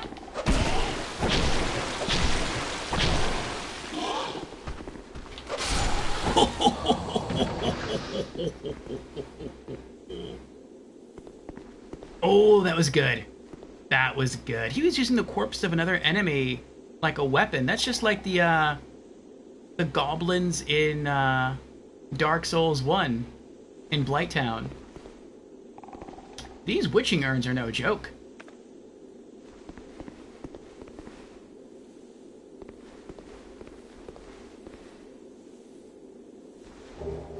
Lloyd's Talismans. What a waste. I was hoping that was something to, like, turn the statue into flesh. Or maybe a soul item or a weapon. New piece of armor. Nope. It's an item that I'm never going to use.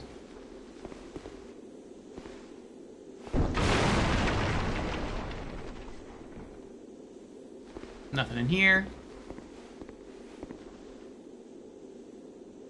Can't pull the lever to open the door. There's no ladder to climb up there. I hear croaking. Those sound like the frogs from Dark Souls 1 that turn people to stone.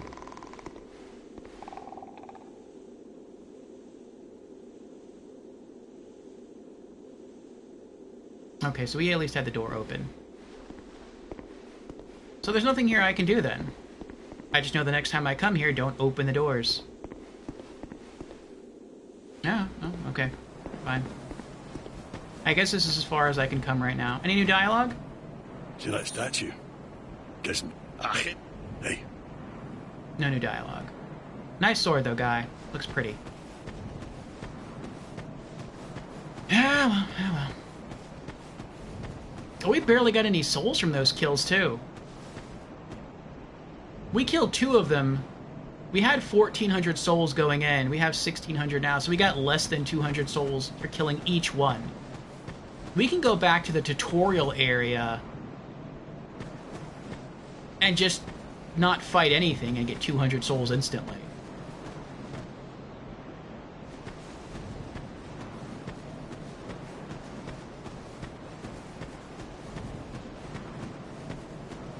Okay.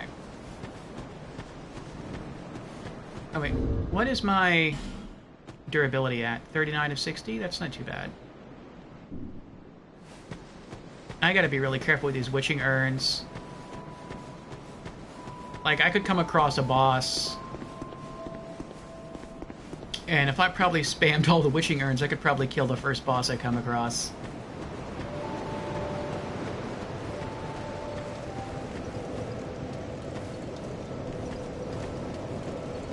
Oh, I keep forgetting the menu's open.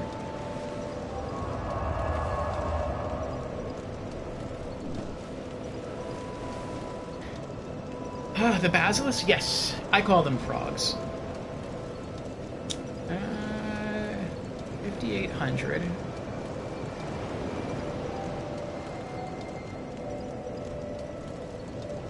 No, I do not want to put my game on hard mode. I was talked to by the cat in the hut in the house that said if you talk to the Victory Stone, you can make the game harder for yourself. I'm like, no, I don't want to do that.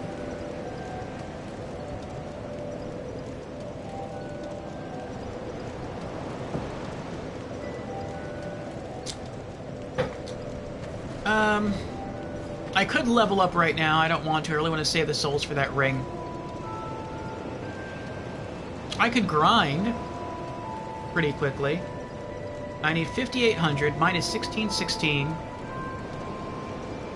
I need 4,184 souls for the ring. Divide by 200 equals 21. I would have to do this I would have to do my run 21 times.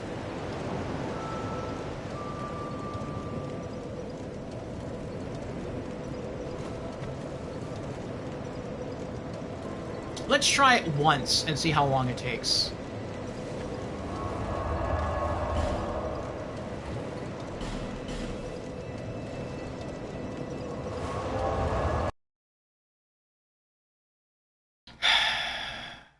Ooh, Radiant Life Gem. Stone made up of crystallized souls gradually restores HP. The dull glimmer. I couldn't read it all. So once we walk through here, something should kill itself and we should get 200 souls immediately.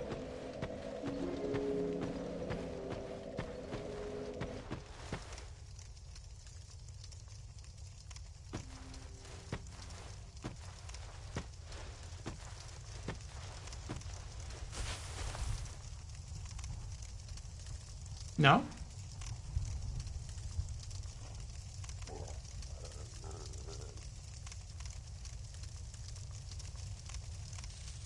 Oh, there it is.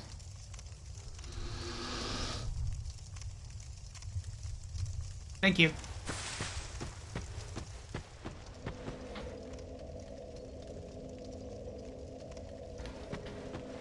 $20 left.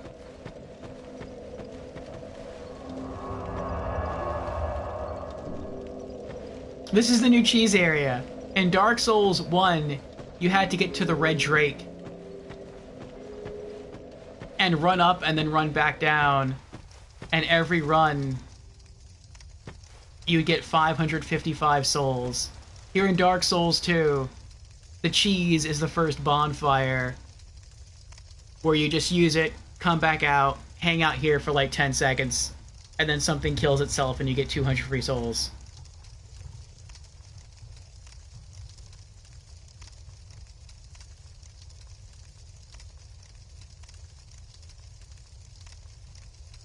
That's weird.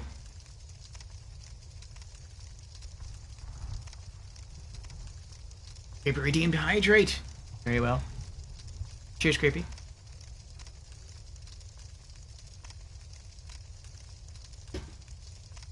Well, now it's not happening. Do I have any consumables? I do not have any soul consumables.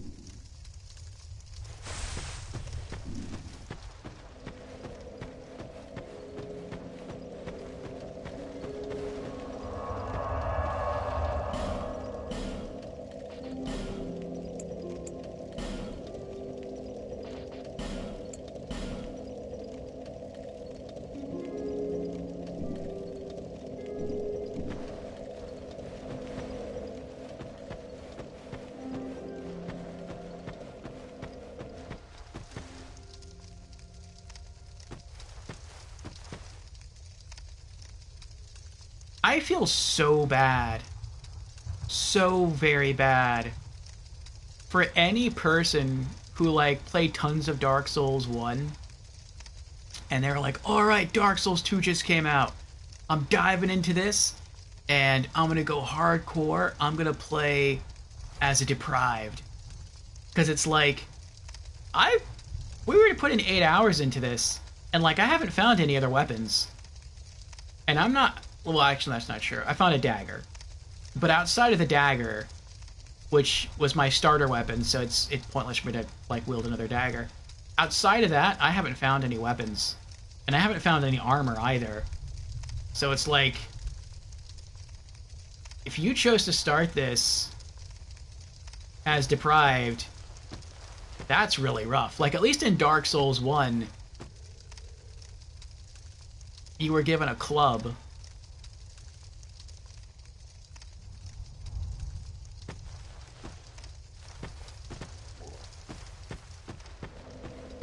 And then, as soon as you got to Firelink, you could run around and find, like, this Zweihander,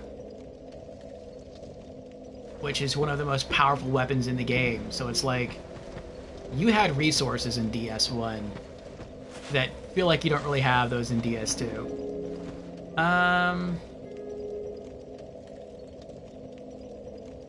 I could go back to the starting area on the other side and try to farm some creatures, but I feel like the hunt is packs and they don't seem dangerous unless you assault them.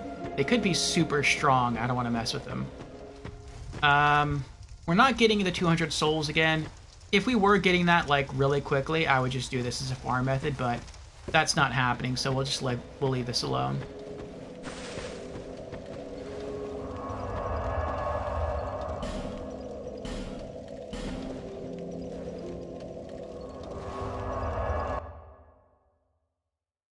Bandit Great Axe looks cool.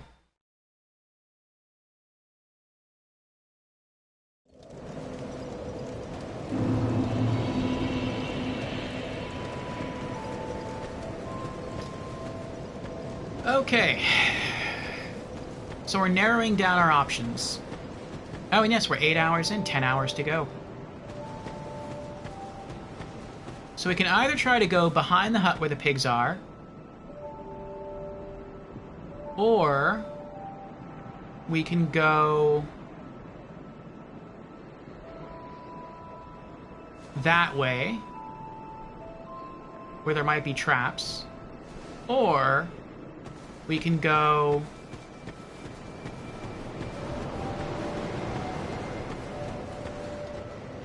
that way, where the big hippo creature is. Let's try going this way.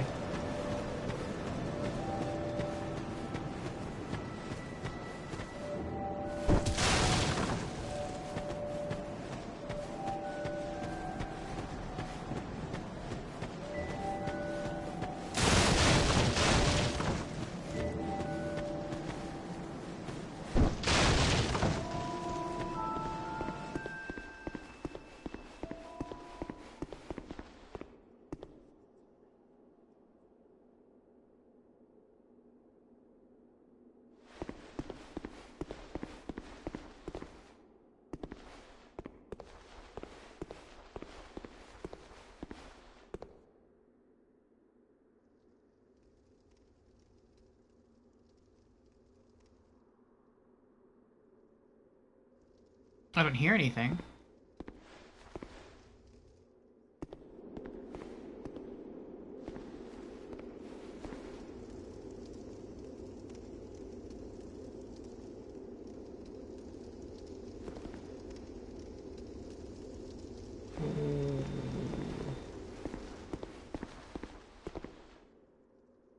Weakness close range battle, and then be wary of loss of stamina.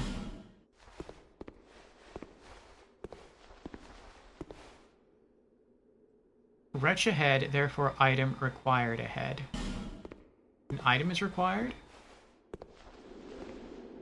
Think carefully, and then core required ahead. I don't have any kind of core. Try key and short right required ahead.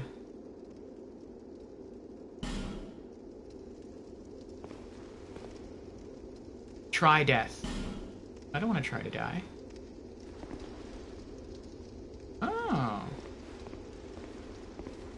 over here? Fatty.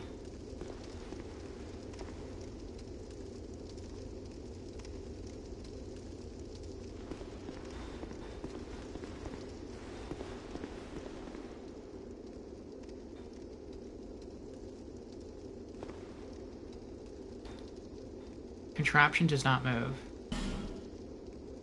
Huh.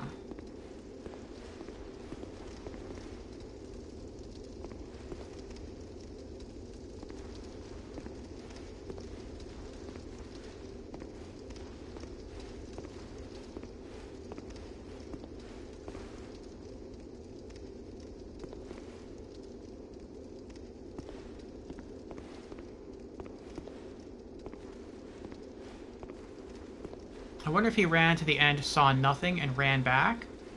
Or if he ran down there, saw a tough enemy, and was like, nope, and then ran back. Okay, so that's a wall.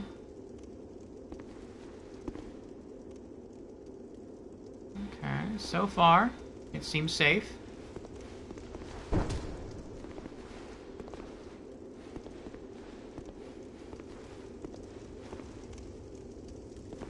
Can I take that torch off the wall? Probably not.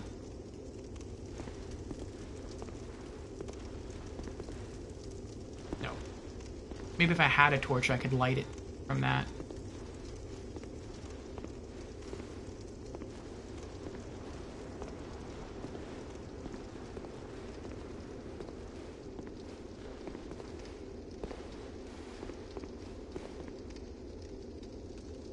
Make sure nothing's following me.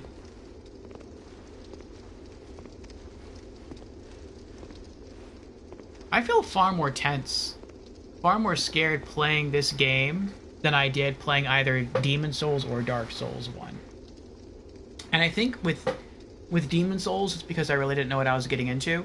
And with Dark Souls 1, it's because I had a shield and a sword. So I felt more confident going, and a full suit of armor. Here, I literally just have, like, normal clothing and a butter knife. So I'm far more worried. Like in Dark Souls 1, if I saw an unfamiliar enemy, I would just put up my shield and try to dance around it. But I'd feel okay if I were hit because the shield would absorb the impact. Here, I have no such defenses that I can fall back on. Be wary of left. Okay, I see an archway there. Okay, there's a room. Some doors. I see water. I see a chest. Now, why do they say be wary? Is this a mimic? It does look different. It has like something on the upper left-hand corner of the chest.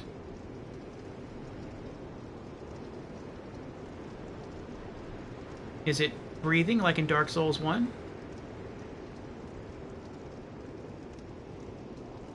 Not noticeably.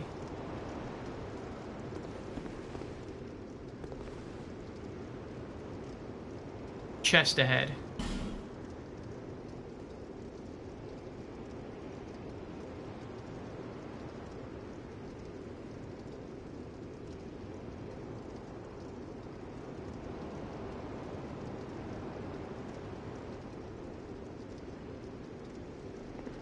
I'm gonna punch it.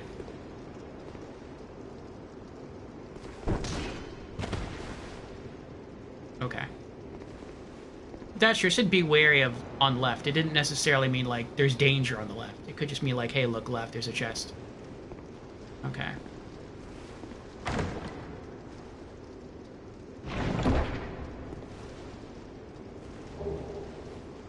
Crimson Parma. Oh, is that a shield? I'm not strong enough to use a shield, but that's cool.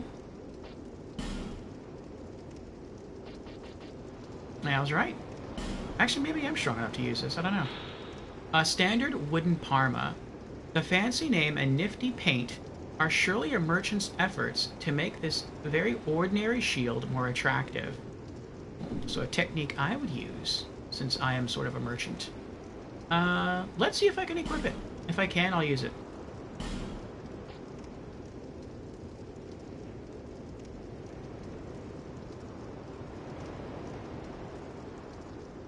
I don't know what I'm looking at. What's the thing that's red? Oh, weight. Weight of the item. It weighs 1 pound.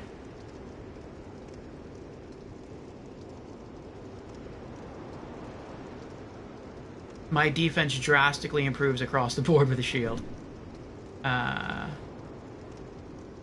Oh, look at that! It takes 6 strength to equip. And I have 6 strength. That's what I started the game with. We can actually use it. I feel better now. Okay. Yeah, until we get our whip, we'll continue to keep our shield here close at hand. Nice. I'm happy now.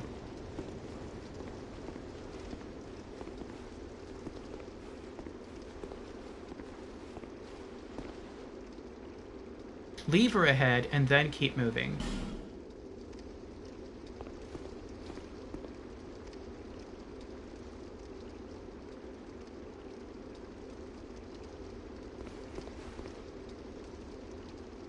With all these walkways, this kind of reminds me of the Undead Asylum. Only it's like way prettier. I feel like I have far more confidence now that I have the shield.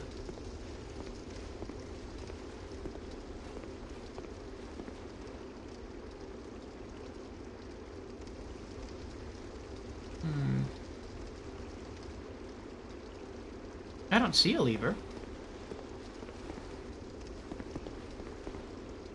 I may have... Why did someone die there? That's shallow water, right? Yeah, okay. How did you die?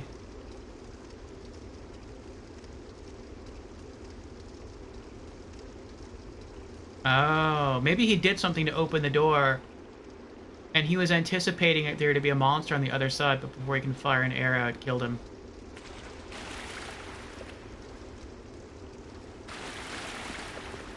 Let's see what that says.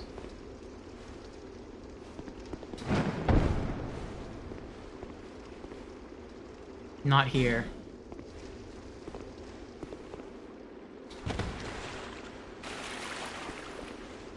Can I open the door just by pushing it?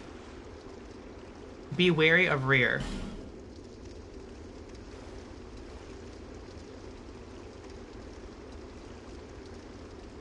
Oh, there's a path up. Well, yeah, that's where I came from.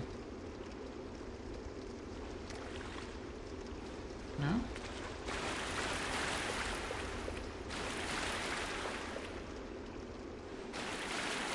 What? What am I missing? Did I miss a lever up there? Oh, maybe it's over here.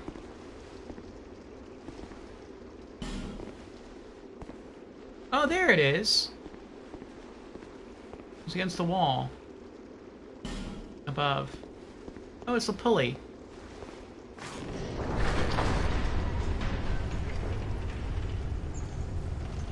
I hope it stays up and it doesn't fall down and trap you in there.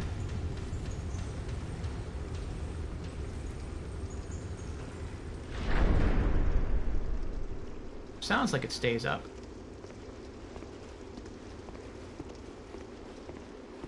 Alright, I think we finally found the correct direction to go. We couldn't continue where the magic... Oh. That's annoying. That did not exist in Dark Souls 1. Not that I remember. Or Demon Souls. There were points of no return where once you enter an area you couldn't come back, but there were never like doors that opened and then closed within a set period of time.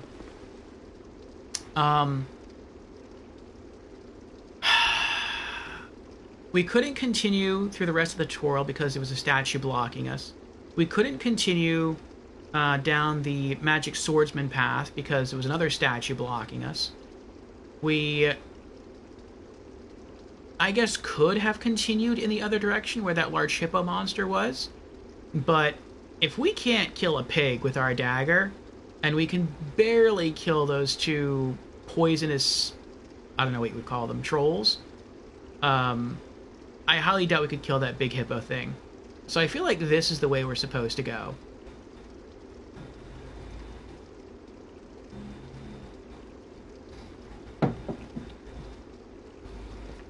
Also, I forgot something. Let me go to my equipment. And just in case, we are going to set this one homeward bone there. There we go. I don't know how long it takes to use a homeward bone. I'm not going to experiment. But if we need it, it's there.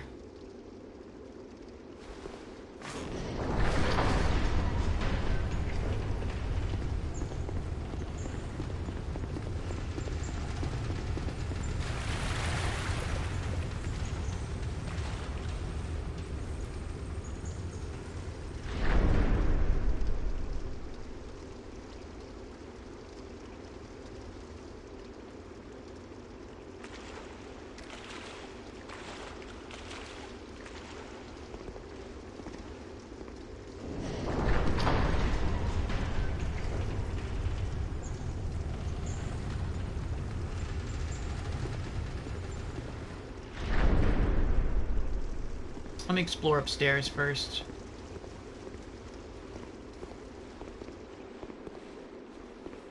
I would guess that handle opens that door again.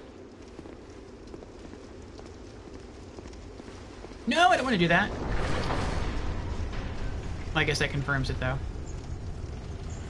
Try something or curse.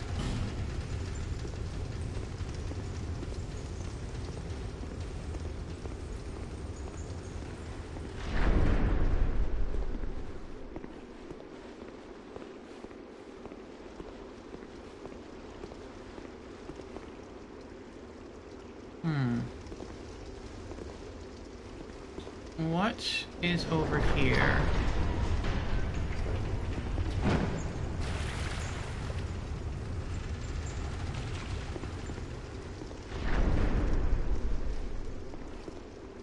Oh, you jump from here. I see now. Oh. I did it! Pointless, but hurrah for victory.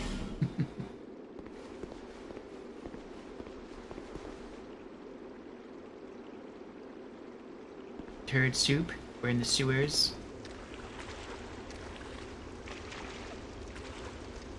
It's not turds, it's the smell of victory. Victory. And pooped cabbage. Visions of pointless. By the way, visions of weapon. Ooh. I think this is the way we're supposed to go.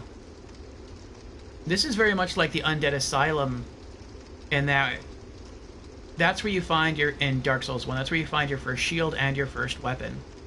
When we found our first shield, that wasn't from a merchant anyway. Maybe this is how we get our first weapon. Well, other than a dagger. Rear required ahead. I guess that means this is a dead end? Maybe? Soul of a lost undead. Nice. Broken thief sword.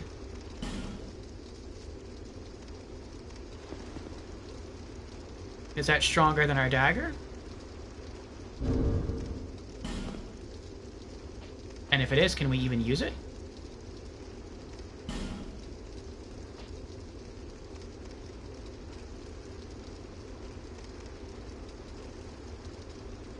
It's heavier. Oh, we can't use it. Not effectively. It takes 9 strength.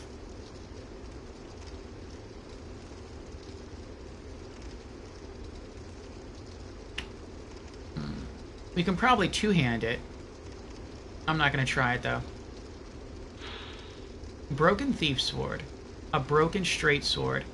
Handled as a dagger due to its length. This inexpensive sword is terribly worn, but nevertheless a favorite amongst thieves.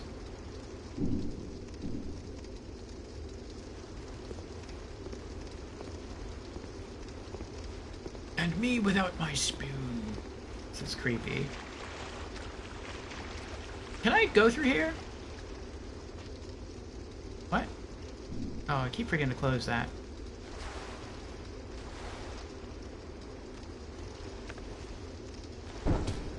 No. Okay.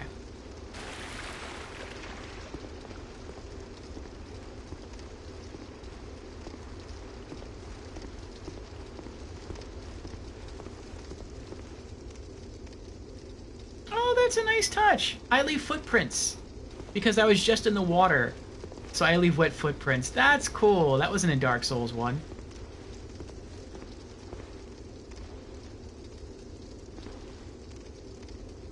This is anyway off to do work and work-related activities now. Alright, creepy. Thanks for hanging out. Thanks for being here, and I'll see you again soon. Hope the rest of your shift goes well. Message ahead, and then hurrah for message. I don't like the bloodstains, but I mean, the rest of this sounds positive. Oh, there's the group again. I feel like most of the time these guys are very misleading. Like, it makes you think there's something terrible up ahead, and it's usually not. Message?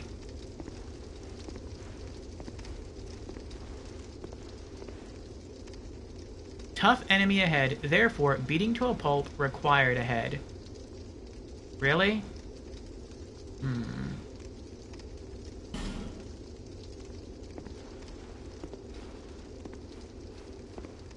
Maybe that's why they gave you the shield and sword.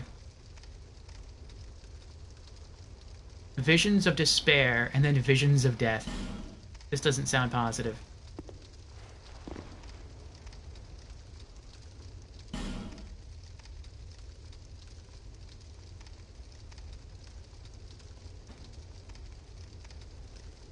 Maybe this is going to be our first boss fight.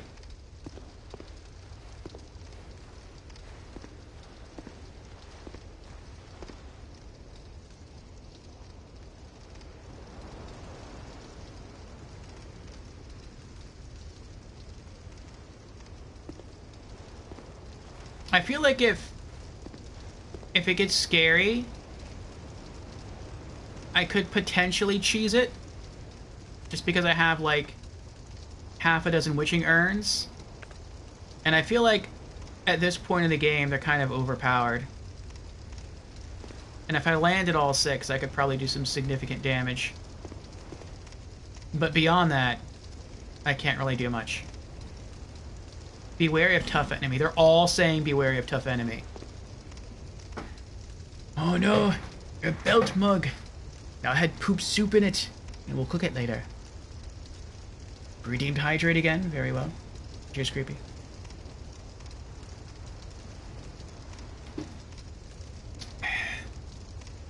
Okay.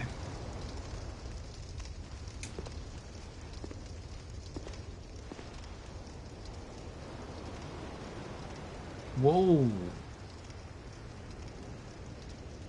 That doesn't look like an enemy. Looks kind of like Solaire. Looks like a lot of people tried to kill him, though. Or fight him. Danger zone, and then death. Really? Are y'all just messing with me? I mean, there's a lot of bloodstains here, though. But he's just kind of hanging out. With arrows in his eye. Or in his shoulder. Something. They're all trying to kill him, though. I know how to test it. Oh, I can lock on. Oh, I don't remember. I know in Dark Souls 1, you can't lock on to any friendly NPC, but I don't know if that's the case in Dark Souls 2. I didn't test it. I didn't think to test it. He doesn't look aggro, though. I mean, he's just sitting there chilling. If he was, like, standing there holding a sword and shield or something, I'd be like, okay, I guess that's an enemy. But he's just kind of hanging out. I'll try to talk to him, see what happens.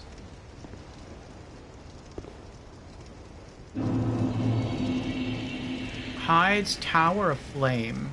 Oh. I don't think it's him that I have to worry about. I think it's him in the background there. Yeah. Yep.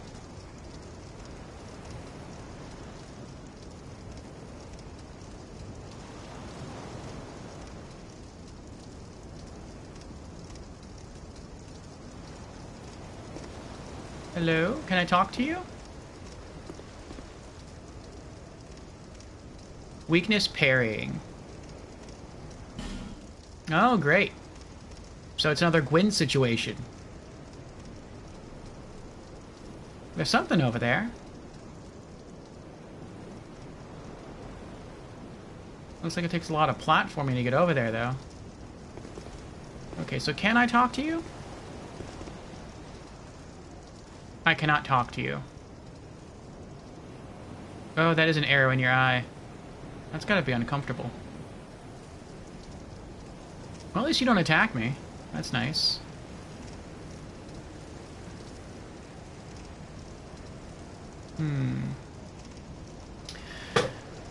Okay, okay. Read message. Be wary of Wretch, therefore hurrah for attacking. I wonder if that means if I try to continue forward, he'll get up and attack me from the rear. I hope not. If he doesn't attack me, I'm not attacking him. Jumping! But jumping? There's no way I'm gonna jump.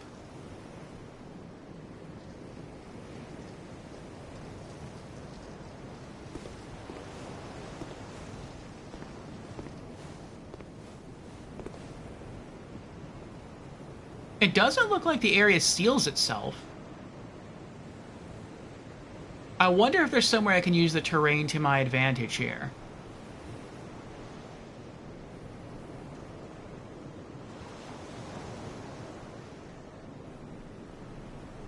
His sword looks to have reach. Let me plan my escape route just in case. So if I had to get away... Assuming the White Knights don't try to assist the Black Knight. This looks possible. I'd have to run up the stairs, pull this, I can probably roll down there, and then run through the door, but it takes so long to go up. That's probably why it takes so long to go up, in case you're trying to escape.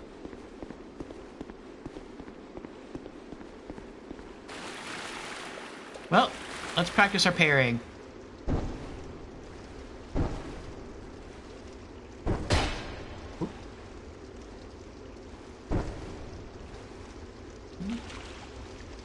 Maybe we'll get lucky. Is this a small shield, or is this a large shield?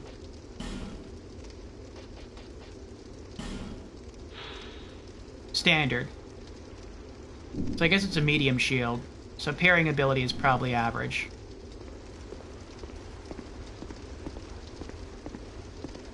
Okay. Alright, this might be our first death of the game. We have no real escape route.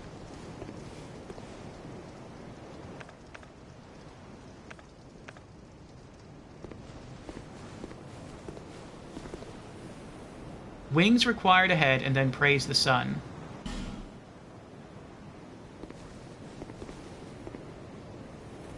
Alright, I hope he doesn't join in.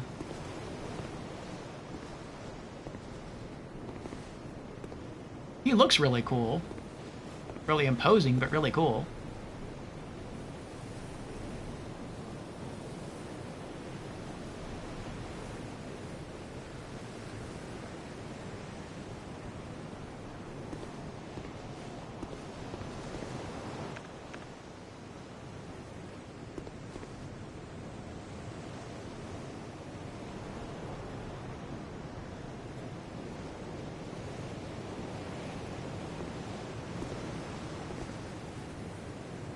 Can't lock on yet.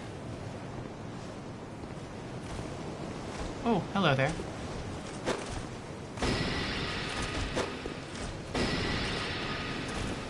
Oh, you're a beefy boy, aren't you?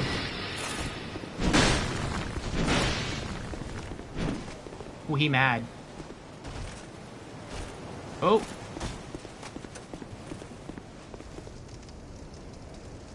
He's big, too. I wonder if he can fit through here. He de-aggroes. Does he heal, though? I wonder if he heals.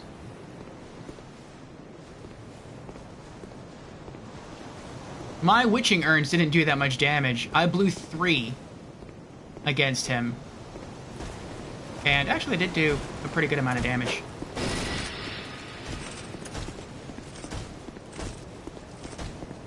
They smacked his shield, though, not him.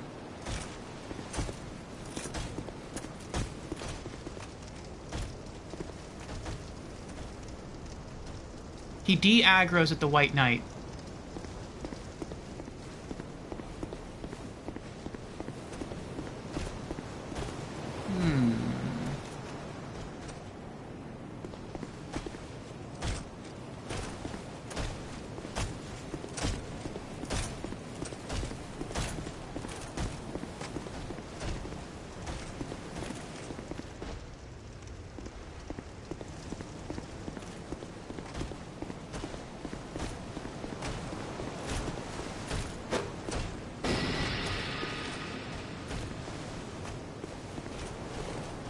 I'm gonna burn through, like, all my witching urns with this guy.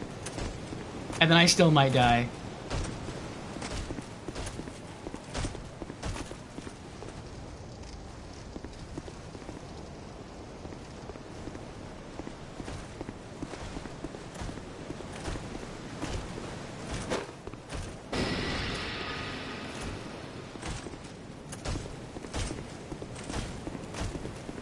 Oh, there go my witching urns. I feel like what I want to do is I want him to follow me up here. And it seems like when he turns around, he stays turned around until he walks back down there. So maybe I can get lucky, lure him up here, then he'll turn around and I can run up, get a good thrust in with my knife, and then turn around and run away. And just keep doing that over and over again until he dies. Which, if I could do that until he dies, that would have saved me witching urns, but... Ooh. No, come on, come on. Oh, I thought it was about to fall off. I so thought he was going to walk off the edge right there. I'm like, that would be hilarious. That would be awesome.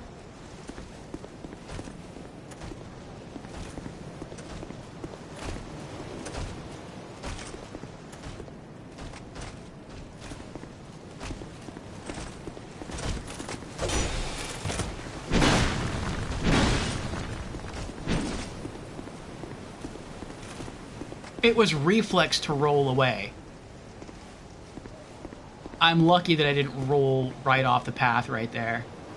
How much... Did I even hit him? I mean, I know I hit him, but I don't know if I hit him or his shield.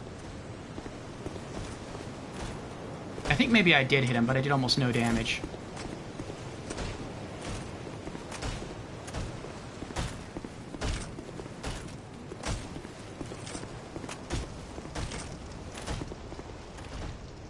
No, turn around. Go ahead, turn around. Show me your back.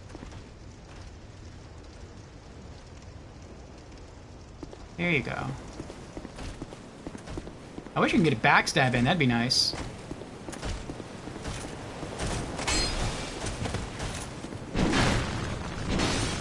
I chipped him. I chipped him for like 21 damage with my dagger.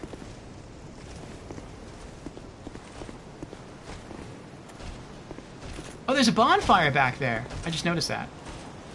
Yeah, good. Wander off. Wander off the edge. Do it. I'd be okay with that.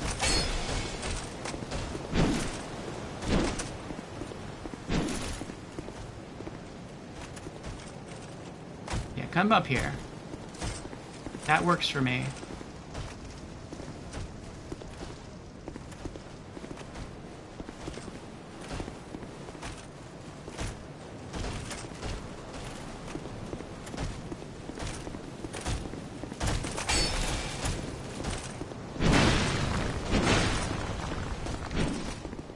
This might take a while. We're getting closer, though. I feel like one hit from him would... Maybe not one hit. Maybe 2 hits from him would kill me. But he swings in combos.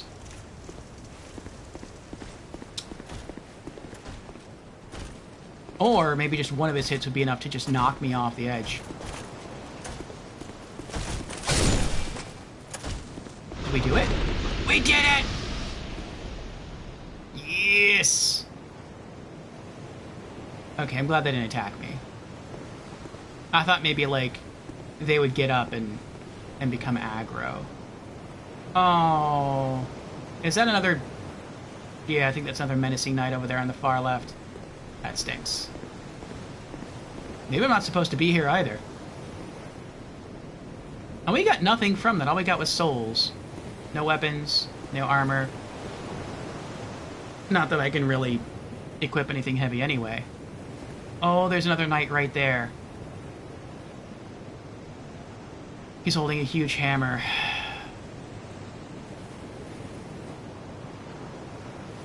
Maybe I'm not supposed to be here yet either.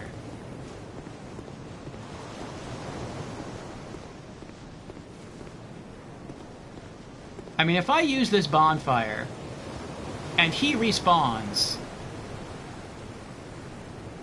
I mean, maybe I can sprint through.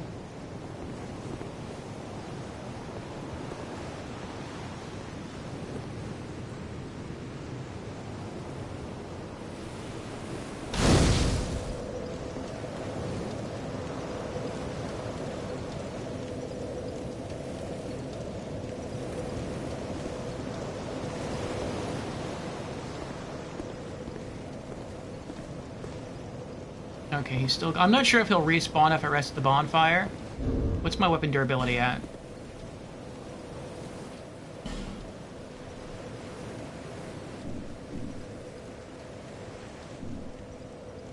Oh, it's still pretty high.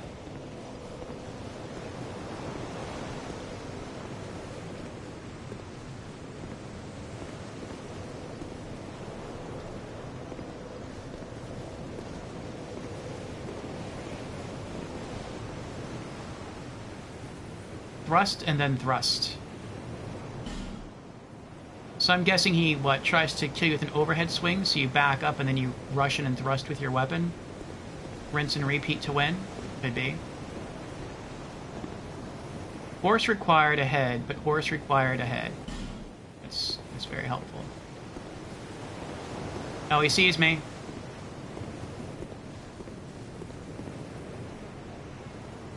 Nice job. Wait, are these... Okay.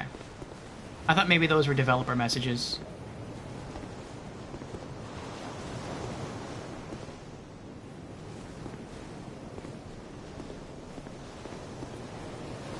So I have to kill him, and then I have to go up higher and fight another knight there with another heavy shield and probably a sword. I don't know what that item is. He's doing just fine running through this area.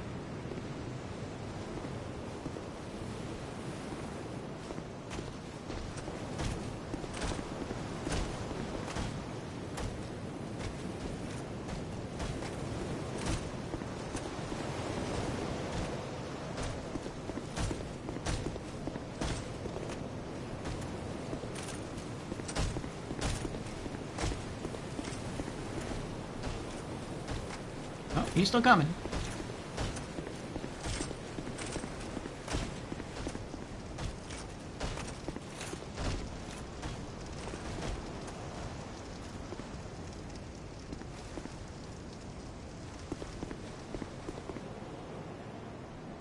I don't think I'm gonna be able to kill him. If he's as tanky as his friend... I mean, if I had my witch stuff, I could, because he has no shield. But... Ugh. Let me go rest at the bonfire.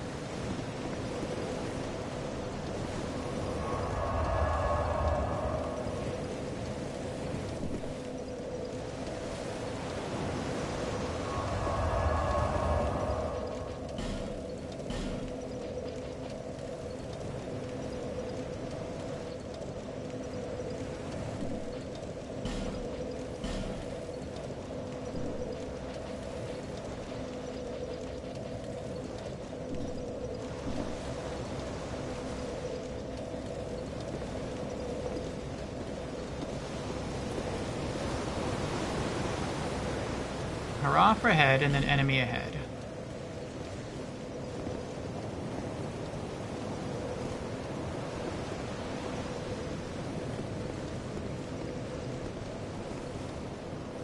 He does respawn. That stinks.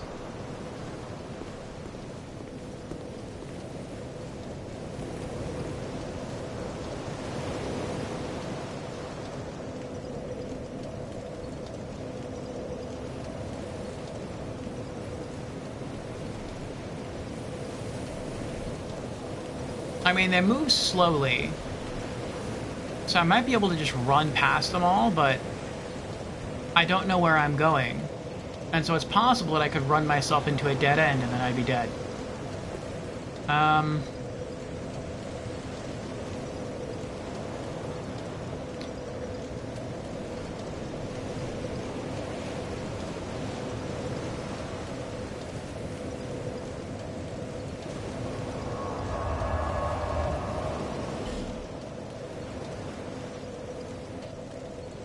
Hides Tower of Flame, hides Ruin.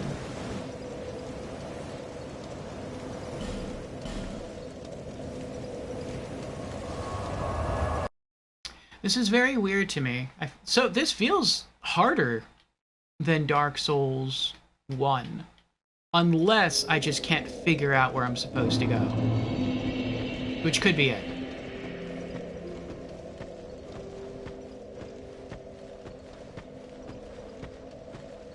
In Dark Souls 1, there was a very clear way that you're supposed to go because the enemies there were very easy to kill. And they're very similar to the enemies in the tutorial area. Here, all the enemies are different.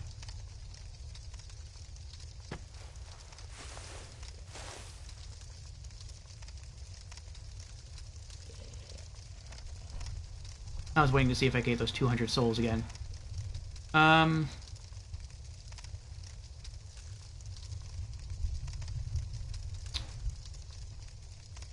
Nope. Okay.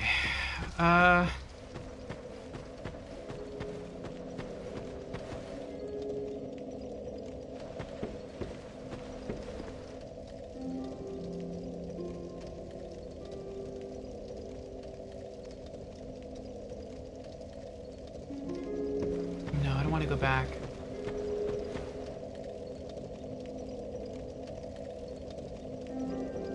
I'm about halfway to getting the ring.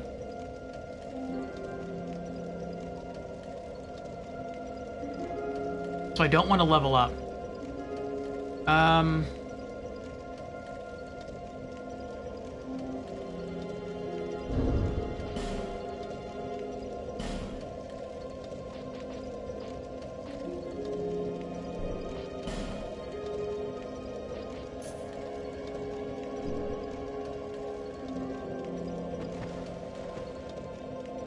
Where do I want to go? I feel like maybe the only place I can go is where that gray hippo was. I don't think I missed anything back in the starting area. There were some black creatures there that looked menacing, but they never attacked me. And I really don't want to attack anything if it's not attacking me. I could stay here and just grind. But the grinding, I feel, would be incredibly slow. Let me check the consumable that I got. Soul of a Lost Undead.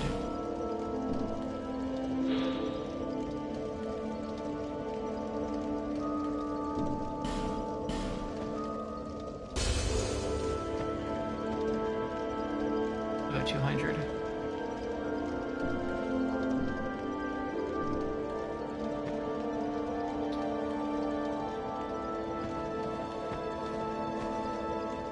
I guess we'll just try to run past the big hippo guy.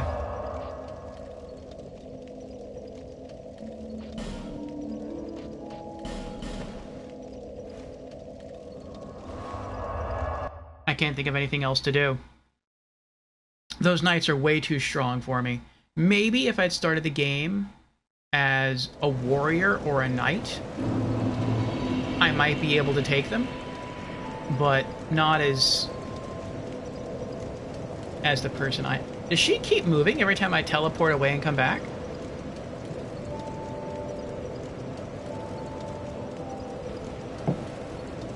If so, that's kind of cool. That's actually a little homage to the main in black from Demon Souls. There is one other place we could go. We could try to see if we can get where the pigs are. There's something behind here.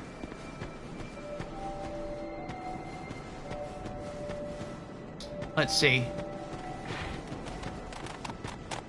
Oh! Oh my goodness. I did it hurrah for victory.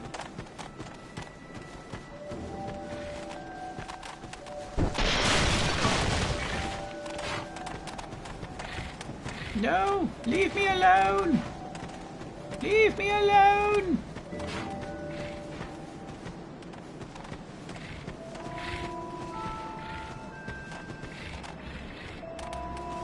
No! No, little piggy! Little... Oh wait, these aren't piggies, are they? Are these like baby hippo creatures? They could be. Okay, were you protecting something back here?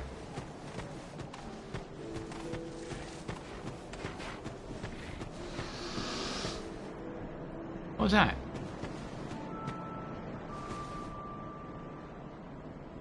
Something happened. I didn't get any souls.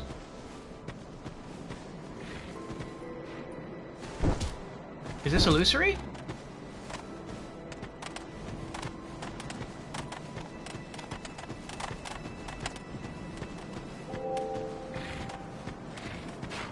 I don't know what that was.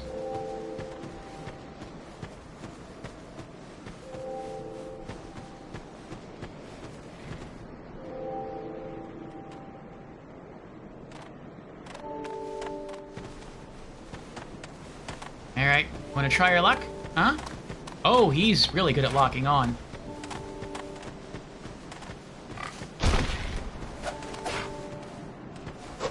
I can't even attack him. They're too strong.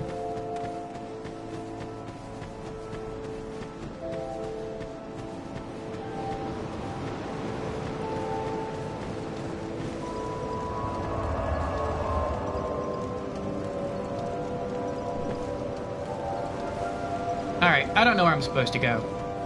I'm gonna go talk to Crestfallen again. Maybe he can help me out.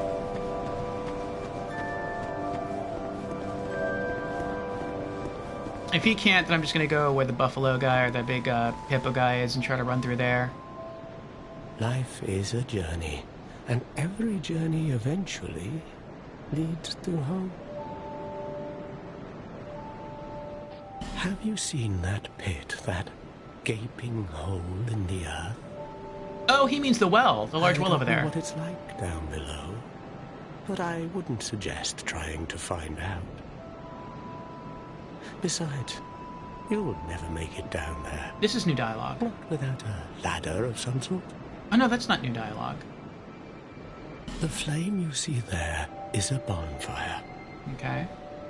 They exist all across the land, beacons to we undead.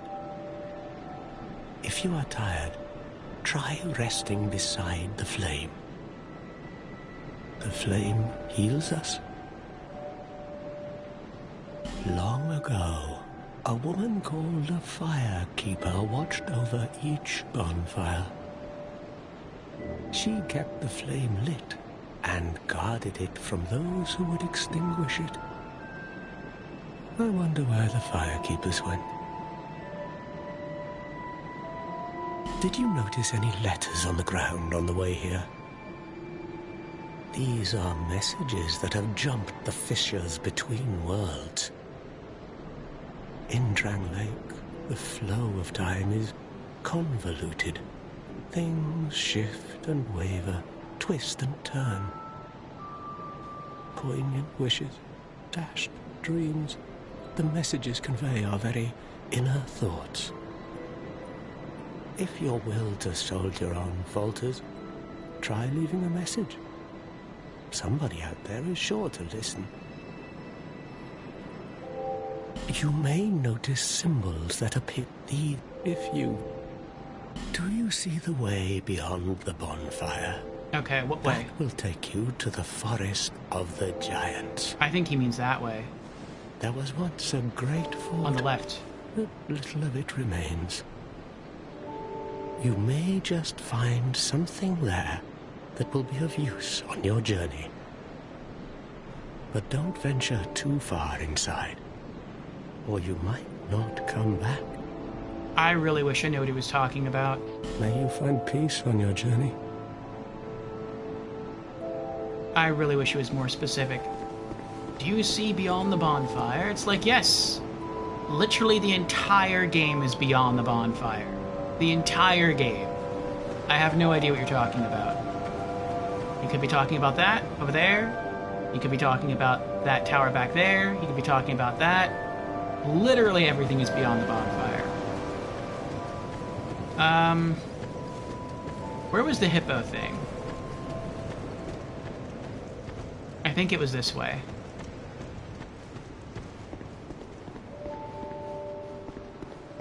I think.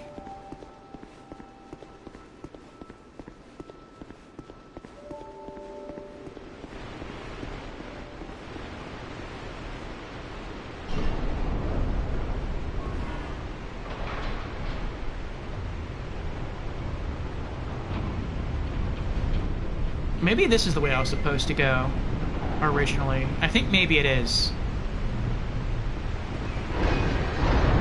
And I think that because if I would have saved my witching urns, I bet they would have dealt a lot more damage against the hippo creature, because the hippo creature doesn't have a shield. So it would have taken full damage from my urns. But now since I used them up, all I have is my little dagger thing. I do have a shield though. Shield's nice.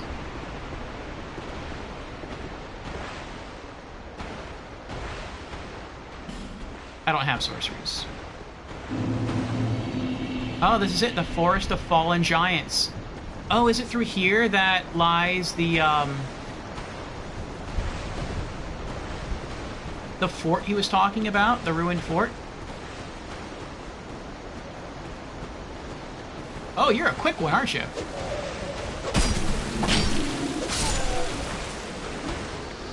He attacked me first. Ooh, if I ignore him, he doesn't attack me? I mean, that's nice, if that's the case. Okay. If you don't mess with me, I'm not gonna mess with you.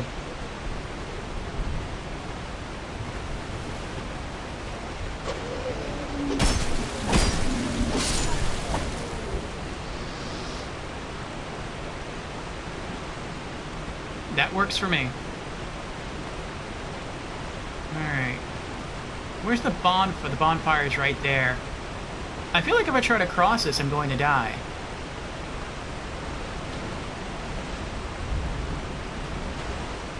I don't know if I'm right about that, though. Oh! There's logs here. Oh, there's another person hiding there. I see you.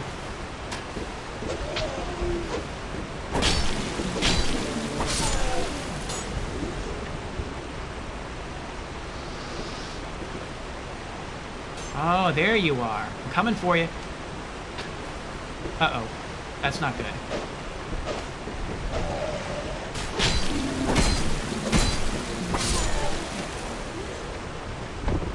Yeah, no help now, huh? You're in trouble.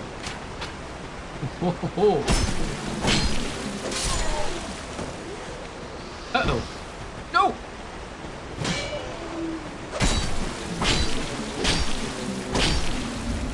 Oh, you're still alive. Oh! Oh, that's not good.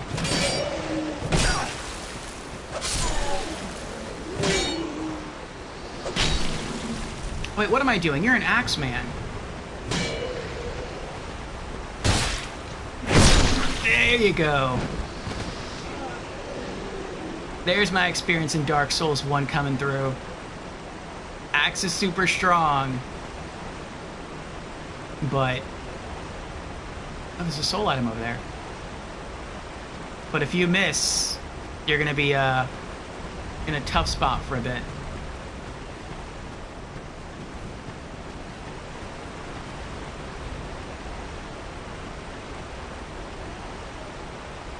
It has to be death if you fall from here.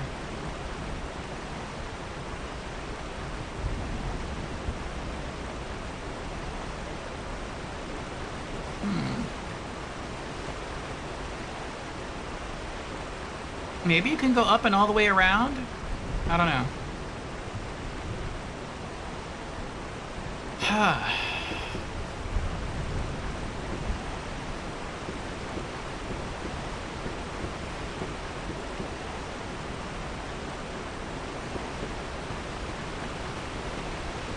It looks like someone died right there. Like maybe they just tried to run across the water. The bonfire's right there.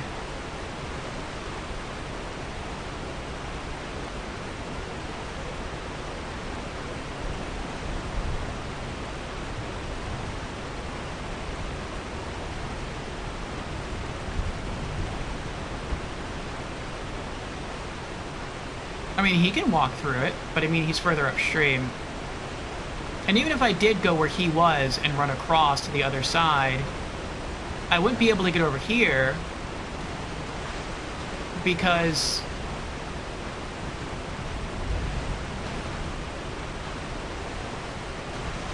there's rocks in the way.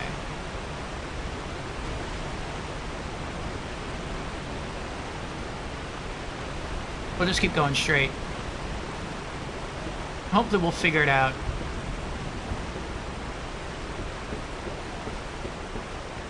There's no illusory wall here, is there? No. Okay. Alright, I'm gonna BRB again. I have to use the bathroom again. And then we'll come back and we'll continue exploring this direction.